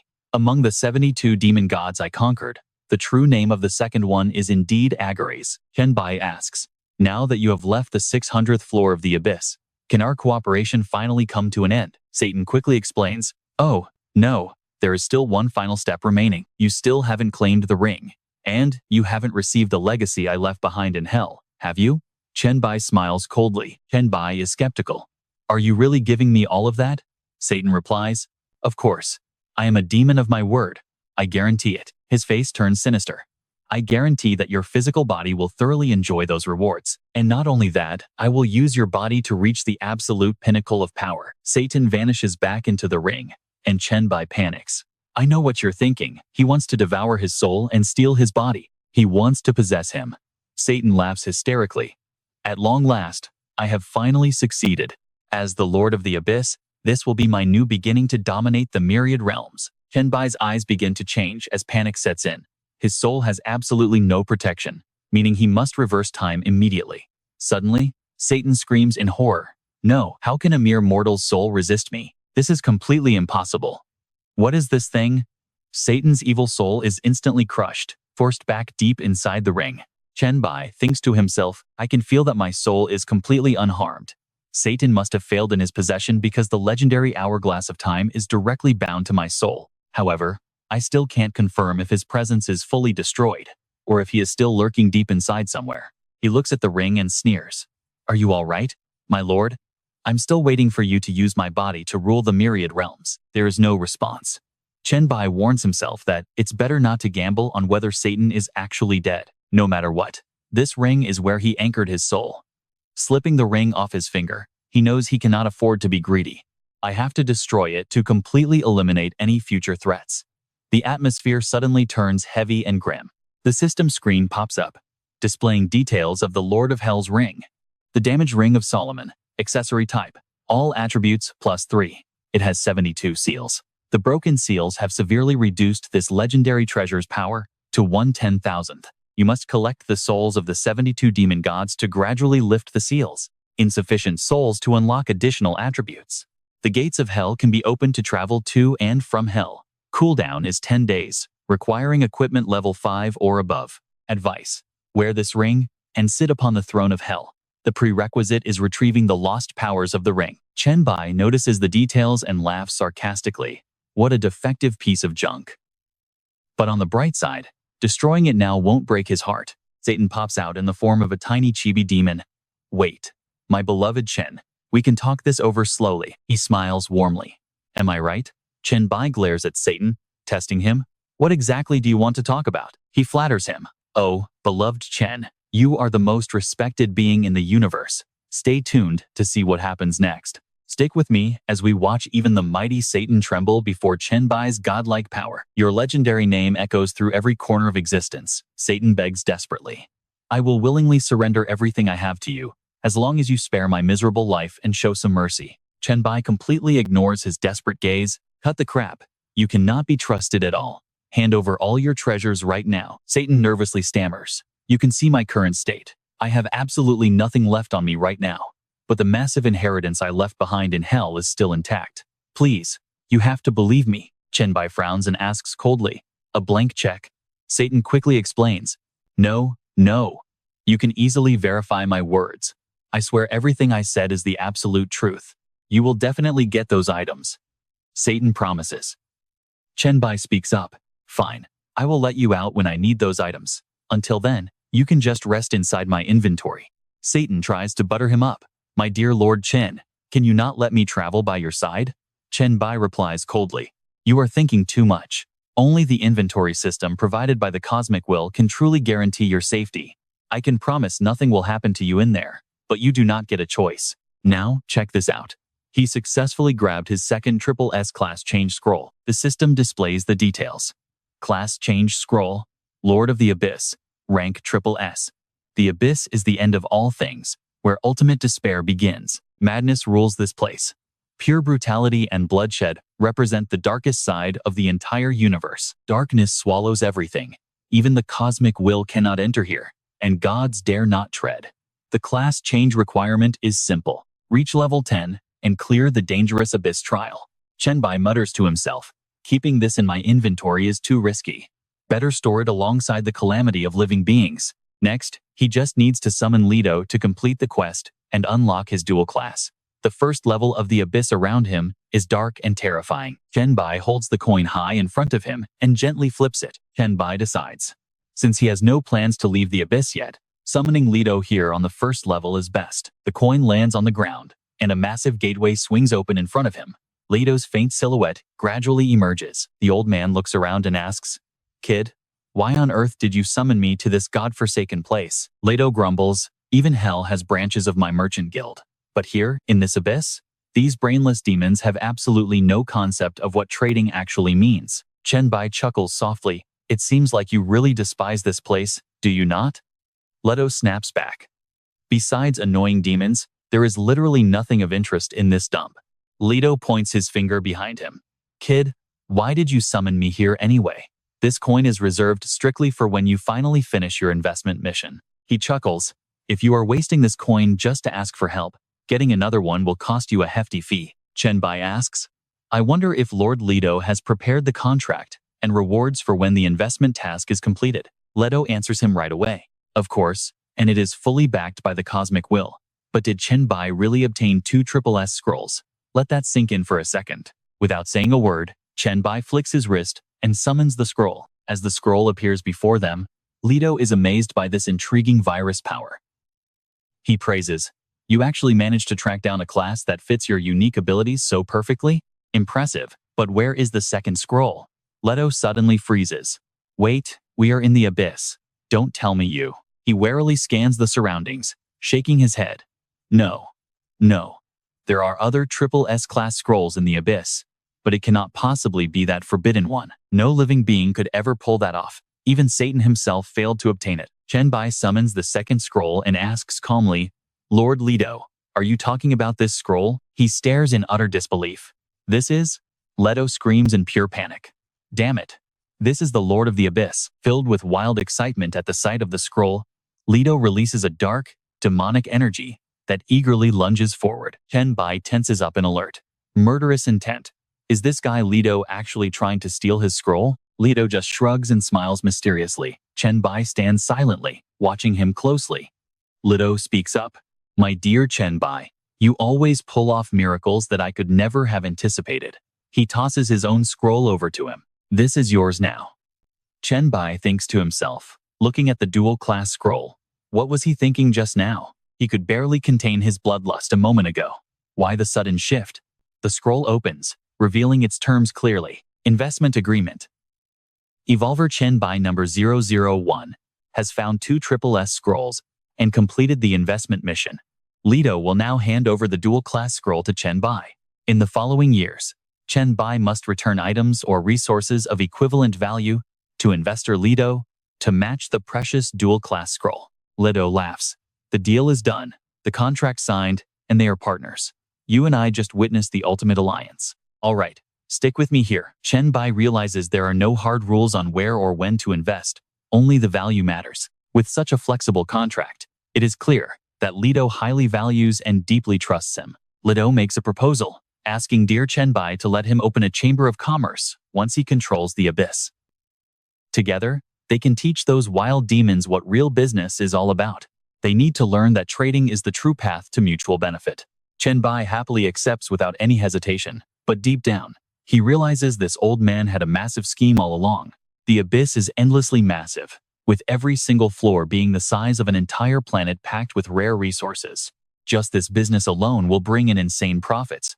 Honestly, this investor Lido definitely knows how to pick a winner. The two of them shake hands, officially sealing the deal, as Lido grins with absolute joy. Lido politely asks if Chen Bai would mind using the item right away, because he is incredibly eager to witness a historic miracle unfold right before his eyes. The system interface flashes, displaying a legendary SSS rank dual-class scroll. This masterpiece of goblin engineering and metallurgy allows an evolver to hold two separate classes at the exact same time.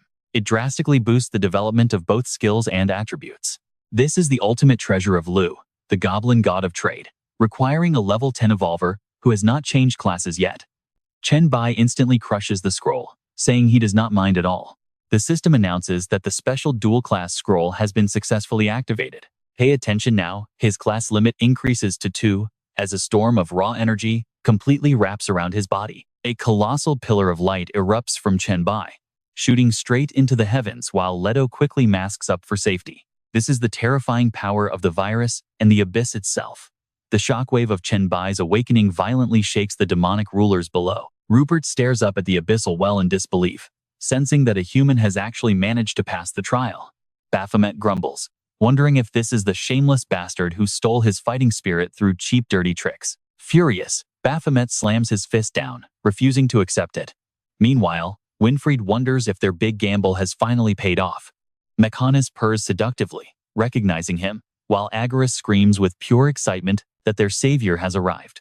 Our glorious monarch, you have finally achieved complete success. All right, I know what you're thinking, this is getting crazy. He laughs, ready to rule the cosmos, just as the universe's will drops a massive global announcement. Congratulations to the evolver Chen Bai for being the first to advance, triggering the next phase and opening regional rankings. Over in the White Eagle Empire's class trial, a terrifying clown excitedly lunges to attack a lone challenger. Meet Anthony Dogat, a powerful challenger with the SSS rank shapeshifter talent. The creepy clown shoots 4 projectiles from his fat belly, which suddenly begins spinning at terrifying speeds, forcing Anthony to dive out of the way in a complete panic. He quickly transforms into a swift snake man, laughing coldly to himself. Thinking he has already predicted every single attack, Anthony slips behind the rocky cliffs, while the clown is still left completely dazed by his missed strikes. Then, in a split second, the red balloon floating above the clown's head suddenly pops. Coiling tightly around the monster's body, Anthony slices through its final defenses and coldly declares his absolute victory. Instantly, the clown's creepy head pops open to reveal a glowing scroll. Anthony catches it midair and bursts into a fit of arrogant, victorious laughter. He did it. Anthony walks away, muttering that while Chen Bai always beat him, this time will be entirely different. He boasts that he will definitely be the first to advance, calling out Chen Bai to witness his rise. With a smirk, Anthony crushes the scroll in his hand, just as the cosmic system flashes another global alert. Congratulations to the evolver Chen Bai for being the first to complete class advancement. As the system announces that the trial arena is moving to the next stage, Anthony falls to his knees in utter rage, screaming to the heavens about being a step too late once again. Right at that moment, his own system interface flashes. He successfully becomes an S-class circus clown. Elsewhere, Yazi is happily texting her friends, celebrating that her idol Chen Bai must have unlocked that legendary, broken SSS rank class he mentioned to her earlier. You're Hanwang, of course, but it is a shame that my experience is still too low to advance my own class right now. Overlord Xiaohan, stop complaining. You already have an advancement scroll, while most of us do not even have a single clue how to get one. Damn it, I am definitely not some legendary sword immortal. Why is the S-class Shushan Chief Disciple class so damn hard to get? And don't mention those weird lightning whips, or I will block you. And that's where we leave it. Did any of you manage to unlock Lito's secret investment quest yet? Look at this chat, guys. Someone is complaining they still do not have a reliable class, let alone any clues. Han Xiao boredly glances at the incoming messages on his screen. Ding Ding just asked if anyone saw the new leaderboard after Bai Da's successful class change, saying King Han already noticed it. Meanwhile, Chen Bai receives a notification from the system confirming his successful class transfer, default assigning his faction to the Dragon Kingdom. The system allows him 10 minutes to manually adjust his faction, warning him that changing it later will come with a massive cost. Without hesitating for even a second, he instantly confirms joining the Dragon Kingdom. The next moment, the Global Evolution leaderboard appears right beneath Chen Bai, showing him as the #1 ranked player. His Dragon Kingdom faction is hidden, alongside a small note. Only evolutionists who are level 10 or higher and have completed their class transfer can enter this global ranking list. It notes that the top 10 players grant all evolvers in their faction +1 reputation. Right after, another notification displays his world leader title. When equipping this #1 title on the global evolution list, his item drop rate will increase by 20%. He chuckles with excitement, doing the math. Not bad at all. An extra drop rate will be incredibly useful for the final calculations. Chen Bai excitedly claps his hands together, realizing that no matter what, this extra drop rate is going to be pure profit for him. And pay attention here, the crazy benefits of this leaderboard haven't even been fully revealed yet. The leaderboard then closes, leaving him deep in thought because he knows its impact will only grow massive as time goes on. Suddenly remembering something, Chen Bai decides it is time to check out his newly unlocked class powers and skills. The system immediately pops up, displaying his brand new class interface. Scourge of Living Beings, a first advancement SSS class. Each level up grants 10 points to strength and agility, 15 to constitution and spirit, plus 20 free attribute points. He calmly skims through the dense rows of text appearing before his eyes. His class authority is Plague Control, allowing him to command all pathogenic organisms and infected creatures. As long as their stats do not exceed his own, he can manipulate them completely at his will. Whenever he controls a plagued creature, his Scourge of Living Beings class grants specific boosts to the viruses and fungi they carry. Plus, he gets complete plague immunity. The holder of this class is completely unaffected by any form of plague or deadly poison.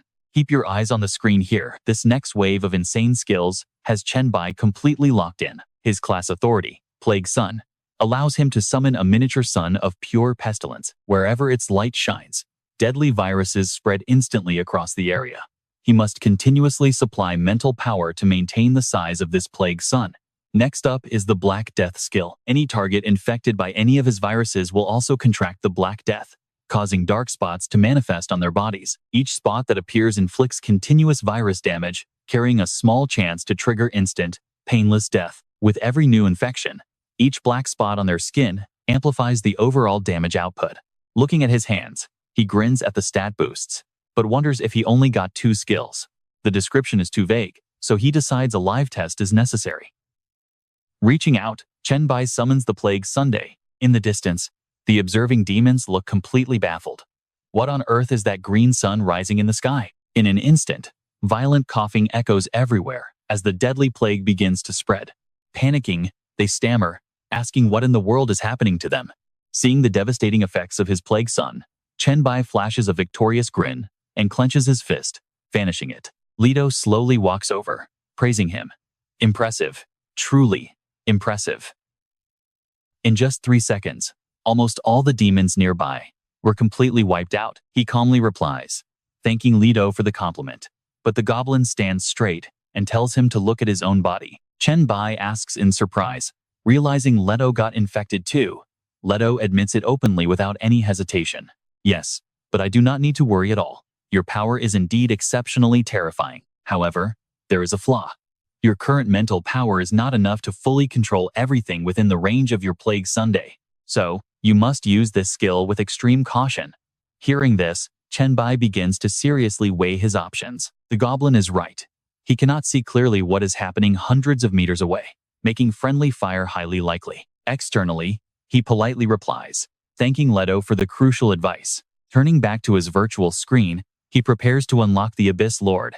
Trust me, you and I are about to see a dual class combination that defies all logic. The system displays his new class, the special SSS class, Lord of the Abyss, which yields no attribute boosts and cannot be advanced. Alright, let us dive into this wild story where our main character's stats depend entirely on how many Abyss floors he controls. Wait, Is there absolutely nothing here? Chen Bai quickly brushes that aside and opens another window, focusing on checking out his new class powers and skills first. The system immediately displays the detailed status window for his Boundless Abyss Sovereign class. For every level up, your current attributes permanently increase by 2%. Endless Abyss. The level limit of this class is equal to the number of currently conquered Abyss floors. Lord of the Abyss. Each time you conquer a floor, you gain ultimate authority over that domain, and your stats permanently boost based on the total number of conquered Abyss floors. He smirks with pure satisfaction, realizing how insane this is. Is this the legendary future waiting for him? A level cap hundreds of times higher than normal players, constantly multiplying attributes, plus hundreds of unique powers at his disposal. This is absolute madness. Chen Bai quickly runs the numbers in his head, realizing that reaching floor 600 would give him over 180,000 stats. Now, pay attention here, because the system is about to drop the most overpowered class skill you have ever seen. You can instantly enter any floor of the Abyss from anywhere, and you can leave the Abyss whenever you want, as long as you do not actively harm Abyss creatures. No Abyss creature can harm you.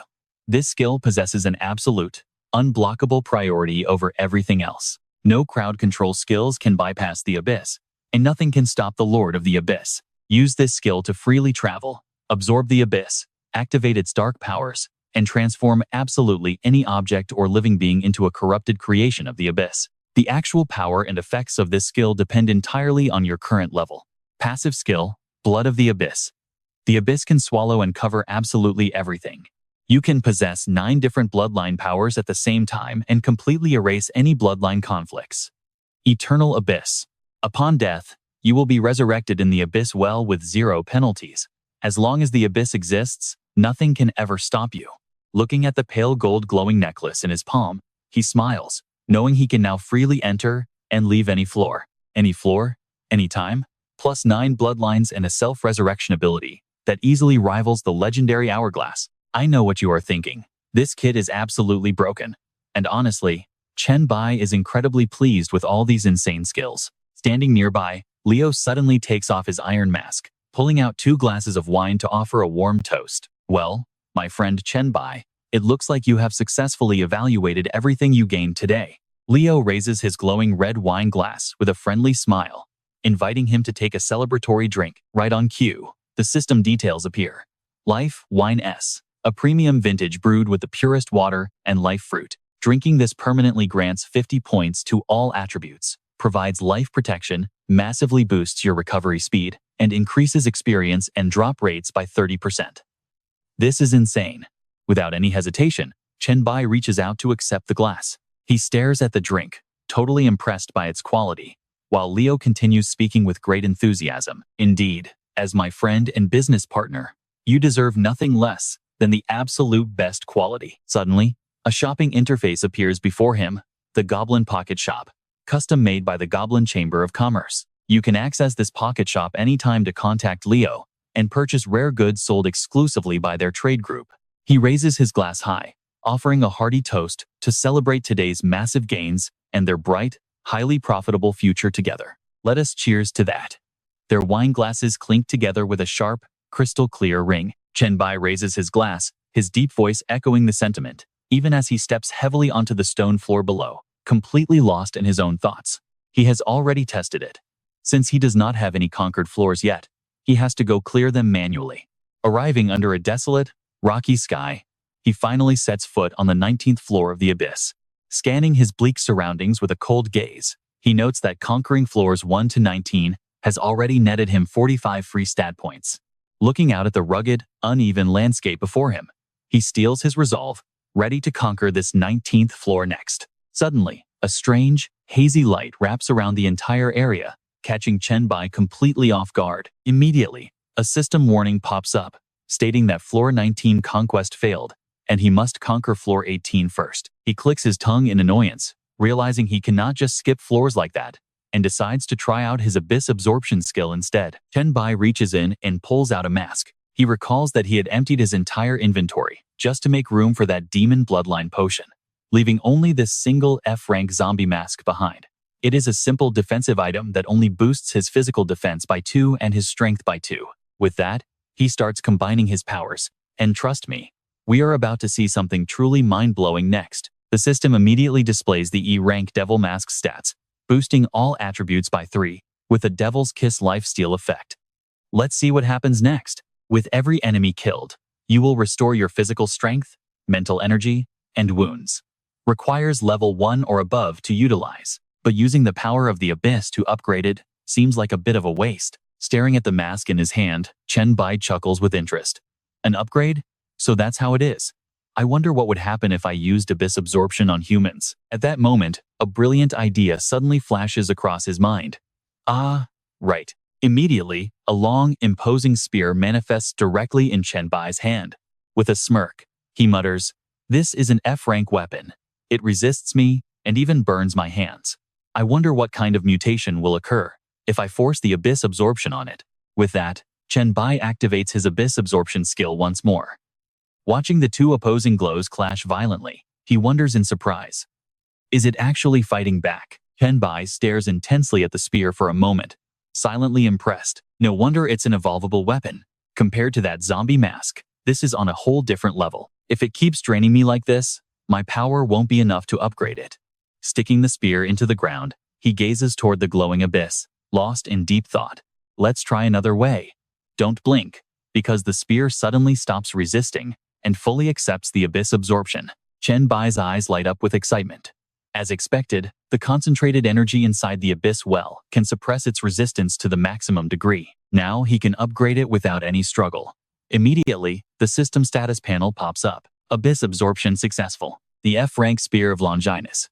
A unique polearm boosting all attributes by 2, featuring life shrieking and plus 100% slaughter damage. It earns experience points upon killing targets to trigger evolution. Current experience is 0 out of 10. In the end, even a so-called holy relic has no choice but to drown in the abyss. Vigorously swinging the spear, he smiles in satisfaction. This feels much better. Time to take it out for a test drive. Agares speaks with deep humility. My magnificent master, I am forever your most loyal and humble servant. Being able to witness your glorious recovery is an absolute honor. Standing on the 500th floor of the abyss, Chen Bai realizes the demon still completely mistakes him for Satan. Brushing it off, he coldly commands, "Agares, we have plenty of time to celebrate. For now, prove your loyalty to me." "As you wish," Agares replies instantly, without another word. He quickly summons a brilliant violet flame, extending his hands to send the fire floating directly toward Chen Bai. The system screen flashes the status of the second of the 72 demon pillars. The soul of Agares, Lord of the Eternal Night, has returned. The Lord of Hell's Solomon's Ring has upgraded to a higher level. Its current rank is A. Examining the flame, he realizes how massive the boost is, fitting for the second seat. Now, let's find out what other treasures he can grab. Gripping the upgraded ring tightly in his hand, he raises an eyebrow and asks, "My current body is still far too weak. Do you have a way to quickly boost my strength right now?" Right after he speaks, a glowing pink potion materializes, displaying the system tag for the bloodline essence of a SS rank Archdevil of Hell. Agares reports respectfully, "Given your current state, Master, this is the only item you can safely utilize at the moment." Catching the vial, Chen Bai clicks his tongue and mutters, "Not bad, though it is a shame it is not SS rank. I will take it anyway." Upon hearing this, Agares completely freezes, his face filled with suspicion. Standing tall, he demands in a harsh voice, "Who exactly are you?" "My true master knows this potion intimately, because he was the very one who entrusted it to me." Designed to escape the abyss and convert into power for the devil, the demon spreads his massive wings, glaring down with a dark tone. "Yet by the way you speak, you seem totally clueless about it. Tell me, where is my master right now?" Completely unfazed, Chen Bai flashes a highly provocative smile. "I am your master now. Why cling so desperately to a mere lingering soul from the past?" Upon hearing this mocking response, the sharp tips of Agares's massive wings begin to tremble with pure rage. Lashing out, he rushes directly in front of him. "You will never force me to yield to you." Agares's eyes flash with a deadly light as he threatens coldly, "Reveal my master's location, and I might spare your life." Chen Bai laughs mockingly. "Haha, you seem to have forgotten exactly what class I hold. Did you really think you could harm me?" Chen Bai spreads his arms wide, tearing the fabric of space. "As the Abyss Sovereign, I am the Abyss itself. As long as I do not harm any abyssal creature first, absolutely no entity from this realm can touch me." Gritting his teeth in sheer frustration, Agares can only spit out, "Damn you. Even if that is true, I will still never serve you." He glances over at the floating system panel, muttering, "Not bad, Satan. You actually had such a fiercely loyal subordinate under your command." Suddenly, Satan appears with a cheerful laugh, saying, "Oh, is that my beloved Chen Bai? Stick around for more." "All right, you and I are diving back into this wild story. I sense Agares' presence." "Is he the one?" he asks, grinning smugly. "No complex tricks are needed. Once you reach that legendary peak, Dragon City is the only thing left that can help him ascend to the next level." As soon as those words leave his mouth, the atmosphere between them turns dead silent. Agares frowns deeply, filled with suspicion. "I just felt my master's breath. He is still alive, isn't he?" Chen Bai casually confirms. "Yes, Satan is indeed alive. In fact, you might even get the honor of serving me in the near future. But until then, you can just wait here." Afterward, on the 437th floor of the abyss, he stands before the colossal bed of Mecantus. Casting a seductive glance, she speaks with absolute confidence. "I knew you would definitely show up." Chen Bai flashes a smile and states his purpose. "I'm looking for someone who knows the abyss inside out to answer some questions." He looks straight into her eyes, asking in a deep voice, "I wonder if Her Majesty the Queen would be willing to assist me?" Mecantus leans in, showing off her dangerously hot curves, as she agrees. "Of course, you are the Abyss Lord with infinite potential, after all." Flicking her tail wrapped tightly around a whip, she lays down her conditions. But pay attention here, she hates boring chats. So he has to find a very creative way to make her open up. Chen Bai immediately reaches out and yanks the whip right from her tail, straightening the whip with brute force. He chuckles meaningfully. "How amusing. Let me show you exactly what my methods are." Hard whip strikes quickly leave wild, chaotic marks across her body. Lying on her back, her excitement remains completely unbroken. "Don't you want to ask anything? I know so many secrets." Chen Bai feels any more questions are useless. This is already enough. Asking more would just be a waste of time. Gripping the whip, he subtly praises her power. "Honestly, without this special tool, I probably couldn't even leave a scratch on you." Mecantus crawls closer, her pale hand sliding onto Chen Bai's thigh. "Then, you will just have to try a lot harder." Her other hand wanders restlessly. "My avatar's memories felt so good. My true self really wants to feel that ecstasy all over again." A smirk plays on his lips. "Well, that might take quite a while. Can you handle the weight?" Mecantus wraps her arms around him from behind, slowly tracing the sharp contours of his robust chest. "This incredible pleasure is something I only discovered because of you, so let's keep it between us. I trust my lord won't keep me waiting for too long." She gently bites his ear, whispering sweet poison.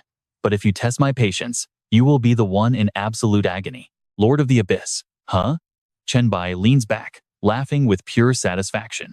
"Haha, this is getting very fun. Now let's switch gears."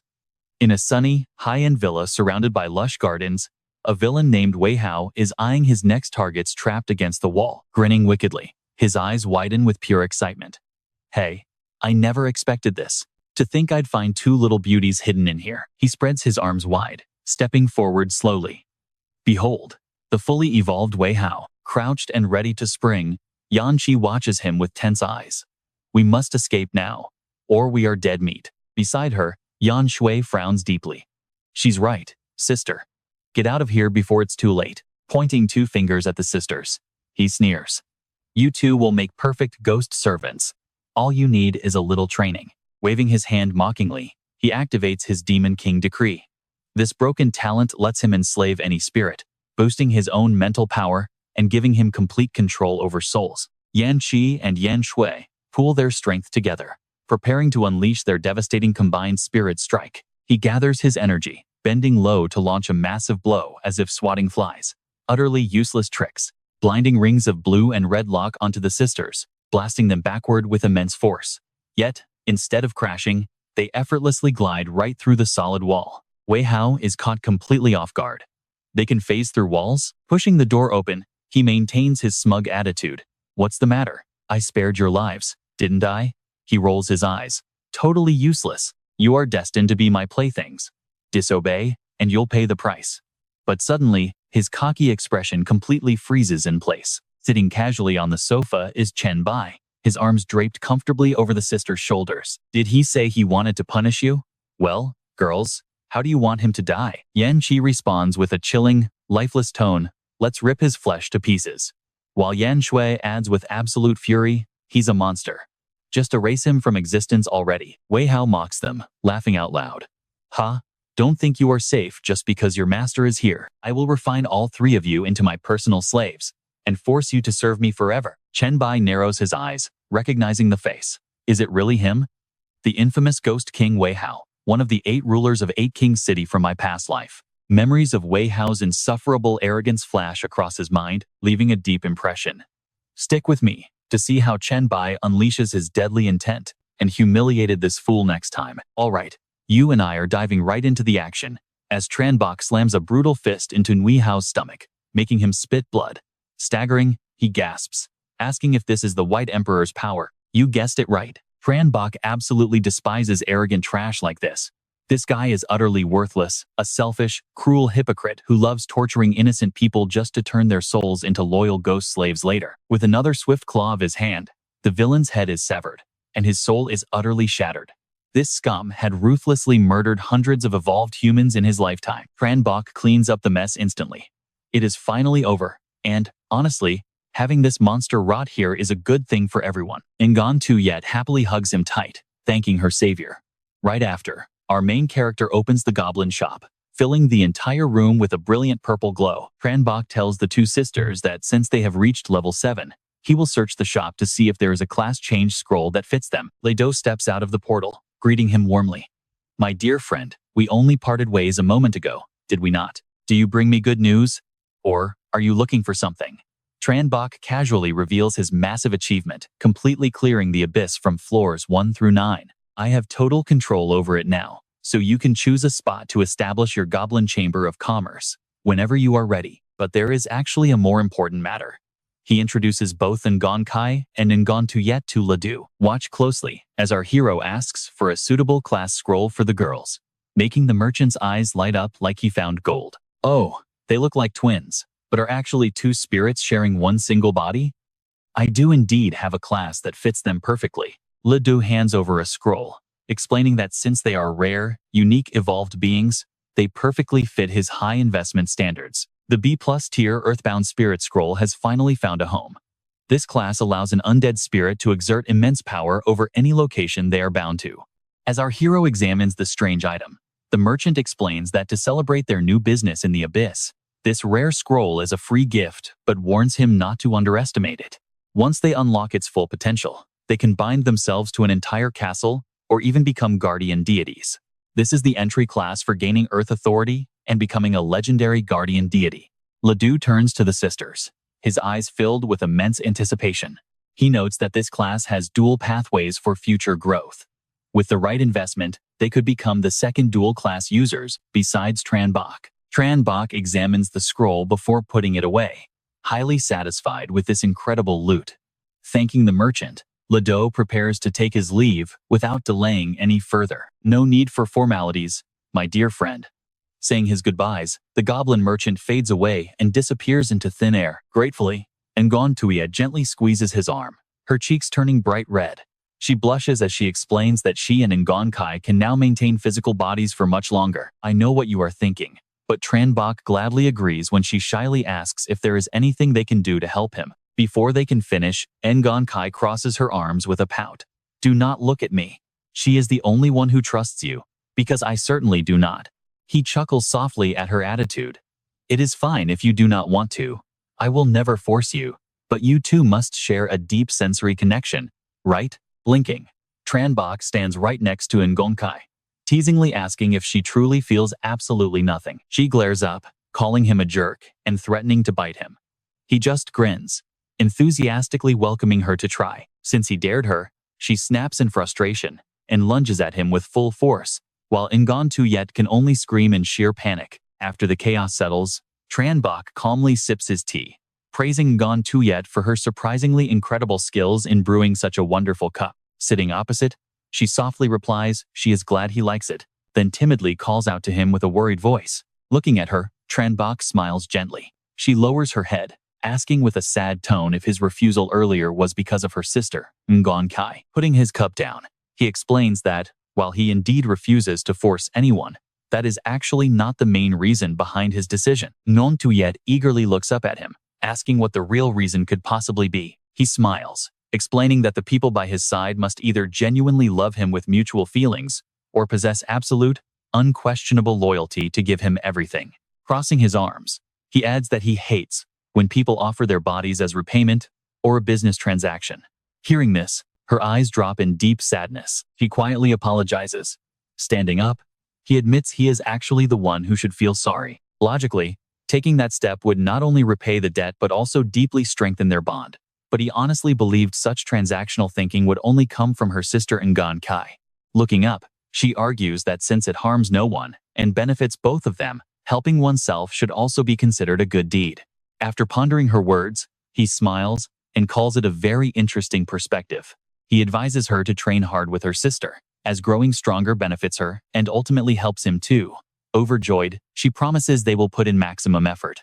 Elsewhere, Tu Tuan looks helplessly at his chat screen, which is currently blowing up with non-stop messages from active users. One user cries about how they wanted to follow in the steps of the legendary White Emperor, only to find themselves stuck preparing for their third-class change. Another member tags everyone, complaining about this humble bragging and asking if someone nearby can finally teach this guy a lesson. And that is where we leave it. We will find out the White Emperor's class soon. Hey friends, let's jump right back into this insane world where everyone is begging a high-level master to carry them through a dungeon. The kids only need a tiny bit of experience points to class change. Text the 5 lightning successor. Haha, all eyes are on me now. Watch me flex on everyone in this chat. A glowing purple item appears on screen. The 5 lightning successor shares the S-rank Thunderwalker class change scroll, throwing the entire chat group into absolute madness. Ding Ding gasps. What on earth? Didn't you say you were completely broke before this? Wu Ya agrees, noting that this specific scroll was Ledu's most expensive item, way out of his budget. But the guy explains he just completed Lidu's summoning quest, and Lidu asked if he belonged to chat group 001. The 5 lightning successor replied, yes. As soon as Lidu saw Boss Bai's name in that group, he immediately handed over the epic class change scroll ahead of schedule. But the upcoming quests are still mandatory. Shui Chuan is utterly stunned, shouting, what the hell? Wu Ya pings the 5 lightning successor. Why didn't you introduce our own class change scrolls to that legendary trading god too, like mine? For instance, Wu Ya's hands shake with envy as he types, while the chat group keeps blowing up. The 5 lightning successor replies, oh, my bad. I completely forgot you still haven't found your scroll yet. Next time, I promise. Wu Ya groans. Next time is way too late. What do I do? Yazi chimes in. Why are you rushing? And pay close attention here, because as long as Boss Bai is around, there's absolutely nothing to worry about. Liu Huai agrees. Boss Bai has shattered my expectations once again. Even a literal god has to show him respect. Yazi sighs. That doesn't matter. When is Boss Bai going to carry me? I've been waiting forever. Liu Huai jokes. You really are desperate. Meanwhile, our main character smiles at his screen. Nobody has a good dungeon for Han Wang to farm experience points? Chen Bai crosses his arms, looking at the chat. Ah, yes, the Crimson Mental Asylum. I remember that the demon Gop can be summoned in there. He's one of the 72 demon gods, who can also upgrade Satan's ring. With that, he types a message. Boss Bai sends, get ready, Han Wang. I'm heading back to the Crimson Mental Asylum. Han Xiao freezes mid-bite, drops his food, and jumps with absolute joy before immediately messaging the group. Han Xiao Nis, your Han Wang has sent a message. Boss Bai, you are my absolute savior. Yazi asks, Boss Bai, how does it feel to get the first class? Change? Shui Chuan messages. God Bai, is your new class an ultra-rare triple S rank? The 5 lightning successor messages. Everyone step aside, let me through. I need to praise him. All hail Boss Bai. When Ledu handed me the scroll, he mentioned your name, and oh my god, I only have 2 words to say. He pauses for a second before texting again. The 5 lightning successor sent a message. Absolute god. Ledu isn't stupid, so he won't reveal any secrets. He's actually helping me build my own legendary reputation. Alright, you and I both know what's coming next. Boss Bai texts the group, inviting anyone in Magic City to join them at the asylum. Wu Ya begs, Boss Bai, let old Meng link us up so we can watch your legendary battle live. Boss Bai replies, let's not. I still need Meng Meng's power, so we shouldn't drain her energy too much. I'll bring you along next time we find a suitable dungeon. Wu Ya agrees, thanking him. Meanwhile, Ding Ding pings. Boss Bai. I'm currently in Magic City, so I'll wait for you at the asylum entrance. Chen Bai thinks to himself. This Ding Ding was a famous evolved master in my past life, known as the Puppet Master. He instantly messages the group back, asking if she's really sure about this. We will meet up at the entrance. Ding Ding replies, no problem. If I can't even reach the dungeon entrance, how could I survive in this game? In real life, Ding Ding smirks at her screen, staying silent. Cut to the Crimson Mental Asylum entrance. Chen Bai and Han Xiao arrive. Looking at the crowd gathered ahead, Chen Bai smiles. There are quite a lot of people here. Han Xiao explains that this dungeon entrance isn't hidden at all, and since Boss Bai already cleared it, it's become a highly popular farming spot. Chen Bai turns and warns Han Xiao, once we enter, keep a close eye on your specific quest inside the Crimson Mental Asylum. Make sure to let me know immediately if anything changes. Han Xiao shrugs, replying casually that it's no problem. Suddenly, a hand taps his shoulder. He turns around, asking who it is. Han Xiao gasps, staring in terror at a creepy paper doll smiling at him. Ding Ding pops out from behind the doll and giggles. She smiles warmly, introducing herself as Ding Ding to Boss Bai and Han Wang. Han Xiao snaps back. Ding Ding, what are you doing? Why didn't you scare Boss Bai instead? Are you just picking on the weak? Ding Ding shrugs. If I tried to scare Boss Bai, my paper doll would instantly vaporize. Of course I have to pick on you, and that's where we leave them, arguing like the true friends they are. All right, stick with me as we see Chen Bai trying to act like a real tough guy. He claims he felt no murderous intent, or he'd have shredded that toy to pieces in seconds. Talk about keeping up appearances. Chen Bai interrupts them, saying, all right, if we're all set, then let's get started. Suddenly, a bald guy calls out behind them, making them stop. Hold on, you three. Han Xiao asks him with a frown, what's the matter? The bald guy points to himself. I'm Ah Long. Ever heard of me? Chen Bai blankly rolls his eyes, while Han Xiao mutters in confusion. Ah Long. Ding Ding excitedly explains that this guy is actually famous. He cleared 2 normal dungeons in the Magic City and even conquered one on Hell difficulty, all by himself. Already acting incredibly smug, he smirks. Exactly. You can just call me Big Brother Long. Only a select few here can even dream of conquering the Hongxing Mental Hospital. And my squad happens to be one of those elite teams. Ah Long gets straight to the point, explaining that since some of his members had an emergency, they actually have a few open spots left. So, do you guys want to team up with us? Chen Bai simply turns away, completely unbothered. No thanks, the 3 of us are plenty. Chen Bai thinks to himself that while this guy has no bad intentions, his confidence is almost terrifying. Now, pay attention here, because this bald guy has absolutely no idea who he is talking to. He literally warns them about the dangers of chat group 001. Han Xiao turns back and gives Ah Long a freezing glare, telling him to watch his mouth. Ah Long's sidekick quickly whispers in his ear. Boss, look closer. Isn't that guy the legendary Flying Dagger player from the chat group 001 clear video? Suddenly realizing his mistake, Ah Long stammers, desperately trying to find a quick excuse. I'm just bad with words. Never mind then. Ah Long backs off, and seeing he's not a bad guy, Han Xiao lets it go with a smile. Waving as he heads towards the gate, Han Xiao bids them farewell, leaving Brother Long to do whatever he wants. The subordinate murmurs that they've entered, insisting he didn't mistake their identities. Ah Long grins, replying that he recognized them too. Turning to his squad with immense pride, Ah Long boasts, asking his men if they heard what just happened. The top-tier expert from chat group 001 literally called me Brother Long. Stick with me, and we'll all be famous. Inside the Hongxing Mental Hospital dungeon, Chen Bai decides that fighting these low-level mobs yields too little experience, so he leaves them to his team. Han Xiao confidently agrees, summoning a dozen sharp blades around him, while Ding Ding eagerly throws her doll forward to join the battle. Chen Bai raises his glowing ring, reminding them that they also have another ally. Yan Qian suddenly materializes, looking incredibly excited. Awesome. Are we finally going to slaughter them? I love this. Clenching her fists, Yan Qi charges forward to test her brand new ability. Wait, let's pause here. Look at those flames. She has a brand new skill, and it carries the terrifying aura of absolute hellfire. Chen Bai looks down at his glowing ring, realizing Satan is playing tricks again. Since leaving the abyss, he had kept the demon sealed inside the ring, knowing a soul cannot stay trapped forever. He smiles, gently tapping the ring's surface, Teaching Yan Qi a new skill seems like a gesture of goodwill. Since he has questions, Chen Bai temporarily deactivates the barrier, protecting the ring. Asking Satan if he taught Yan Qi that skill, the demon boss gives a highly respectful response. Respected Lord Chen, her talent is extraordinary. Her pure malice is so absolute, it easily surpasses even the original primordial entities of the deepest hell. As a strange purple light envelops Yan Qi, Satan apologetically explains that since her potential is incredibly rare, he took the liberty of teaching her a few skills. I apologize for not informing you beforehand, but with the ring sealed, I was completely cut off from the outside world. Chen Bai stares deeply at the ring, promising to temporarily lift the seal whenever the time is right. Have you sensed Han Xiao's bloodline yet? Chen Bai asks, as Satan's gaze sweeps over Han Xiao. You mean the kid with the demonic bloodline? The demon replies with intrigue, adding that he also senses the distinct aura of Zepar in this realm. A mysterious, knowing grin spreads across Chen Bai's face.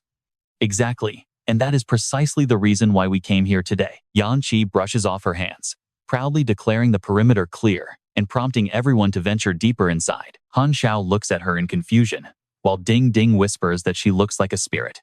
Chen Bai explains she is an evolver like them, just in a unique form. Chen Bai suddenly instructs Ding Ding and Yan Qi to make sure they leave 10 monsters alive later, as he has a specific use for them. Looking incredibly puzzled, Ding Ding wonders why he wants to spare them, asking what his ultimate plan actually is. Yan Qi pouts, complaining that wiping them all out is much more fun.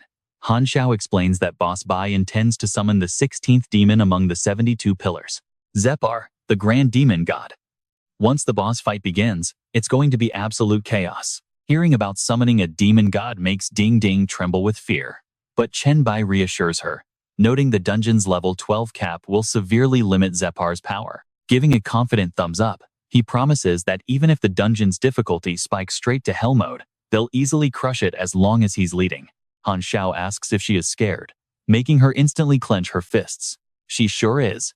But you and I trust him too. Let's dive back into Chen Bai's crazy journey as he charges ahead. What are we waiting for? Let's beat this boss. Go. Beside him, Yan Qi clenches her fists. Time to sweep them all. Right outside the director's office, defeated monsters are piled up all over the floor. Han Xiao turns around, ready for the next step. Chen Bai proudly praises him for getting way stronger since their first visit. He says thanks, knowing that without Yan Qi and Ding Ding's support, victory wasn't guaranteed. Yan Qi's still hyped, asking who they should take down next. Chen Bai cuts off her enthusiasm, warning her, I only kept 16 monsters. Don't make a mess, just go back to the ring and rest. Wait, Chen Bai's surprised? Yan Qi pouts and vanishes into the ring. Behind them, Ding Ding giggles as a magic circle forms in the secret chamber. Ding Ding looks around nervously, wondering, is this where we summon Jeppa?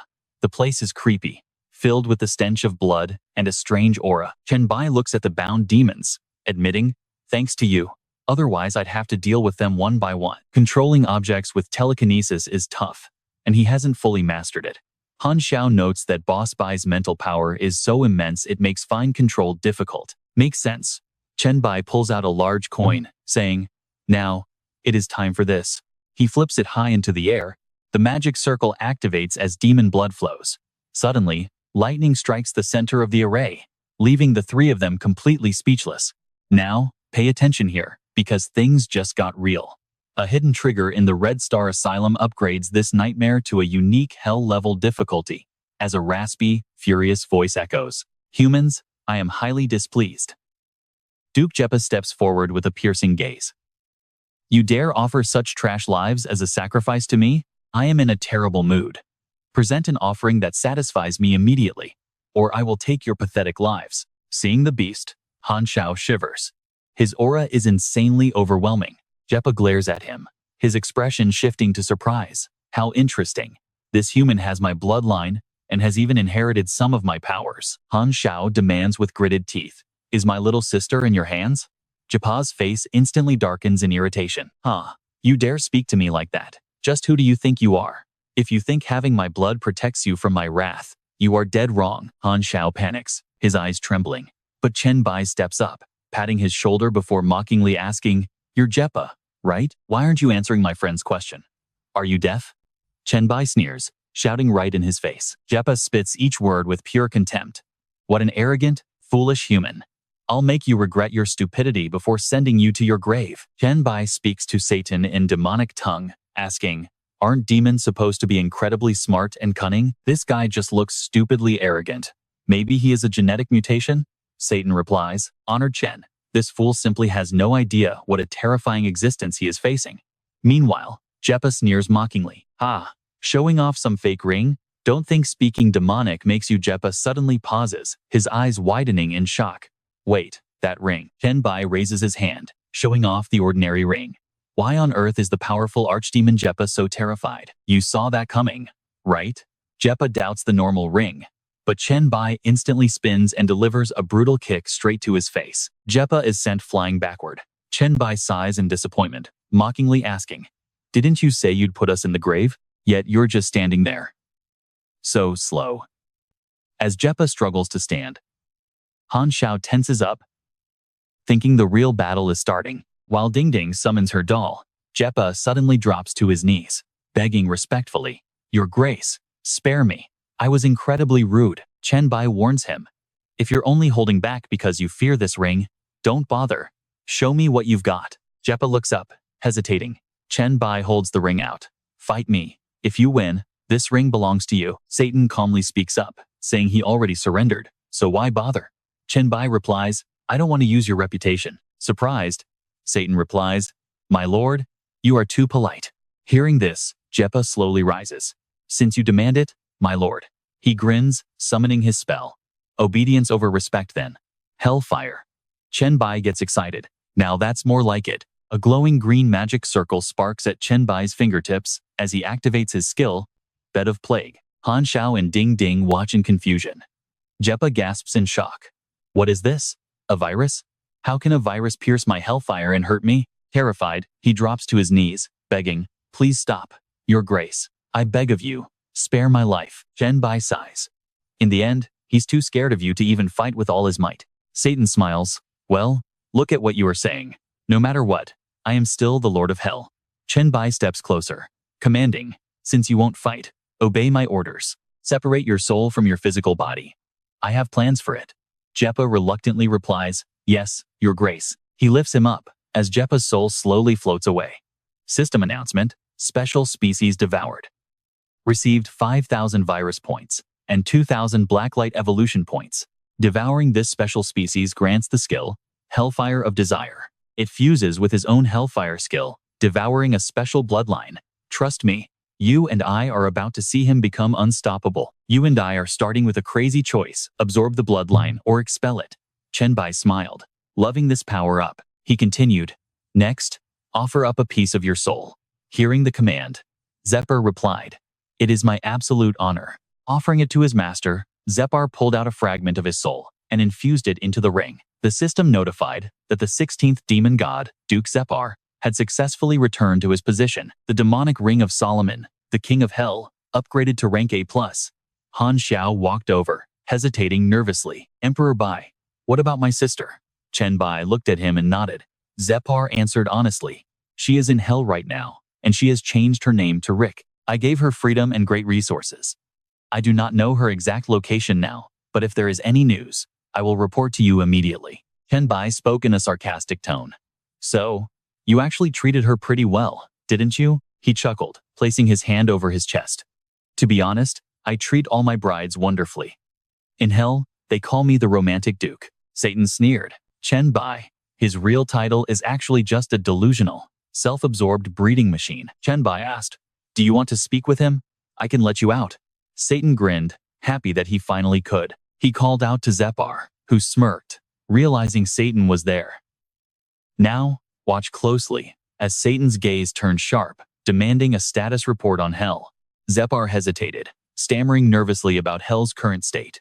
Satan growled in annoyance, commanding him to speak up, forcing Zephyr to answer slowly. Right now, hell is ruled by Lord Beelzebub. He seized your palace, took your legacy, and declared himself the brand new master of hell. He added that Beelzebub even erased all proof of Satan's existence, leaving the younger generation of demons completely clueless about his legendary name. Satan gritted his teeth, clenching his fists in absolute fury. Beelzebub, how dare he? Satan asked in a solemn, heavy voice. Has hell truly forgotten about me? Zephyr bowed respectfully, explaining that due to Beelzebub's massive self-promotion, Hell now worships him as their greatest emperor and the sole leader guiding them into a glorious new era. In an emotionless voice, he explained that only the original 72 demon gods still remember Satan, but they have all been forced to stay silent or temporarily surrender. Hearing this, Satan's rage boiled over as he snorted. Chen Bai smirked, calling him the king of hell. Satan massaged his temples, sighing, "Stop teasing me already, but let's pause for a second." Satan looked up and asked Zepar, "How many gods are left in hell?" He answered honestly. "Aside from Beelzebub, there is Lord Lucifer, Lord Vasigo, and Lord Person. But because Lucifer and Vasigo openly opposed Beelzebub, they are currently locked up in prison." Satan's face darkened as he quietly murmured his understanding. Chen Bai then spoke up, telling Zepar that he could finally head back.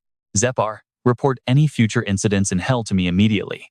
The demon bowed deeply and gave his clear agreement. Just then, the system updated, announcing that defeating the hidden boss yielded 0 experience points. Chen Bai frowned, wondering why there was no X. Defeating the hidden boss, Zepar, rewarded 0 experience points. Well, makes sense, since the guy isn't actually dead yet. The hidden hell-level dungeon, Red Star Mental Hospital, has now been completely cleared. Earning 10,000 experience points, Chen Bai pondered.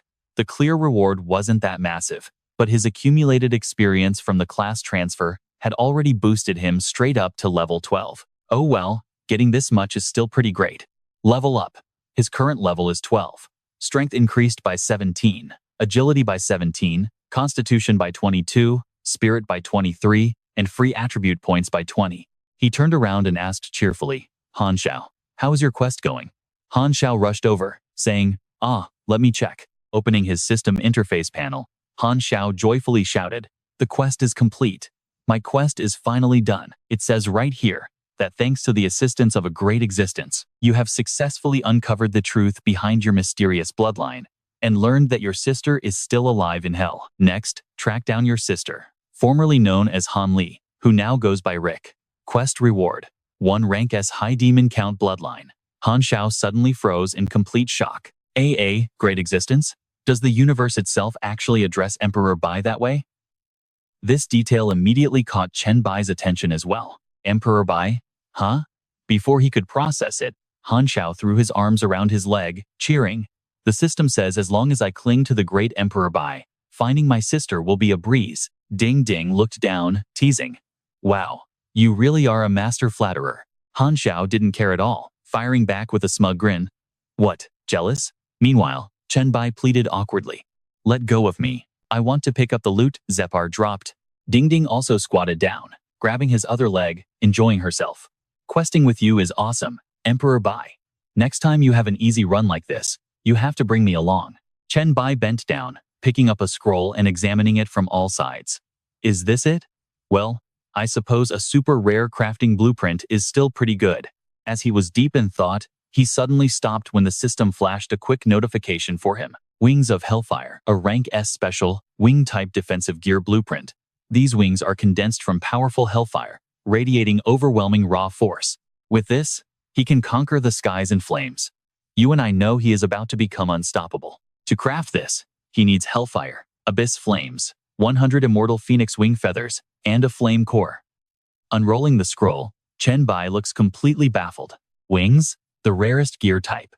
This place is a total goldmine. And trust me, we are just getting started. In his memories of raiding together, he once said this class change scroll was reserved for demon-blooded Han Xiao. Skills would go to Ming Ming, and Wu Ya gets gear for helping out. Next up is Hell's Cry, the S-rank Shepherd's Horn blueprint. To craft this defensive gear, he needs pureblood demon horns, some raging hellfire, abyss flames, and 1 dark crystal. Warning: the final item grade depends on the materials. The S-rank Shepherd's Horn is unique once crafted. Absolutely no one else in the world can ever make it again. Chen Bai smiles to himself. It looks like this blueprint is only missing 1 final material now. Outside the dungeon, he proposes taking Yan Qi along to grind some experience. He asks the others if they want to join, and Ding Ding instantly agrees. Hearing this, Han Xiao excitedly says he would never turn down free experience. Since everyone is in, Chen Bai asks if there is a spot in Demon City packed with level 15 monsters. He doesn't know. Trailing off, Ding Ding strokes her chin thoughtfully, saying, "Let me think about it." Suddenly, Someone approaches them and speaks up. Brother Bai, I know a spot. Ah Long says enthusiastically. Before the apocalypse, Lujia's Y was packed with high IQ elites, but when the end of the world hit, now, pay attention here. The area is packed with high-level psychic monsters. With outer beasts at level 13, almost nobody has dared to go there yet. Chen Bai politely thanks him. Ah Long folds his arms with a smug grin, playing it cool. Right away, Chen Bai grabs his two companions. Let's head over there right now. Han Xiao, use your psychic power to shield them from the pressure, and Han Xiao instantly obeys. Understood. The group blasts off like a rocket, with Ding Ding cheering in pure excitement, leaving the stunned onlookers completely speechless. Once they are gone, Ah Long turns around to flex his muscles proudly. Did you guys see that? Even the strongest evolver had to thank me. Don't hesitate anymore. If you have got the guts, step up and state your name. Arriving at Lujiazui, Chen Bai's group stands on a rooftop, quietly scanning the ruined city below. He chuckles coldly. High-level zombies are everywhere. This is a perfect grinding spot. Then, he reminds the team, keep your distance in check, and don't wander out of the experience share range. Han Xiao confidently replies, no problem, White Emperor. Ding Ding smiles, got it, White Emperor. Even Yan Qi calmly chimes in, saying she wants to kill some too. Okay, I know what you are thinking, why not just wipe them out? Well, if he unleashed his full plague sun, this entire zone would be cleared in seconds. But that would also kill Yan Qi's group, so he decides to practice his other unmastered skills instead. The moment he hits the ground, a magic shroud envelops his body. Entering combat mode, Chen Bai prepares himself. First is the alluring Malkanthat form, born from the power of his fully enhanced black light virus. For now, he calls it full body fortification. Alongside his new Hellfire, specifically, the S-rank desires fuel Hellfire, which is S-rank, it channels the power of lust. With Rising Desire active, all of his core attributes are boosted by 50% for 3 full minutes. Then there is Desire Burn. This skill scorches the target's soul and harnesses their own desire to amplify his attack power, complete with a stealth effect. The cooldown is 10 minutes. With absolute excitement, he charges in. Let's start with one punch, Rising Desire. Activate. Massive waves of magical energy crash into the undead. A single punch sweeps them away, vaporizing them instantly. Up on the roof, the team watches in complete awe. Oh my god, just one punch. Right then, the system chat pops up with messages from your King Han, asking for exclusive footage of this insane power leveling. Ding Ding posts the level 15 mob zone. Wu Ya begs them to stop sending videos, so he doesn't feel left out. Shu Shun stares at the system with a wry smile. I Am No Sword Immortal asks, is this guy even human? His basic attacks deal as much damage as my ultimate post-class change skill. And remember, I Am No Sword Immortal, a third-tier evolved class. Isn't a gap this massive a little too ridiculous? Seriously, it's completely broken, right? Your King Han says not to panic. This wasn't the White Emperor's basic attack. It's at least one of his active skills. I Am No Sword Immortal says, thanks for the reminder. Back at the Yan family villa, Chen Bai leans back on the sofa and says, I finally got both of you to level 10. Prepare to change your classes. He tosses the scrolls over, and they catch them in a daze. Suddenly, a bright light erupts. Chen Bai notices the furniture glowing next to them and wonders, is this some special class change process? The surrounding area is slowly being assimilated by the sheer force of their class change energy. It looks like the earthbound spirit is going to be permanently bound to this villa. Yan Qi and Yan Shui float up in a trance. Stick with me, because next time, we will find out what Satan's smile really means. Indeed, respected Lord Chen, you and I can see the earthbound spirit class suits them. Showing your judgment is incredibly sharp. With your ability to devour Zepar's vicious power to enhance your hellfire, combined with your eye for training subordinates, you will definitely stand at the pinnacle of the gods in the future. Seeing right through his scheme, Chen Bai replies, enough. Ever since I started power leveling them, you have been sucking up to me. Do not think I do not know what you are plotting. He chuckles awkwardly and sweet talks. Your observation skills are also absolutely top-notch, so I have nothing to worry about. With your high wisdom, you definitely would not hand me over to that traitor Beelzebub for some quick profit. After all, a traitor's character is never trustworthy. And my long-term value to you will definitely be far greater than his. Chen Bai says calmly, I just do not want to see Beelzebub right now. But as for your value, he pauses, his deep gaze locking onto Satan, and says, "As of right now, I still have no idea." He flatters quickly, "Bai, you just never asked. Besides, most of my gear is back in hell." "Oh right, Agaras might still have a few of my things. What are you lacking right now? Let me think if he happens to have it." His words immediately grab Chen Bai's attention as he lists fire core phoenix wings and dark crystals. Satan excitedly blurts out, "Yes, yes, yes, he definitely has dark crystals." He immediately makes a decision. "All right, let us wait for them to finish their class transfer first. Then we will head back to the abyss." Chen Bai thinks to himself that there are quite a few dwellers in the abyss who made promises to him during his trials. Watch closely. Building strong relationships with them is going to be absolutely crucial. The others might be tricky, but as for the Hydra, he knows exactly how to get close to them. Meanwhile, they successfully transfer to Earthbound Spirit, linking to the Yan family villa structure. He walks over and asks how they feel and if their new class has any cool effects. Yan Shui smiles and replies, "Yes, look at this. The Earthbound Spirit class cannot be transferred. Every level up increases all attributes by 1, grants 1 free attribute point, and unlocks class authorities. Dual soul binding allows them to link any 2 arbitrary locations as their soul-bound territory. Establishing a connection consumes a massive amount of mental power and is hard to change.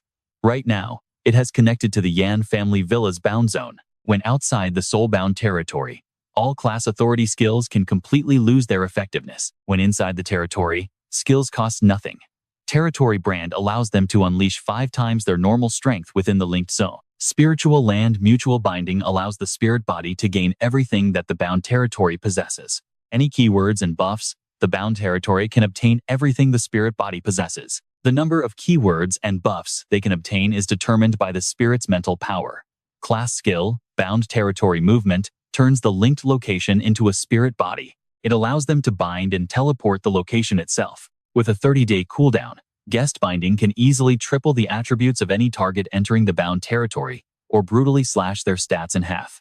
You and I both know how broken this is. Looking at her system updates, Chen Bai realizes all her skills center on this domain, saying, "This binding power is absolutely insane." She floats over and asks him with curiosity, "Really?" Looking at Yan Shui, he begins explaining, "Absolutely. The building materials, infrastructure, and decorations all count as items, and their buffs are incredibly strong. If we swap the common villa materials for high-tier item materials, you will finally understand just how broken this class really is. Plus, in the future, you two might even turn an entire city into your bound territory. Those buffs would be absolutely terrifying, and you both could bring massive benefits to that city." Right after he finishes, she says excitedly, "Then I want to bind with your city, so I can finally help you out." Chen Bai gladly agrees. "All right, once I return from the abyss, I will take both of you to Baidi City." Yan Shui, "Do you know where a library is?" She looks confused. "Huh?" He then steps into a room filled with piles of thick books scattered everywhere. He looks up and announces, "This time, I have brought some special gifts for all of you. These are human books on history, art, scenery, and cuisine. Anything you want." This is the 350th floor of the abyss, the Hydra territory. In a raspy voice, Unfrit's heads take turns speaking. "Wonderful. Thank you, Abyss Lord.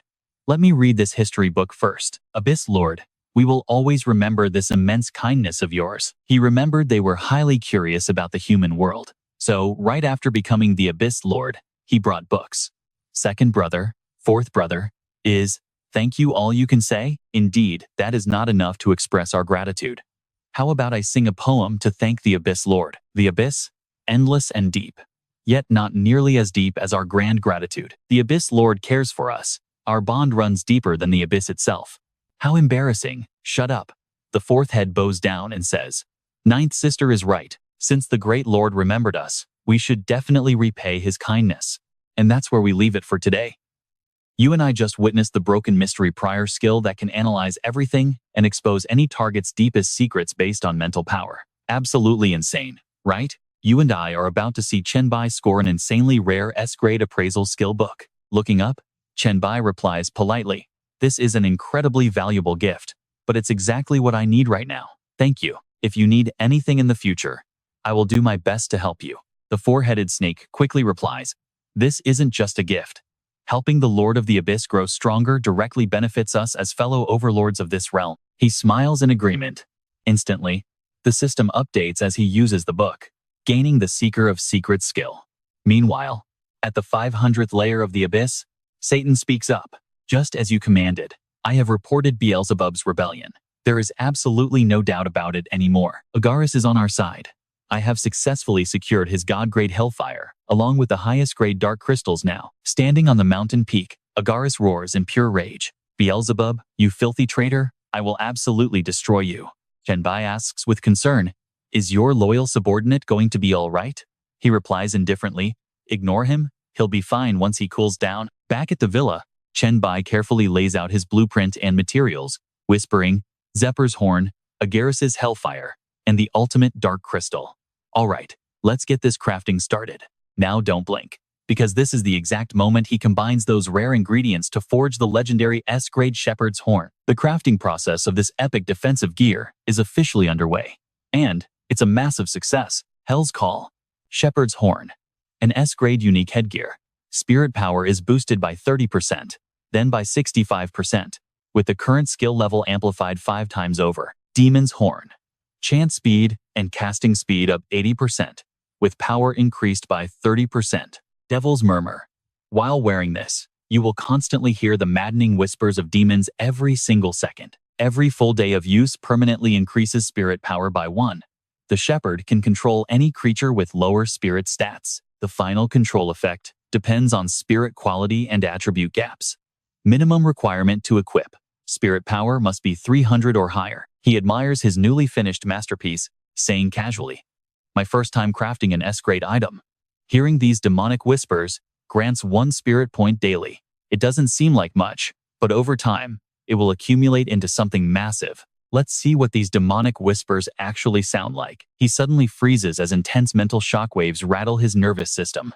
Sweat pours down his face as he realizes even a brief moment of listening scrambles his thoughts and breeds deep anxiety. This permanent buff is definitely not going to be easy. Against the rocky cliffs of Baidi City, pink butterfly wings spread wide.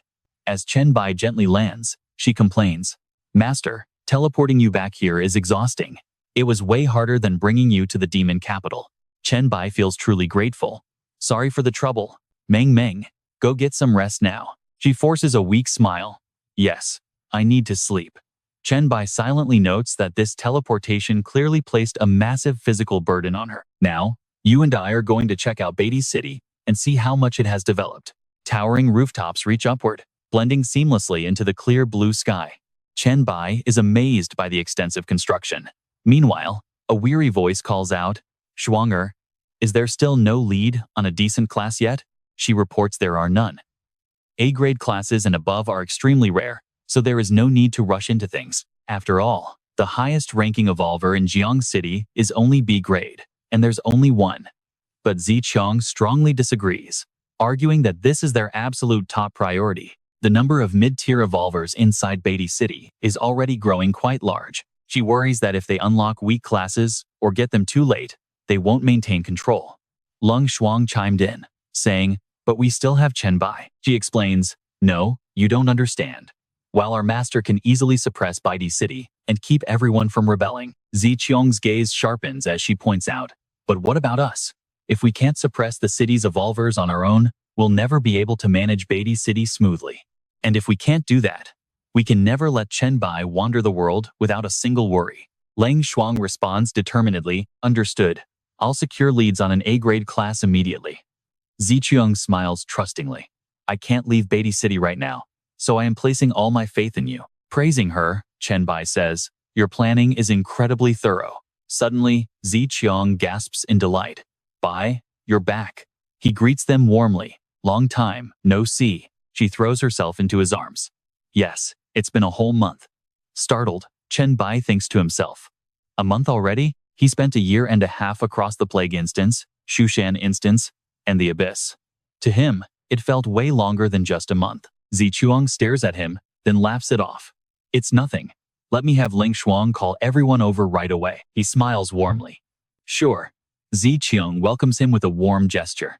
Welcome home. Ling Yuku seductively. I finalized Baidi City's new laws. Now, the only thing missing are your personal household rules. Why don't you set them today, Master? I promise to obey every single one of them. Lu Li rests her hand on his chest, whispering, Bai, our intel hasn't updated your stats. Stick with me, because next time we'll find out just how powerful he has become. Let's jump right back in with Chen Bai, who's eager to get an update, while Thi Vi and Tatam warmly welcome him back from his exhausting journey. Forget about the outside world for today, they say. He smiles slightly, nodding as Brother Tong faces him. I will show you how strong I am now. I am completely different, she boasts. But Tran Bok suddenly grabs her hand with a mischievous laugh. Oh, so you're tough now? Guess you need a little lesson to behave, he teases, leaving her blushing red as Tu Quinn steps in. She explains that they custom designed this entire mountaintop center just for him, making it his very own exclusive, private sanctuary. The staff here have been carefully selected, and Tu Quinn hints that he can do absolutely anything he wants, with anyone, anywhere in this place.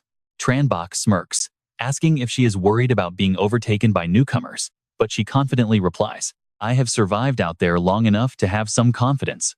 Just relax and take a break today. He lies back, agreeing completely. So, it's time to rest and leave other matters for later. Then, Tran Bok asks about the class change discussion he overheard earlier. She sighs, admitting it is a major headache, especially since they haven't found any high-tier classes over in Jiangthan yet. Tran Bok suggests they should have just asked him, leaving Tu Quinn slightly flustered, wondering if that would be appropriate. He reassures her, saying they missed out on exploring the world because they stayed behind to manage White Emperor City for him. This is the least I can do, Tran Bok says, revealing he actually has 4 class change scrolls rated S tier and above. Tu Quinn is stunned, revealing he actually has 4 class change scrolls rated S tier and above. Tu Quinn is stunned. 4 class scrolls at S tier or higher. He explains one was left by Pukasumi after sacrificing herself to open the portal, his mind drifting back as he rests. He mentions another is the Demon Hunter scroll from the Abyss Trials, before asking if Tu Quinn is the only one who reached the required level. She smiles shyly, admitting Bok Swang Ni actually reached the level limit before her. Is there a class scroll for Swang Ni? She really admires powerful fighters and has liked you for a long time, so when will you? Lan Shuang blushes furiously in embarrassment.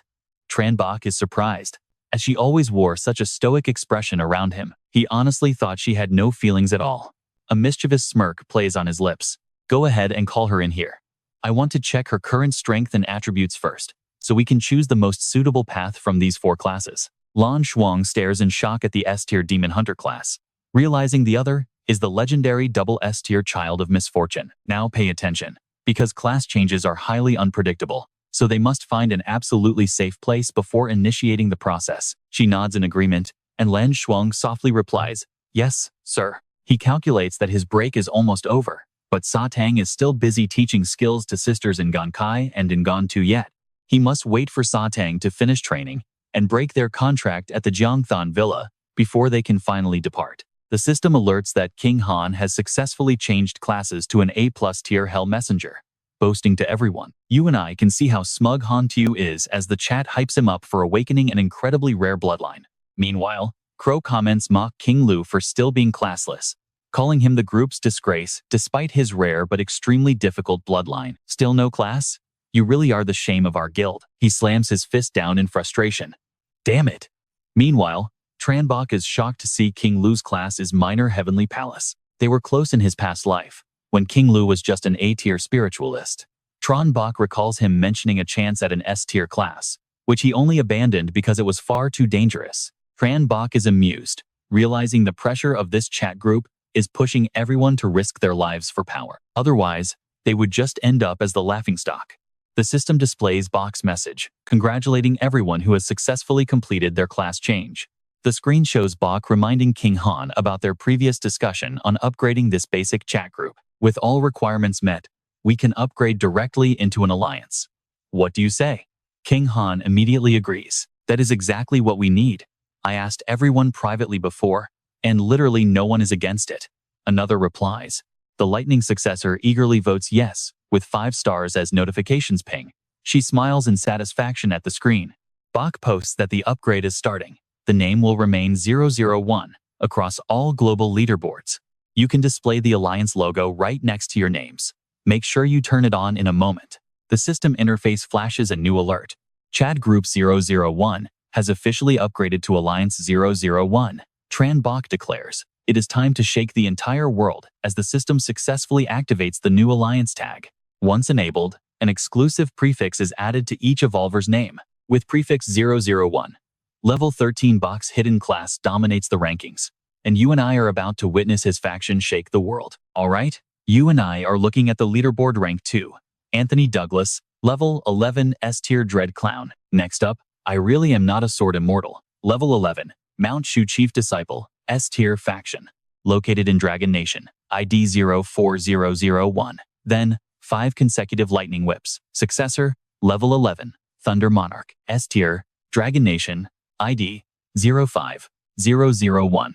Next, Overlord level 10, Tiger General class, Dragon Nation, ID 06001. Then, Sailor, S-tier faction, located in Dragon Nation, ID 07001. Shui Chuan, level 10, Sailor, S-tier, Dragon Nation, ID 08001. King Han, level 10, Hell Messenger class, S-tier faction in Dragon Nation, ID 09001, and others at level 10. Glorious Angel, S-tier, Lighthouse Nation, ID 1001. Next is Sakura, level 10, Nightwalker class, S-tier, Sakura Nation. Han Xiao says excitedly, "This is awesome. The system shows our King Han completely dominating the Overlord ranking. Keep pushing. Guys, seeing other country players on our board is honestly so annoying." Successor of 5 consecutive lightning whips, level 13, White Emperor is the best. Lu Huai. Everyone, look at this. Rank 58 is White Emperor and Leng Xiang, level 10 Demon Hunters. Ding ding. Someone secretly built an alliance using your name. Bye. Lu Huai, that is not it? Can't you recognize this? Rank 64, Zai of the White Emperor Palace, level 10, Child of Calamity, SS tier, Dragon Nation. Let's watch this part closely. Shui Chuan is thinking Zichuang and Leng Xiang successfully advanced their classes. She stares at the system board, stunned. Ding ding. I get it now. This is the woman from the live stream when White Emperor City was built. Wait, was Leng Xiang also in that stream? Bye. Yes, just a small family circle. Wu ya. White Emperor, let me join the White Emperor Palace. Do you have any spare SS class job scrolls you want to give me? Hope. White Emperor, save me. Lu Huai. Wu ya, I know you are in a rush, but chill. This is clearly White Emperor's harem. Ding ding. Exactly, go search for your own scroll. Yeezy. Hubby, are you dating online?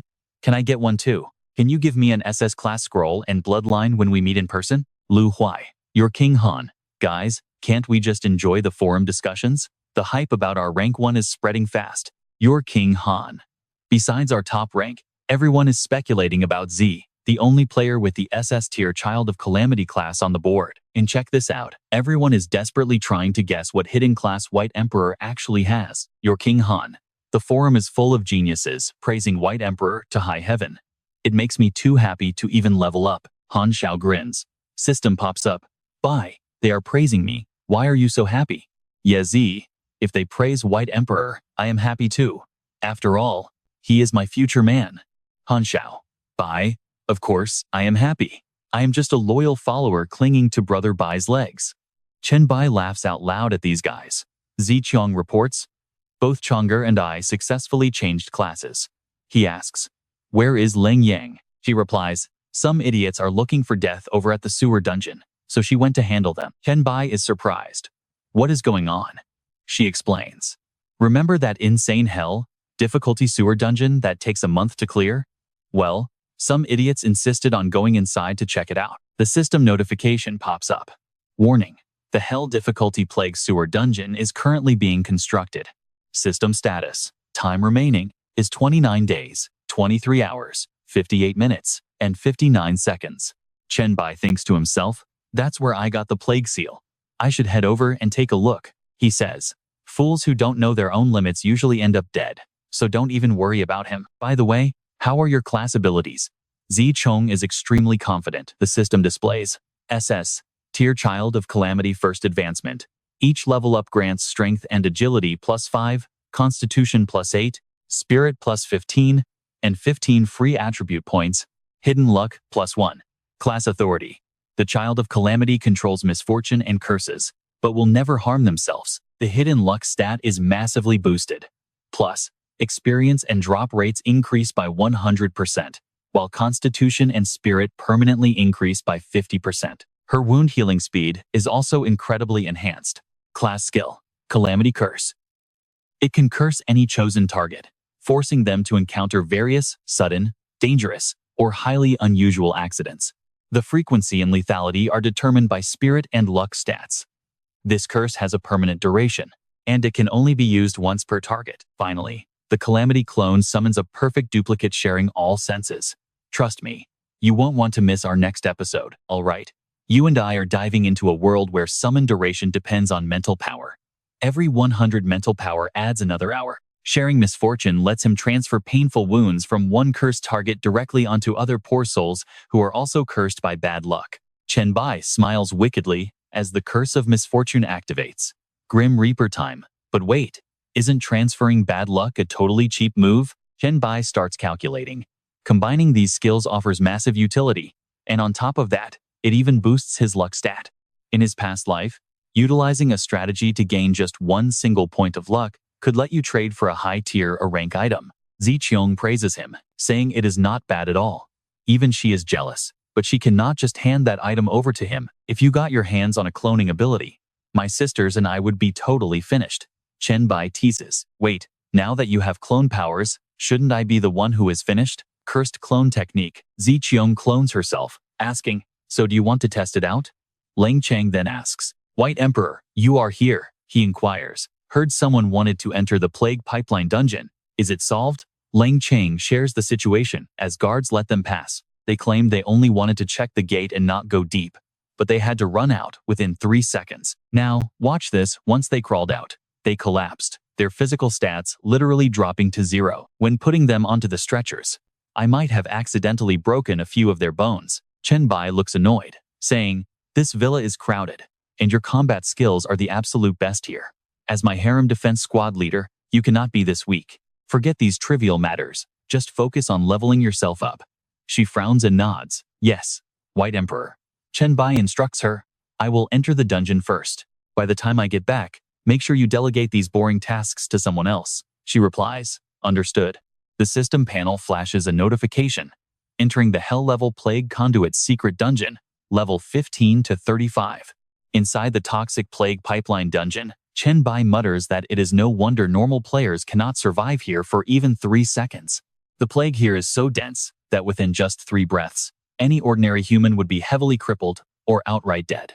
Suddenly, a creature pops up in front of him. Chen Bai casts his appraisal skill.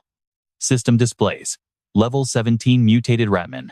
This unique rat species has mutated under the intense influence of a highly potent plague fungus. Unlike normal puppets completely controlled by the virus, these creatures actually adapted to the mutation, retaining consciousness and intelligence. They became a new plague species, with talents like hyper-regeneration, speed boost, plague breath, wall climbing, and skills like plague claws, plague spit, and rapid strike. Chen Bai chuckles. A plague creature, huh? Its face suddenly fills with sheer terror. You see, his plague control power is about to activate. System description displays. Any plague creature or infected being with total stats lower than his own can be controlled completely at his absolute will. For each plague creature dominated, his biological calamity class skills can inherit and stack the specific virus and fungal effects carried by that beast. Chen Bai sighs in admiration, saying, this biological calamity authority is seriously overpowered. Controlling even more of these plague creatures would be amazing. Too bad, this is just a temporary dungeon. If only there was an abyss floor packed with plague beasts under my immortal control. Wait a minute. He grins slyly. If the abyss does not have one, I will just remodel a floor myself. Since I am the Abyss Lord, I have got a plan. The remodeling plan for the Abyss Plague floor officially begins. Chen Bai stands tall, ignoring the giant rat. He starts analyzing its skills, which include Plague Charge, Shadow Meld, Tearing Claws, and High-Pitch Screech. He smiles widely, continuing to analyze the glowing mushrooms behind him. The multiplying spores possess skills like Acid Bomb, Rapid Growth, Plague Effect, and Major Self-Detonation. Chen Bai's grin grows incredibly smug. He has already dominated nearly 100 monsters in this sewer passage. Standing right before the massive horde, he loudly announces that they are very close to receiving the plague imprint. Chen Bai suddenly spins around, Sensing a presence, a monster is approaching, likely a boss or elite enemy. He quickly activates his appraisal eye, making his eyes glow a bright blue. Simultaneously, a Ratman archer emerges from beneath the dark water. The system screen pops up to show the description. Plague Source, Ratman Archer. Level 25 boss. He was the first Ratman ever infected, possessing intellect and physical strength far superior to the rest. He guards the sewer entrance, preventing any other living creatures from passing through. Strength 6, 72. Agility 854. Constitution 5, 21. Spirit 1, 95. Skills include Rapid Fire, Full Firepower, Ambush, Wild Shot, Plague Spit, and Biochemical Plague Transformation. He looks thoughtful, staring intently at the rat monster. As a boss, its stats are much higher than his own average of 650. Its physical strength and constitution are actually way higher than mine. Let us see if we can dominate this guy first. With murder in his eyes, Chen Bai uses plague control. Trust me, you will want to see what happens next. Let's watch, as the system grants him control over plague beasts with lower stats. He activates his shepherd skill, causing his crimson horns to glow with energy. The system announces control over beasts with lower mental power, just as the rat beast expertly coats its arrows in deadly, toxic drool. Meanwhile, he stands amidst hellfire as system notifications flood his screen, attempting to take control of the boss. It's a level 25 Plague Rat Archer boss. The system warns that a level gap over 10 cuts your stats in half during judgment. Another alert states that since the target is a solo boss, your stats will be cut in half. Control attempt failed. But Chen Bai does not back down, standing firm as he eagerly readies his gauntlets. The level gap is still way too massive, but who cares? Time to fight. Quickly crouching low, he shouts and unleashes a spell that forces the beast to leap back, corrupting the ground with plague. Meanwhile, the bloodthirsty rat monster aims its bow and suddenly vanishes. Chen Bai freezes, his eyes locking onto a toxic arrow rushing toward him like lightning. His body instinctively twists to dodge the lightning-fast arrow. Frowning, he quickly realizes that its physical stats are massive, and it is a pure plague creature. Because of that, Plague Sun and Black Death will barely scratch it. If he wants to win, close combat is his only option. It is just a shame that his 3 spirit swords were destroyed during the Abyss trial. Without any ranged skills, he is completely on the defensive. But pay attention here, his eyes suddenly widen as the monster starts firing wildly. Chen Bai looks up at the raining downpour of arrows and hardens his resolve. If he cannot dodge them, he will just head straight through. Summoning his shield on command, he raises it high, blocking every single poisonous arrow. Holding his shield in the murky sewer water, Chen Bai begins to analyze his opponent. Although its agility is superior, they are trapped in a tight underground tunnel. The beast must guard the deep entrance, meaning it cannot kite him. With a swift move, he flings his shield aside, his eyes gleaming with pure bloodlust as he stares ahead. Heat signature located. Wait, why is it retreating? Both figures stand dead still in the sewer water, locking eyes in absolute silence. Suddenly, Chen Bai releases a devastating psychic shockwave with his mental power, blasting the rat monster backward and leaving it completely dazed. Boasting 195 mental power, he leaps high, unleashing a skill that cloaks his body in blazing flames, activating his Hellfire Heavy Strike form. Chen Bai delivers a devastating smash straight onto the monster's skull, crashing it into the water with a ground-shattering strike. Sickly green fluid begins pooling from the unconscious beast's head. Honestly, I know what you are thinking. Is it dead yet? Eagerly checking his arm blades, he wonders why there is still no kill notification. It looks like he needs to deliver one final strike. But a second later, the rat monster suddenly lunges with jaws wide open. Unfazed, he delivers a clean slash, easily slicing it in two. Looking down at the severed carcass in the water, Chen Bai listens to the system announce, Plague Mutation skill activated, sacrificing vitality to shed the rat hide. However, scorched by hellfire and heavily corroded by plague, its quality has severely degraded, rendering it almost entirely useless. Staring down with a calm expression, he murmurs in realization, a rat hide shield. Ah, so that is how it works. Plague Mutation is actually a clever escape skill. Moments later, in the pitch-black tunnel, he continues walking calmly and silently toward the very end of the sewer. Chen Bai seriously analyzes the situation as he walks, realizing the deep zone guarded by a level 25 boss is highly dangerous for him. Even though he can revive in the abyss, actually dying here would delay his entire plan to transform the abyss by another full week. Suddenly, the system chime rings out. You have successfully cleared the Hell-grade Sewer Plague Dungeon. Levels 15 to 35. Cooldown before re-entry is 7 days. Meanwhile, Chen Bai stands silently watching the plague beasts leap into the massive pit one by one. Walking to the edge, he gazes down at the first abyss core. A smirk plays on his lips as he murmurs, channeling his abyss authority to banish all the plague creatures under his control straight into the depths. It worked. This was the only uncertain step in his entire plan, and now that it's succeeded, the next phases are guaranteed to follow.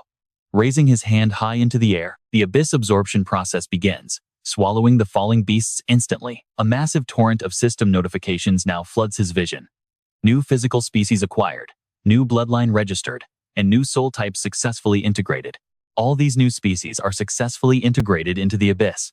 Chen Bai watches this unfold, in absolute amazement, gazing at the floating plague rat as countless others follow suit, plunging into the dark abyss amidst continuous system alerts, bloodburst, poison mushrooms, blood demon rats, and even blue dragons. He watches their descent, deeply satisfied. This is plenty for now. Trust me, their combined strength is more than enough to claim the entire first floor. Watching the newborn monsters hatch before him, he proudly puts his hands on his hips, lost in exciting thoughts. And from now on, the demon eggs erupting from the abyss well will also produce these 3 types of plague creatures. They will grow and spread throughout every single layer of the abyss. He watches the creatures, standing still as he calculates his next moves. I know what you're thinking, but having only 3 plague species is way too weak. In the future, we must introduce even more advanced plague creatures into the abyss. Spinning around to look into the far distance, he realizes the laws here are way too simple, with killing to gain power as the only basic rule. Chen Bai analyzes the situation confidently. While endless slaughter can create powerful beings, it also breeds constant chaos that hinders the abyss. This constant chaos is not fit for the growth of our realm. With those words, he waves his hand to summon a purple vortex. The abyss needs new rules, but I still don't know what kind of laws would suit this place as they begin to manifest. As a sexy succubus appears, watching him step through the portal, he realizes he will need to go and interrogate Macantus once again. Sitting against the cliffside, Chen Bai starts handing out rewards. I have already established a clear direction for rebuilding the abyss. Thank you for your hard work in today's discussion. The suggestions you all made are excellent. Winfis, along with number 1, number 4, and number 2, quickly agree. Under your plan, the abyss will grow stronger than ever before. I highly anticipate seeing the future of our home. Floor 600 of the abyss, shattered space. The system screen pops up. On floor 350, the Snake Demon Lord, the World Devourer, also agrees with the plans, expressing his full support. I only like other worlds because the abyss has nothing of its own. Then, Macantus flies down to join the conversation. Floor 437, the Charm Clan's Pleasure King, Macantus, states that he likes building cities and establishing dwarf merchant guilds. She suddenly appears behind him, resting her chin on her hand seductively. That way, all the charm spirits under my command can get stable jobs and live happily. Over here, Gaboon slowly nods in agreement. My lord, your plan is truly brilliant. Floor 400. The underworld ferryman and abyss demon god, Gabun. He beats his chest and declares, I will stay in the abyss until the day you have the power to reshape it. Chen Bai offers a reassuring smile. Don't worry, once I become the lord of the abyss, this realm will rise to new heights under my rule. He sits calmly on the stone, distributing rewards. Trust me on this. Thank you for your plans. A place at the top of the abyss awaits you all. With their minds at ease, he and Ifrit bow and slowly vanish. Thank you, Lord. We will not disturb you any longer. All right, you and I are diving into a wild demon king story. Macantus covers her mouth seductively, whispering that my plan to strengthen the abyss is absolutely mesmerizing, and she will eagerly await the results. As they talk, the crowd grows larger and larger, forcing them to relocate to this new spot. Suddenly flashing close to him, she teasingly complains that he must make up for this missed opportunity next time. Chen Bai retorts that once he controls the abyss, she better not beg for mercy. Smirking seductively, she says a few parting words before vanishing into thin air. I will be waiting inside my palace for you. See you later, Lord Demon King. Afterward, spinning his ring, he tempts the demon inside, saying now that they are gone, Satan should keep offering advice and stay completely loyal to him. Now watch closely, as Chen Bai gazes into the distance. Once we reclaim hell for ourselves and return it to the abyss, I will restore your throne. Rebuild your godhood, making the ancient demon inside the ring poke its head out in pure excitement. Yes, my lord, I will serve you with all my power. Looking down as the spirit fades, Chen Bai starts planning. My main goal is still to boost my power. My talent and class have reached peak levels, securing top-tier gear and bloodlines. Suddenly, let us look at his bloodlines. Chen Bai quickly opens his system screen, realizing he almost forgot about the mask that confused different bloodlines together. He had fed the mask countless potions inside the abyss. He checks the screen to see the strange double S rank Pure Blood Demon Lord bloodline. The double S rank Hell Demon Monarch bloodline leaves him disappointed. Only 2 double S ranks? Is it due to a lack of materials, or is this simply the limit of the mask? Opening a portal, he decides to head down to the 10th floor to gather more bloodlines, hoping to fuse them into a triple S rank. The portal to the 10th floor opens, perfect for leveling up. 7 days later, Commissioner Liu and Su Xin are left completely shocked. Down in the sewer, Chen Bai suddenly speaks up in surprise, calling out to Su Xin and Liu Li. He asks why they are here, only to be met with Commissioner Liu's incredibly grim expression as he explains the situation. Chen Bai scratches his chin and asks if she means that because he leveled up for 5 straight days in the dungeon, then stopped for 2 days without leaving. People now rumor he is trapped and dead. Trust me, you and I are about to see if he proves them wrong. She quickly steps forward to confirm. Exactly. Sister Ziking figured this was a perfect chance. Stick with me, because by fueling the rumors, they'll force those greedy rats hiding in Jiangcheng to finally show themselves. Then she excitedly adds, she told me to wait here for you. I'll use my illusion power to sneak you back to the villa, keeping our plan completely safe from failing. She then turns to explain why Su Xin is there with her. Su Xin only came along to wait because she was genuinely worried about your safety. Chen Bai remains calm as he speaks, surprised that so much happened in just a few days as he silently reflects on his recent actions. My level up is because I was grinding bloodline potions. I farmed so many that feeding the mask alone took me 10 straight hours. He quickly thinks of the 2 sisters. They just completed their training, so I took them to the first abyss floor to test out their newly learned skills of theirs. He remembers them floating up on the first floor of the abyss. Back in the present, Chen Bai stands before them and offers his praise. Not bad. Ziking handled it well. The apocalypse never lacks ambitious fools. Now, pay attention to what happens next as Liu Li grumpily starts explaining. A few faction leaders thought Sister Ziking had lost her backing. They wanted to build their own groups in the city, which Sister Ziking refused. They even dared to make serious threats, but Sister Shuang Er easily wiped them all out. Meanwhile, Chen Bai places his hands on their shoulders. Trusting Ziking with Baidi City was the best decision I have ever made. And since you also have to manage the city, your overall power progression has become a bit slow. But don't worry, I will fix that, he says, as both girls joyfully kiss his cheeks. Thank you, Master. Thank you. Chen Bai suddenly changes the subject. By the way, Liu Li, is there any empty space in the central district to build another villa? I need it.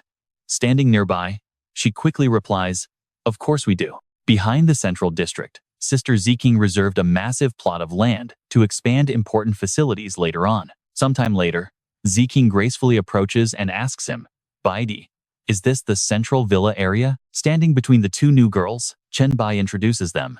Yan Qi, Yan Shui. They are special earthbound spirit awakeners. He goes on to explain the incredible benefits they bring. Once they mature, they will provide massive buffs to Baidi City. Now, think about it, their own powers will also scale directly with the city's growth. They will become the city guardian spirits and land deities of Baidi City in the future. Ziking politely waves to greet them. Hello, I am Song Ziking. You 2 look so much alike. Are you twin sisters? Smiling brightly with her semi-transparent body, Yan Shui speaks up. Hello, Sister Ziking. I'm Yan Shui. Our situation is quite unique. Before the apocalypse, my name was Yan Shuiqi. Yan Qi remains quiet, letting Yan Shui handle the explanation. After awakening, my soul split in 2, separating my good and evil thoughts. That is how we became Yan Qi and Yan Shui. Good and evil thoughts? Ziking asks, confused. Suddenly, Chen Bai steps closer to Yan Qi to reassure her. No need to worry. Even though she represents the evil side, she has learned to control and master it. She won't be consumed by it, though her personality is a bit more aggressive. The girl huffs softly, clearly agreeing with that. Hearing this, Ziking covers her mouth with a soft giggle, finding her temper quite similar to his. Chen Bai walks over to Ziking and declares, Song Ziking is my woman, my most trusted deputy, and she runs Baidi City. When I am away, you must obey her. Understood? We will absolutely follow her orders. Seeing his serious tone, the two sisters immediately nod in agreement to show their obedience. Yes, please take good care of us, Sister Ziking. We will definitely listen to you whenever our master is not around. At that moment, Ziking places her hands on his shoulders, looking completely serious. By the way, Beatty, Meng has been sleeping non-stop lately. It seems related to chat group 001 and her unique class. Chen Bai nods. All right, I'll check on her. He walks to her room, knocking continuously while sending gentle sound waves through the door. The sound waves echo softly throughout the quiet room where Meng lies resting on her bed. Feeling the familiar vibration, she sits up with a bright smile. It's master. Suddenly, a loud crash from inside the room startles Chen Bai. He quickly pushes the door open to check on her. What happened? Did something go wrong? She replies shyly. Master, my legs fell asleep from lying down too long, so I tripped. Then, she excitedly adds, but I have great news. I obtained a unique class scroll in my dreams. I can level up by defeating a certain number of high-quality monsters. I've been hunting for days, and I finally reached a rank. Chen Bai gently scolds her. You still shouldn't push yourself so hard. Walk around every day, and never forget that haste makes waste. She obediently nods. Yes, master. And that's where we leave it, as a mysterious token suddenly appears in her hand. Hey guys, let's dive into this crazy story, where our main character's guild group chat is absolutely blowing up over a legendary new item. The system displays the Mount Shu token, a special item that grants you the exclusive Disciple of Mount Shu title. Wearing it unlocks a special zone for levels 10 to 89. But this bound item cannot be traded, gifted, or even loaned. He thinks back, realizing it is just the Flying Sword dungeon reward. Why is everyone talking about this anyway? Isn't that dungeon supposed to be an exclusive quest for the Sword Immortal class? Meng explains that the Mount Shu mountain path has unlocked as a hidden dungeon. With a recommendation from the Sword Immortal, everyone gets one shot to clear it, earn the token, and enter Mount Shu's treasure-filled lands. A bunch of players are incredibly hyped and thrilled to finally obtain this legendary token. Chen Bai chuckles softly, asking if that is so, while she nods, saying they discuss it every single day. She urges him to check it out, and he agrees, opening the chat just as a message from Lian Xian pops up. Hey brothers, let's schedule our Mount Shu run. You all know my strength, so hurry up and sign up under me. I will carry you kids. Lu Wang fires back, telling him to stop showing off like a fool. If I hadn't pinned the beast with my Heaven Light Decree last time, your useless lightning spells would have missed completely. Chui Chuan, you guys needed a whole team just to beat a floor 1 mob in the demon locking tower. Why so hyped? Han Wang whines about sword grave monsters being immune to mental attacks, leaving him depressed, while Ba Wang suggests picking a time and place instead of slacking. After all, our stay time inside is limited, so we must prepare everything beforehand. As Chen Bai steps out of his room and closes the door, he smiles, seeing the wild activity, and decides to join in. Since I am free today, sign me up, Ba Wang. Great, if Master Bai is free, let's meet at Mount Shu in 1 hour. Shui Chuan says he is in, and Lu Wang signs up too, along with the lightning whip air. Since Master Bai is going, count me in too. Ding Ding chimed in, saying she loved working together last time and wants to join the party. I am not the Sword Immortal. One player laments missing out due to training in the sect leader's seclusion room, but Zhen Shou immediately signs up his young priest self. He realizes the 1 hour prep is perfect since he has accumulated a solid amount of regular and black light virus points. He can choose and upgrade a few skills right now to test them out inside this special level 10 to 89 Mount Shu dungeon map. Chen Bai greets them, seeing everyone is here.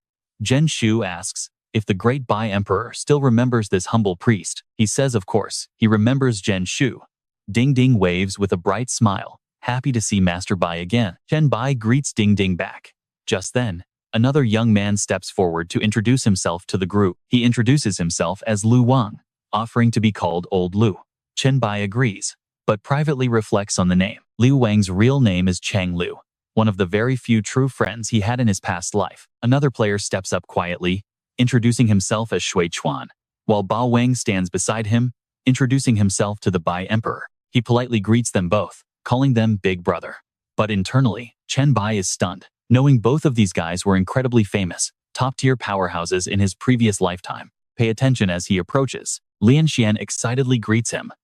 Chen Bai realizes this goofy guy is the future Thunder Saint, proving their chat group is full of hidden dragons. Lian Xian joyfully lunges forward, crying out that he finally met his savior, leaving Chen Bai completely shocked and bewildered. Is this really the legendary Thunder Saint from his past life? He stands awkward, wondering how the fearless, evil-shattering hero turned into this absolute goofball. Chen Bai tries to calm him down, but the guy literally clings to his leg, sobbing dramatically. You saw that reaction, right?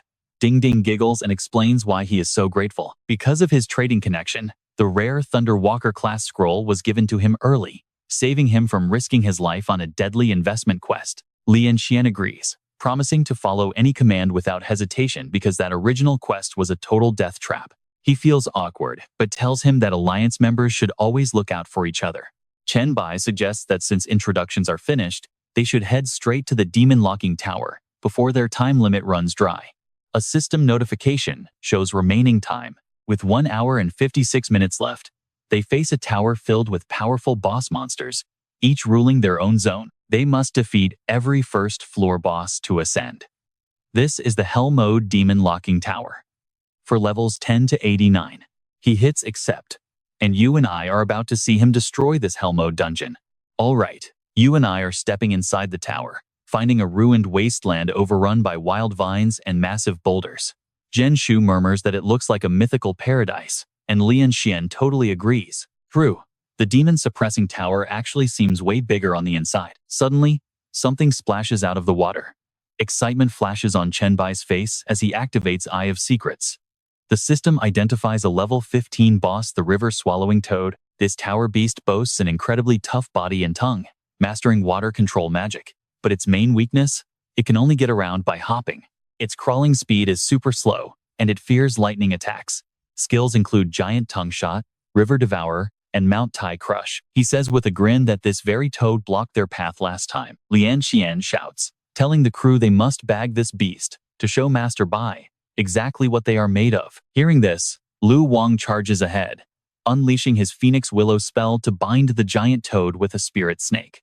Then he attacks, summoning a barrage of lightning strikes that crash directly onto the monster. Suddenly, a massive wall of water surges up right behind it, the River Devourer skill. Shui Chuan calmly raises his hand, gently waving it as he chants. Wind quiets, waves settle. Lian Xian charges forward with excitement. Watch closely as he orders everyone to rush in and stop it from escaping back into the water. Zhen Shu throws several talismans forward, chanting a divine speed spell. A system alert chimes, catching Ding Ding and Ba Wang's attention with a 40% speed boost. He praises her epic move, and she happily waves back, thanking Zhen Shu for the support. Paper puppets swarm around Ding Ding as she issues her command. With a sly smile, she casts a puppet technique, the 5 Ghosts Dismemberment. Her paper puppets shoot out black threads, tightly binding the giant toad's head and limbs. Ba Wang seizes the opening, rushing forward while praising her incredible crowd control. Ba Wang leaps high into the air, summoning a colossal spear General Soul, Overlord Lance. He hurls it with full force, driving it straight into the giant toad's body. But panic hits Ba Wang's face. No way to dodge this. He has to block it. The giant toad retaliates, whipping out its massive tongue for a devastating strike. Ding Ding's paper puppets rush to shield him, only to be instantly ripped in half. Ba Wang gasps as she suddenly appears, standing right in front of him. Ba Wang speaks up, thanking his little sister Ding Ding, but insists he could have tanked it without wasting her paper clones. She smiles softly, noting that since it is a level 15 boss skill, taking precautions is always safer. With his confidence fully restored, Ba Wang roars for everyone to keep pushing. Hit from all directions, the giant toad is left completely helpless, forced to take a beating. The paper puppets dance with joy. Behold, the sweet, sweet loot, a beast core boosting all stats, a contribution token to trade for treasures, and a water evasion skill book. Lian Xian laughs excitedly. You and I knew they had this in the bag, taking down a level 15 boss in under 10 minutes like it was nothing. The giant toad slowly dissolves. Shui Chuan snatches the scroll from a puppet. The system displays water evasion, a skill that absorbs nearby water to completely bypass the need for mana charging. Ignoring the paper puppet still clinging to the scroll, he claims the skill book for himself. Lian Xian suggests sorting out the loot later since their time is limited, knowing no one else wants that water skill anyway. He then starts scanning the area, Looking around, Lian Xian asks if anyone has seen Master Bai, but his question is met with absolute silence from the group. Pointing into the distance, Zhen Shu says Master Bai wanted to explore the deeper areas alone once the battle wrapped up, so they should just keep moving. Master Bai walks toward the mountains on the far shore. Deep within the tower's first floor, Chen Bai is suddenly confronted by a fierce white fox, a massive bull, and a giant serpent. Peering down from a high ledge, Lian Xian spots the danger and panics, shouting that Master Bai is getting surrounded. In a total panic, he wonders how this is even possible, since every beast in the tower is supposed to have its own territory. Are these three roommates, or what? They need to back him up. Activating her appraisal skill, Zhen Shu warns that these three bosses are levels 17, 18, and 19. Ignoring the warning, Lian Xian leaps right down, yelling for Master Bai to hold on because backup is on the way. Chen Bai just chuckles, murmuring that it is time to wrap things up. He forms a glowing green circle on his fingertip. Invoking Plague Sunday, the emerald ring expands rapidly, unleashing brilliant beams of toxic light that scatter in all directions. The three monsters back away warily, completely hesitating to make a move. But moments later, all of them collapse straight to the ground in unison. Utterly stunned, Lian Xian asks if Master Bai was just playing around with them the whole time. Chen Bai calmly replies that he just wanted to test out some new skills, and they arrived right as he was finishing up. Ding Ding playfully teases Lian Xian, saying she knew Master Bai was perfectly fine, and that their self-proclaimed speedster was just overreacting as usual. Zhen Shu remarks that Master Bai probably lured them here on purpose. And honestly, you and I can barely believe how overpowered he is. The system screen pops up, showing the diarrhea debuff, which causes extreme stomach pain and severely nerfs the target's movement. Alright, stick with me here. This next virus variant causes literal explosive diarrhea, slowing enemies down by 80% every single second. All stats drop by 1, giving them permanent hepatitis while cutting their growth rate by 50%. Plus, using any skill temporarily saps 5% of their stats, causing severe vomiting that blocks any recovery from food. Worse still, each bout of vomiting permanently subtracts 1 point from all attributes. Chen Bai silently plans. This is a brilliant crowd control ability. A permanent debuff that also massively supercharges his deadly Plague Sunday. Looking at Ding Ding and Luo Shan, he chuckles softly. You guys came just in time. Any more testing and this place would be covered in nauseating, filthy waste. Let me clean up first, then we can keep moving, Chen Bai says, as the others quickly reply in unison. Got it, Boss Chen. He decides to test out his newly upgraded ground spikes. Feeling the raw energy surging through his shifting body, Chen Bai stomps his foot. The system chimes, notifying that his claw form has enhanced the ground spikes, a unique, high-speed skill exclusive to this devastating combat shape. With increased charging capacity and pinpoint accuracy, he no longer even needs to waste time driving his claws directly into the earth. Don't blink, because this next utility upgrade is absolutely insane, Chen Bai mutters to himself. Even better, after impaling enemies with ground spikes, he can still manipulate them to directly devour the beasts. The impaled monster shrieks as writhing black tendrils erupt from the spikes, tightly wrapping around the beast to slowly consume it whole. Lu Wang speaks up, asking with hesitation, Boss Chen, can I borrow this giant python's corpse for just a moment? Of course, go ahead, Chen Bai replies. Chen Bai realizes he almost forgot that in his past life, Lu Wang's power was closely linked to snake guardian spirits. Suddenly, Liu Wang transforms into a massive serpent, hissing, Thanks, Boss Chen. Liu Wang flicks his giant tongue. He thinks to himself, Little Lu did excellent. This incredibly pure soul has elevated my spirit strength to the next level. Absolutely divine. Liu Wang focuses entirely, greedily absorbing the leftover spiritual essence of the massive python that Chen Bai easily defeated. Ding Ding turns to Zhen Shu in confusion. He explains that the snake immortal is a highly revered guardian spirit back in the northeast. Soon, Lu Wang sheds his beastly form and lands smoothly. Liu Wang laughs sheepishly. Pardon us. My spirit ancestor's table manners are admittedly a bit messy. He gestures for Chen Bai to take his turn. Plunging his virus energy into the remaining carcass, a blue system window flashes before his eyes. Special creature devoured.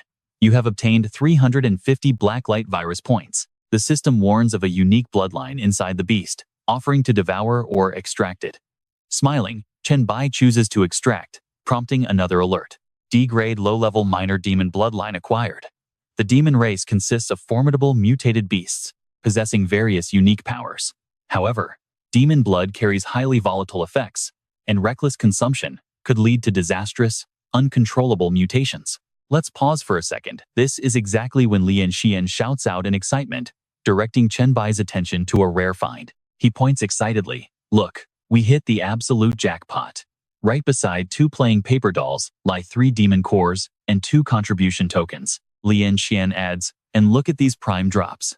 Bending down, they watch a paper doll fish out a rare skill scroll and 2 powerful gears. The system identifies it as the C-grade Bull Demon Blood Burst, an active skill that boosts all stats by 50% for 100 seconds, with a 15-minute cooldown.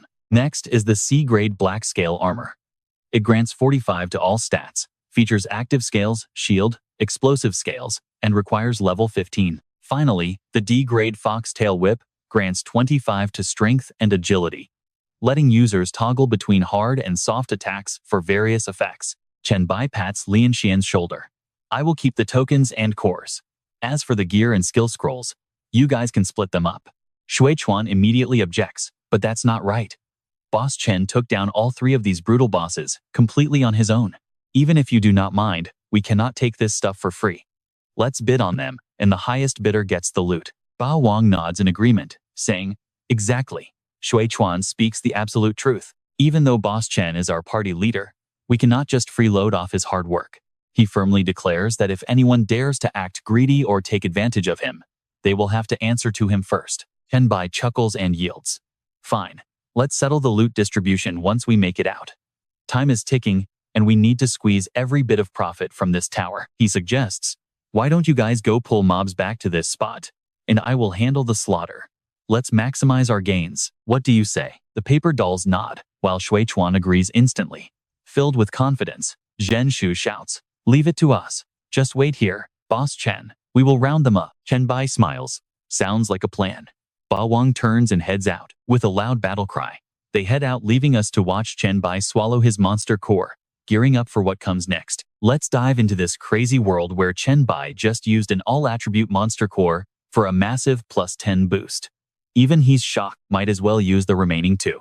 Suddenly, a panicked scream startles Chen Bai. "Boss Bai, save me!" as notifications flood the screen. Notification: used monster core, all attributes +10. Notification: used monster core, all attributes +10. A massive bird is hot on Lu Wang's heels as he sprints straight toward our main character. The giant bird lunges, forcing a panicked Lu Wang to dodge. Chen Bai just smirks as his left hand begins to transform. Wielding a pitch-black sword, Chen Bai charges in, telling him to stay calm. He leaps high and delivers a clean slash straight to the beast's neck. Just one strike was all it took to finish the massive beast.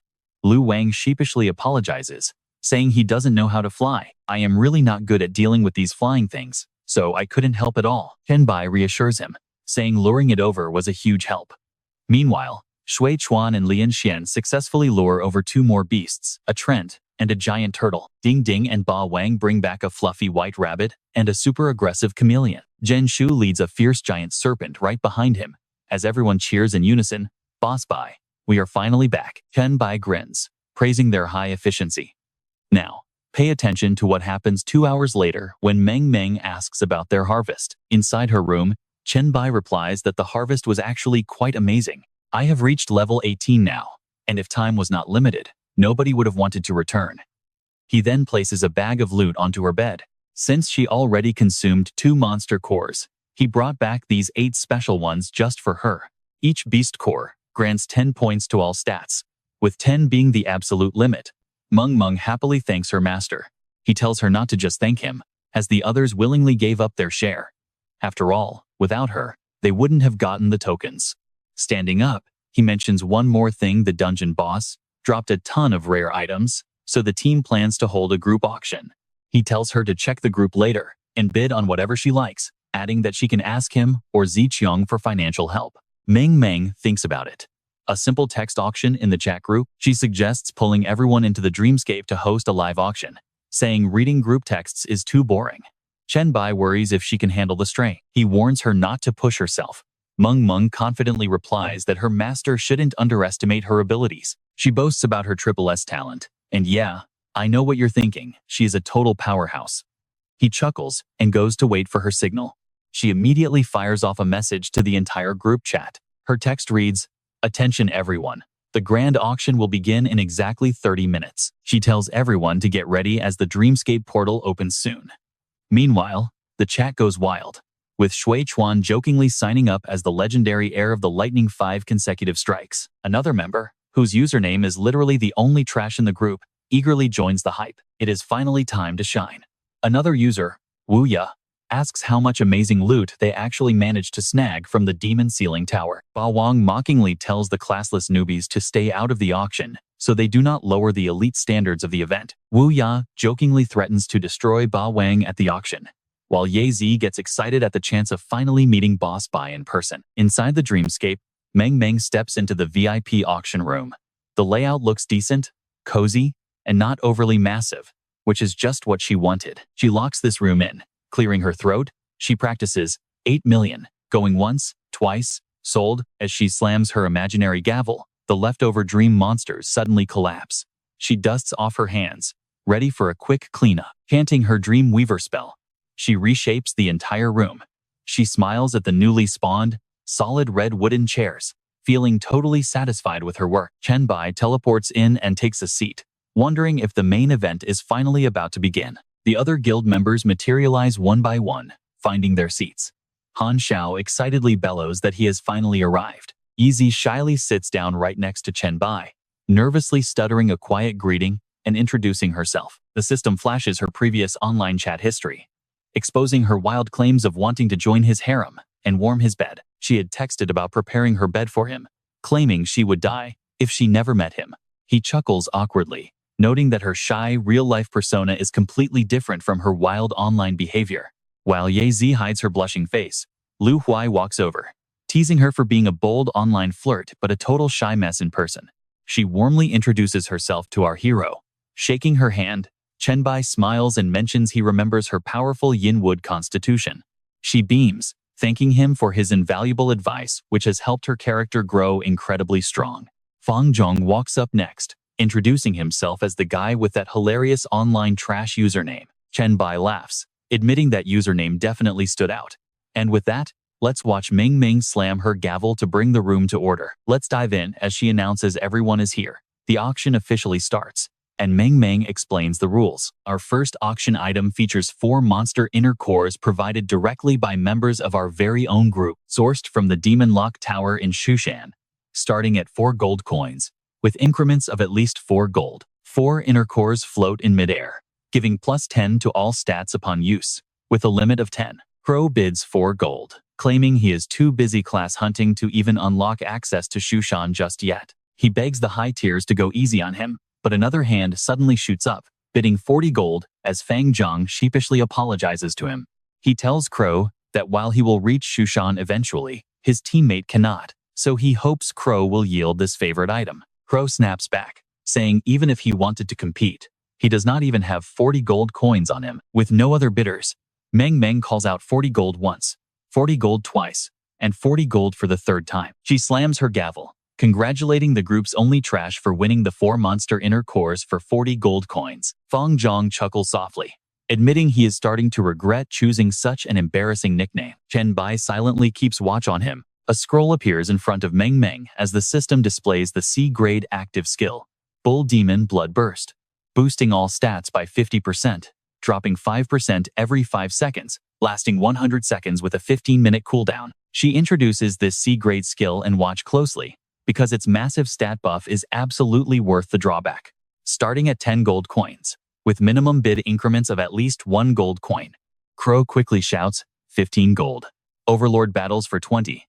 Zhen Shu raises the price to 25, and Han Xiao decisively steps up to bid 50 gold. Fang Zhang counters with 100 gold, shocking everyone, leaving Han Xiao grumbling about how rich this kid is. Han Xiao bids 110 gold, prompting Fang Zhang to ask if he desperately needs this skill book that badly. He admits awkwardly that while he needs a survival skill, he does not absolutely have to get this specific one. Fang Zhang flashes a friendly smile, saying pardon me, then raises his hand to bid 250. No, make that 260 gold coins. Meng Meng happily slams her gavel, congratulating the group's only trash for securing the Bull Demon Blood Burst skill for 260 gold. During the subsequent rounds of bidding, she repeatedly congratulates the group's only trash. You saw this coming, right? For winning black scale armor for 145 gold. She congratulates the group's only trash for winning the rock feather boots for 160 gold coins. She congratulates the group's only trash for winning the rabbit-kicking eagle skill book for 234 gold coins. Next, she congratulates the group's only trash for securing the snake tooth necklace for 122 gold, and then the black tortoise heart guard armor for 392 gold. Overlord starts to feel incredibly annoyed, asking if he actually possesses that massive amount of gold coins, warning him that failing to pay after reckless bidding is unacceptable. Fang Zhong replies with total confidence, assuring Overlord he promises to deliver the funds directly to Big White the moment he wakes up. Turning around, he announces to everyone that if any friend absolutely needs a specific item, they can just speak up and he will gladly withdraw from the bidding. He even offers to gift any item he has already won to his friends within the group. Apologizing, he explains there is a crucial reason behind his actions, and he has no choice. For items that nobody desperately needs, however, he promises to bid aggressively so that the sellers do not lose out. Lian Xian pipes up, saying the bids already exceed base value, but he absolutely needs to win the foxtail whip. Fang Zhong reassures him, promising big brother Wu Lianxian that he will not bid on the foxtail whip. Chen Bai silently observes the kid's massive wealth, realizing that despite his own heavy profits from cultivation videos and monster hunts, he is still lagging far behind. Suspecting a money-related innate talent, Chen Bai wonders if there might even be a massive, hidden faction backing him. He must carefully investigate this mysterious backing, hoping it is not a foreign faction or some kind of evil organization. Chen Bai stands up and asks the group's only trash to stick around for a private chat once the auction concludes. Fang Zhong readily agrees, mentioning he actually has a few important things he wanted to clarify with Big White anyway. Meng Meng announces the next item as the foxtail whip, with Wu Lianxian placing a bid of 20 gold coins, waving goodbye. Lianxian tells Big White they are leaving first, while the others respectfully take their leave, looking forward to their next grand meeting. Smiling awkwardly, they also say goodbye to Big White as Yazi shyly takes her leave. He frankly shares his thoughts, noting that everyone seemed rather unexcited because Fang Zhong basically ended up monopolizing this entire auction. A flustered Fang Zhong apologizes, but Chen Bai coldly replies that he should be apologizing to the others, leaving us eager for what comes next. All right, let's dive into the moment. Chen Bai confronts this kid about buying overpriced gear and where his massive mountain of gold came from. Feeling guilty, he stammered, "Big Bai, I messed up. I'll find a way to make it up to everyone. Please don't kick me from the group. I'll explain everything right now with zero secrets." Chen Bai replied, "Fine." He explained he was from the imperial capital with a powerful government family. His father, uncle, and sister were high-ranking officials, and his talent was gold-related. The system panel showed his talent. Money begets money. Gold loot plus 200%. Inventory gold grows 1% daily, but all skill effects are cut by 30%. Fang Zhong explained that because of this broken talent, the government recruited him to be their walking vault and head of purchasing. Blaming himself, he muttered, "I saw so much top-tier gear and just acted like a total fool. I really had no bad intentions. Big Bai, I beg you." Chen Bai was stunned. The government? The kid hesitated. Big Bai, do you not want someone from an outside faction in our group? Reassuring him, Chen Bai said, "Don't worry, we don't ban outsiders. Sooner or later, everyone will join or build their own powerful factions anyway, right?" He recalled that in his past life, the government built Dragon City, using massive wealth to secure insane benefits for the Dragon Nation faction. Now watch closely, that broken economy is all thanks to this kid. Just a 1% daily interest becomes absolutely terrifying when the base is huge. Chen Bai nodded. "All right, I do not mind your faction, but there are a few strict rules we need to establish first." The kid quickly replied, "Go ahead, tell me anything." After the auction ended, inside a luxury villa in the imperial capital, Fang Zhong begged, "Sister, I know I was wrong. Please go easy on me." "Sister, you are a special forces instructor and a lieutenant colonel, ranked top 30 on the leaderboard, while my system tag says only trash. I am just an A-rank scrub, a spoiled rich kid with zero combat power. If you do not go easy, you will rip my ear off." She frowned in annoyance. "Ripping it off might finally teach you a lesson you will remember. Sister Fang Ning, I did not cause a disaster. Even the Bai Emperor did not care much after finding out my true identity. Feng Ning warned, this is not about his attitude. If you keep acting recklessly and impulsively, you will end up in a ditch. You got lucky because the Bai Emperor let it slide. But what if you mess with the wrong powerhouse next time? A man walked over from the study, asking, Ning, why are you lecturing poor Zhang again?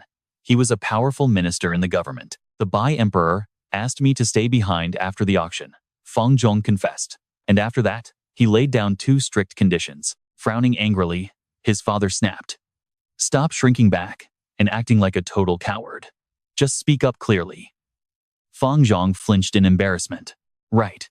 The first demand is that I cannot reveal the talents, hidden opportunities, or private dungeons of our group members to the government. Second, I am forbidden from using my wealth to disrupt internal trades within the group. In a serious voice, his father asked, Did you agree?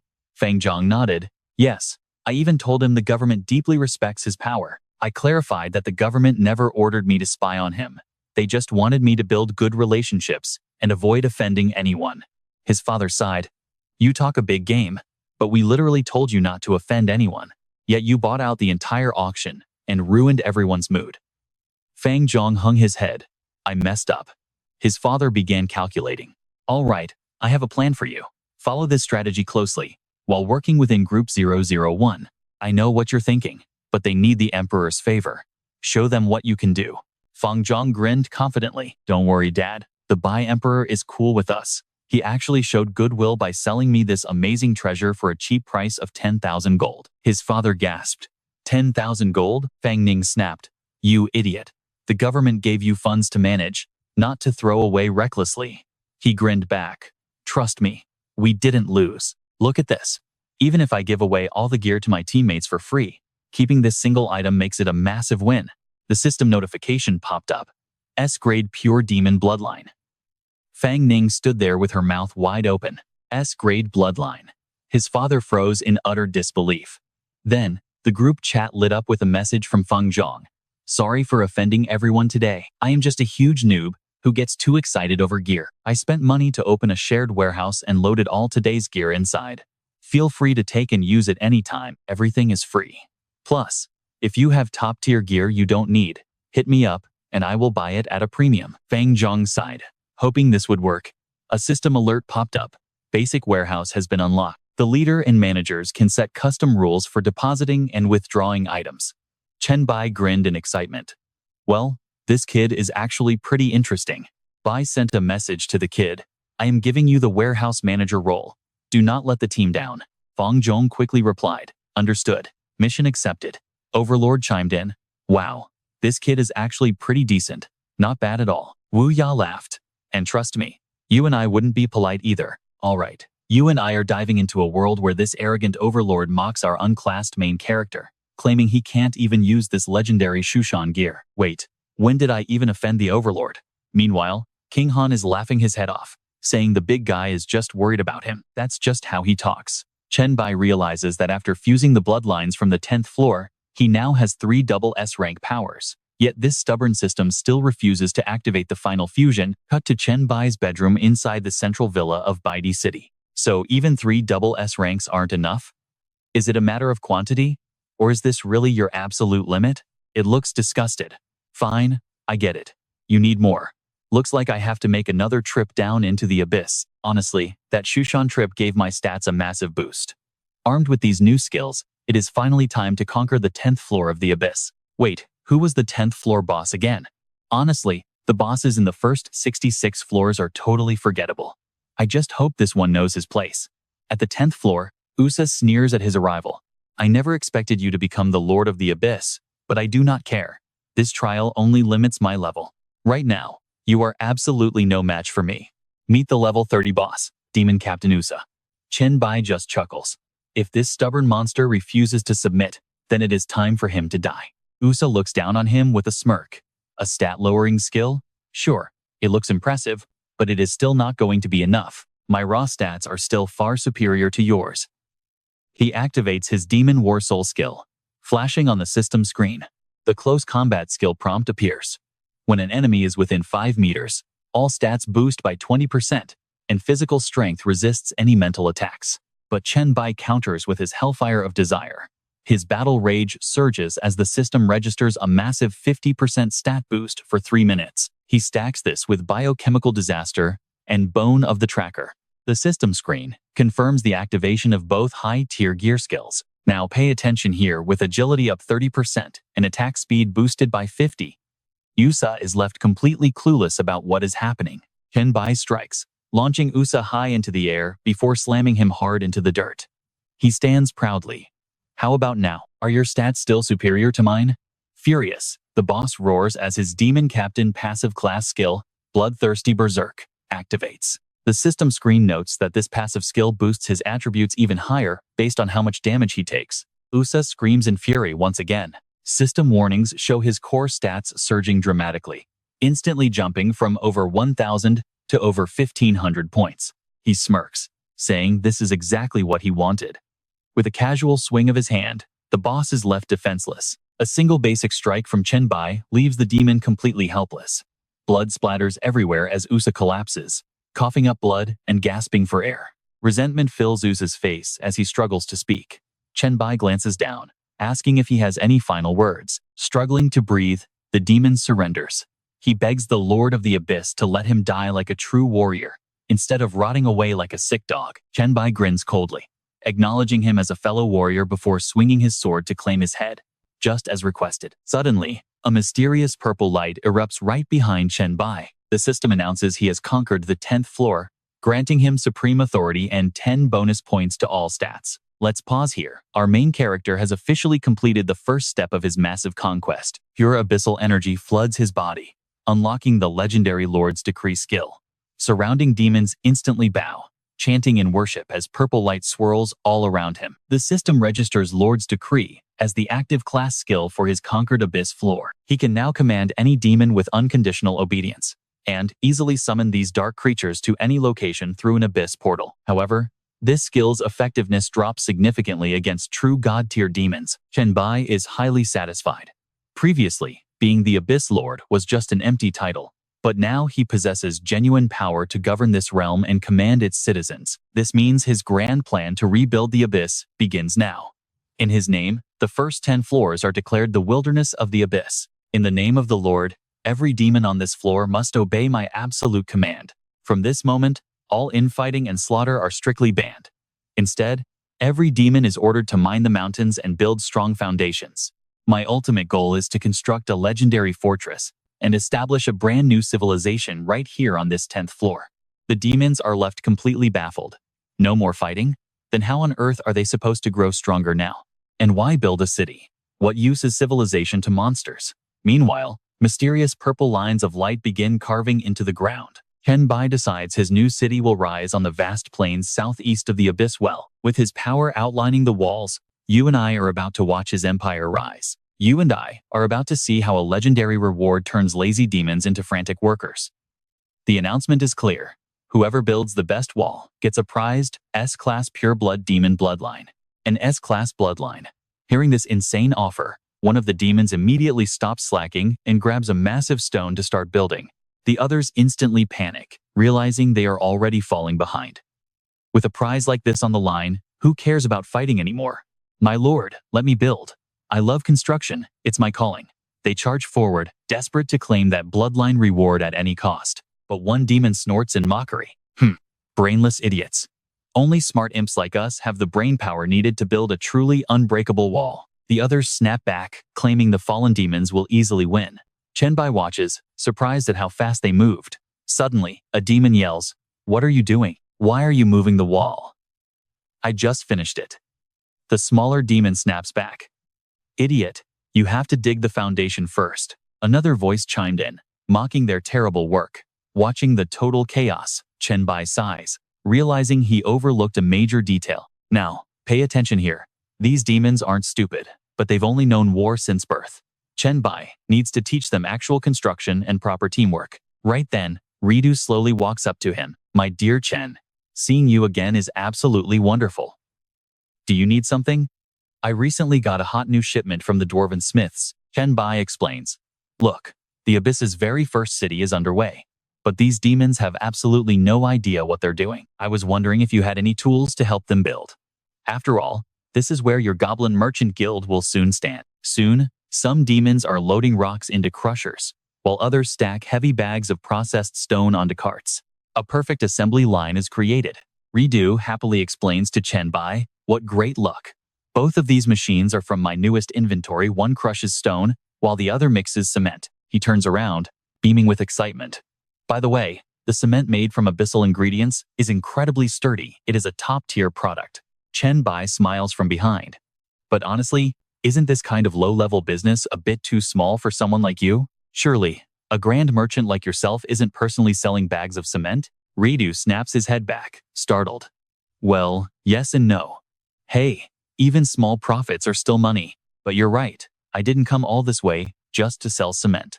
With that, Redo opens a massive system menu. I actually have blueprints for cities of all realms. Why don't you pick one you like? Consider it a free gift. Chen Bai raises a hand, waving off the offer. No need. I only plan to build the outer walls. When the time comes, everyone builds their own turf. Redo closes the system screen, deeply skeptical. Won't that become a complete mess? I know what you're thinking, but Chen Bai's confidence is absolute. This is the Abyss's first city, so it must show its true chaotic nature.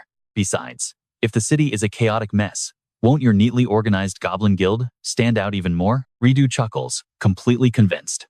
You make a great point. I cannot wait to see what this city looks like when it's finished. With that settled, the two walk along the main path. Chen Bai points ahead. My friend, the main entrance is near the abyssal.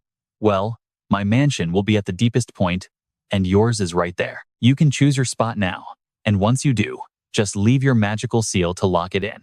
He turns to Chen Bai with a grin. In that case, I will gladly accept. Suddenly, an invisible boundary spike slams into the dirt. A magical barrier flares up in front of them. Redo nods in satisfaction. I will take this spot. Next, I'll prepare the construction materials. Chen Bai smiles and waves. Goodbye, Lord Redo. The merchant waves back. Until next time, my friend. Left alone, Chen Bai stands with hands on hips, lost in thought. A great city cannot rely on just one merchant guild building. Mycantus wants to build a small chamber for his succubus, but who knows what the other 5 gods might want to build here. Keeping a calm expression, Chen Bai decides it's time to visit the other 2 powerful monsters and ask them. Baphomet and Jin Wu have notoriously bad tempers, so maybe this is the perfect chance to build a better relationship. He waves his hand, tearing open a portal. After all, gaining their support is the key to truly controlling the entire abyss. He steps through the rift, only to be instantly greeted by a massive beast charging at him with a deadly blade. Human, you have finally arrived. This is the 279th layer. The heavy strike kicks up a massive cloud of dust. Chen Bai calmly smiles, catching the blade with his bare hand. Lord Baphomet, I didn't come here to start a fight. Seeing his absolute calm, Baphomet scowls and pulls back his weapon. If you're not here to fight, then get lost. You and I have absolutely nothing else to do together. You beat my shadow, but until you defeat my real body in this arena, trust me, you and I are far from done. All right, you and I are right there with Chen Bai, as he confidently tells a very annoyed Baphomet that he's claimed the abyssal power. Of course I know that. Otherwise you'd already be dead by now. Baphomet scoffs as Chen Bai just smiles calmly and gestures. That's not my point. I can now lead every demon out of the abyss, to go absolutely anywhere we want, as long as we have a path. Baphomet sneers with pure disdain. And, why are you boring me with this? But Chen Bai just grins, asking, is it really that boring, my lord, before stepping forward with a look of pure, confident excitement. What if I bring your temple over there? You'll get an epic battle and even the authority of the god of war. But Baphomet lifts his chin in pure pride, declaring that even that won't make him bow down to a human. Chen Bai just smiles warmly, stepping closer to him. But surely, a grand figure like you wouldn't mind lending me a helping hand for the sake of the abyss's growth and my own progress? Chen Bai asks with absolute confidence. Am I right? Baphomet leans down, looking at him with a grin. Fine. If you can actually make my abyss stronger, I might get a kick out of it and help you out. Now, pay attention here, because as silence falls between the two of them, Chen Bai asks Baphomet if he's genuinely ready to hear the actual master plan. The demon snaps, spit it out. I hate long speeches. While Jin Wuyu watches Chen Bai with a deeply confused expression. Looking up at the demon perched on a tree branch, Chen Bai states, I'm not asking for your submission, Lord Baphomet. I'm here to bring you a massive gift. I've built a city on the 10th floor and want to place shrines for the 6 gods there to gather faith. We're on the 375th floor of the abyss, where the demon scoffs. You think you can buy me with just that petty offer? With one hand on his hip, Chen Bai confidently points right at him and smiles. I can also help you leave the abyss to get your revenge. Besides, I heard your original weapon wasn't even the Lacroix slaughter dagger. Am I right? Baphomet grabs the package, his eyes lighting up with excitement. At the 400th floor of the abyss, Chen Bai looks at the figures on the cliff. Lord Gabu, do you want to find the Grim Reaper, or Morpheus, to reclaim your power and restore the glory of Hades? Gabu looks down and nods, his eyes lighting up with excitement. At the 400th floor of the abyss, Chen Bai looks at the figures on the cliff. Lord Gabu, do you want to find the Grim Reaper, or Morpheus, to reclaim your power and restore the glory of Hades? Gabu looks down and nods. Absolutely. Next up on the 350th floor of the abyss, Chen Bai meets with Ifrit. Chen Bai, if you ever face any major trouble inside or outside the abyss, just come find us. Now, on the 500th floor, Agares declares, since you promised to help Lord Satan reclaim his former glory, I am more than willing to cooperate with you. You and I both know how stubborn these gods are, but Mei Kangxiet is absolutely stunned that Chen Bai got all 6 of them to cooperate. So when do I get to choose the location for my succubus chamber? She asks, lounging on a white rug while Chen Bai sits comfortably beside her. Don't worry, since I promised the other gods, you'll definitely get your spot too. I heard about your clash with Hell Rose. Since you couldn't stay out of the abyss for long, you've been stuck in this realm, right? On the 437th floor, Mei Kangxiet growls with pure rage thinking of Hell Rose. That absolute bitch dared to fight me for one of the core authorities of the universe, the power of reproduction. We are sworn mortal enemies. Chen Bai pushes himself up to stand, saying, so that's how it is? If you ever need to leave the abyss, just get in touch with me. His eyes shine with pure confidence as he asks, have you always lived in the mortal world? I'll help you crush that bitch, Hell Rose. Mei Kangxiet pauses in thought, muttering, well, it's not like I'm always losing to her. To avoid the influence of my lust authority, she has to stay completely chaste, she explains, looking up at him with a seductive gaze. But maintaining her chastity makes it incredibly hard for her to master the authority of reproduction. So we've basically been keeping each other in check. But now, with your help, my lord, the abyss is about to grow much stronger. What do you think? Once I beat that bitch, should we turn her into our personal maid? Chen Bai nods. A maid is far too generous for her. Mei Kangxiet's eyes light up. Oh, you have other plans for her? Blushing, she looks around. True, you've already shown me quite a few. Very exciting things, my lord. Chen Bai stands and looks down at her. You were born in the abyss, a natural-born god. You're strong, but you've seen so little. There are far better pleasures than just enslaving someone or making them a maid. He smiles, before leading Baphomet to his domain. Lord Baphomet, this is the center of our castle on the 10th floor of the abyss, he says, turning to open a massive portal. The gateway opens directly toward the abyssal well, pointing to the glowing magic array on the ground. Chen Bai says, Lido has claimed his spot. The rest is entirely up to you. And that's where we leave it for today, with Baphomet shocked that Chen Bai brought a trading god into the abyss.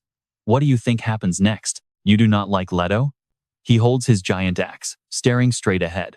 As long as he benefits the abyss and plays by our rules, I will not cast him out. Stick with me. Chen Bai just nods, sinking deep into his own thoughts. This god of the Minotaurs and barbarians is incredibly blunt. Suddenly, he slams his heavy axe handle down, causing the very ground beneath them to shatter. Then, he raises his hand as the axe stands upright in the dirt. Massive walls erupt all around them, instantly forming a circular arena outside. The surrounding demons stare at the rising walls in utter confusion. Chen Bai dusts off his hands as a majestic statue on the wall announces, congratulations, the gladiator arena is the first structure completed in this abyss city. Across from him, Baphomet turns to leave, huffing, so what? Just send me back already. Then he looks back, calmly giving him a firm warning. I will be waiting in this gladiator arena for the day you actually challenge me. Do not forget your promise. Hearing this, Chen Bai turns and grins. Of course, I will see you around. Farewell, Lord Baphomet. Chen Bai waves his hand, opening a portal, and the demon lord steps through to depart. With another wave, the portal vanishes. Wearing a smug smile, he realizes his next goal is to collect 10 double S-rank demon bloodlines and attempt a triple S-rank fusion. Stroking his chin with a smirk, he wonders, Which floor should I clear next? Now pay attention. A volcano behind him suddenly rumbles, as a massive wave of boiling energy prepares to violently explode. Looking up, he gasps, "Is that the abyss well? It is about to blow." Chen Bai quickly rushes over to check out the situation up close. See, whenever the demon population on a floor drops, this well spits out demon eggs to replenish the ranks until the numbers are fully balanced again. Why on earth did I not think of this trick sooner? Sensing something dangerous, his eyebrows knit together. It is finally here. Suddenly, a sharp spike erupts from the well, violently piercing through everything in its path. Chen Bai immediately reaches out his hand, controlling the spikes to impale the newly spawned beasts. As long as he absorbs them fast enough, the well will just keep erupting. Sure, it drains some of the abyss's power, but this directly boosts his own strength as the absolute abyss lord. Wriggling tentacles wrap around the eggs, greedily absorbing their raw energy. Half a month later, Chen Bai relaxes nearby, watching endless energy spheres bubble up from the well, with a deeply satisfied look on his face. It is finally done. He reaches out to pull up the system screen, and a laughing smiley face pops right up. Sitting on a rock, Chen Bai draws the energy spheres toward him and mutters, "Oh, you are finally awake. Not being picky this time, are we? Look at you, practically drooling. Go ahead, eat." It greedily opens its mouth to swallow the glowing orbs. Seeing it eat happily brings him relief. Still, Chen Bai watches it closely, analyzing his next move. He opens up a teleportation portal while the creature keeps chewing away. He wonders just how long this triple S rank bloodline fusion is going to take. I know what you're thinking. What about Shushan? Well, Chen Bai decides to teleport straight to the legendary sect. Looking up, he stares at the massive, epic view before him. This place is absolutely massive. Though other players shared various buildings in the group chat, nobody has found the location of Dabao Pavilion yet. Chen Bai rests his chin on his hand, planning his next move. Last time, he racked up a ton of contribution tokens from the Demon Locking Tower, leaving him with an insane amount of points to spend. This is a Hell-class dungeon ranging from level 10 to 89. With that, he dashes off to find the Dabao Pavilion and cash in his points. Let's see what kind of insane god-tier treasures are hiding inside. Arriving at the Dabao Pavilion, Chen Bai pauses outside, wiping sweat from his forehead. Man, this place was a real nightmare to track down, he sighs. He had to search across all 4 massive mountain peaks as his time ran low, but he finally located the building. Pushing the doors open, he enters a massive hall filled with endless stacks of ancient books. Wandering around, Chen Bai looks around with growing suspicion. An intruder actually made it to Mount Shushan? Is the Celestial Gate about to activate once more? Tell me, are you the chosen heir of Shushan? A mysterious voice suddenly rings out. No, wait, you do not carry the sacred aura of a Shushan inheritor at all. Turning around, Chen Bai spots the Dabao Pavilion spirit, who offers a calm, knowing smile. Ah, so you are the fated cultivator who conquered the difficult Shushan trials. A system notification pops up. Welcome, Dabao Pavilion Spirit, level 60 special creature. Chen Bai smiles and politely asks the elder, "May I exchange my contribution points here?" The old spirit steps down with a gentle nod. "Of course, my boy. As long as you possess the contribution token, you can trade your points for anything here." Pulling up the system interface, the ancient spirit murmurs, "Now, let us see. What exactly is it that you are looking for today?" The shop menu displays the Shushan Outer Disciple Standard Pack, an E-Class gear set costing 5 contribution points. Next up is the Shushan Outer Disciple Standard Weapon Choice, offering E-Class weapons for just 5 contribution points. So, what do you and I think? These E-Class talismans and a bottle of Shushan fasting pills are a solid deal. An E-tier consumable costs 5 contribution points. Next, a single bottle of Shushan self-made body refining pills. Another E-tier consumable costs 8 contribution points. Looking at the system interface in silence, he reaches out to sort the parameters, filtering by contribution points, item grade, and names, ranging from A class to S, and even SS class. We can see he just realized something massive. He looks incredibly confident, staring at the S-tier Bishao weapon on the screen, costing a whopping 1 million contribution points. Even an elder position is listed, alongside an S-tier 8 Revolution Flying Immortal Pill for 200,000 contribution points. There is also the SS-tier Qingsu sword for 5 million points. Seeing this, he cannot help but marvel at how many legendary treasures Shushan actually possesses. With a serious expression, Chen Bai stares at the system screen, reading the new announcements popping up in the group chat. The group leader Bai has updated the group files with a thumbnail of the Shushan Secret Realm map, prompting everyone to click and view. He also posted a video showing the Shushan Treasure Pavilion exchange process. On the other side, Zixun is staring at his screen too. He replies on the system chat, complaining that even the future sect leader of Shushan like him could not locate this place yet. But Boss Bai already found it. Han Wang chimes in, saying everyone's time is extremely precious and praising Boss Bai for revealing the treasure pavilion. Boss Bai is truly the absolute GOAT. Thank you, Boss Bai. Ye Zi is strong, gentle, and so caring. I am completely smitten. Lu, he is no longer acting all submissive like he did back at the auction. Well, I fell for him a long time ago anyway. Meanwhile, Ye Zi sits on her chair, blushing hard and keeping completely silent. Now, pay attention here as we head back to Chen Bai in the central district of White Emperor City. He chuckles, whispering to himself as the system panel displays his next announcement to the active group. All right, quiet down everyone. I have an announcement to make. Very soon, something massive is going to happen. If you are currently tied up in long-term tasks that you cannot abandon, pause them now. Otherwise, you will miss out on some legendary opportunities. Suddenly, Zicheng sits beside him, resting her hand on his shoulder.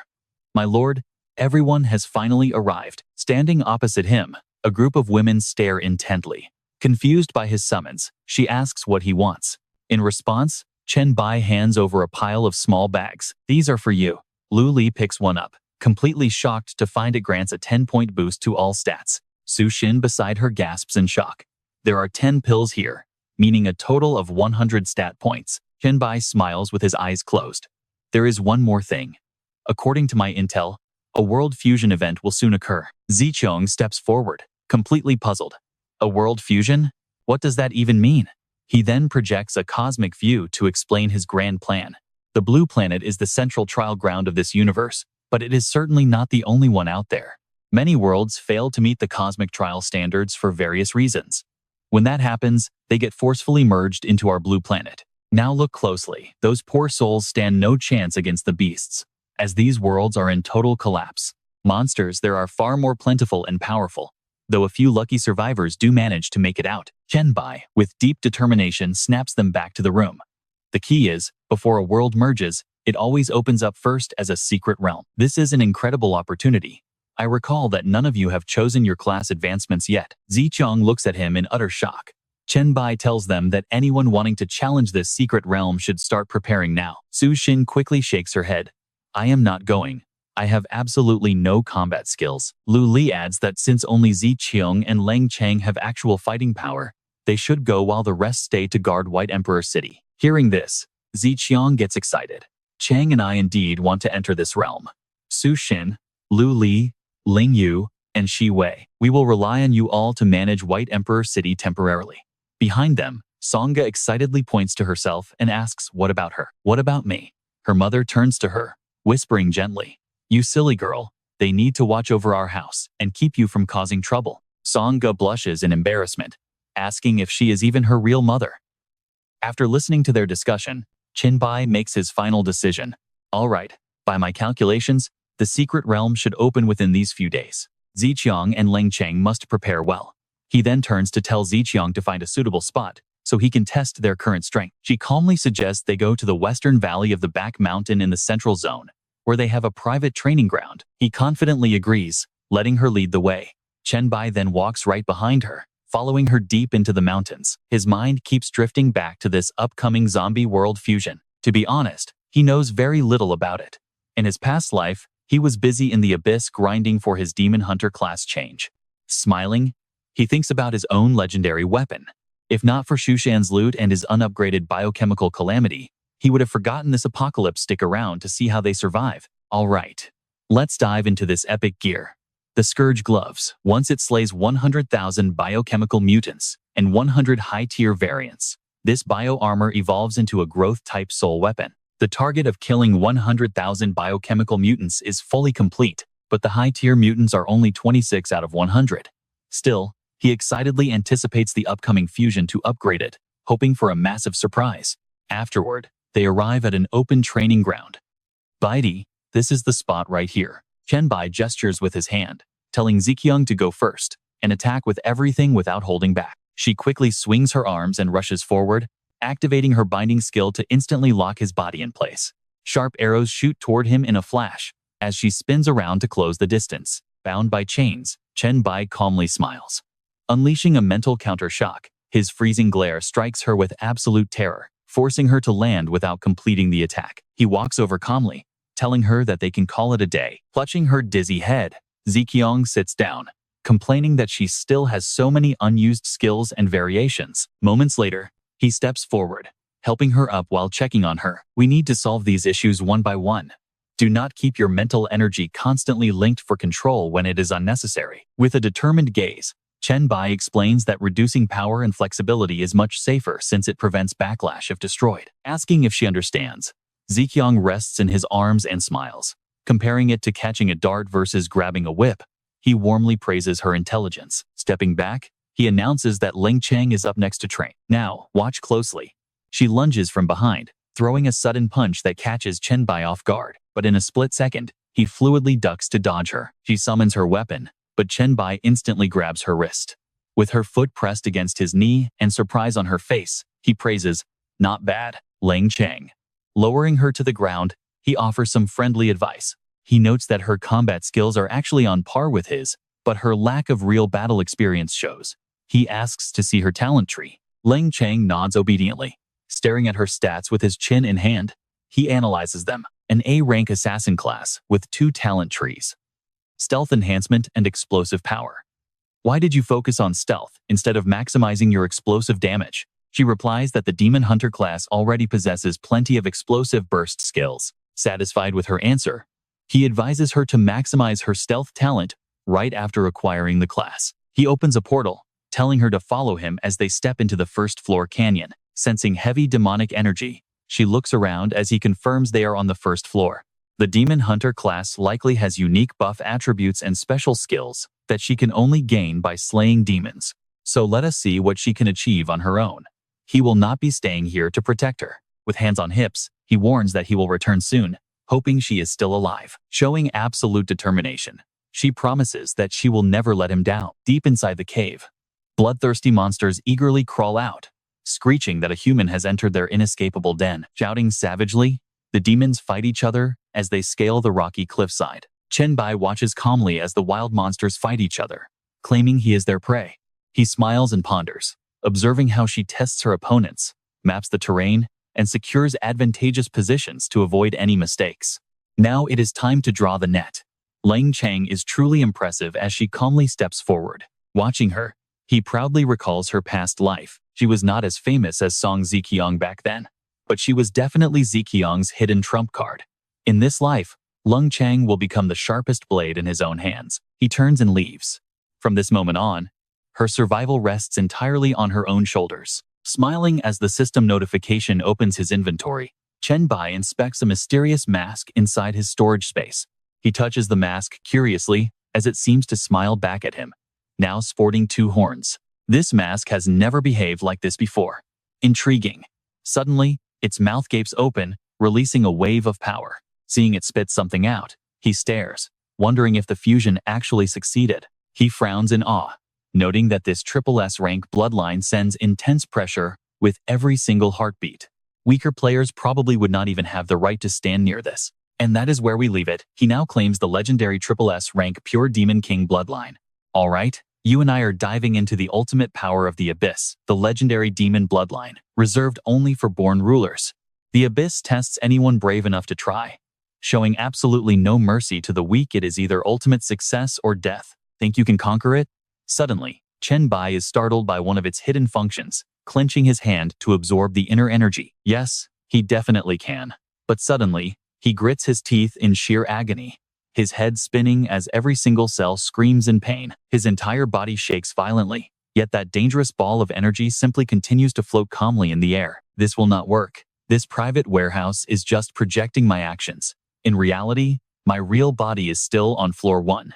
I cannot continue this fusion here. If some brainless demon wanders in and disrupts me, it is going to be a massive headache. So, he immediately leaves his avatar and returns to reality. Opening his eyes with determination, Chen Bai smiles, stepping toward a rocky ledge in deep thought. To make sure absolutely nothing goes wrong, I must seal the demon Satan inside Solomon Ring first, then head to the Abyss Well. Next, he moves his newly acquired treasure. After all, this hidden well is the safest place for him in the entire Abyss. Standing inside the well, Chen Bai raises his hand, focusing hard to draw that chaotic energy directly into his body. Now watch closely as this demonic power violently breaks down his body, making his arm swell like it is about to explode. Staring in shock at his mutating arm, Chen Bai realizes even his blacklight virus is being forcefully suppressed and fused. His recovery skill is completely disabled, leaving him to endure the brutal pain alone once more. Gritting his teeth, his physical form begins to crack and shatter. With no other option, he has to grit his teeth and push through. As Chen Bai curls in pain, energy surges wildly, but suddenly, the raw energy of the abyss begins healing his wounds. Much to his delight, he realizes this dark power is actually stopping his body from falling apart. Coming to this abyss, well, was definitely the right move. 2 days later, he drags his exhausted body out of the well, feeling completely worn out. But that agonizing skinning experience is finally over. By his count, about 2 full days have already passed. Every single inch of his flesh, his mental strength, and even his soul have completely collapsed and reconstructed. Inside his chest, a powerful energy core has fused directly with his blood vessels, transforming his heart into a demon core. The fusion is finally ending. Suddenly, an urging voice echoes from deep within his soul, screaming to kill. Chen Bai opens his eyes in confusion. Why on earth do I suddenly have this urge to kill? Slaughter them all, the voice screams, shaking his very soul as he grits his teeth. This is bad. It is the raw, primal urge for blood inside his new bloodline. You and I both know how dangerous this is. This raw, terrifying urge to kill is suddenly swallowing him whole. Chen Bai struggles in panic, unable to suppress it anymore, gritting his teeth as his eyes turn pitch black, completely consumed by one thought: kill. 2 days later, a massive portal opens. A winged demon flies out, while another demon below watches in absolute confusion. The Lord of Floor 2. He screams in utter terror, recognizing a pure-blood monarch. Immediately, Chen Bai's out-of-control body charges forward with a savage, maniacal laugh. Chaos erupts everywhere. The system announces he has conquered Floor 2, giving him absolute control over this entire level. All attributes plus 11. Yet the bloodthirsty voice still screams, driving him to keep attacking like a maniac. Locked in his own mind, Chen Bai watches the slaughter and realizes this primal instinct is the ultimate test he must overcome.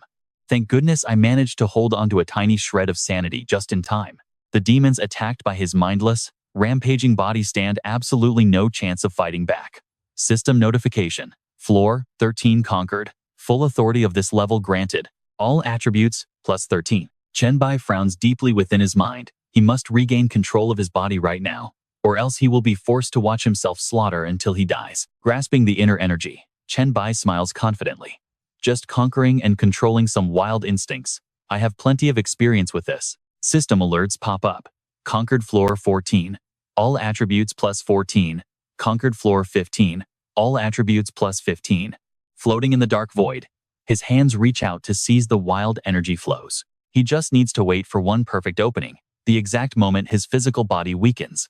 Outside, his mindless body throws its head back and roars, standing over a mountain of dead demons. System alert. Floor 19 conquered. Gaining absolute control of this floor, and plus 19 to all stats, Chen Bai smiles as he clenches his fist. Right now, his physical body suddenly panics, staring down at its heavily mutating arm, while screaming out to kill. Inside, Chen Bai grabs his sanity and roars back. Kill, who? You idiot? But his wild instinct screams back, kill. And that is how we watch our main character force his raw instincts to bow down absolutely savage. Alright, you and I are jumping right in, as the system confirms he successfully fused the pure Demon King bloodline. Exhausted, his eyes close as he floats. I did it. I actually won. I told you I could conquer this power. The system alerts that his triple S class Demon King bloodline is active. He gets a perfect body, immunity to critical hits and crippling states, and total defense against weakness exploits. His recovery rate is multiplied by 1000%, and he is immune to poison, curses, and elemental magic. Plus, all stats are permanently boosted by 30%. Lying on the ground, Chen Bai stares at the panel, realizing he can now transform into a demon at will, with an infinite duration, only consuming mental power to keep his base attributes completely doubled, while, in that form, massively boosting his bloodline effects, while simultaneously unlocking his brand new exclusive demon abilities. With a 12-hour cooldown, Chen Bai finally sits up, looking at the panel in awe of this simple yet incredibly broken power. The massive system panel shows the passive trait, Abyss Blood. It devours and absorbs everything, allowing him to hold 9 different bloodlines at once, without any elemental conflict. He has officially secured his first bloodline, the pure triple S class Demon King. Standing up, he is determined to hunt down the remaining 8 legendary powers. He wonders if the double S elf bloodline from his past life can also be upgraded to triple S. With 7 more to go, you and I are about to see him reach absolute peak power. Meanwhile, on the 437th floor of the Abyss, a voice echoes inside Malkanthat's palace. Master, you said things would get interesting, and seeing your new demon form combined with that dark light armor is truly mesmerizing. Ah, she praises him in an incredibly seductive tone, admiring his sudden growth while noting his vast knowledge has greatly deepened her own understanding of the Slaanesh domain.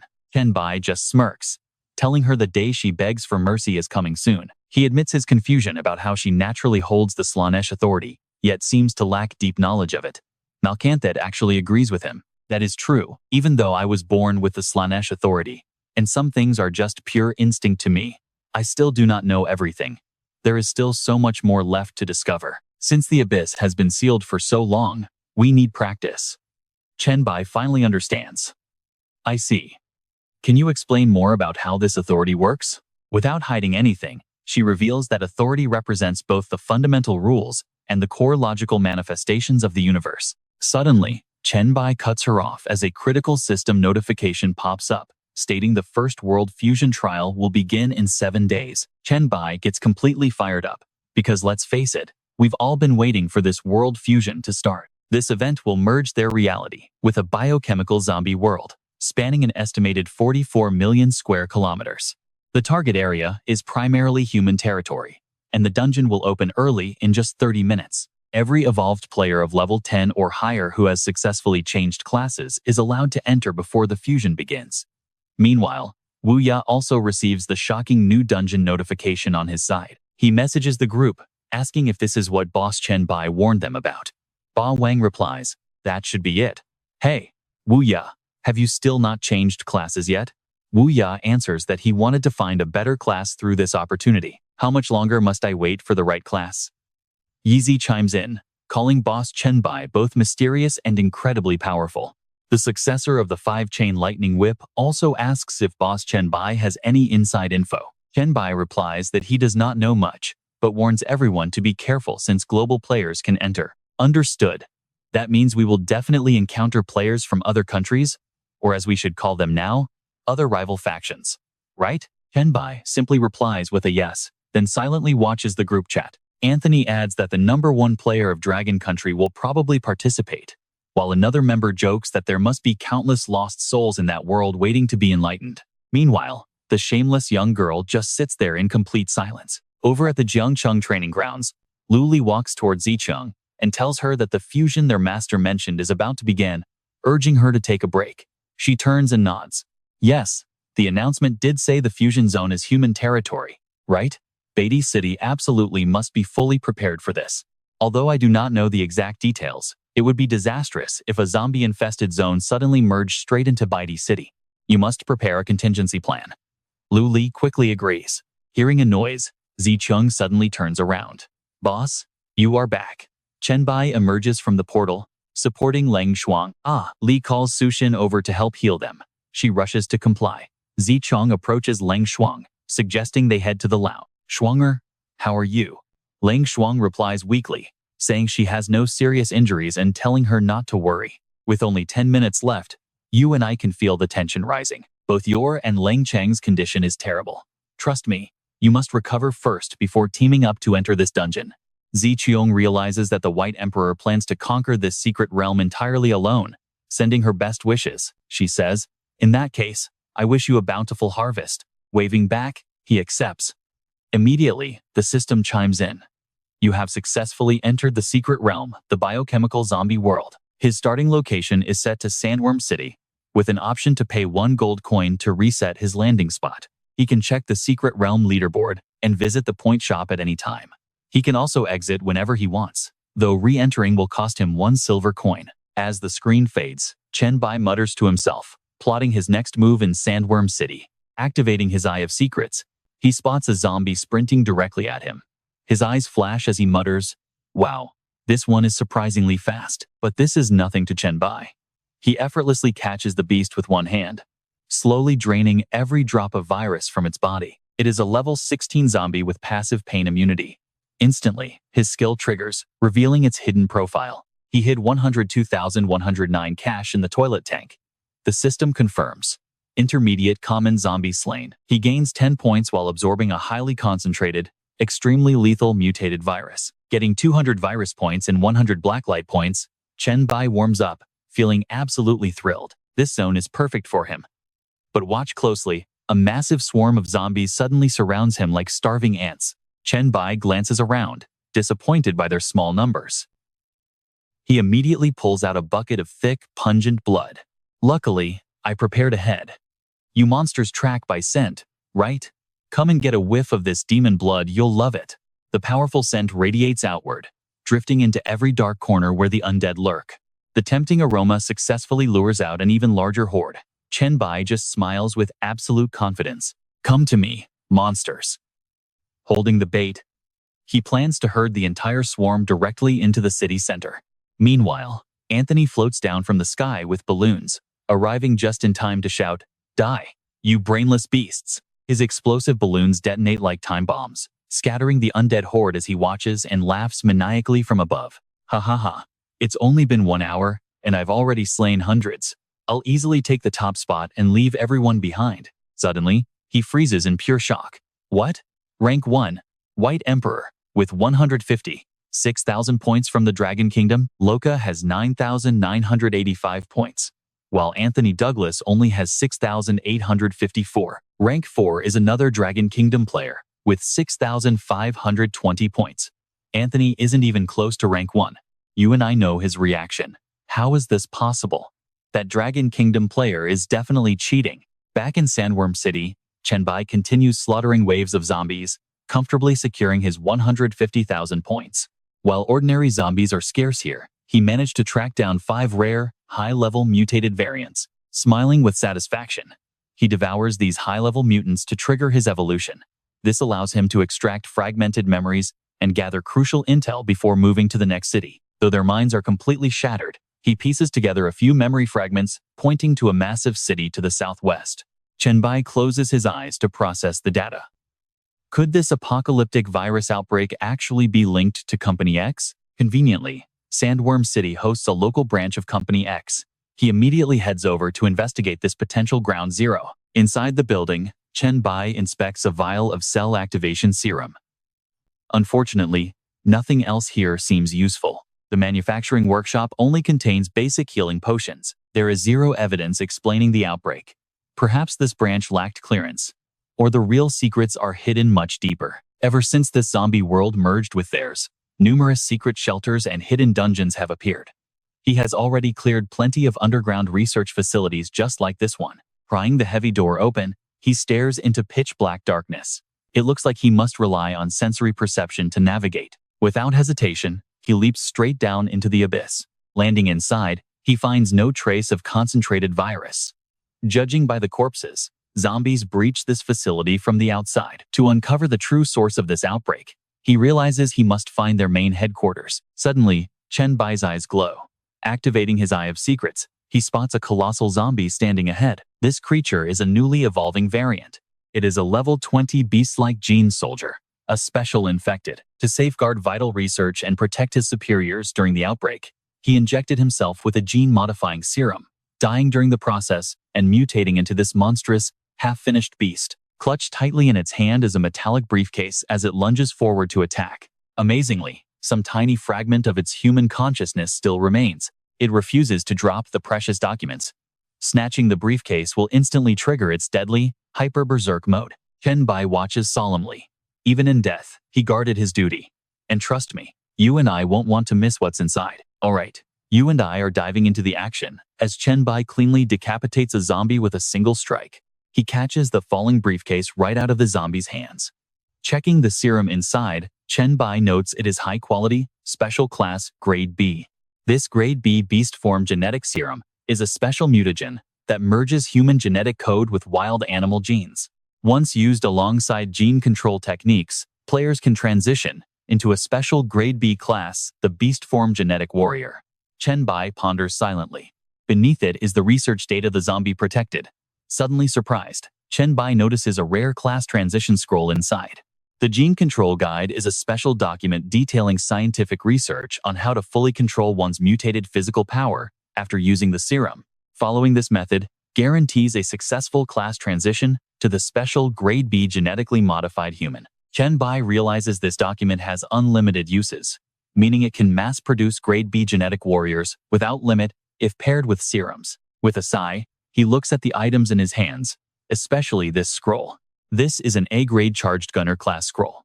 It leverages advanced high-tech to enhance the user's attributes, granting extreme firearm masteries, while maximizing the raw power of technological weaponry. Chen Bai grins confidently.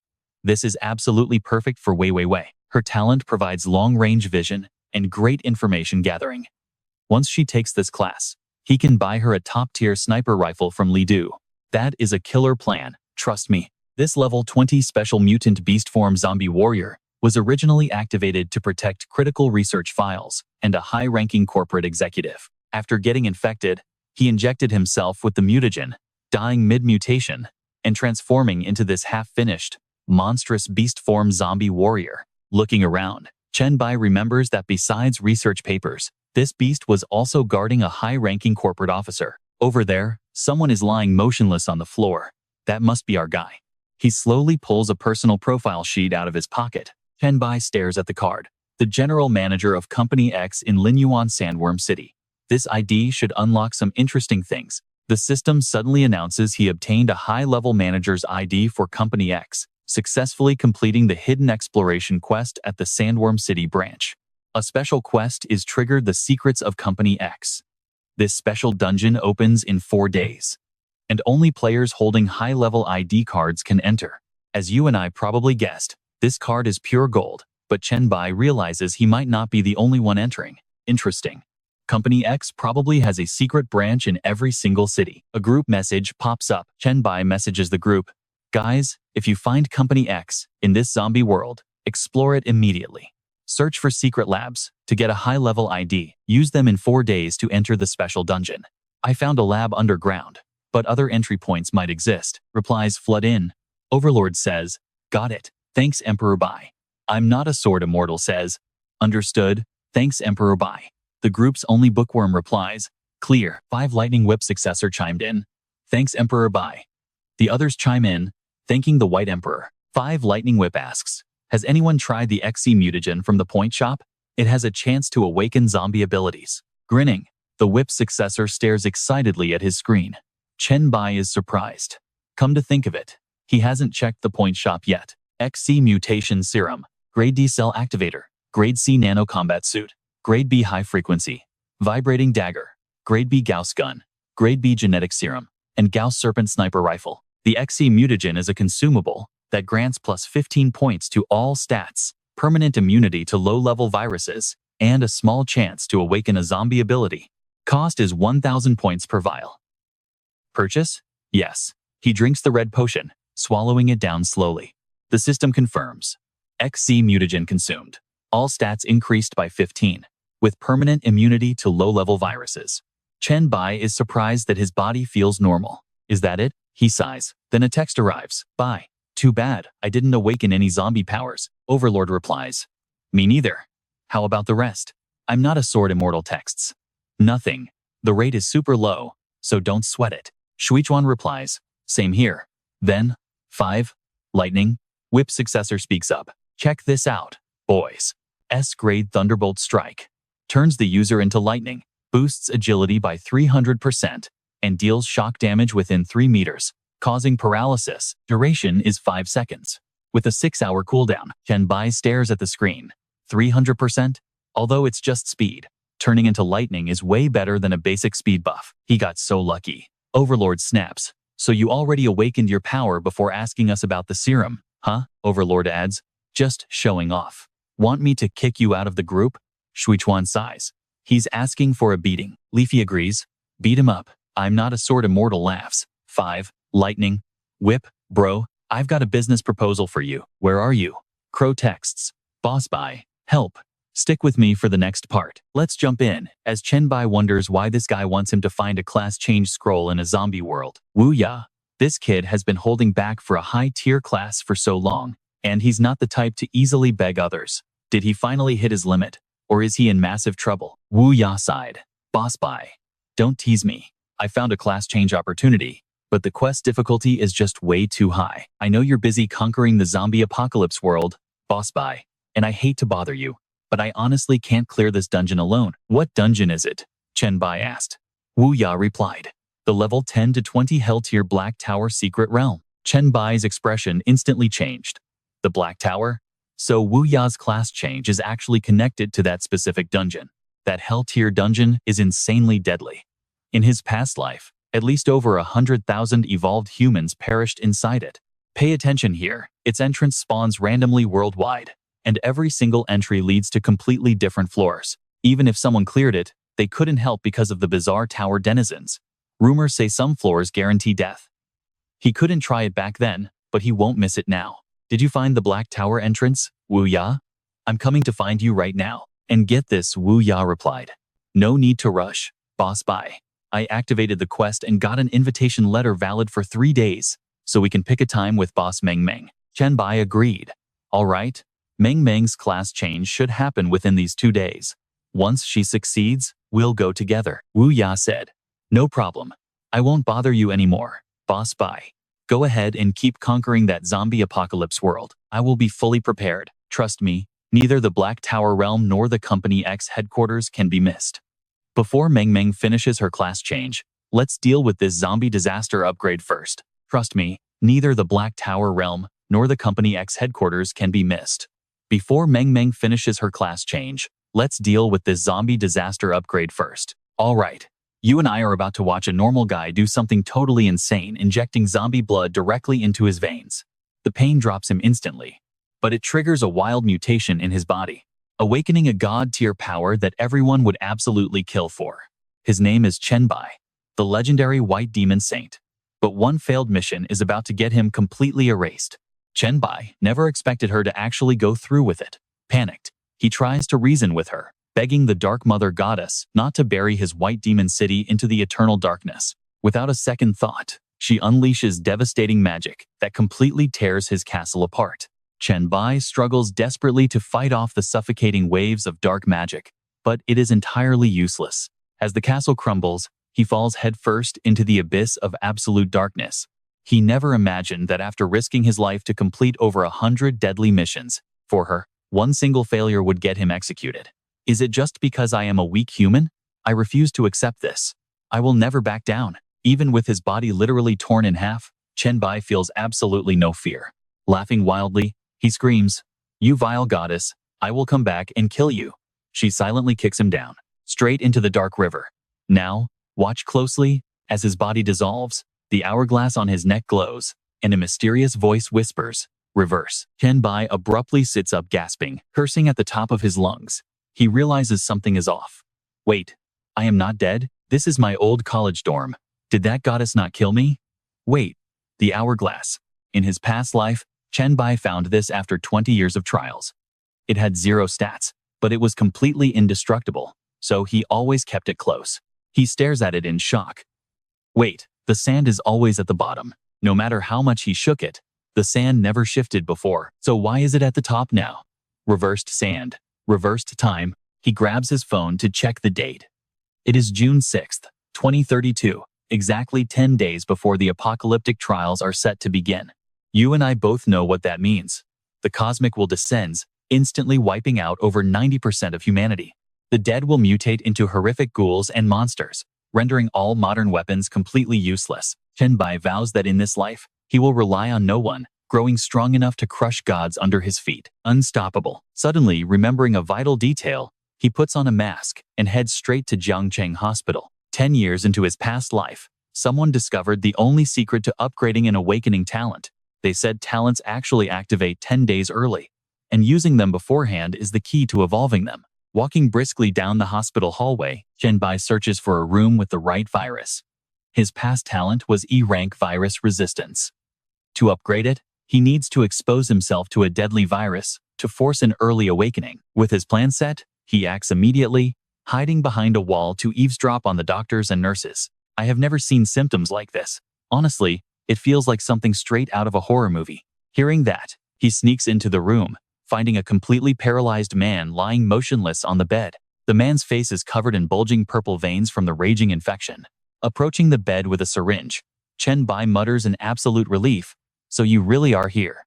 Stabbing the needle into the patient, he whispers to himself, "I need to use your infection to train my virus resistance talent." He carefully draws the creepy, glowing purple fluid from the man's arm, filling the syringe. Staring at the glowing fluid, his heart races with excitement.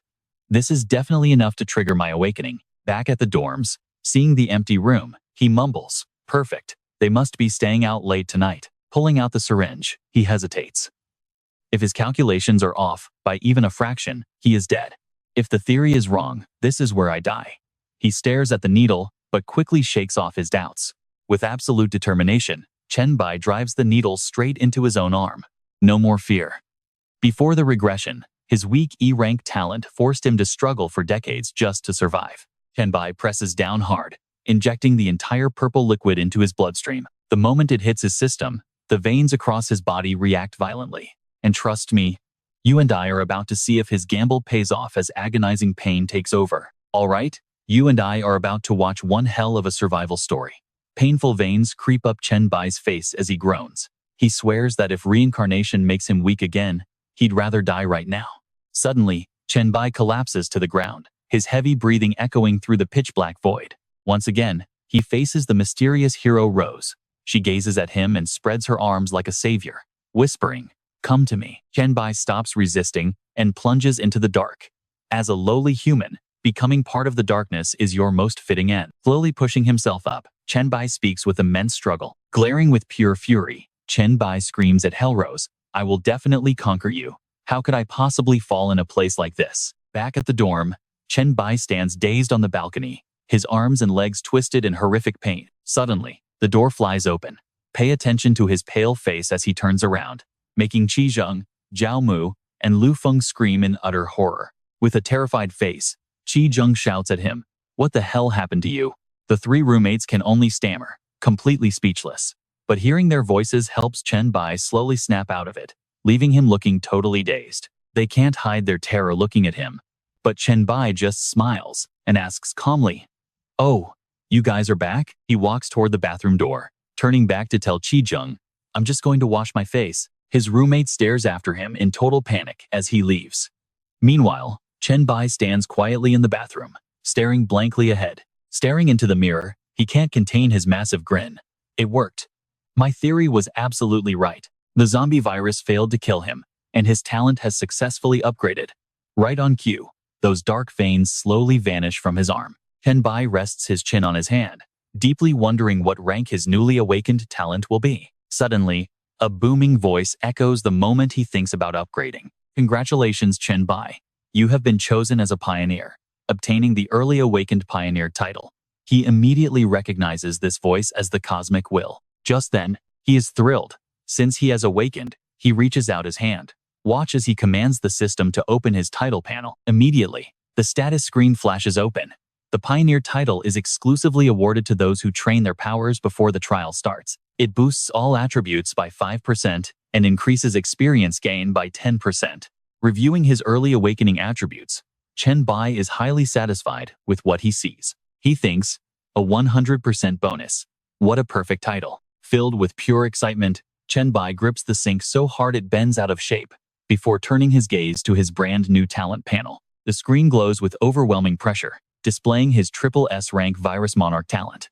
The sheer power of this class is absolutely mind-blowing. As the ultimate virus controller, he can absorb, manipulate, evolve, and even create entirely new viruses. Testing out his power, a dark purple glow begins to radiate from Chen Bai's palm. But he realizes his range is still tiny and limited to basic absorption. To level up this broken skill, he needs to farm a massive amount of pathogens. And what better place to find viruses than the hospital? Moments later, Chen Bai arrives right outside the gates of the first city hospital. A scene of absolute madness unfolds right before his eyes, leaving him completely stunned.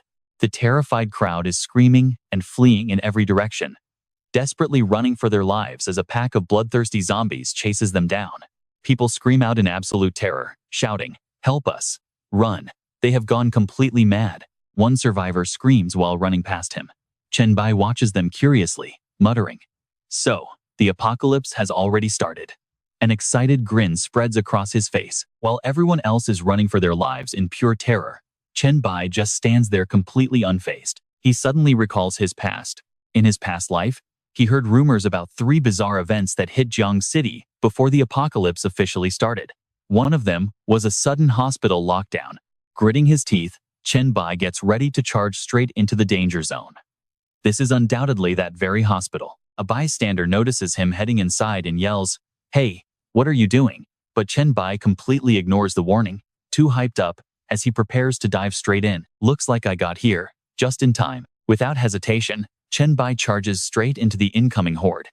With one swift, brutal move, he grabs a zombie by the head and slams it right back into the hospital. He activates his SSS rank Virus Monarch ability directly on the monster, unleashing his terrifying talent. As the virus is drained, the zombie instantly collapses, losing all signs of life. By devouring zombie pathogens, he gains points that can be spent to boost his strength. Chen Bai grins with pure delight. This is perfect. He stands tall, declaring that none of them will escape. Meanwhile, you and I see a doctor trapped on the 4th floor as monsters swarm the area. The terrified doctor cowers inside, crying out in panic, "I am doomed. This door is not going to hold them off much longer." All right, you and I are about to watch this doctor face his own doom. Completely helpless, and realizing there is no way out. Suddenly, he turns to the nurse beside him and bursts into a crazed, completely out of control laugh. Meanwhile, the terrified nurse sits paralyzed on the floor, remembering the unfortunate victims, like the head nurse and Director Li. Looking up, she sees him panting heavily and asks with concern, "Lu Feng, what is wrong with you?" But the moment she speaks, a perverted look washes over his face, and he lunges forward to grab her. Lu Feng sneers, "I chased you for so long, and you always rejected me. Now that we are both going to die, you might as well let me have some fun first." Hearing his disgusting words, she screams instantly, "Lu Feng, you are insane. What absolute nonsense are you talking?" Suddenly, after relentless pounding, the zombies outside finally smash the door open. Panic strikes Lu Feng immediately. How did they get in so fast? "I do not want to die. Please no." With total cowardice, he grabs the nurse and shoves her straight toward the zombies as bait, screaming at the top of his lungs, "I do not want to die." Then he runs frantically toward the window, shouting to himself that they are only on the 4th floor. With a terrifying expression, he grabs onto his final lifeline, desperately telling himself it is only the 4th floor. A zombie chases him and falls off the 4th floor. Now, watch closely as a pale Lu Feng hangs there suspended in pure terror. A few minutes later, the zombies inside the hospital are cleared out. The scene cuts to the hallway outside the restroom. Chen Bai looks startled as a zombie suddenly charges right at him, but he casually tosses it aside like trash. Chen Bai glances down at the zombie nurse lying on the floor and feels a spark of hope, realizing she is hospital staff and was recently bitten, meaning there is still time. Without wasting a single second, he activates his Monarch skill to absorb the virus from her body. An idea suddenly strikes him. The military will lock down this hospital soon, so he needs someone who knows the layout to guide him. Chen Bai casts his powerful spell to quickly extract every single trace of the zombie virus from the nurse, trying to see if he can successfully halt her body from transforming. Suddenly, the nurse's milky white eyes shift back to a completely normal human state. She gasps in confusion as her rosy color returns, and she quickly sits straight up. Watching from behind, Chen Bai realizes it worked. She turns around to face him, softly stammering out a quiet thank you. Chen Bai takes her hand and helps her stand up, noting she has not lost her consciousness. She nods, confirming she remembers everything. Seeing this, Chen Bai cuts straight to the point, telling her he needs her help right now. Tears suddenly stream down her face as she timidly replies that she will help, but wants to change her clothes first. Hearing her request, Chen Bai immediately pulls her along, saying there is no time and she must lead him to the place with the most virus. Now, pay attention, because the nurse leads Chen Bai to the testing lab. which contains the highest concentration of dangerous viruses in the entire hospital. Every single clinical sample gets tested in this very room. Chen Bai is thrilled he found the right person. This is perfect. Instantly, he begins mixing several chemical vials together. The nurse panics and frantically asks what he is doing, but he simply tells her to be quiet before unleashing his powerful virus absorption skill. The mixed viruses start showing up. A notification alerts him that he has absorbed the hepatitis virus for the first time. He receives 10 points. Then, another notification shows he got 0.7 points from a different common virus he absorbed. He also absorbs the herpes zoster virus, gaining 9 virus points. With another 10 points gained, his hands have fully absorbed all the strains, ready to be unleashed. Everything is fully absorbed now. Next up is his master plan. He intends to use all these collected strains to heavily upgrade the zombie virus. Closing his eyes, Chen Bai identifies the viruses inside him, including the primordial virus, blacklight virus, loss virus, and other rare strains. He ponders, realizing that his most upgradable and devastating option right now is definitely the blacklight virus. It is by far the darkest and most powerful path. Upgrading to the blacklight virus boosts all stats by 10 and healing by 200%. He has successfully unlocked its core power, devour and evolve. Chen Bai realizes that this blacklight virus is specifically built for absolute consumption and evolution. Suddenly, her loud scream cuts him off, warning him that a zombie is at the door. He tells her to stay put and not wander off. In the blink of an eye, he grabs the zombie by its throat, leaving the nurse completely stunned. Chen Bai smiles, noting his speed is way faster now, estimating this zombie weighs about 75 kilograms. He tells the zombie that it makes the perfect test subject for his newly acquired power, ready to unleash it. Black tentacles erupt from his hand, tightly wrapping around the flailing zombie as it struggles in complete desperation. And just like that, the beast is gone. You and I are definitely in for a wild ride next. Alright, let's jump into this crazy apocalypse where our main character, Chen Bai, just unlocked a terrifying devouring power. His body completely absorbed everything, leaving absolutely nothing behind. Realizing his physical strength is already recovering and his absorption speed is insanely fast, he turns around with a satisfied smirk. Seeing him like this, the poor nurse is absolutely terrified. After witnessing that horrific scene, she collapses to the floor, completely unable to speak. Noticing her pale expression, Chen Bai walks over and calmly asks her, "What is wrong?" The nurse slowly stands up, taking a deep breath to compose herself. Her gaze hardens as she looks directly at Chen Bai. "You saved my life, so I trust you won't hurt me. I will keep your secret." Chen Bai reaches out to help her stand, introducing himself as Chen Bai. Hearing this, she softly introduces herself as Su Xin. Suddenly, heavy noise echoes from outside the building. Chen Bai immediately realizes what is happening and quickly speaks up. The military and the police have arrived. They are locking down the entire area to purge the zombies. We need to get out of here right now. With that, he grabs Su Xin by the hand and rushes out into the hospital hallway. As they sprint, he orders her to lead them to the rooftop so they can escape. Now, pay attention here, because Su Xin gets totally confused by his request. "Why can't we just use the main exit?" she asks, since neither of us are infected. He quickly explains the harsh reality. He does not have time for quarantine and endless interrogation. Meanwhile, a hideous zombie is silently creeping along the ceiling right above them. Before Chen Bai can even finish his sentence, the beast suddenly drops its head down from the ceiling, catching him completely off guard. Reacting instantly, he lets go of Su Xin and steps closer to face the creature. Su Xin screams in terror as she watches. Her face is pale and filled with absolute shock. The monster lets out a deafening roar, baring its rows of razor-sharp, disgusting teeth. Clutching his injured arm as blood drips down onto the floor, Chen Bai stares at the beast with sheer excitement.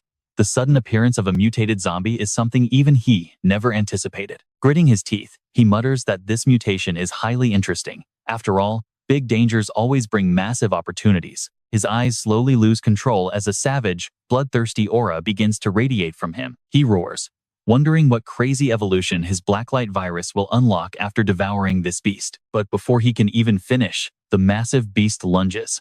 Honestly, if any of us got hit by a monster that size, we would be crushed to pieces instantly. Seeing the titan charging forward, Chen Bai braces himself to dodge the oncoming strike. Pushing his speed to the absolute limit, he executes a flawless flip to evade the charge.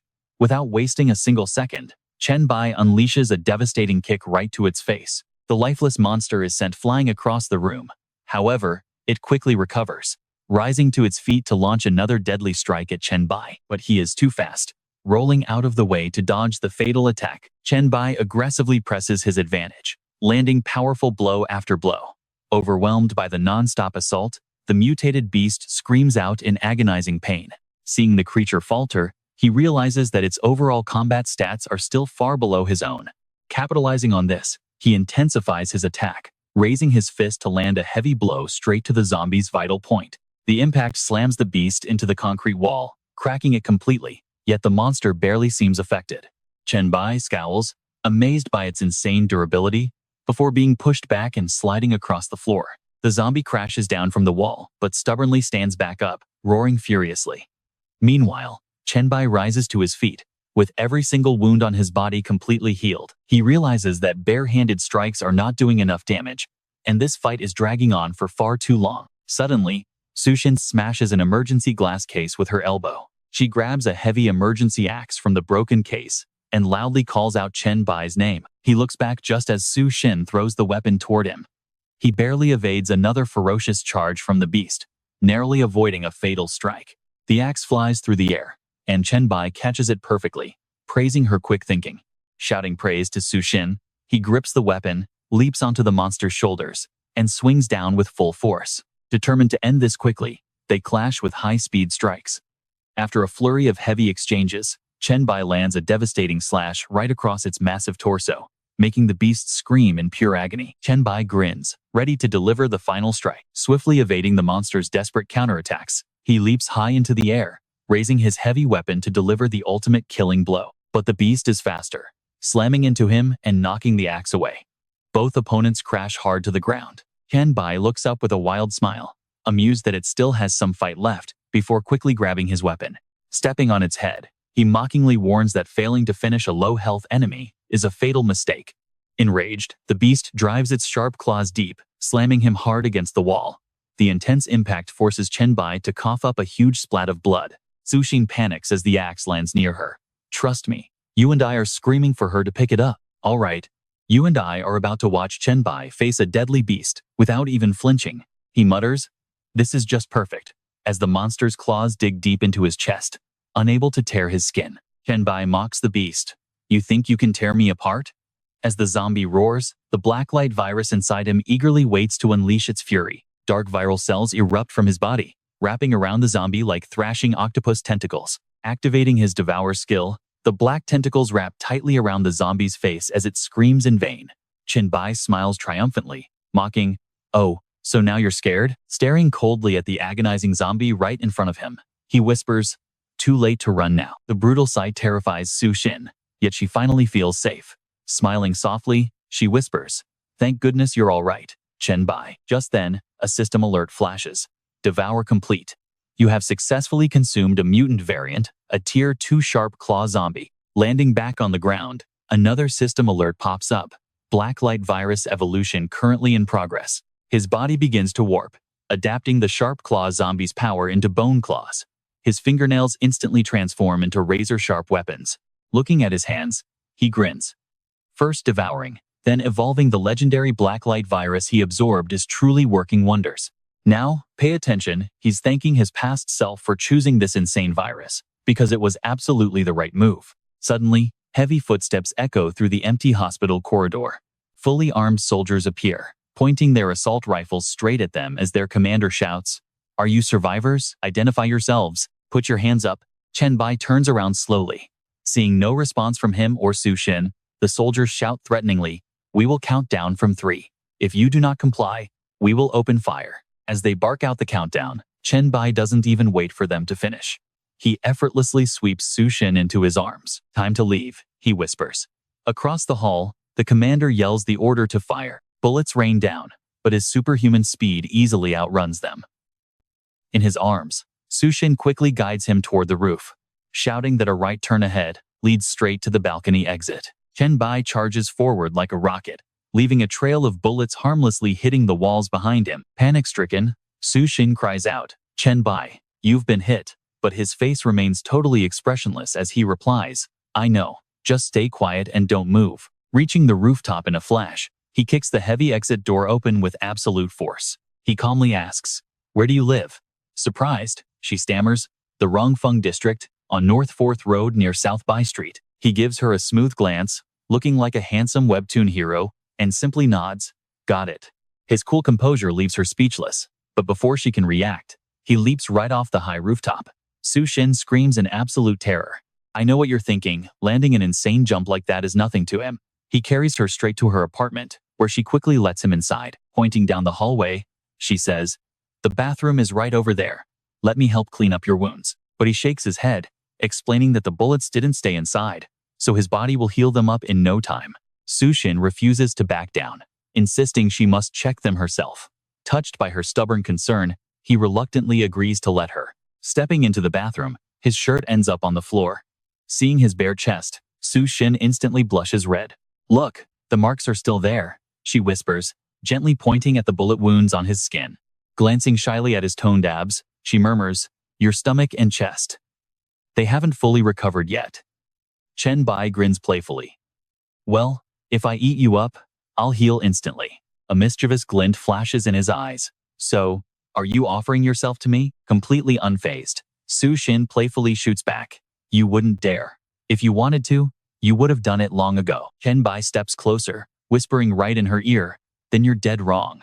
I only held back because the timing wasn't right before." Feeling his warm breath, Su Shin lets out a soft, surprised gasp. Pulling her close, his hands effortlessly slide her clothes off. But right now, the setting is absolutely perfect. Barely holding back his desire, he asks, "So, will you let me devour you to fully restore my power?" Melting under his gaze, Su Shin blushes and softly surrenders, whispering, "Well, a clean meal always tastes much better." Unable to resist any longer, Chen Bai pulls her into a passionate, breathless kiss, murmuring, "Fair enough." Steam fills the bathroom as the two lose themselves in passion, completely forgetting the chaotic world outside. Meanwhile, his phone out in the living room begins to buzz with unread messages. Zhao Mu texts, "Chen Bai, where are you? School beauty Songge is looking for you." Followed by Songge, "Are you dead yet? Your roommate said you went to the central hospital in Jiangcheng." Countless texts flood in from worried friends, but Chen Bai couldn't care less right now. Sometime later, back on the streets, Chen Bai reflects on the strange sequence of events. He begins connecting the bizarre incidents that occurred right before the cosmic apocalypse trial descended upon Jiangcheng, the hospital lockdown, the mysterious suburban explosion, and that weird slaughterhouse incident. As he blends into the busy crowds, his phone suddenly starts ringing. Very little intel exists about the pre-trial events. But trust me, you and I are about to see if those ignored rumors hold the key to surviving. Let's dive into Chen Bai's world right when things get absolutely exhausting. Suddenly, his phone starts ringing, and Chen Bai immediately picks up. "Su Shin, I just bought breakfast, and I will be back soon," he says. But she nervously replies, "Chen Bai, two people are here looking for you, saying Song Ziqiang wants to meet." Hearing this, he gasps in shock. "Oh, Song Ziqiang." From her side, Su Shin peers through the door peephole and anxiously tells Chen Bai, "I do not think they are good people. Song Ziqiang must be trying to set you up." Song Ziqiang is the queen of Jiangcheng. Su Shin asks Chen Bai with a deeply worried face, "What on earth should I do?" He calms her down and gives instructions. "They are actually telling the truth. Just tell them to wait outside the door." Hearing Chen Bai say that, she relaxes, saying, Okay. Chen Bai hangs up and opens Song Ji's messages, seeing tons of missed calls and texts, asking, "Hey, are you dead? Your roommate said you went to the top hospital in Jiangcheng. Are you okay? Answer me quickly. What is actually happening over there? What is your current situation right now? I haven't even won you over yet. You wouldn't actually be dead, right? Hey, I am really worried about you." Chen Bai realizes Song Ziqiang is the mother of Songge, the girl clinging to him, and a smirk forms on his lips. It seems the young miss went running to her mom. Interesting. Also, if Song Ziqiang tracked down Su Shin's place, she must have figured something out. Now, pay attention, this is the exact moment Chen Bai decides to meet her. At a freezing warehouse on the outskirts, a car speeds toward the building. Song Ziqiang started from absolutely nothing to become Jiangcheng's richest figure, ruling both the light and dark worlds. The car stops, and the two bodyguards wave Chen Bai out, saying, "Mr. Chen, this way." Chen Bai gets out and starts thinking. After the apocalyptic trials arrived, she awakened an A-rank talent, quickly built her own powerful faction, and eventually unified all of Jiangcheng in a brutal three-way war, becoming the city's undisputed true queen. He recalls his past life and continues, "She was a terrifying figure I could only look up to back then." Suddenly, Chen Bai smiles to himself, realizing things are completely different this time around. If I can bring her under my control, I can get so much more done before the apocalypse actually begins. Suddenly, a shadow approaches, and a woman appears in the freezing warehouse corridor. The bodyguard bows respectfully, saying, "President Song, Chen Bai is here." She is indeed the queen of Jiangcheng, Song Ziqiang. Seeing him, Ziqiang smiles and says, "Classmate Chen, I apologize for bringing you to a place like this, but I have urgent business." Chen Bai cuts straight to the chase. "What do you want with me?" Ziqiang walks closer and says, "I am looking for you because Xiaoge ran home crying, saying you went missing at the hospital and begging for help." Watch closely as she looks him dead in the eye. "I brought you here to see what kind of charm you have to make Xiaoge worry so much." Chen Bai sees right through her mind and speaks directly. "I do not like beating around the bush. What is your real goal here, Auntie Song?" Impressed by his firm attitude, Ziqiang praises him. "Very straightforward. Then I will stop beating around the bush too." She leans in and suggests, "How about becoming my man? If you like Xiaoge, becoming my son-in-law is not out of the question." Hearing this, Chen Bai replies, "I do not see any reason for you to try recruiting me." Ziqiang turns away and chuckles. After seeing classmate Chen's heroic actions back at that hospital, anyone would fall for you, don't you think? Hearing her words, Chen Bai freezes in surprise, thinking to himself, "The hospital?" Chen Bai is left completely suspicious and a bit anxious, thinking, "I remember destroying all the hospital cameras and power lines. How on earth did you find me so quickly?" Ziqiang presses the button to start the elevator, saying, "Never underestimate Auntie Song." She inputs a code in the elevator and says, "My people managed to fully recover the footage of you walking from the lobby to the camera." She proudly pulls out her phone and adds, "Plus, I happen to have my own contact inside that hospital." On her screen, a text from Ali says, "No, I am blocked at the room door. There are so many zombies right outside. The doorway is completely flooded with zombies." At that time, she replied, "Just wait there. I am sending help immediately." Ali texted back, "I am in room 523 on the 5th floor." She texted back that she understood. Later, Ali sent, "I am safe now. A super strong guy showed up and killed all the zombies." Is Ziqiang actually joking? Ali seriously replies no. She then sends a video of Chen Bai and Su Xin escaping, and Ziqiang shows Chen Bai the footage she got. Ziqiang smiles triumphantly, saying, "My luck has always been great, especially among the survivors rescued by the military quarantine unit this morning. I happened to find a very close co-worker of Su Xin named Lu Feng." Hearing that name, Chen Bai freezes in utter shock and thinks to himself, Lu Feng, the same guy who was hiding in Su Xin's bathroom that night while they were talking. Trust me, you and I are about to see this story get absolutely wild. Trust me, not only did that scumbag try to assault her, he actually threw her straight to the zombies. Su Xin honestly replied, "After throwing me to the zombies, he tried to escape through the window, but a zombie slammed him into the glass, knocking him out cold." Chen Bai was not worried at all. Su Xin did not care about the man hanging on the wall either, saying she hoped he died because she absolutely hated him. Chen Bai gave a cold grunt. Su Xin smiled shyly and said, "I am feeling much better now. Let us keep moving." Hearing her, Chen Bai laughed and replied, "Never mind. I really did not expect it to be your first time. You screamed so miserably back there." Embarrassed, Su Xin apologized, but he smiled, reassuring her they still had plenty of time together in the future. Su Xin rolled over and yelled, "No way. Today I absolutely must make my savior feel completely satisfied."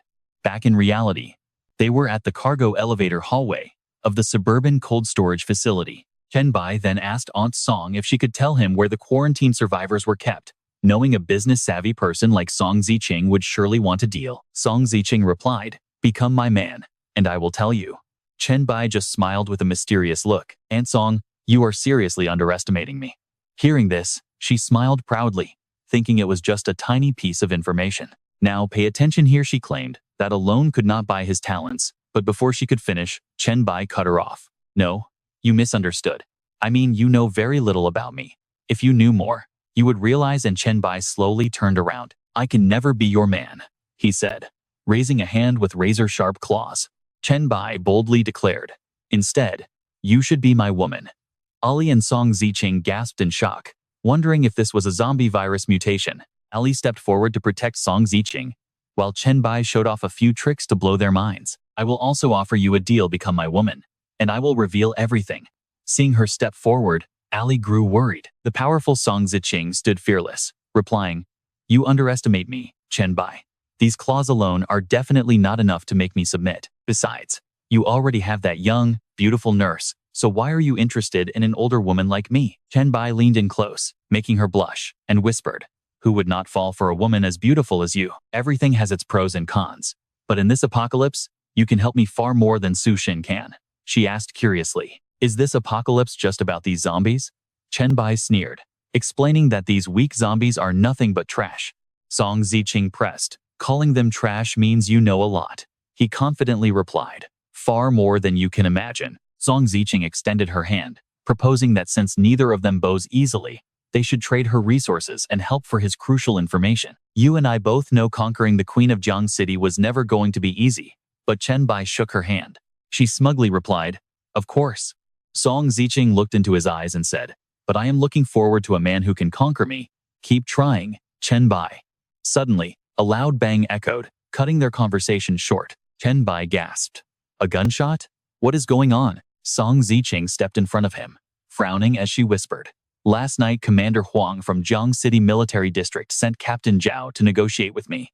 They have requisitioned a section of this cold storage to freeze live zombies and to isolate all the survivors they rescued from the hospital. Looking out anxiously, she continued, Those gunshots must be from them, but why would anything go wrong there? There are only 30 zombies inside, and they should barely be able to move in this cold. Plus, half a company of our troops is stationed here. Standing behind her, Chen Bai fell silent, lost in thought. The fact that zombies slow down in freezing temperatures was discovered much faster than he had expected, but they definitely do not know that extreme environments actually accelerate zombie mutations.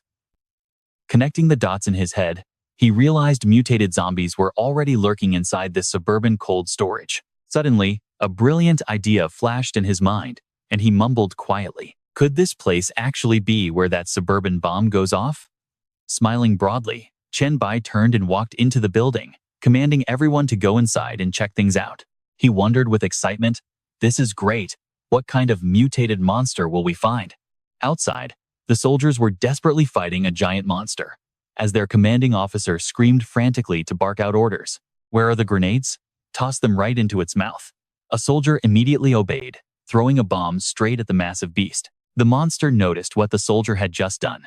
It turned toward the incoming bomb, and a thick cloud of smoke erupted, completely hiding the giant beast from view. A moment later, it charged out furiously, tightly gripping the soldier who threw the bomb, letting out continuous roars. Seeing this, the commanding officer, Captain Zhao, quickly contacted his subordinates to redeploy, warning them that their standard weapons were doing absolutely zero damage. You and I are about to see if they can buy enough time by forming small squads to distract the monster until reinforcements arrive. All right, you and I are jumping right into a crazy situation. Zi Cheng suddenly appears near Liancheng, smiling and asking if he finally understands. Zhao Liancheng orders his men to stop throwing grenades and pull back immediately.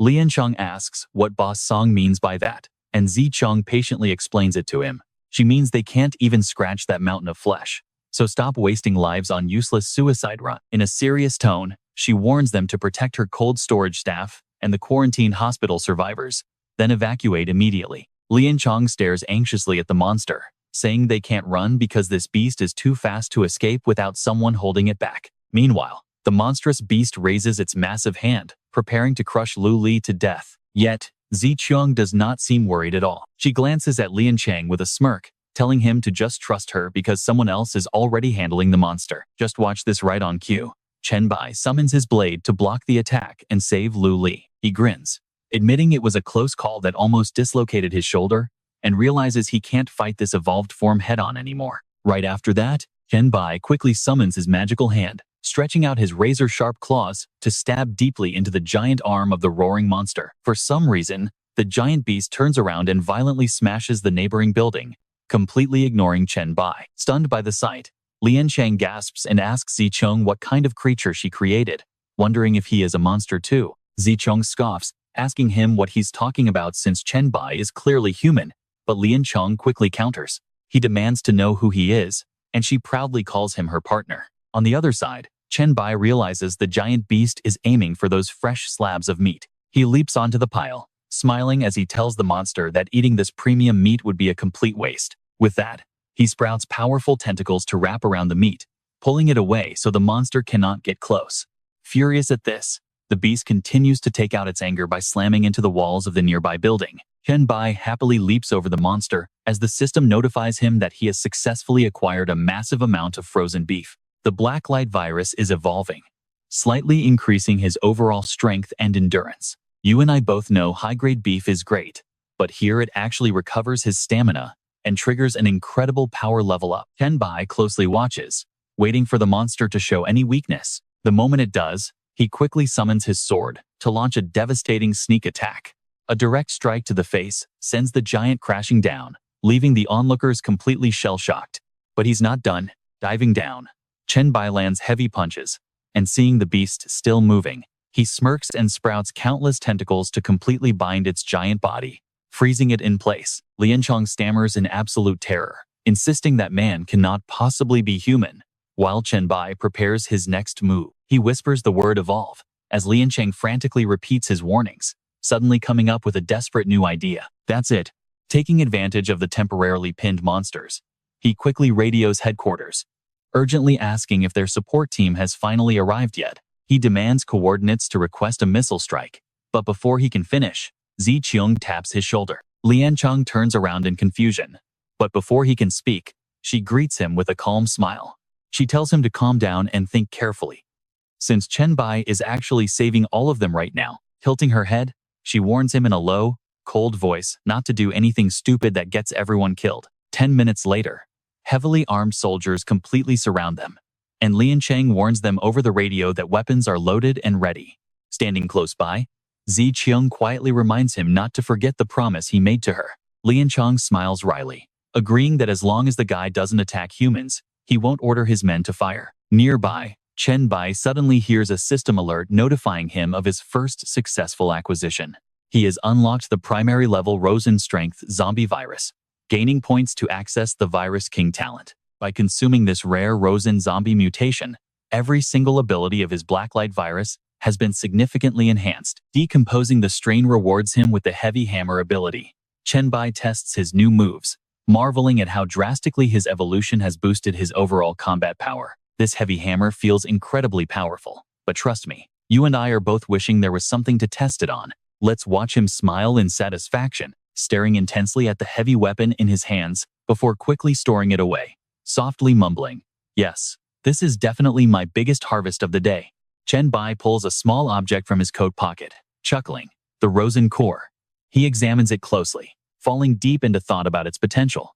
This Rosen core is an incredibly rare material, perfect for crafting powerful legendary gear. If he can find a way to control it, he could even build an infinitely growing defensive wall. An idea suddenly sparks in Chen Bai's mind as he wonders, should I try feeding it and maybe grow an entire mountain of Roseanne?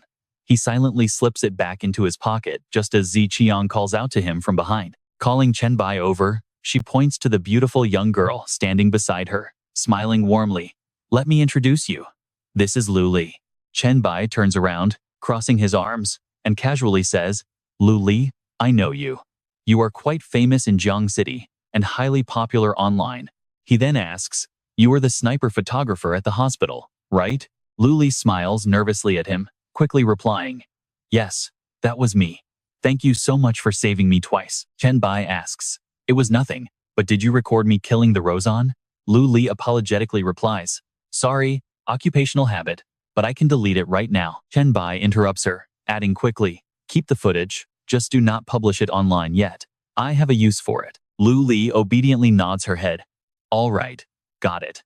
Suddenly, the company commander interrupts their private conversation with a serious voice. "Are you Chen Bai? Commander Huang of our military district hopes you can report everything you know about this situation directly to us." Pay close attention to his expression here. Commander Huang Xingsuo is a name he could never forget. After the trials descended, the awakened ones were treated like absolute garbage, exploited relentlessly. At first, They used national duty to manipulate and comfort them, but later, it became constant, ruthless abuse. Chen Bai was one of those victims, starving and utterly hopeless. Worst of all, anyone trying to leave was branded a traitor and hunted down, ultimately forcing him to make a desperate choice. He had to flee Jiang City, snapping out of his painful memories. He steps closer to Ziqiang and whispers, "Boss Song, do I really have to hand over?" Ziqiang shakes her head immediately. "Absolutely not. I do not know anything yet." Chen Bai lowers his head to whisper, but before he can even finish, she already knows his thoughts. She cuts him off, whispering sharply, "Got it. Let me handle this myself." With that, Ziqiang marches straight toward Zhao Duan, who immediately tries to stop her in her tracks. "Trust me. This guy is just trying to guilt-trip them with civic duty right now." Ziqiang stops, snapping back furiously.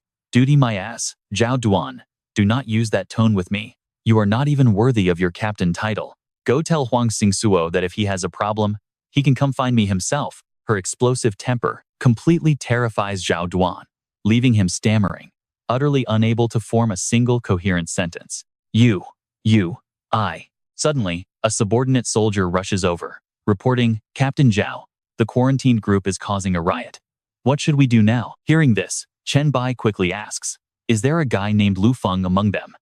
Zhao Duan turns to his soldier and barks, "Is there?" The soldier nods. "Yes, sir. He is actually causing the biggest scene of them all." Chen Bai glances at Zhao Duan and says, "Captain Zhao, I need to see this Lu Feng guy." Zhao Duan immediately orders his subordinate to bring the troublemaker over without delay. The soldier quickly obeys. "Yes, sir." Right away, moments later, Lu Feng is dragged in, swaggering arrogantly with a smug grin. "Captain Zhao, you called for me? I bet my influential father already contacted you. My dad is Lu Huainong, the deputy director of the #1 hospital." Just as he finishes boasting, a heavy hand slaps onto his shoulder. He spins around in confusion to look at Chen Bai, completely unaware that this physical contact is secretly transmitting a deadly virus. Chen Bai looks at him, smiling warmly. "Actually, I wanted to see you. Someone asked me to pass you a message." Lu Feng frowns, questioning, "Who even are you?" Chen Bai lowers his voice coldly. "Last night, Su Shin told me on my bed about how you pushed her into that zombie horde. She wanted to say, 'Go straight to hell.'" Hearing this, Lu Feng starts trembling uncontrollably, stammering in absolute terror. "How on earth do you know about that? There is no way she is still alive." Suddenly, Chen Bai leaps backward, shouting at the top of his lungs, "Everyone, back away. This guy is turning into a zombie." Liu Feng screams in a furious, panicked rage. "You are the fucking zombie here. You are playing with me, right? You bastard. How dare you mock me like this? Su Shin is so high maintenance. There is no way she would ever sleep with a loser like you." But as he prepares to charge at Chen Bai, his body suddenly completely freezes out of control, the virus rapidly spreading as he begins mutating. You and I both knew how this would end. Lu Feng lunges like a beast, but Chen Bai lands a devastating counterpunch. You and I are starting this wild journey with Chen Bai, whose new power is way stronger than he expected. Turning to Ziqiang, he says, "Let us go, Boss Song. Your performance was up to standard, so we can talk tonight once we get back." Ziqiang follows behind him, calling out, "From now on, just call me. Either Ziqiang or director is fine." Chen Bai raises an eyebrow and asks, "Oh, and why is that?" Ziqiang grabs his hand and smiles. "Being your partner is quite profitable. Is it too late for me to become yours now?" Chen Bai glances at her and frowns. "We will have to judge your value and performance first." With that, they quickly depart. Inside the car, Ziqiang turns and tests him.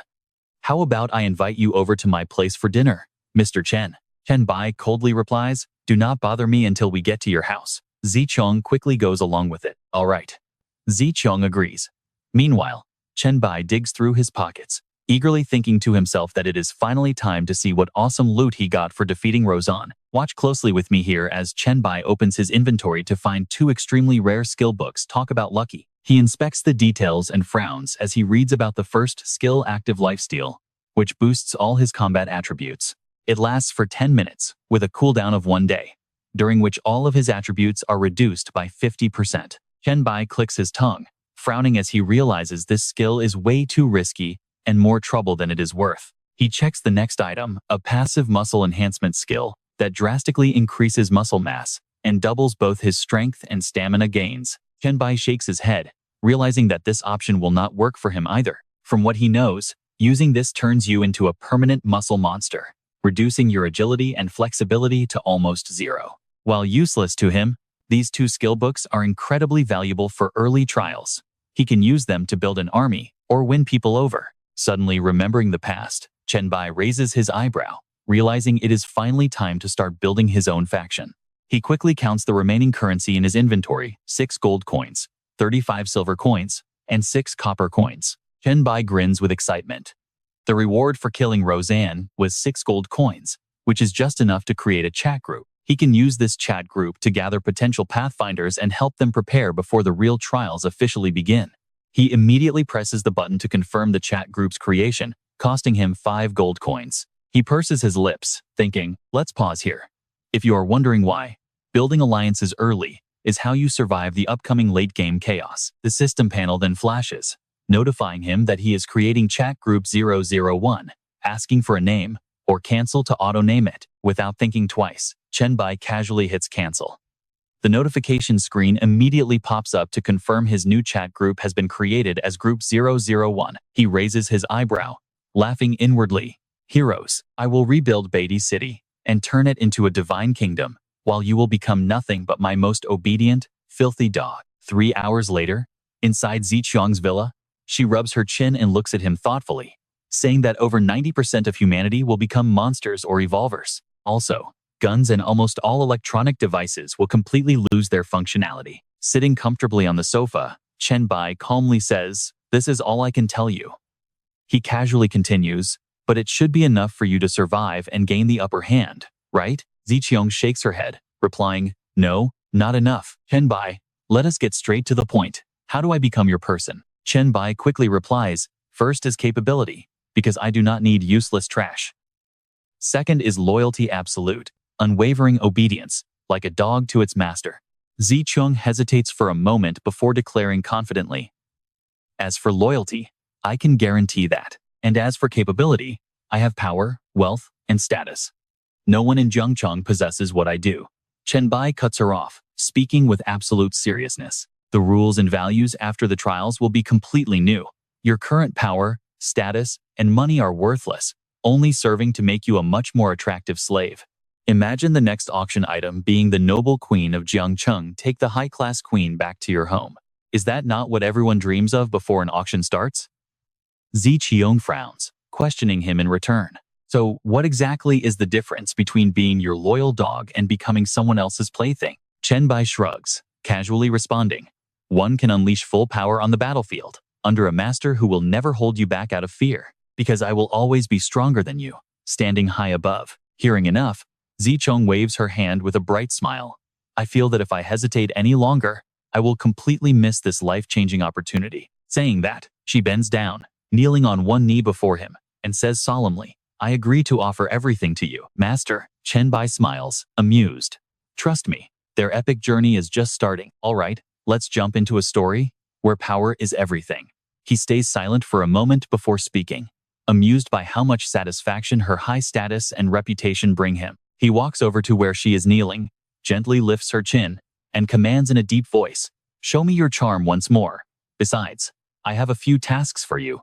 Inside group chat 001, Ziqiang texts the group, saying Yang wants Lu Li to send over Chen Bai's video before finally taking her home. She's been through absolute terror these past 2 days, so she needs some serious rest. Next, she gets someone to pin Chen Bai's website right at the top of all major forums, titled to the pioneers under the username Pioneer White Emperor. Leng Cheng thinks for a moment, then walks over to Lu Li. She quietly tells Lu Li that Director Song wants her to send Chen Bai's video over, then head home to get some rest.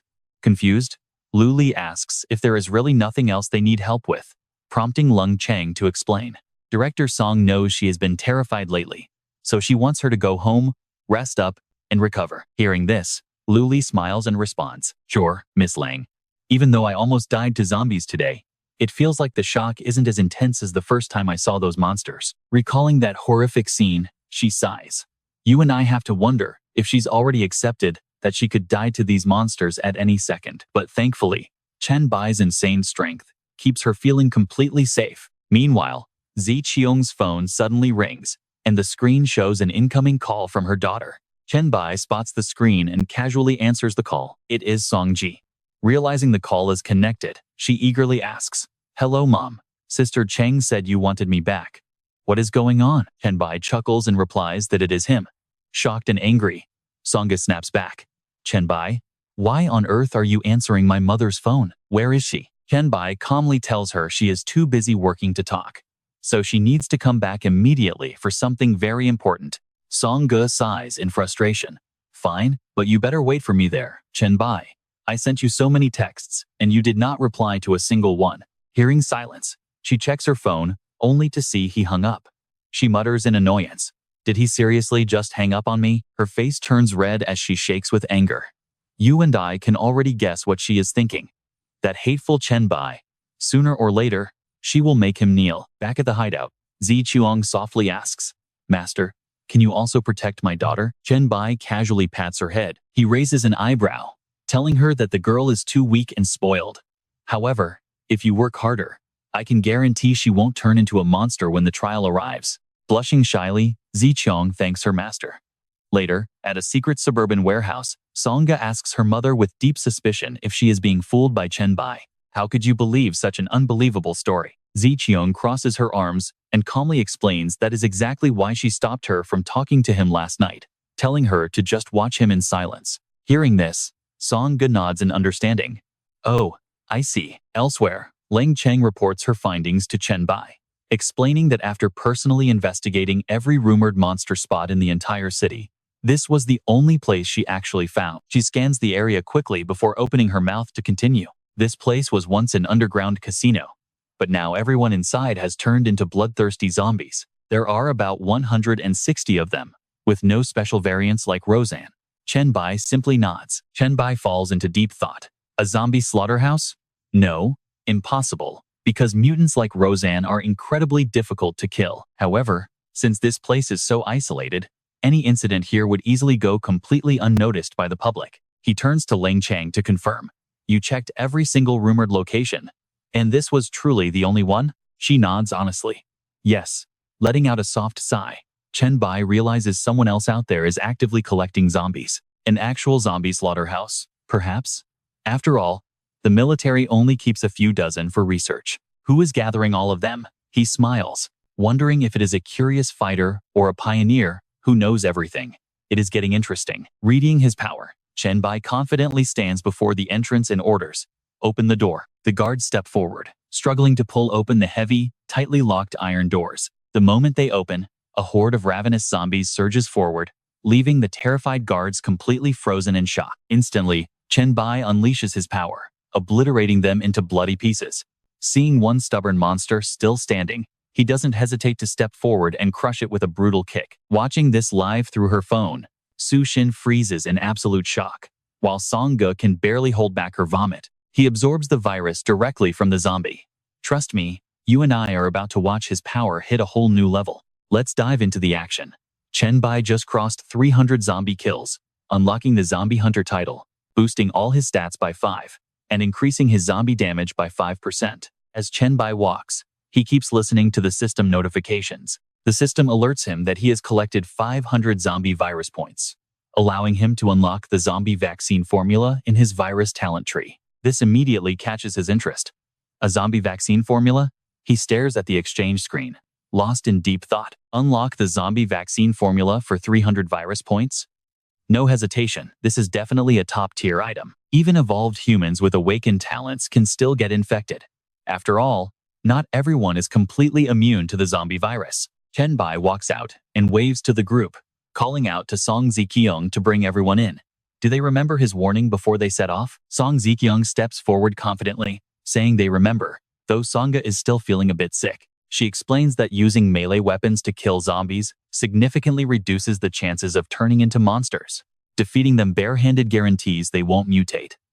Hearing this, Chen Bai drags out a captured zombie for a quick test.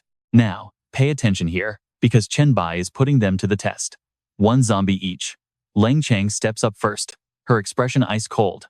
The moment she charges forward, he immediately releases the rabid zombie. Leng Chang fearlessly tackles the monster, pinning it down with raw strength until it can barely even squirm. With a sharp snap, she breaks its neck, sending dark fluid spraying.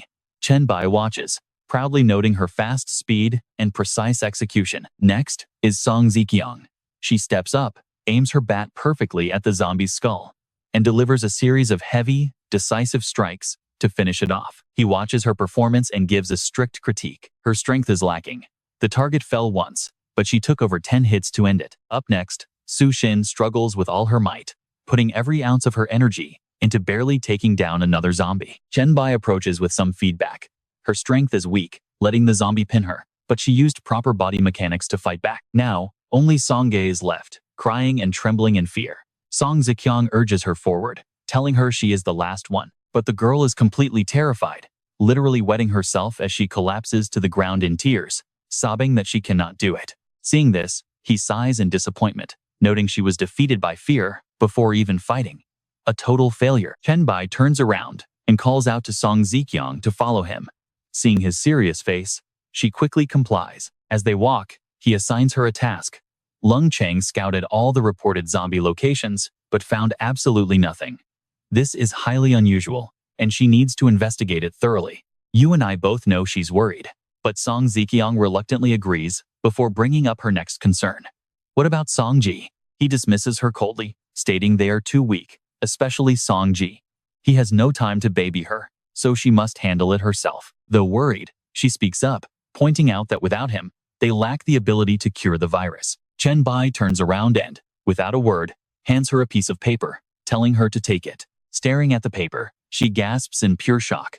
It is the formula for the zombie vaccine, completely catching her off guard. The process is incredibly complex, but he instructs her on how to gather the necessary materials to craft it herself using the guide. This is what makes pharmaceutical formulas so insanely valuable. Holding the formula, Song Ziqiang bows, thanking him for his trust and promising to work her hardest to complete the task and guard this secret with her life. With nothing left to say, he nods and tells her to get to work and have someone drive him back. Grateful for his trust, she bows again, promising to send Ni to escort him. As Chen Bai leaves, he checks his phone. His online guide must have racked up tons of views by now.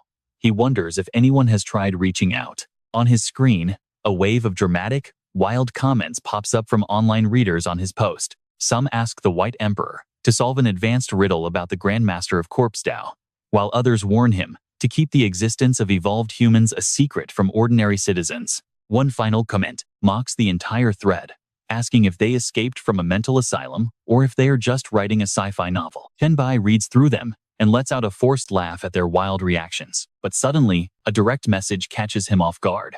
The sender writes, "I am not in this for the money, big brother. I am telling the truth. I am actually the pioneer. How much do you know, big brother? I am not looking for money. Big brother, why are you ignoring my messages when you already read them?" Chen Bai smirks with interest. It seems this person is not just trolling after all, and he might actually get something useful here. Seeing the endless stream of desperate messages, begging for a reply, he decides it is finally time to text back. So, what do you and I think? Is this pioneer actually legit? All right. You and I are diving into a world where revealing an S-tier soul talent gets you a boss-level mission to find the #1 assistant using the leaderboard. Just when they are talking, a stranger drops in and shocks him. Welcome Han Xiao to the chat. But his first message makes absolutely no sense. Han Wang mentions that Shui Chuan approached him after Bai Di ignored his texts, but he played completely dumb to keep their secret safe. The chat ends on a massive cliffhanger with Shui Chuan suddenly popping up. He is completely stunned. There is no way he misidentified this pioneer, Shui Chuan. Chen Bai immediately recognizes this high-level powerhouse, the absolute strongest evolver beneath Bai Di, known to everyone as the Navy leader. Without wasting a single second, he texts back, saying, "If there are other pioneers out there, go ahead and invite every single one of them." Chen Bai grins wildly at his master plan. Right on cue, the system alerts everyone that Shui Chuan has officially joined the group chat. Meanwhile, over on the other side at 7:30 p.m., Ziqiang calls Lu Li to get an update. "Any updates, Lu Li? Did you find anything?" She answers honestly that the Jiang City Lord is behind all of this. They are moving every single zombie they captured to the main Kai container yard right by the Jiang City docks. But wait, it gets worse. Lu Li explains she sent scouts to dig deeper, and even though they were supposed to be back, there is still no sign of them. Watching the clock tick away, She helplessly admits that waiting around any longer is completely pointless. And here is where it gets terrifying right as she speaks. Two bloody bodies are thrown from above, leaving her shaking in pure horror. Seeing her absolute panic only feeds his twisted amusement.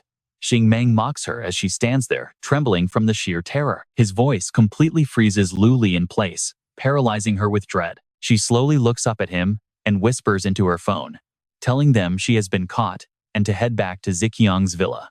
Back on his phone, a text pops up from Lu Huai, saying, "Bai Di, I just joined and learned so much from the files, but there is still one thing I do not understand. The description of my talent is a bit confusing. Could you take a look for me?" Chen Bai replies, "Send it over."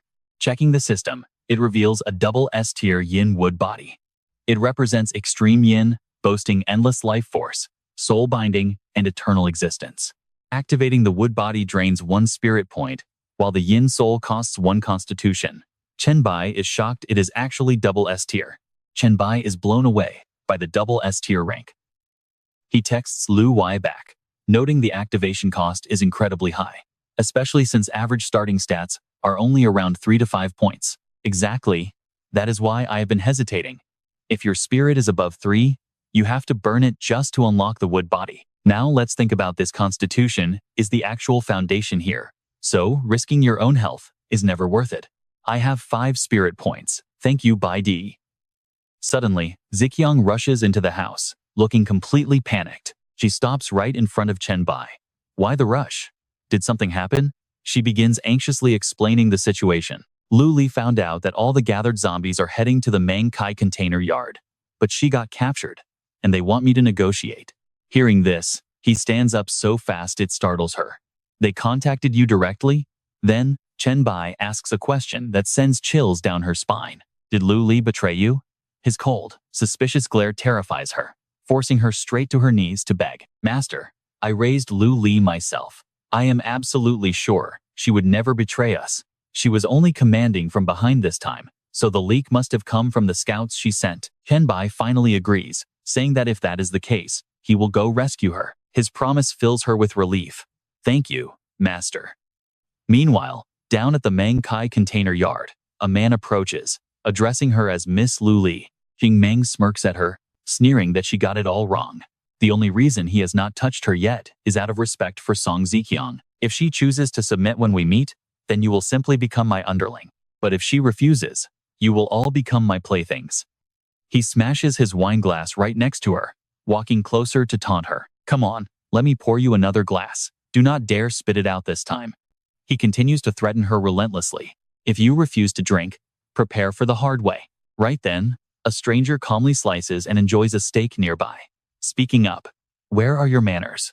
Maybe the lady simply does not like drinking wine. Xing Meng grits his teeth in shock, wondering when this guy even slipped in. Chen Bai completely ignores him and offers a plate. Are you hungry? This steak is actually pretty good. The villain warily demands to know who he is, but Chen Bai gently feeds her, saying he is just here to take her home. Realizing the intruder has zero fear while casually sipping wine, he asks if Song Ziqiang was the one who sent him. No, wait. To sneak up this close to me without getting caught? You are definitely the very first person to pull that off. Refusing to waste any words, he simply begins untying the ropes binding Lu Li. Chen Bai flashes her a smile and tells her to head out since Ziqiang is waiting in the car. Feeling relieved, she shyly nods yes, making the villain realize what is going on. So Song Ziqiang belongs to you now. Chen Bai looks him dead in the eye and confirms it. And trust me, things are about to get wild. You and I are about to witness a crazy clash, starting with Xing Meng holding out his glass to see if Jiang City's queen will easily submit. You must have some great tricks up your sleeve. He pours some wine to test him, adding, maybe we can share some secrets. I am extremely interested in stuff like that.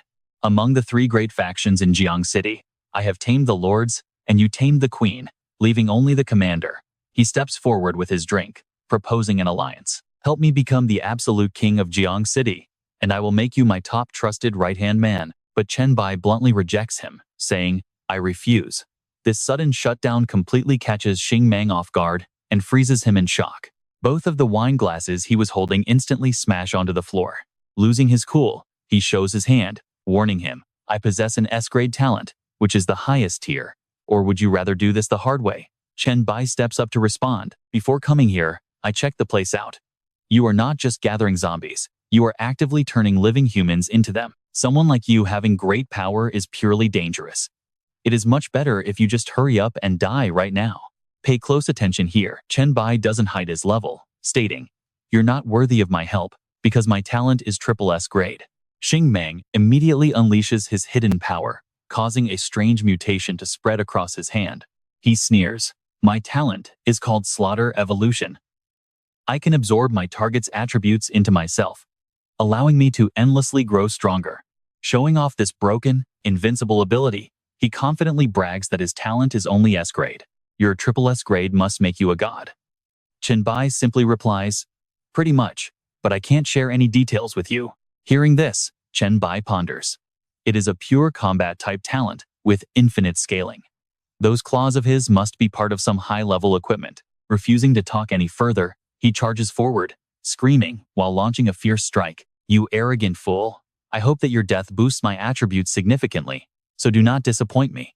But our main character smoothly dodges the lethal blow. Xing Meng claws the door instead, losing his footing and stumbling after failing to hit him. This only excites Xing Meng even more, triggering a state of brutal, bloodthirsty rage. "So, you have a transformation talent? Pretty interesting, but still far too weak to stop me." Chen Bai steps aside, realizing it's an active skill.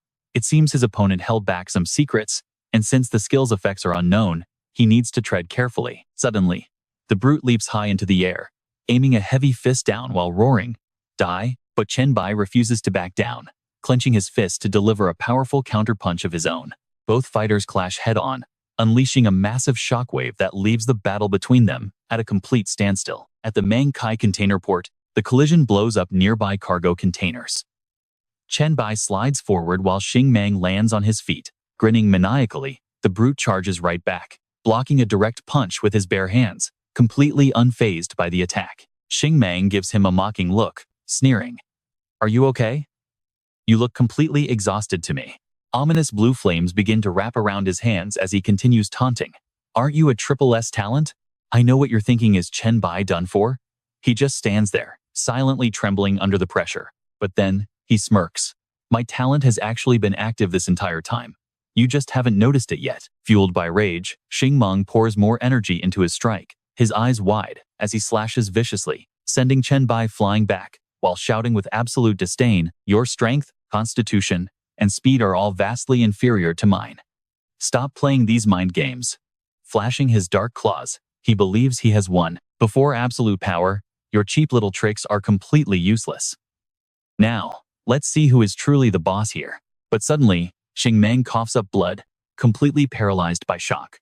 Dozens of system notifications suddenly flood his vision, warning him that a deadly virus has bypassed his natural immunity, reducing his strength by 2, constitution by 1, agility by 2, and spirit by 4. He is hit with negative debuffs, including photophobia, hydrophobia, and abnormal body temperature. His thoughts slow down, his movements become sluggish, and his stamina rapidly drains. Xing Meng stands completely frozen, wondering what on earth is happening to him. Chen Bai finally breaks his silence, calmly stating, "Your constitution is actually quite impressive. It took this long for my virus to kick in.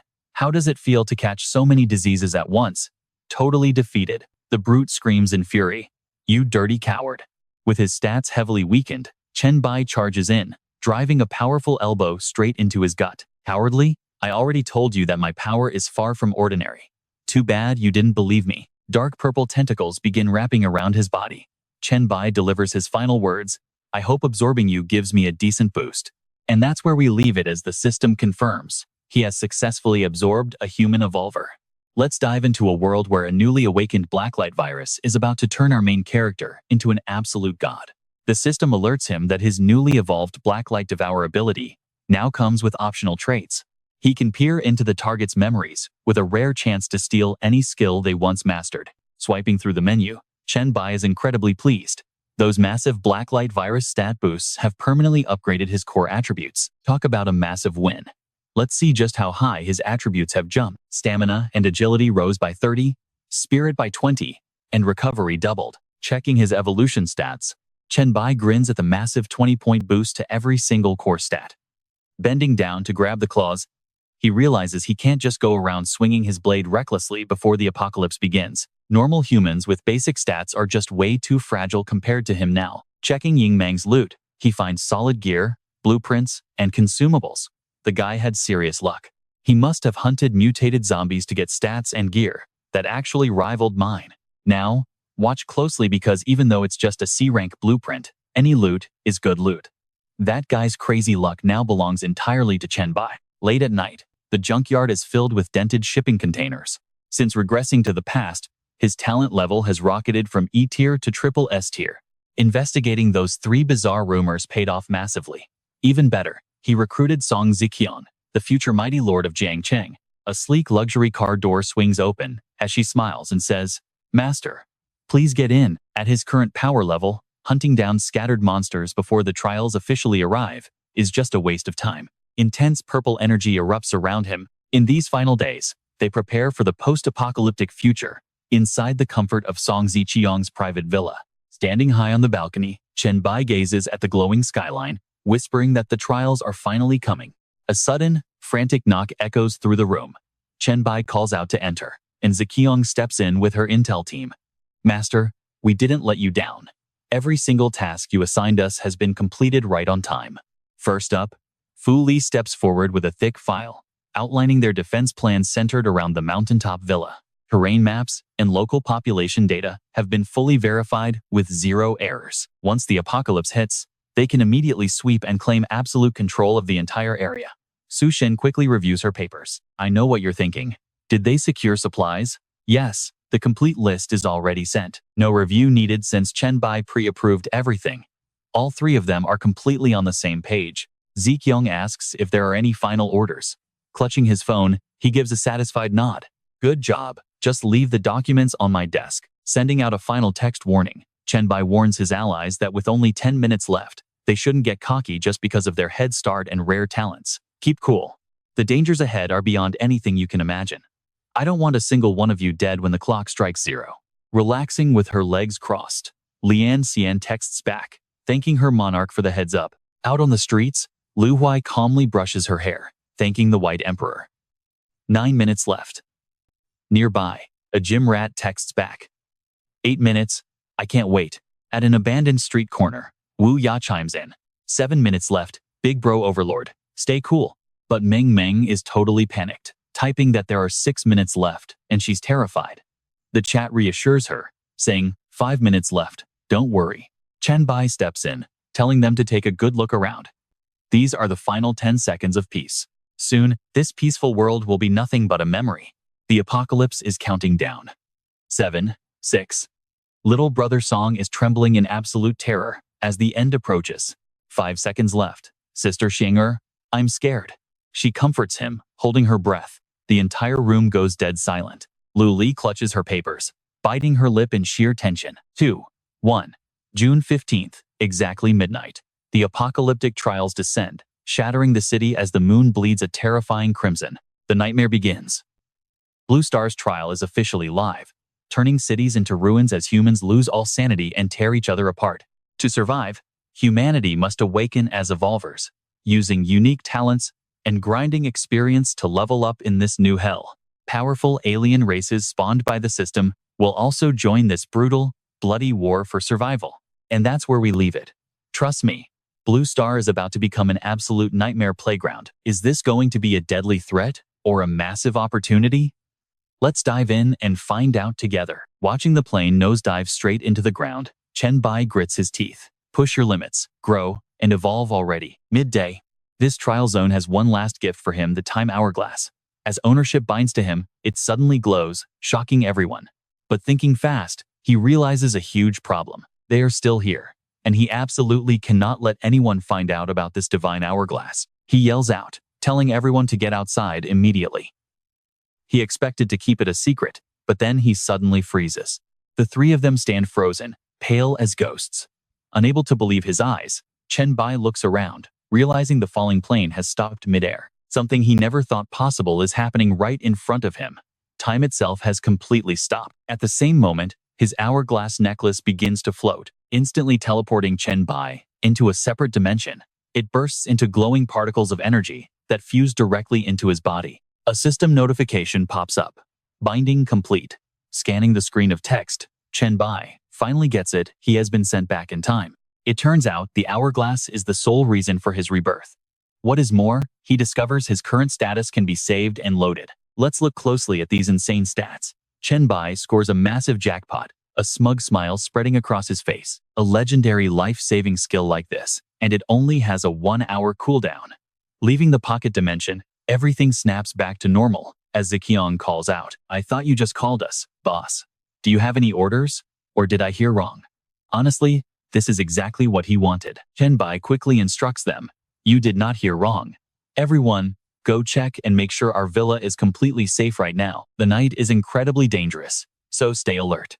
Once morning comes, we will start clearing out the entire villa." With their leader's command, Ziqiang and Lu Li nod in agreement.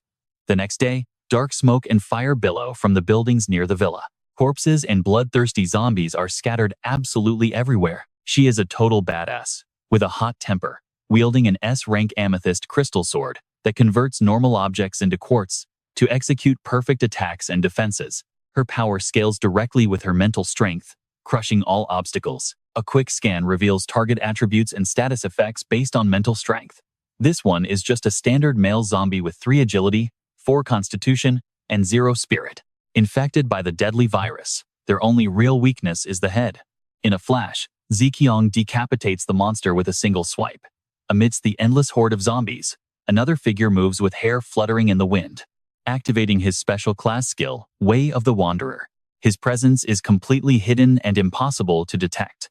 With boosted perception, his agility in darkness increases by 30%, and his priority attack speed against targets surges by 100%. Wu Ya unleashes a devastating strike, kicking up a cloud of smoke. Wielding a butcher knife, he decapitates the ghouls and blows them away. While one side completely cleans up the undead, a panicked bodyguard wearing glasses rushes into Ziqiang's villa hall, carrying an injured survivor. A survivor is wounded. Su Shin, possessing powerful healing attributes, reacts without hesitation. "Inject him with the zombie virus serum immediately, and I will heal him right away." Her rapid recovery skill massively boosts injury healing and stamina, allowing her to actively cast it on others to save their lives. Night falls, and their base is surprisingly peaceful. If you ask me, this looks pretty good. Stepping inside, Chen Bai remarks that things are not looking too bad. Lu Li immediately replies, "Absolutely. Thanks to your brilliant foresight and preparations, both geographic and tactical advantages are in our hands. Since no unexpected incidents have occurred, we can rest easy for now." Chen Bai nods his head in mild relief. "Good. Then I will leave this place in your hands. I still have things to do." Lu Li is left utterly confused but nods. "Right. Of course." Leaping away, he leaves a trail of dark green energy behind.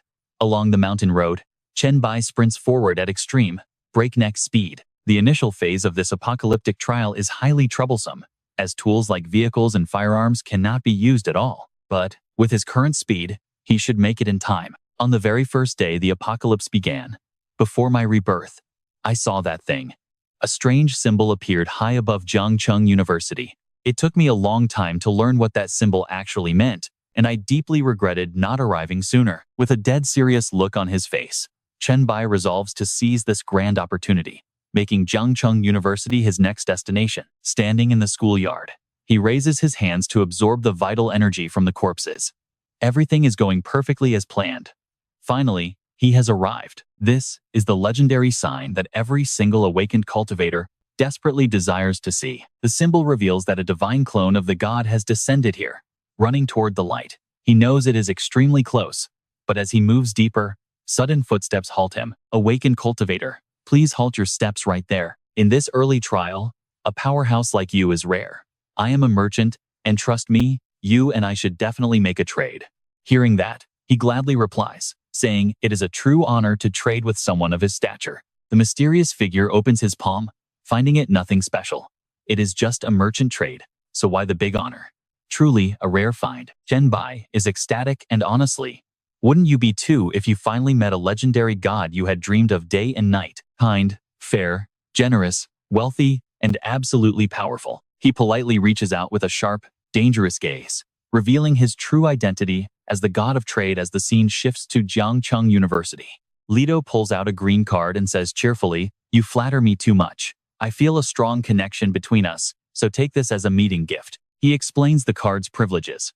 This is a gold membership card for the Goblin Merchant Alliance. We get discounts when buying items from the Goblin Merchant Alliance. Chen Bai murmurs, "I actually met him in my past life. He is immune to flattery, but getting a head start is incredibly beneficial." Knowing Leto's personality, he accepts the card with both hands and says gratefully, "Thank you. You truly are as kind as the rumors say." Once Chen Bai accepts the card, Leto begins the deal.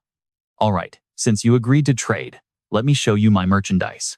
The system panel pops up, showing an S-Class Thunderwalker scroll that unleashes lightning to destroy enemies, granting immense close combat power. The exchange price requires 500 gold coins. An S-Class Sniper Rifle, a legendary weapon that only true firearm experts can wield. This is a proud masterpiece co-created by the Goblin and the God of Trade Leto. "Now watch this," he gasps in absolute shock. "So the Thunderwalker class change scroll from my past life is actually sold here. There are so many rare class items listed." Suddenly, Chen Bai says with a hint of regret, "I apologize, Lord Leto. I want all of these, but I cannot afford them right now." Leto replies, "I know the trial just started and modern evolvers do not have much gold yet, but my merchandise is definitely not cheap junk. Go gather some wealth, and we will trade again soon." Hearing these words, he falls into deep, unexpected thought. Chen Bai carefully tests the waters. "Lord Leto, although I cannot afford your items right now, I have heard that gods are forbidden from directly joining the trial. You must invest in evolvers to reap profits from these tests, right?" He smirks. "And honestly, you and I both know exactly what kind of game he is playing here." Hearing this, Leto laughs knowingly and asks, "Kid, you know quite a lot, don't you? Do you want my investment?" Chen Bai explains, "I heard you possess a divine treasure praised by the gods themselves. Something no evolver could ever refuse. Invest it in me, and you will not regret it." Leto remains skeptical and questions him. "An investment must always bring back a clear profit. That is an item that literally every god in existence desires. What makes you think you have what it takes to bring me any profit with it?" Staring straight at him, he says in a heavy tone, "Even if you are someone I favor, I will never make a losing deal for you." To prove to Leto that investing in him is a guaranteed win, Chen Bai immediately activates his monster arm skill, clenching his fist to release a massive wave of raw power. Standing confidently, right before the deity, he declares proudly, "Take a look, this is my proof." Stunned by this impressive display, Leto claps his hands in high praise, a triple S-tier talent. This is an incredibly unique power, completely different from any talent I have ever encountered. He tilts his head with a smirk. "This trial is indeed fascinating and alluring, but I have no intention of investing that treasure so early on." Leto slowly stands up, his voice half joking, half threatening. "Let us do this, kid. I am going to give you a single chance. You had better cherish this opportunity. If not for your talent and the absolute lack of any divine presence on you, I would never have agreed." He cannot believe his ears. Chen Bai gasps in pure joy, shouting, "I can actually secure that legendary investment." But before he can celebrate, Leto raises his hand to stop him, saying, "No, it is still not enough. Talent does not dictate the future. Even among the gods, there are those with an A-rank talent or lower." Leto sets his condition. "If you want to secure my ultimate top-tier investment, you must use your own strength and continuous growth to prove your true worth to me." With that, he issues a quest, and the system panel flashes in front of Chen Bai. The system prompt asks, "The Goblin and Trade God Leto has issued the final triple S rank investment quest. Do you accept?" Reading it, he does not hesitate for a second, replying with absolute confidence, "I accept." Leto pulls out a single gold coin, saying, "Once you complete the quest, you can use this gold coin to summon my projection." He flicks the coin toward Chen Bai, saying with anticipation, "I hope you will not make me wait too long." He effortlessly catches the coin with 2 fingers. Chen Bai asks to see the legendary divine treasure. Leto does not refuse, opening his golden scroll with a smile. "And trust me, you and I are absolutely not ready for what is next. All right, check this out." The system suddenly displays a special triple S dual class scroll. It lets him use 2 full-time classes at once, doubling his stat growth while stacking all skills and attribute bonuses simultaneously. Chen Bai mutters in shock, but Leto says seeing the dual class is enough. Leto clasps his hands and closes the treasure list, telling him the deal is done and he must leave. With a mysterious smile, he leaves, saying today's unexpected haul was highly pleasing and hopes Chen Bai can complete the upcoming trial. Right after Lido leaves, Chen Bai receives a quest screen, with the system announcing a final SSS investment quest. If you want to secure the most valuable investment from the smartest and greatest goblin trading god, you naturally must present sufficient proof of your capability. Talent is just a stepping stone, but capability is the actual investment capital. The system shows his target is to locate a special secret realm copy at Jiangcheng University. He must defeat the creature Leto is interested in, take a piece of its body, and deliver it. The quest reward details and right of explanation belong solely to Goblin and the trading god. Leto. Reading this, he can't help but gasp, muttering that the terms are totally up to Leto, the ultimate traitor. Chen Bai silently recalls what he heard about Leto in his past life, remembering his stellar reputation. Surely he won't be treated poorly if he pulls this off. Scene cuts. As he walks down the school hallway, Chen Bai looks around and whispers that a hidden dungeon at Jiangcheng University during the early apocalypse must be buried extremely deep, as he has never heard of it before. He stops, resting his chin in his hand, thinking, pay attention here, because he is totally lost on where to even begin searching. Meanwhile, over at the university gym, a helpless group of students is currently being violently bullied by an aggressive gang. The girls are left untouched, but the guys have been absolutely beaten to a pulp by them. Tom ruthlessly stomps on a student in white, mockingly shouting for everyone to strip, put on a satisfying show for him, and beg to become his loyal slaves. With a contemptuous sneer, he threatens them, warning that otherwise, he will make sure they all die right here. He calls them filthy monkeys, but one brave guy refuses to submit, screaming back to keep dreaming. You bastard. Hearing that, Tom flexes and clenches his fists, his eyes glowing red like a feral demon ready to devour its prey. Deeply, he growls that since they want to die, he will gladly grant their wish. Don't worry, I'll make it quick. Seeing things go too far, a brave brown-haired girl steps up to stop him. I know what you're thinking. She's in big trouble. Tom shows no mercy to the weak girl, slapping her hard across the face and shouting to get lost, when a massive explosion suddenly rattles the room from behind. The gym doors are instantly shattered to pieces, filling the area with thick smoke and dust, leaving everyone frozen in absolute shock. Chen Bai steps out, looking incredibly badass. His eyes are ice cold as he asks, "You foreigner, you're the one who beat up these students, right?" Tom has no idea how much danger he is in, arrogantly replying, "Yes, what are you gonna do about it?" Meanwhile, Chen Bai instantly charges at him like a flash of lightning. Chen Bai delivers a devastating blow right to Tom's chest, shouting, "So it was you. Now go die." Seeing this, a curly-haired guy rushes to back him up, only for a spray of fresh blood to splash across her face as she freezes in pure terror. Using his demonic hand to crush the guy's head, he casually turns to the crowd and asks if anyone here studies medicine. "I'm looking for something, and I need help from students who are familiar with medical stuff." Inside the Jiangcheng University gym, everyone starts whispering, asking each other if they are in the medical department. "Not me. I'm in engineering. I study languages." Suddenly, someone points at the blonde girl and says, "It's her. I remember she does medicine." Realizing she's been singled out, she panics, trembling as she begs, "Please don't kill me. I didn't hurt anyone." Desperately trying to save herself, she cries out that she loves Chinese people. She's just a friendly blonde foreigner who is very good. Hearing her pathetic excuses, everyone sneers in mockery, while a black-haired girl looks away, completely embarrassed by her behavior. Kneeling, the girl whimpers for mercy, promising to do whatever he wants, while the black-haired girl steps in to help speak up for her. She truly did nothing wrong. It was only those two guys. Hearing this, Chen Bai chuckles lightly and replies that he knows. Outside, a bright golden light has filled the sky. Pointing directly at the medical student, he commands that she stays while the rest can leave. Once everyone has finally cleared out of the gym, Chen Bai instructs them to follow the trail of zombie corpses outside to reach the Jiangcheng Dongshan Villa district safely. "Just mention my name, Chen Bai, and the people there will help you." A guy in blue asks, "We're leaving now? The campus is swarming with zombies." The pink shirt girl worries Dongshan is way too far, while the dark-haired girl hesitates. "Stick with me, we are about to find out where they go." Let's dive into this crazy story, where our main character points confidently to the path ahead, saying, "I cleared almost all the zombies on the way here, so don't worry. If you survive this, you might actually become an evolved human." Chen Bai's gaze turns dead serious. In a dark, threatening tone, he warns, If you're too afraid to face the zombies now, then once they undergo a massive evolution, you'll have absolutely no chance of survival. Hearing those chilling words, terror and panic wash over everyone. Only the girl in green completely trusts Chen Bai's warning. Feeling suddenly motivated, she excitedly says, "Understood, thank you. We'll head out now." But then, she timidly steps forward and mutters, "Wait, can I go with them too? Why are you making me stay here?"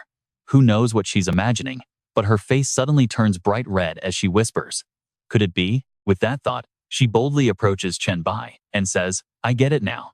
Dragon Kingdom students always have a thing for beautiful foreign girls. That's why you're keeping me here, right? You don't need to force me. I accept." Hearing this, he just chuckles softly and replies, "I have absolutely zero interest in you people. Don't you remember I said I need a guide to the medical school to retrieve some things?" Hearing Chen Bai's cold reply, her face burns with intense embarrassment, and she quickly stammers, "Sorry, I was just panicking and misheard." Terrified that he might misinterpret her, she loudly defends herself. "But you still shouldn't humiliate me like that." She tries to clear her name, insisting, "I am not that kind of girl. No man has ever touched me, and I can prove it." Hearing her defense, he simply smiles and says that's fine. Cut to Jiangcheng University Gymnasium. Now pay attention here. After climbing endless stairs, she pants heavily, pleading, "Chen Bai, I'm too exhausted to walk. Let's take a quick break." But Chen Bai flatly refuses. Wrapping his hand around her waist, he says, "We have to keep moving." As Chen Bai leaps into the air with her, her jacket accidentally slips off. "Wait, my coat," she screams. In the next scene at the medical school's research building, she is still complaining about what happened earlier. "Hey, that was way too much. If I hadn't used my legs, I would have lost my coat." But he completely ignores her, cutting her off. "Is this the research building?" Looking quite annoyed, she still answers him, "Yes. Only professors are allowed to access the laboratories on the 3rd floor. They say there are countless specimens and tons of data about bacteria and viruses inside." As they step inside, she clings to Chen Bai's shirt in fear, staying as close to him as possible. Also, the path leading underground isn't a parking garage, it's actually a crematorium. If there's any super mysterious place, this must be it. Hearing this, Chen Bai coldly replies, "Understood, just follow me." Cut to the interior, filled with colorful test tubes and advanced high-tech machinery designed for some kind of research. And you and I are about to see him hit the jackpot as they enter the virus research lab, and he gasps. Without hesitation, Chen Bai reaches toward the tubes, absorbing all the liquid inside. Having this much flu virus makes sense since this is a school. A series of notifications suddenly pops up on his screen. First-time collection of mutated influenza D virus. Earned 5 virus points. Obtained influenza B for 0.3 points. Influenza A for 0.7 points. And influenza A antigen variants for 5 virus points. The system displays sufficient influenza viruses collected. Upgrading the flu to a skill will require a few points. Intrigued by the message, he mutters with a smirk, "Upgrading the common flu into an active skill? Let's give it a shot." The system rings out. "Upgrade successful. You have officially unlocked the active influenza skill." Chen Bai carefully reviews his newly upgraded flu skill. It can release active influenza viruses, infecting any target within its range. All attributes of the infected targets will be reduced, inflicting severe debuffs on them. Sneezing can instantly disrupt all spellcasting, charging, and aiming once it is activated. The skill's debuffs depend heavily on the target's race and shape. He bursts out laughing in pure delight, murmuring, "Incredible. This is so powerful.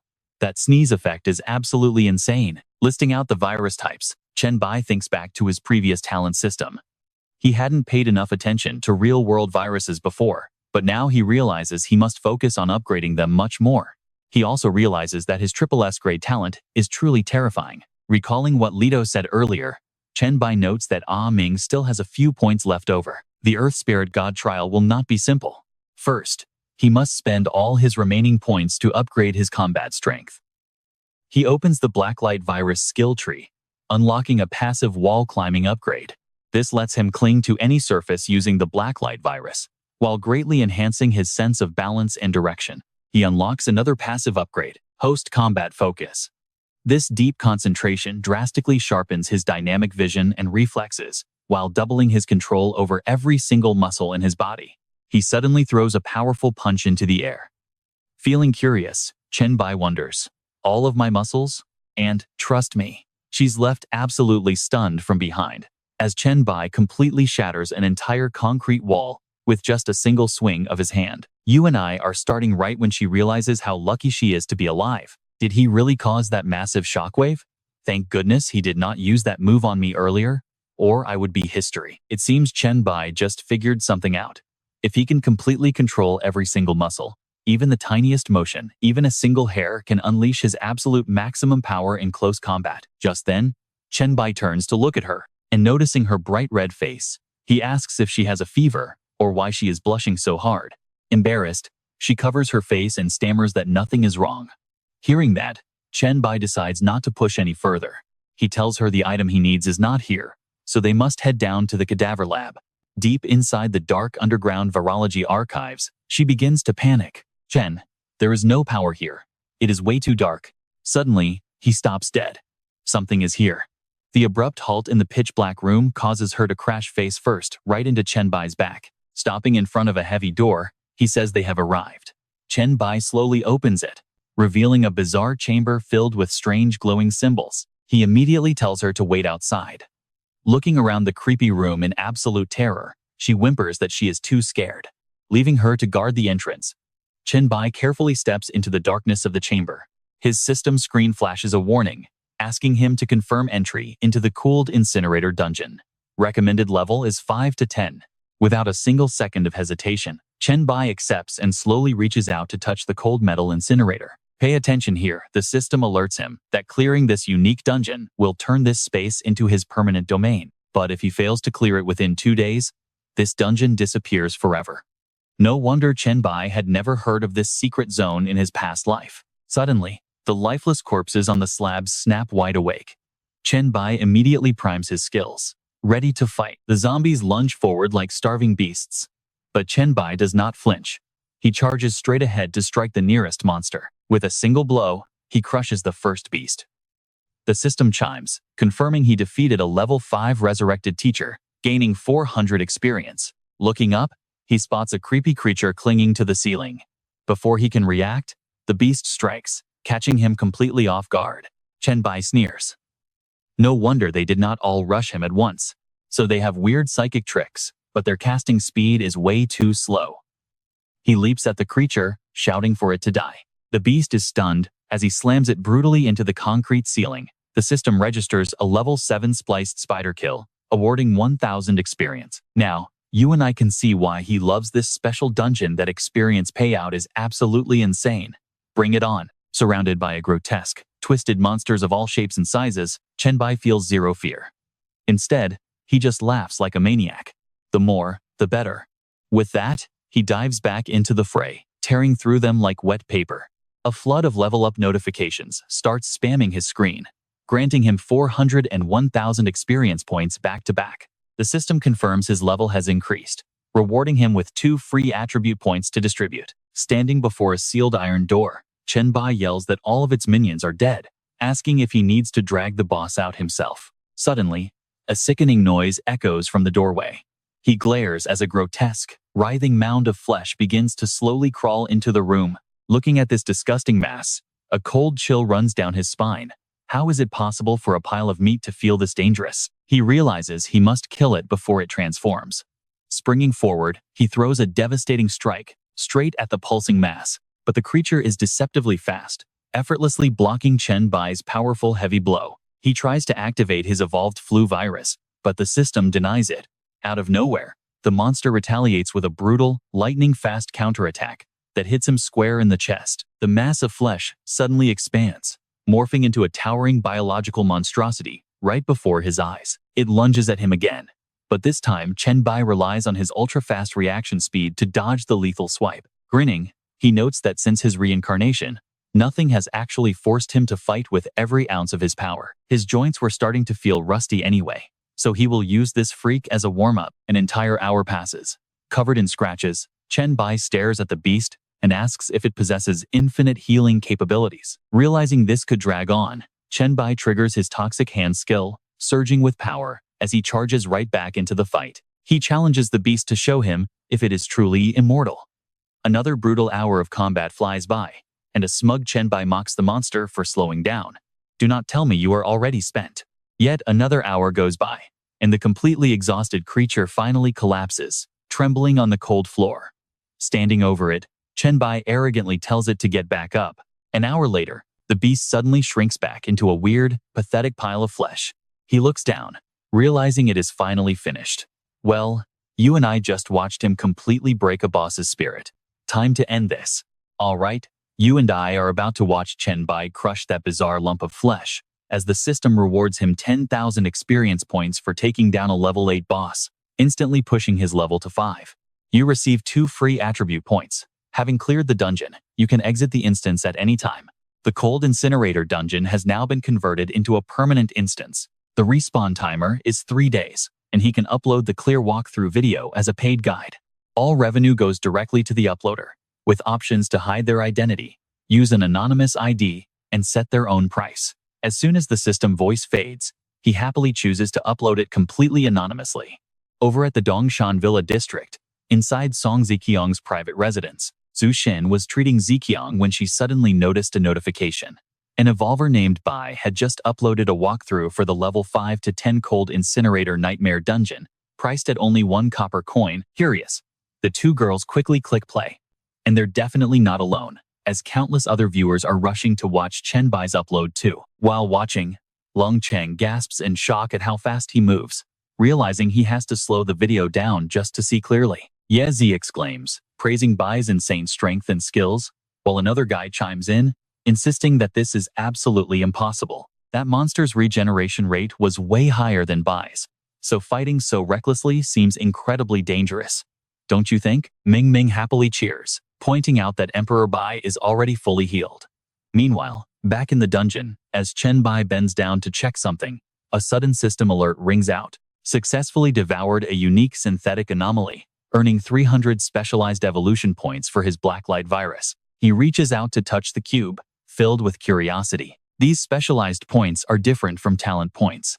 They can only upgrade his blacklight virus abilities, but honestly, that's still an incredible boost. The system alerts him that his blacklight passive has been activated, granting him the Biomonster's legendary A-rank cellular regeneration skill. Passive skill.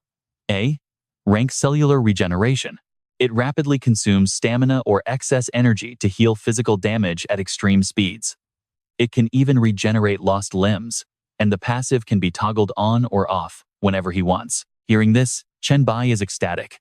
The drop rate for passives is incredibly low, let alone an awesome A-rank skill like this. Now, you and I are about to see what other crazy loot this nightmare-level boss dropped. The system reveals a unique A-rank biochemical demon class scroll, an evil class that absorbs other lifeforms to strengthen itself. It has the power to stimulate its own cells to greatly enhance raw strength and recovery speed. Warning: excessive absorption can cause complete bodily collapse or severe genetic mutations. Class change requirements.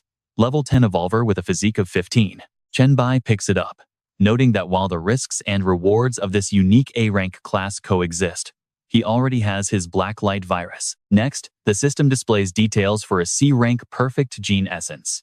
Consuming this will permanently grant a massive boost to his physique, but keep in mind, each evolver can only use it once. He pops open the cap of the gene essence vial, muttering that it's not bad, before drinking it down. As he drinks it, the system immediately announces his massive stat upgrades, a permanent boost of +2 strength, +6 physique, and +3 agility. Chen Bai then picks up a leather-like fragment from the ground, wondering if this strange item is a special tool or just standard equipment. As soon as he holds it, the system reveals its detailed description. The Faceless One's skin, a unique D-rank defensive gear. It's a special leather item containing active genes, offering outstanding defense while preventing skin sagging. Stats: +10 agility, +10 physique, and +10 defense. It has a body sculpting effect, meaning long-term wear can drastically improve your physical stature, which is even more effective for women. Plus, with its fluid skin ability, you can freely alter the color and shape of any body part at will. Reading this, Chen Bai is slightly skeptical, finding the description of the fluid skin ability a bit ambiguous. Is it just cosmetic body customization, or actual battle gear? He exclaims, "Oh right, I actually picked up a few other strange little items earlier." Looking at his current inventory, he notes they are just common gear drops that can be worn under armor. Then, Spotting a skill book, he smiles and says, "This skill book isn't half bad either." The system displays the details for cell activation, an active D-rank skill that briefly boosts cell activity and recovery rates. It has a 10-hour cooldown, but note that this skill book is completely useless to anyone who already possesses this ability. Reading the item's details, he ponders, wait, it's completely useless to them? No worries. A life-saving skill book like this can easily be traded for something good in the chat groups. He tells himself it's time to head out, since delivering this boss's body part to Ledoux will complete his quest. Smiling, Chen Bai knows the merchant won't expect him to finish this fast. Operating the system interface, his thoughts drift to the goblin merchant. The system asks if he wants to leave. He's about to click yes, but wait, you and I can see him freeze. No, something's not right. Muttering to himself, he analyzes the situation. Ledoux isn't just some random wandering merchant without a purpose. He must have a specific reason for being here. He remembers the merchant, calling him a completely unexpected, pleasant surprise. All right, let's dive back in. Ledoux suddenly vanishes right after calling today's unexpected harvest a pleasant surprise, leaving Chen Bai with a final wish to complete this trial. Chen Bai analyzes the situation and realizes Ledoux's ultimate goal is very likely this specific special dungeon. He wonders, are the items he obtained really valuable enough to summon a god's projection? Or could Ledoux's real objective actually have absolutely nothing to do with this special dungeon? Or did he overlook something crucial somewhere? He silently observes his surroundings. He reasons that if there is still an unexplored area in this dungeon, it has to be inside this incinerator. He climbs inside, searching and analyzing the iron cremation bed, the ash pit, and the soot-stained walls. Still, nothing seems special at first glance. Chen Bai wonders to himself, could the secret be hidden inside this pipe? It seems he has to climb up and check. If he does not investigate thoroughly, he might miss something. With a quick leap, he runs straight up the wall. As he climbs, he remarks, "This pipe is insanely long, reaching way past the height of the room." Now, don't blink, because as Chen Bai reaches the dead-end top, he is hit with utter confusion, questioning if there is really nothing here. No way. Suddenly, a creepy face emerges from the dark wall. He throws a punch at it, only to freeze in shock. Just then, a system notification pops up. The primary cause behind the incinerator anomaly remains completely unknown. The object resembles a human face and seems to possess some kind of miraculous power. Reading the text, he realizes it's an item, but the will of all things cannot fully explain it, leaving only question marks. It is likely a fragment of a triple S-tier item, or something god-related. Chen Bai smiles as he gazes at the mask. It is truly a masterpiece. This must be what Ledoux was after, so he needs to find a way to keep it. Back at Jiangcheng University's underground incinerator, Chen Bai suddenly teleports back, making a girl gasp in shock. "Bai," she cries out, jumping up in pure joy. "You're so strong, Bai. I watched your video. I love you, Bai." Chen Bai asks if she has any coins, and she brightly replies that she helped kill other zombies. Wondering about his current coin balance, he figures that with his stream priced at 1 coin, a lot of people must be watching. System alerts pop up showing 869 gold, 93 silver, 15 bronze, then 894 gold, 12 silver, 45 bronze, and finally 912 gold, 75 silver, and 32 bronze. You and I can see he is still short of the 1,000 gold coins needed to unlock the warehouse, which blocks all detection under the universe's protection. This is the safest way to store items without being tracked, meaning he has to wait a bit longer before completing the quest. Over at the medical building of Jiangcheng University, the girl asks curiously, "Bai, are we finally heading to that East Mountain wilderness you mentioned earlier?" Chen Bai replies, "No, the night is full of unknown dangers, so we should find a safe place to crash for the night first." She brightly suggests a plan. There are some luxury hotels nearby with great facilities. Since it is not a holiday, they will not be crowded, and being on a high floor makes them quite safe. Chen Bai agrees and tells her to lead the way, bringing them to a love hotel near Jiangcheng University. Inside the room, the girl slips into a seductive nurse outfit, but Chen Bai instantly shuts it down, saying he's not into that style. Flustered, she stammers, "I'm sorry. I thought you chose this love hotel because you wanted to see something like this." Sitting down, he replies, "I do want to see it, but I don't like you wearing that." Shyly, she offers to change into another outfit. She returns in an even more provocative outfit, but he coldly remarks she lacks the vibe for it. She switches to a black skirt and shirt, but he says it's not smart enough. She tries a school uniform, and he dismisses it as completely boring. Aren't you actually a student? He asks. Isn't there anything more interesting left in this room? Finally, she puts on a revealing, enchanting animal costume and asks how it looks. He nods in satisfaction. Not bad. Tonight, just behave and be my little pet. Now come here. Darkness falls over the Love Hotel near the university. After their session, Chen Bai speaks up to activate his warehouse feature, prompting a system notification. The warehouse has been activated, costing 1,000 gold. You can choose your heir, and it cannot be detected by any ability or skill.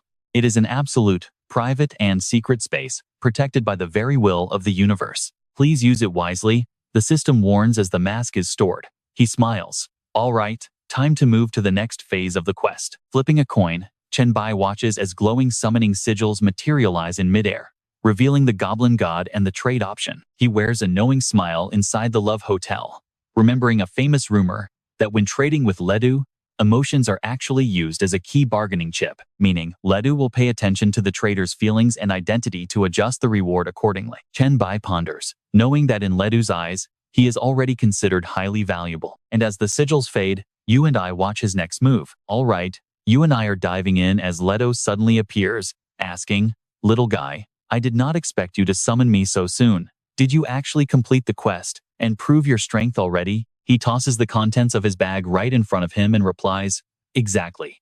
Here is your proof. Here is the exact quest requirement, a body part of that dungeon creature." It rolls to his feet, dried up and no longer looking fresh. Leto gasps, realizing this thing has been dead for a while. He asks if Chen Bai finished the quest last night. "Why didn't you summon me right away then?"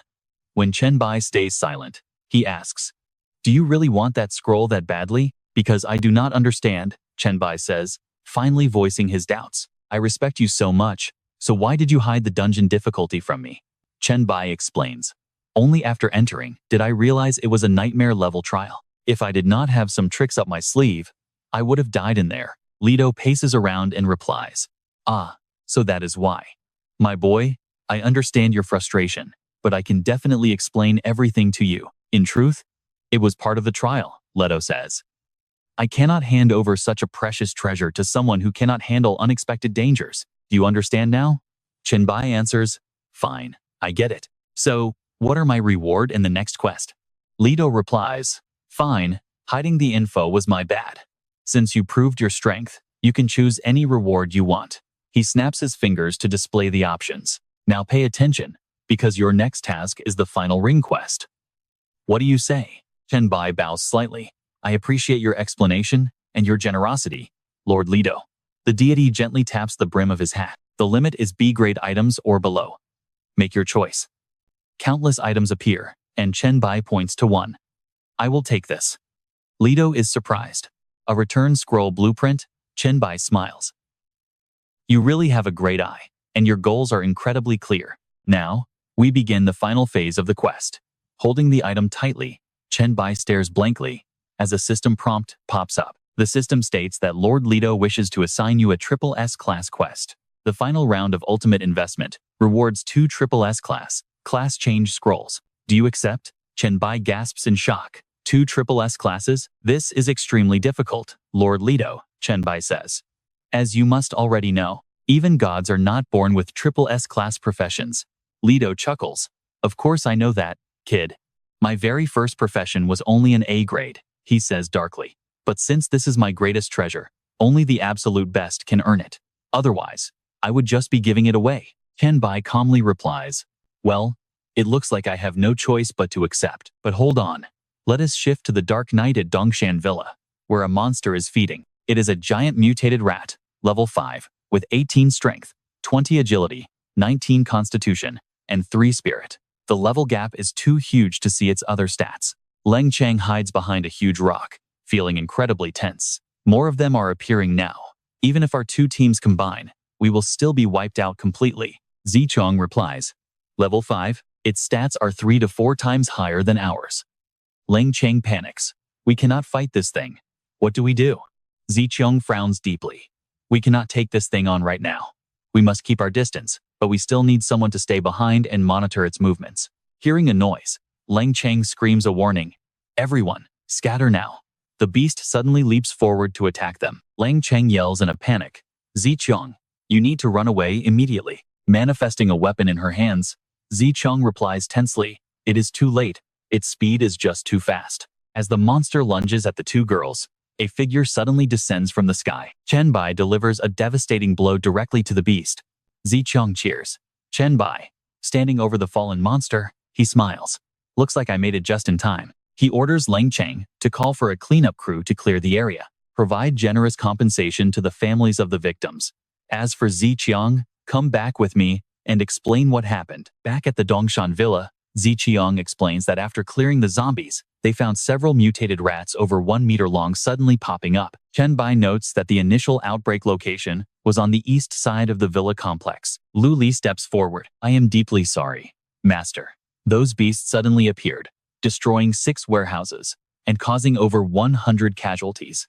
Here are the specific details of the situation. Taking the document, he says, none of you did anything wrong. You have not rested at all, have you? Go get some sleep first. Lu Li bows respectfully. I will clear out the remaining mutated rats around the villa and track down their source. Zicheng smiles.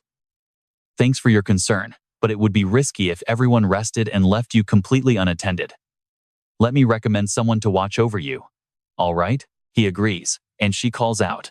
Come in, Ling Yu. Trust me, you will love her. The door swings open, and a stunning, curvaceous girl steps inside. Shu Chong points at her and introduces her, saying, this is Qin Ling Yu. Let's find out how they met. He rescued her while clearing out the villa. They must already know each other, right? She studied law and used to be a practicing lawyer. She can help you establish rules and is completely willing to become your loyal follower. Chen Bai waves his hand. Qin Ling Yu stays behind, while the others go rest. At this point, Ling Yu nervously breaks the silence. Just tell me what you need me to do, she says. He reaches out, lifts her chin, and asks, I heard lawyers like you have very sharp tongues. Why don't you let me experience it firsthand? She replies sweetly. Of course. Ling Yu kneels on the floor, with a blushing face. Covering her mouth, she softly whispers, thank you for the reward, Master. Chen Bai sits back topless on the sofa, offering gentle praise. Your technique isn't bad at all. I am highly satisfied. A second later, he stands up and walks to the window, looking down at the city. Come here, he calls out. Confused, Ling Yu responds, yes, and slowly walks forward. Looking off into the distance, Chen Bai clears his throat.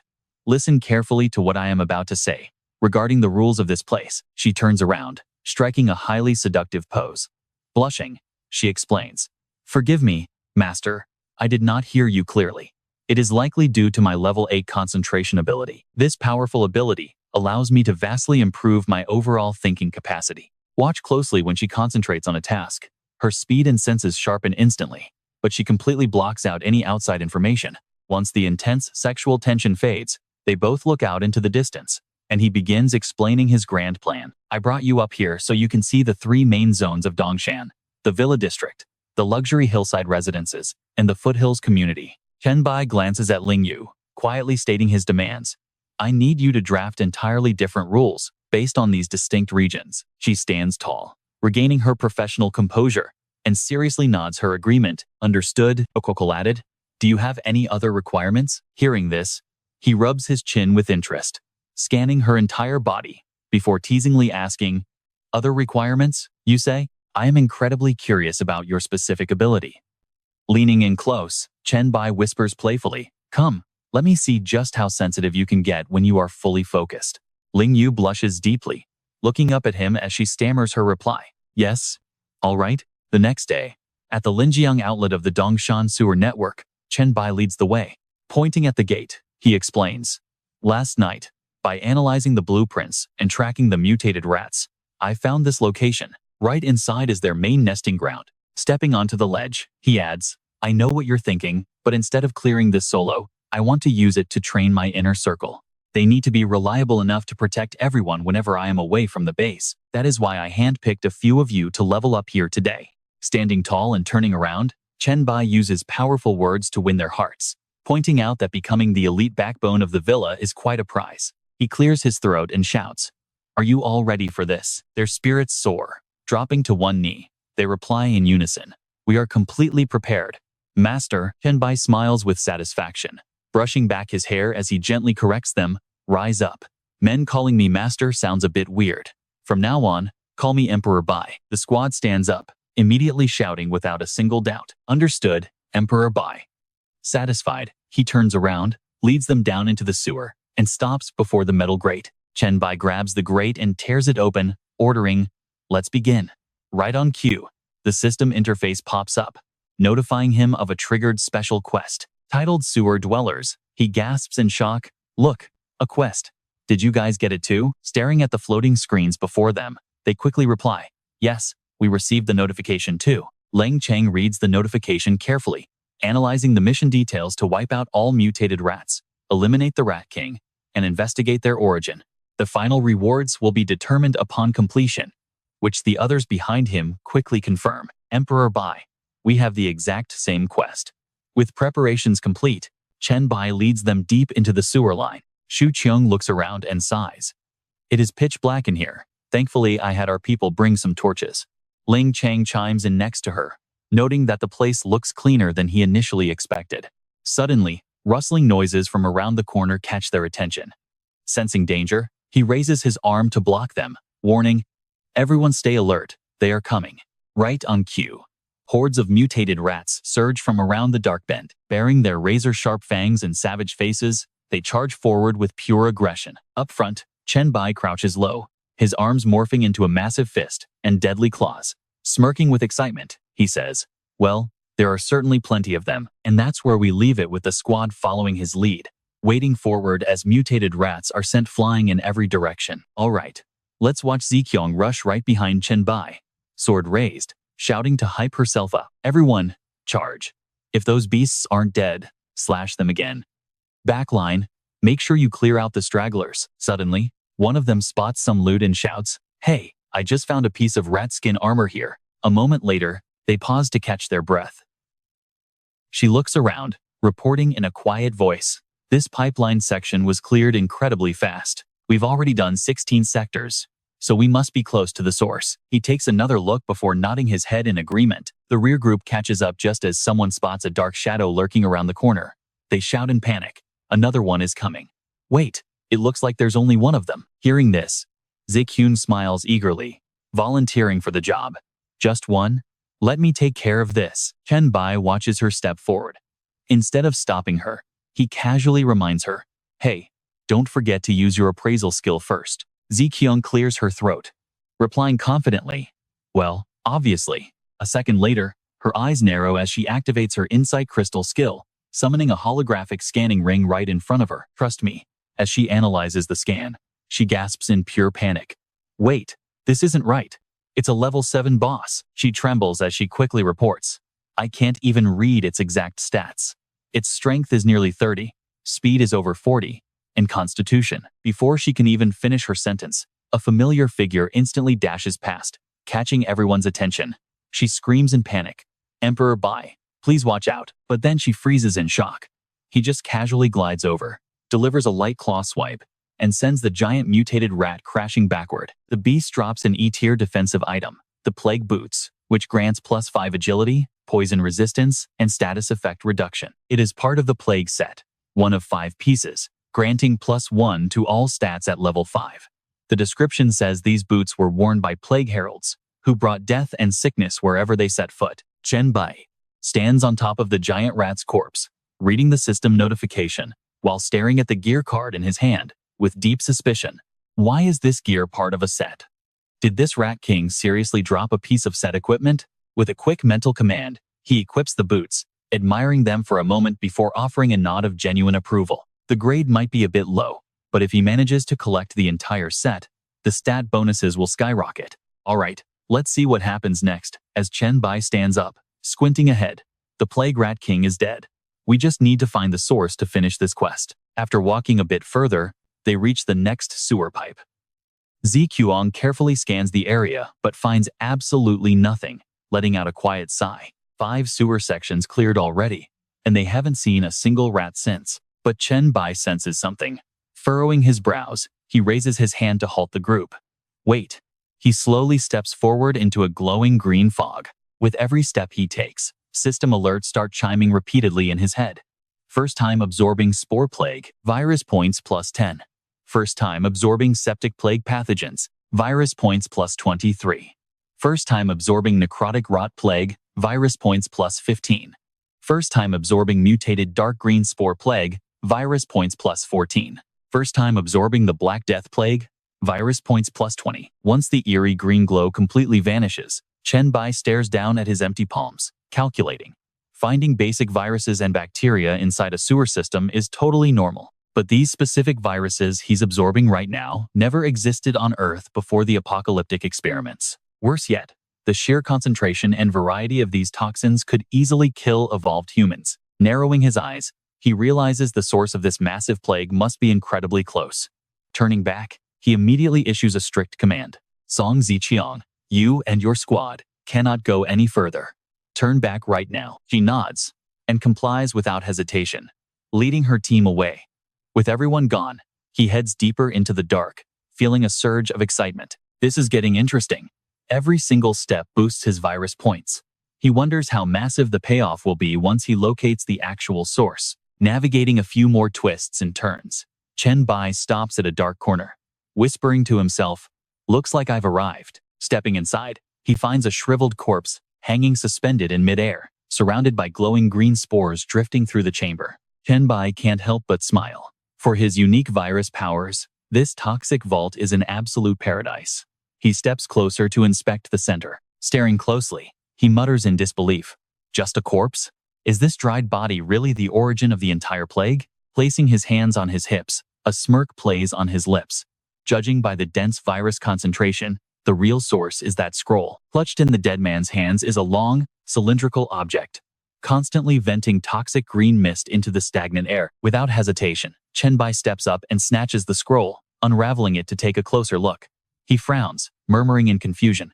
Wait, this isn't normal system gear. There are absolutely no item descriptions here. Instead, the text reads, "The High Priest has sacrificed his life, and thus, I leave these prophecies behind. For our great God, the divine fire has reached the supreme peak. What do you and I think this prophecy means?" Let's dive into this insane cult's chant. They sacrifice the world just to leave their God's mark in the trial, offering their lives as stepping stones to awaken him. Our spirits will remain beside our Lord forever, and our names will be passed down for all eternity.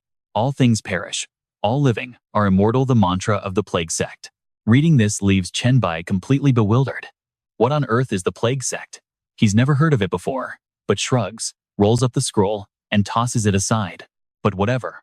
For now, he decides to absorb all the viruses here first to give his physical stats a massive, game-changing boost. With a quick mental command, he starts absorbing the virus. Glowing green light particles swirl around, flowing directly into Chen Bai's body like sentient energy. But halfway through, he panics. Looking down, he sees mutated black tendrils ripping straight through his shirt. Losing control, Chen Bai drops the scroll and screams in pure terror. What is happening? The surrounding air warps into swirling green and purple currents, forming a massive vortex that funnels directly through his hand and into his body. Suddenly, a system notification pops up. Special mission, Master of the Sewers, has been successfully completed.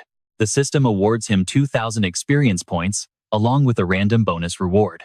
Congratulations, you have successfully unlocked the Wall of Flesh.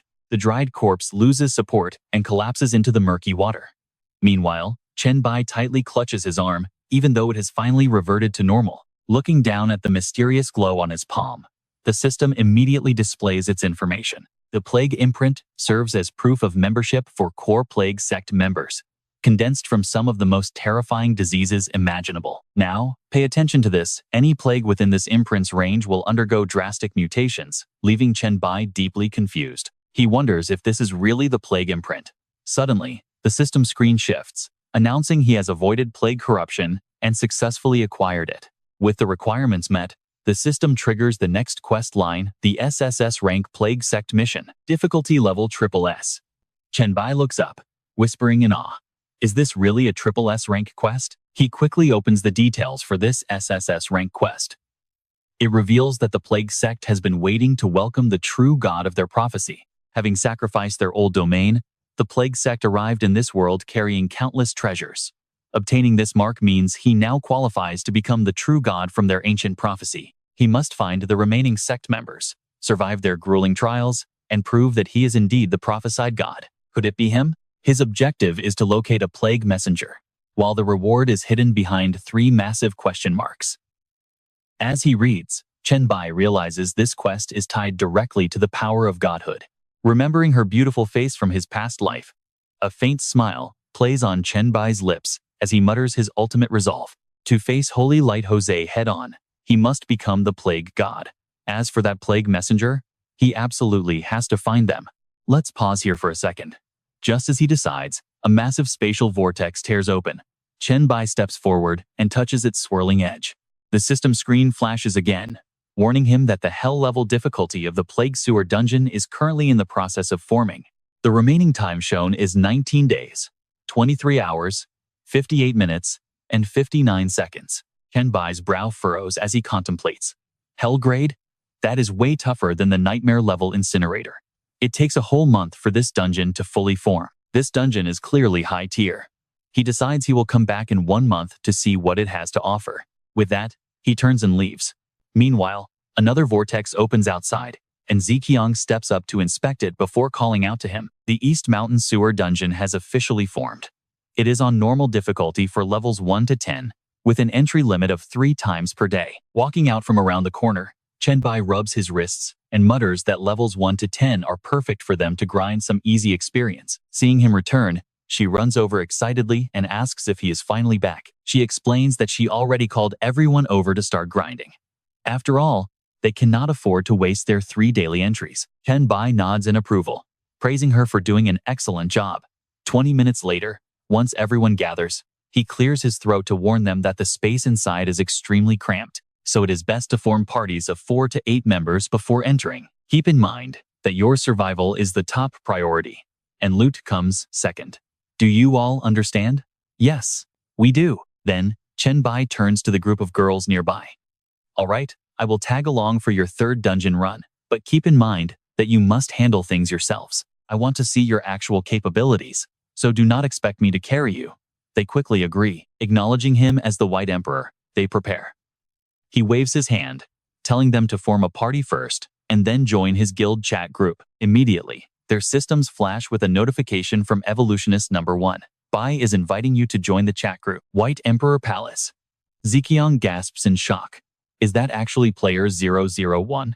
He shrugs and replies calmly. That number is just the sequence of who evolved first, so why be so surprised? Seeing no invite pop up, Song steps forward to confront him. Song complains, "Why am I not invited, Chen Bai?" He deadpans, "Because I didn't send one.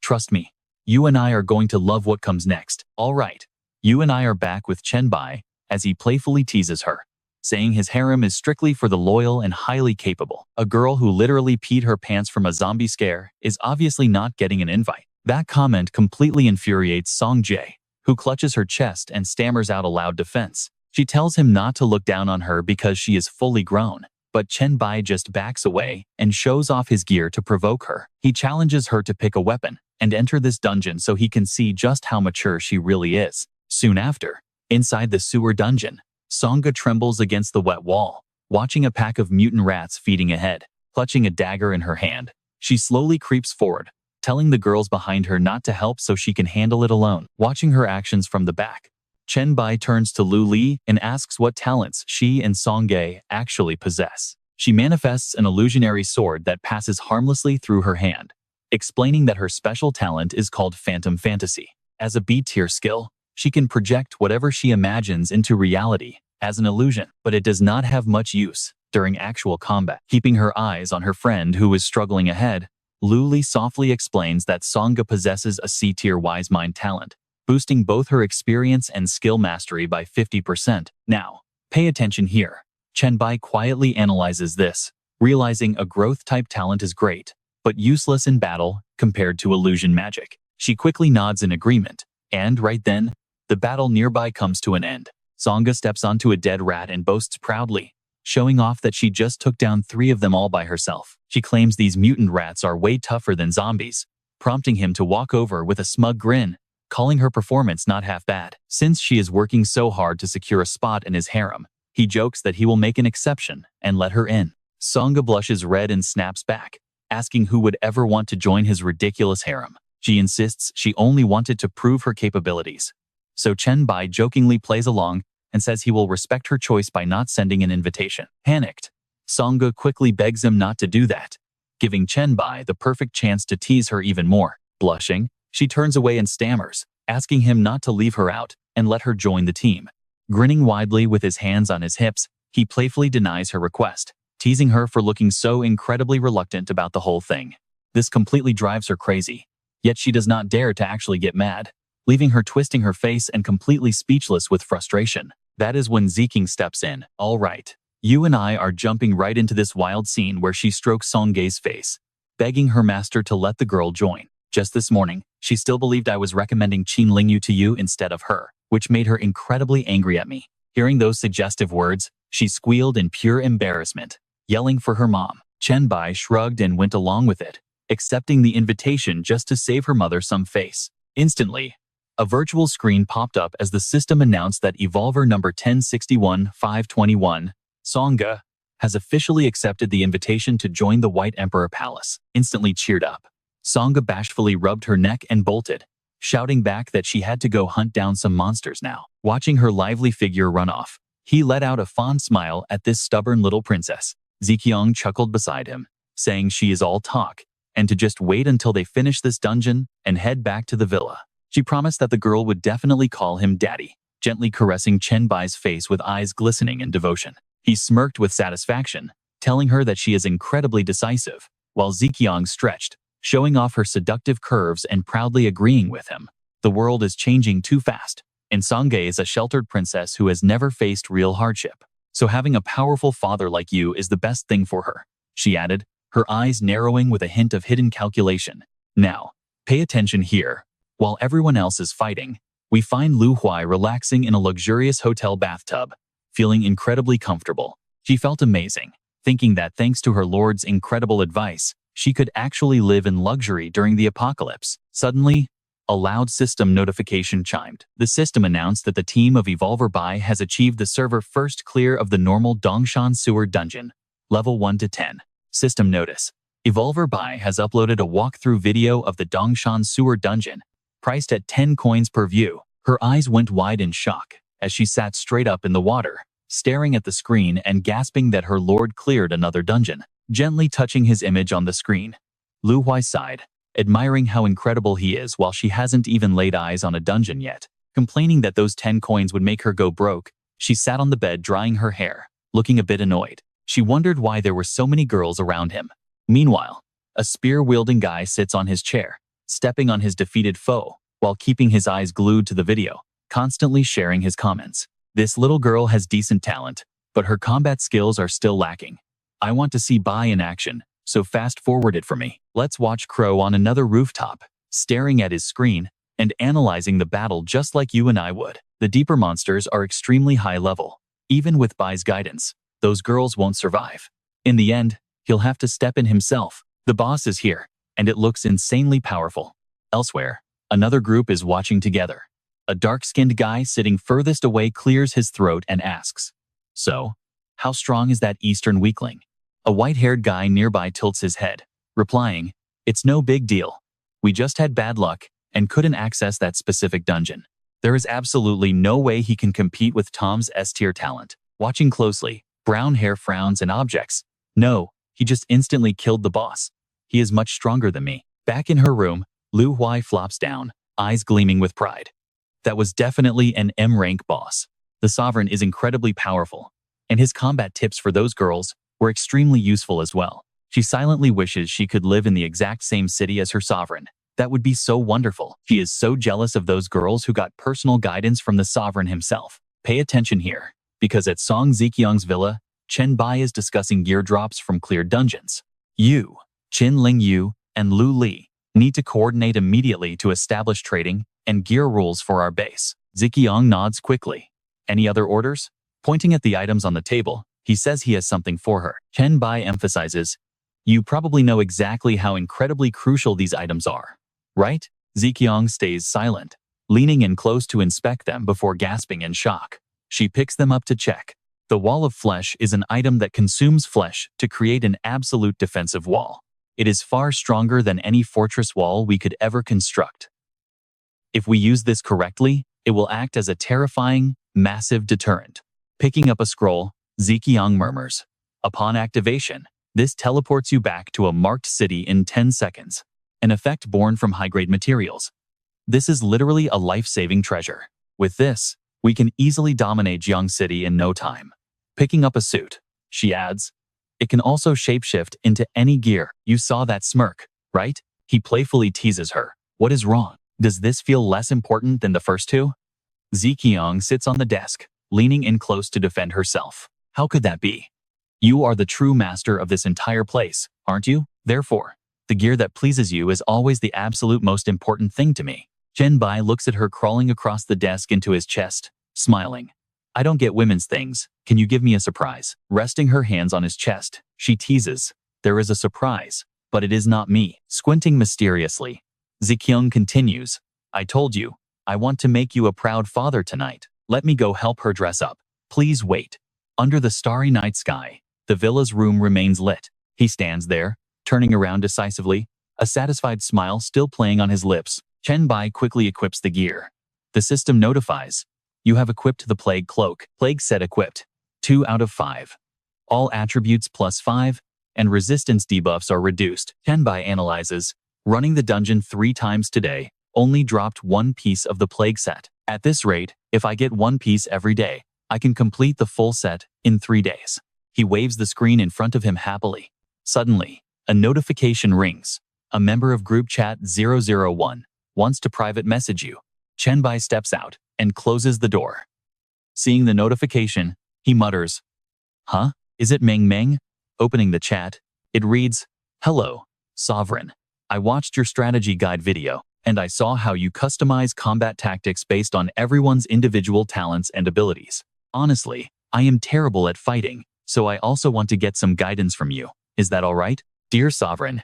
Chen Bai smiles. So she wants some personal training too? He quickly replies. To guide you, I need a proper understanding of your build. If you trust me, share your talent details so I can actually find a way to help you.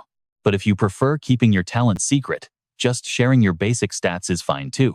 Those stats reveal little. That response leaves Meng Meng completely stunned. What do you think she does? Let's dive in as she quickly taps her virtual keyboard to agree, claiming it's a talent and sending something over. While waiting for her reply, Chen Bai stares blankly ahead, trying to dig up his past memories. He never heard of this girl Meng Meng in his past life. But since everyone in this group is a top pioneer, her talent must be something special. But when he looks back at the holographic screen, his eyes widen in absolute shock. The screen shows a Dreamscape score of 31. Chen Bai freezes for a moment, his mind racing with intense doubt and questions. That's an SSS rank ability, a legendary supernatural power with infinite growth potential. How on earth could a god-tier skill like this remain completely unknown? She must have died in his past life. He quickly messages her for details. Knowing SSS rank talents are incredibly complex. Can you tell me how your talent actually works? Without a single moment of hesitation, Meng Meng replies right away. Of course.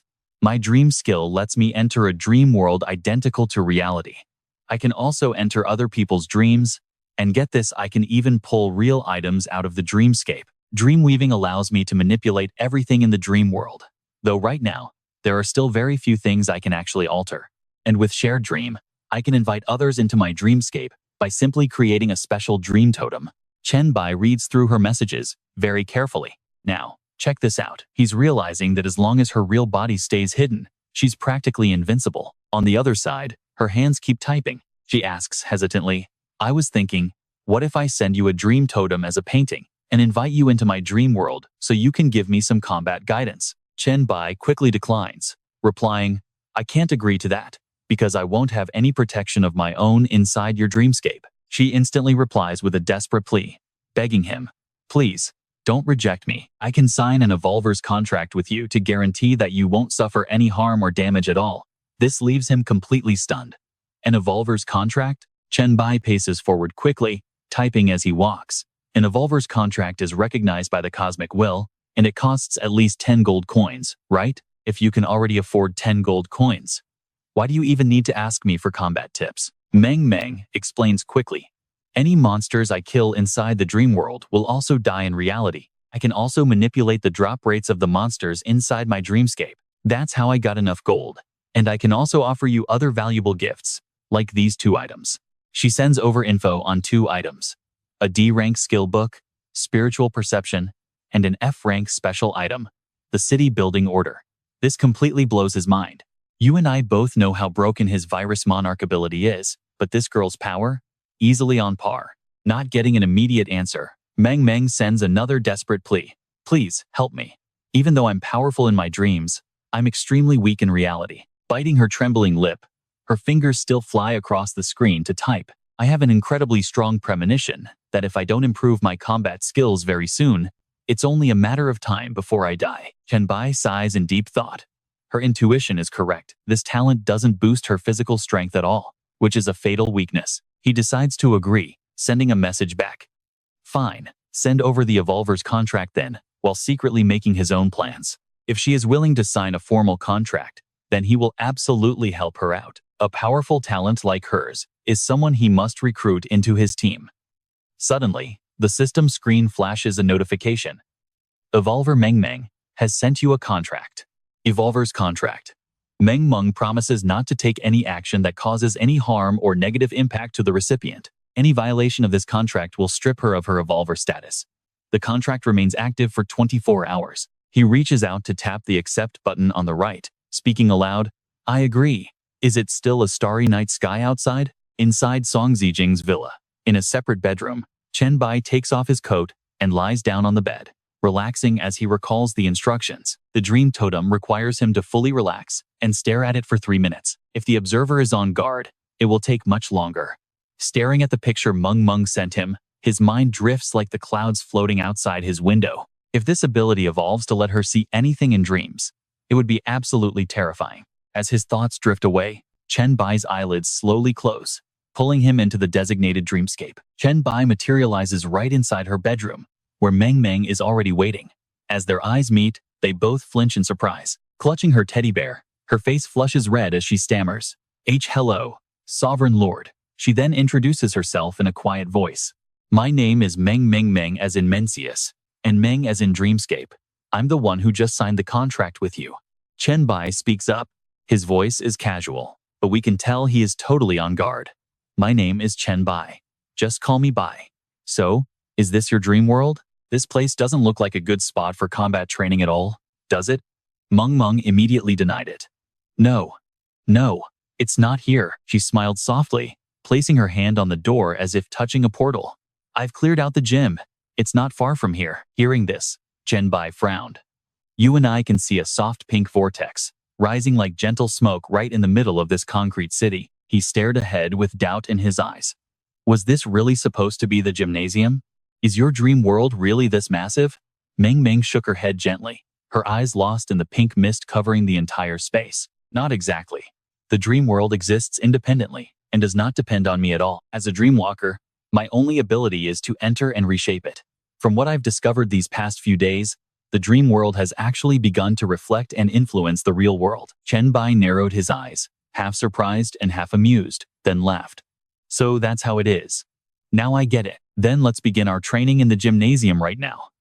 She quickly dashed ahead, looking back over her shoulder with a bright smile. Come on, let's go. Watch closely as we enter the dream world. On the gymnasium basketball court, the scenery shifts as Meng Meng snaps her fingers and says, "Let there be light."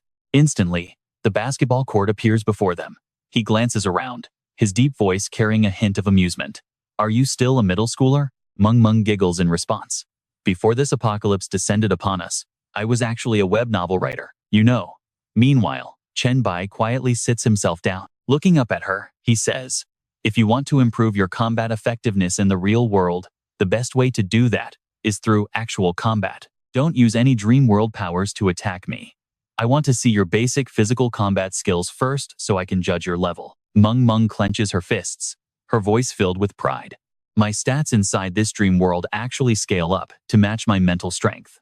Right now, my mental power is at 48, so you really need to watch out. All right? Got it, my lord? Hearing this, Chen Bai stands up and stretches. Don't worry, just come at me with everything you've got. She answers quickly, her eyes full of determination. All right, here I come. With those words, Meng Meng swings a full-force punch directly at Chen Bai. The punch is fast, but Chen Bai just helplessly shakes his head. Her center of gravity is completely off. She throws her weight forward but cannot pull it back. No good. Hearing his critique, Meng Meng's cheeks turn bright red, and she aggressively lunges forward with both hands. Chen Bai easily sidesteps her next strike, a mocking smirk playing on his lips. Is this some wild flailing technique for 5-year-olds? I know what you're thinking, but he actually starts lecturing her seriously. First, control your center of gravity. A punch you cannot pull back is your biggest weakness. Second, you must know where you want to strike instead of just swinging blindly. Third, observe your opponent and do not just focus on your own attacks. After a short pause, Chen Bai reaches out his hand. All right, I now have a clear grasp of your level. For starters, just remembering these 3 points is good enough. Pausing for a moment, he chuckles. Just now, I only used a speed of about 20, which is why you were fully able to react. Looking embarrassed, she mutters, I'm sorry, I'm just too weak. Hearing this, Chen Bai smiles gently. What are you apologizing for? Just focus on practicing hard, that's all. Encouraged by his comfort, Meng Meng nods happily and says, I understand. Fast forward 7 days later at the Dongshan Villa area. Zi Qiong eagerly reports, Master, the new rules of Dongshan have officially been posted everywhere now for everyone to see, and we have designated personnel at each bulletin board to explain them. Chen Bai lets out a sigh of relief. It seems the Dongshan settlement is finally heading in the right direction. He then makes a sudden announcement. I've already cleared the surrounding area of Dongshan over the past few days. From now on, the management of this place is fully in your hands. I'll be leaving early tomorrow morning. Surprised and feeling a bit of regret, she gasps. Why are you leaving so soon? I thought you would stay for a few more days, especially since your plague equipment set is still missing one last piece. Just then, his system screen lights up. Plague set 4 out of 5, grants +10 to all attributes, and applies a weakening debuff to anyone who makes contact. Attacks will also inflict a random plague debuff. Chen Bai speaks in a low, raspy voice. I don't have the luxury of time to hunt for a final E-rank piece. Out in the wild, there are far greater opportunities and valuable treasures waiting for me, and I need to go claim them. Zi Qiong suddenly hugs him tightly. Then you must think of us and return to our side soon. Otherwise, if a flood breaks out in your White Emperor Palace, there won't be anyone here to handle it. Amused, Chen Bai turns to her with a smirk. Oh, a flood in my own territory? Without hesitation, he gently grabs her chin. In that case, go call the others over here right away. Tonight, we are going to have a very thorough discussion on how to block this drainage. In the quiet night, Zi Qiong's sweet whispers echo.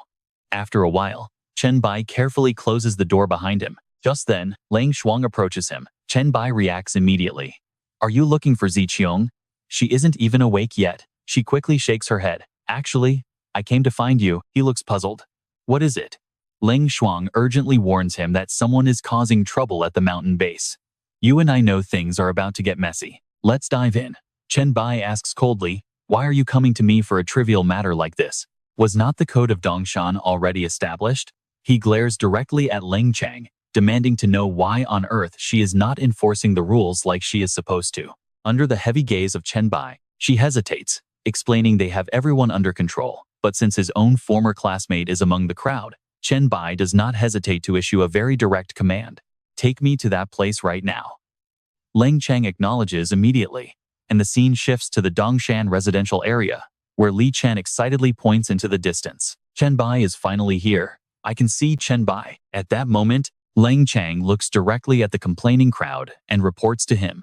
These are the people unhappy with our daily fee of 1 coin, demanding free protection for their homes, without wanting to pay any real price. Meanwhile, the guy enthusiastically introduces himself, Chen Bai. It is me, Li Chen. Chen Bai replies simply, I know who you are, Li Chen. He fearlessly confronts the troublemaker. Our rules are hardly strict.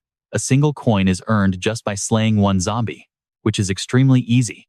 Even if you cannot hunt them down, there are still plenty of profitable jobs available right inside this settlement. Watch closely. Why did you gather everyone here to cause this massive scene? Li Chen quickly fires back. The issue is not the money, but your attitude since the apocalypse hit. We must help one another. Since you have all these resources, You should help everyone survive this disaster. He scoffs with a razor-sharp tone. Listen to my advice as your former student president, Chen Bai. If you want to achieve greatness and benefit the world, abolish this rule and everyone here will be eternally grateful to you. Chen Bai loses his patience, cutting him off with sheer contempt. I have no time to waste talking nonsense with trash like you. Chen Bai turns around, his cold voice echoing across the courtyard. Listen up, everyone. My rules stand here. If you cannot accept them, get lost immediately.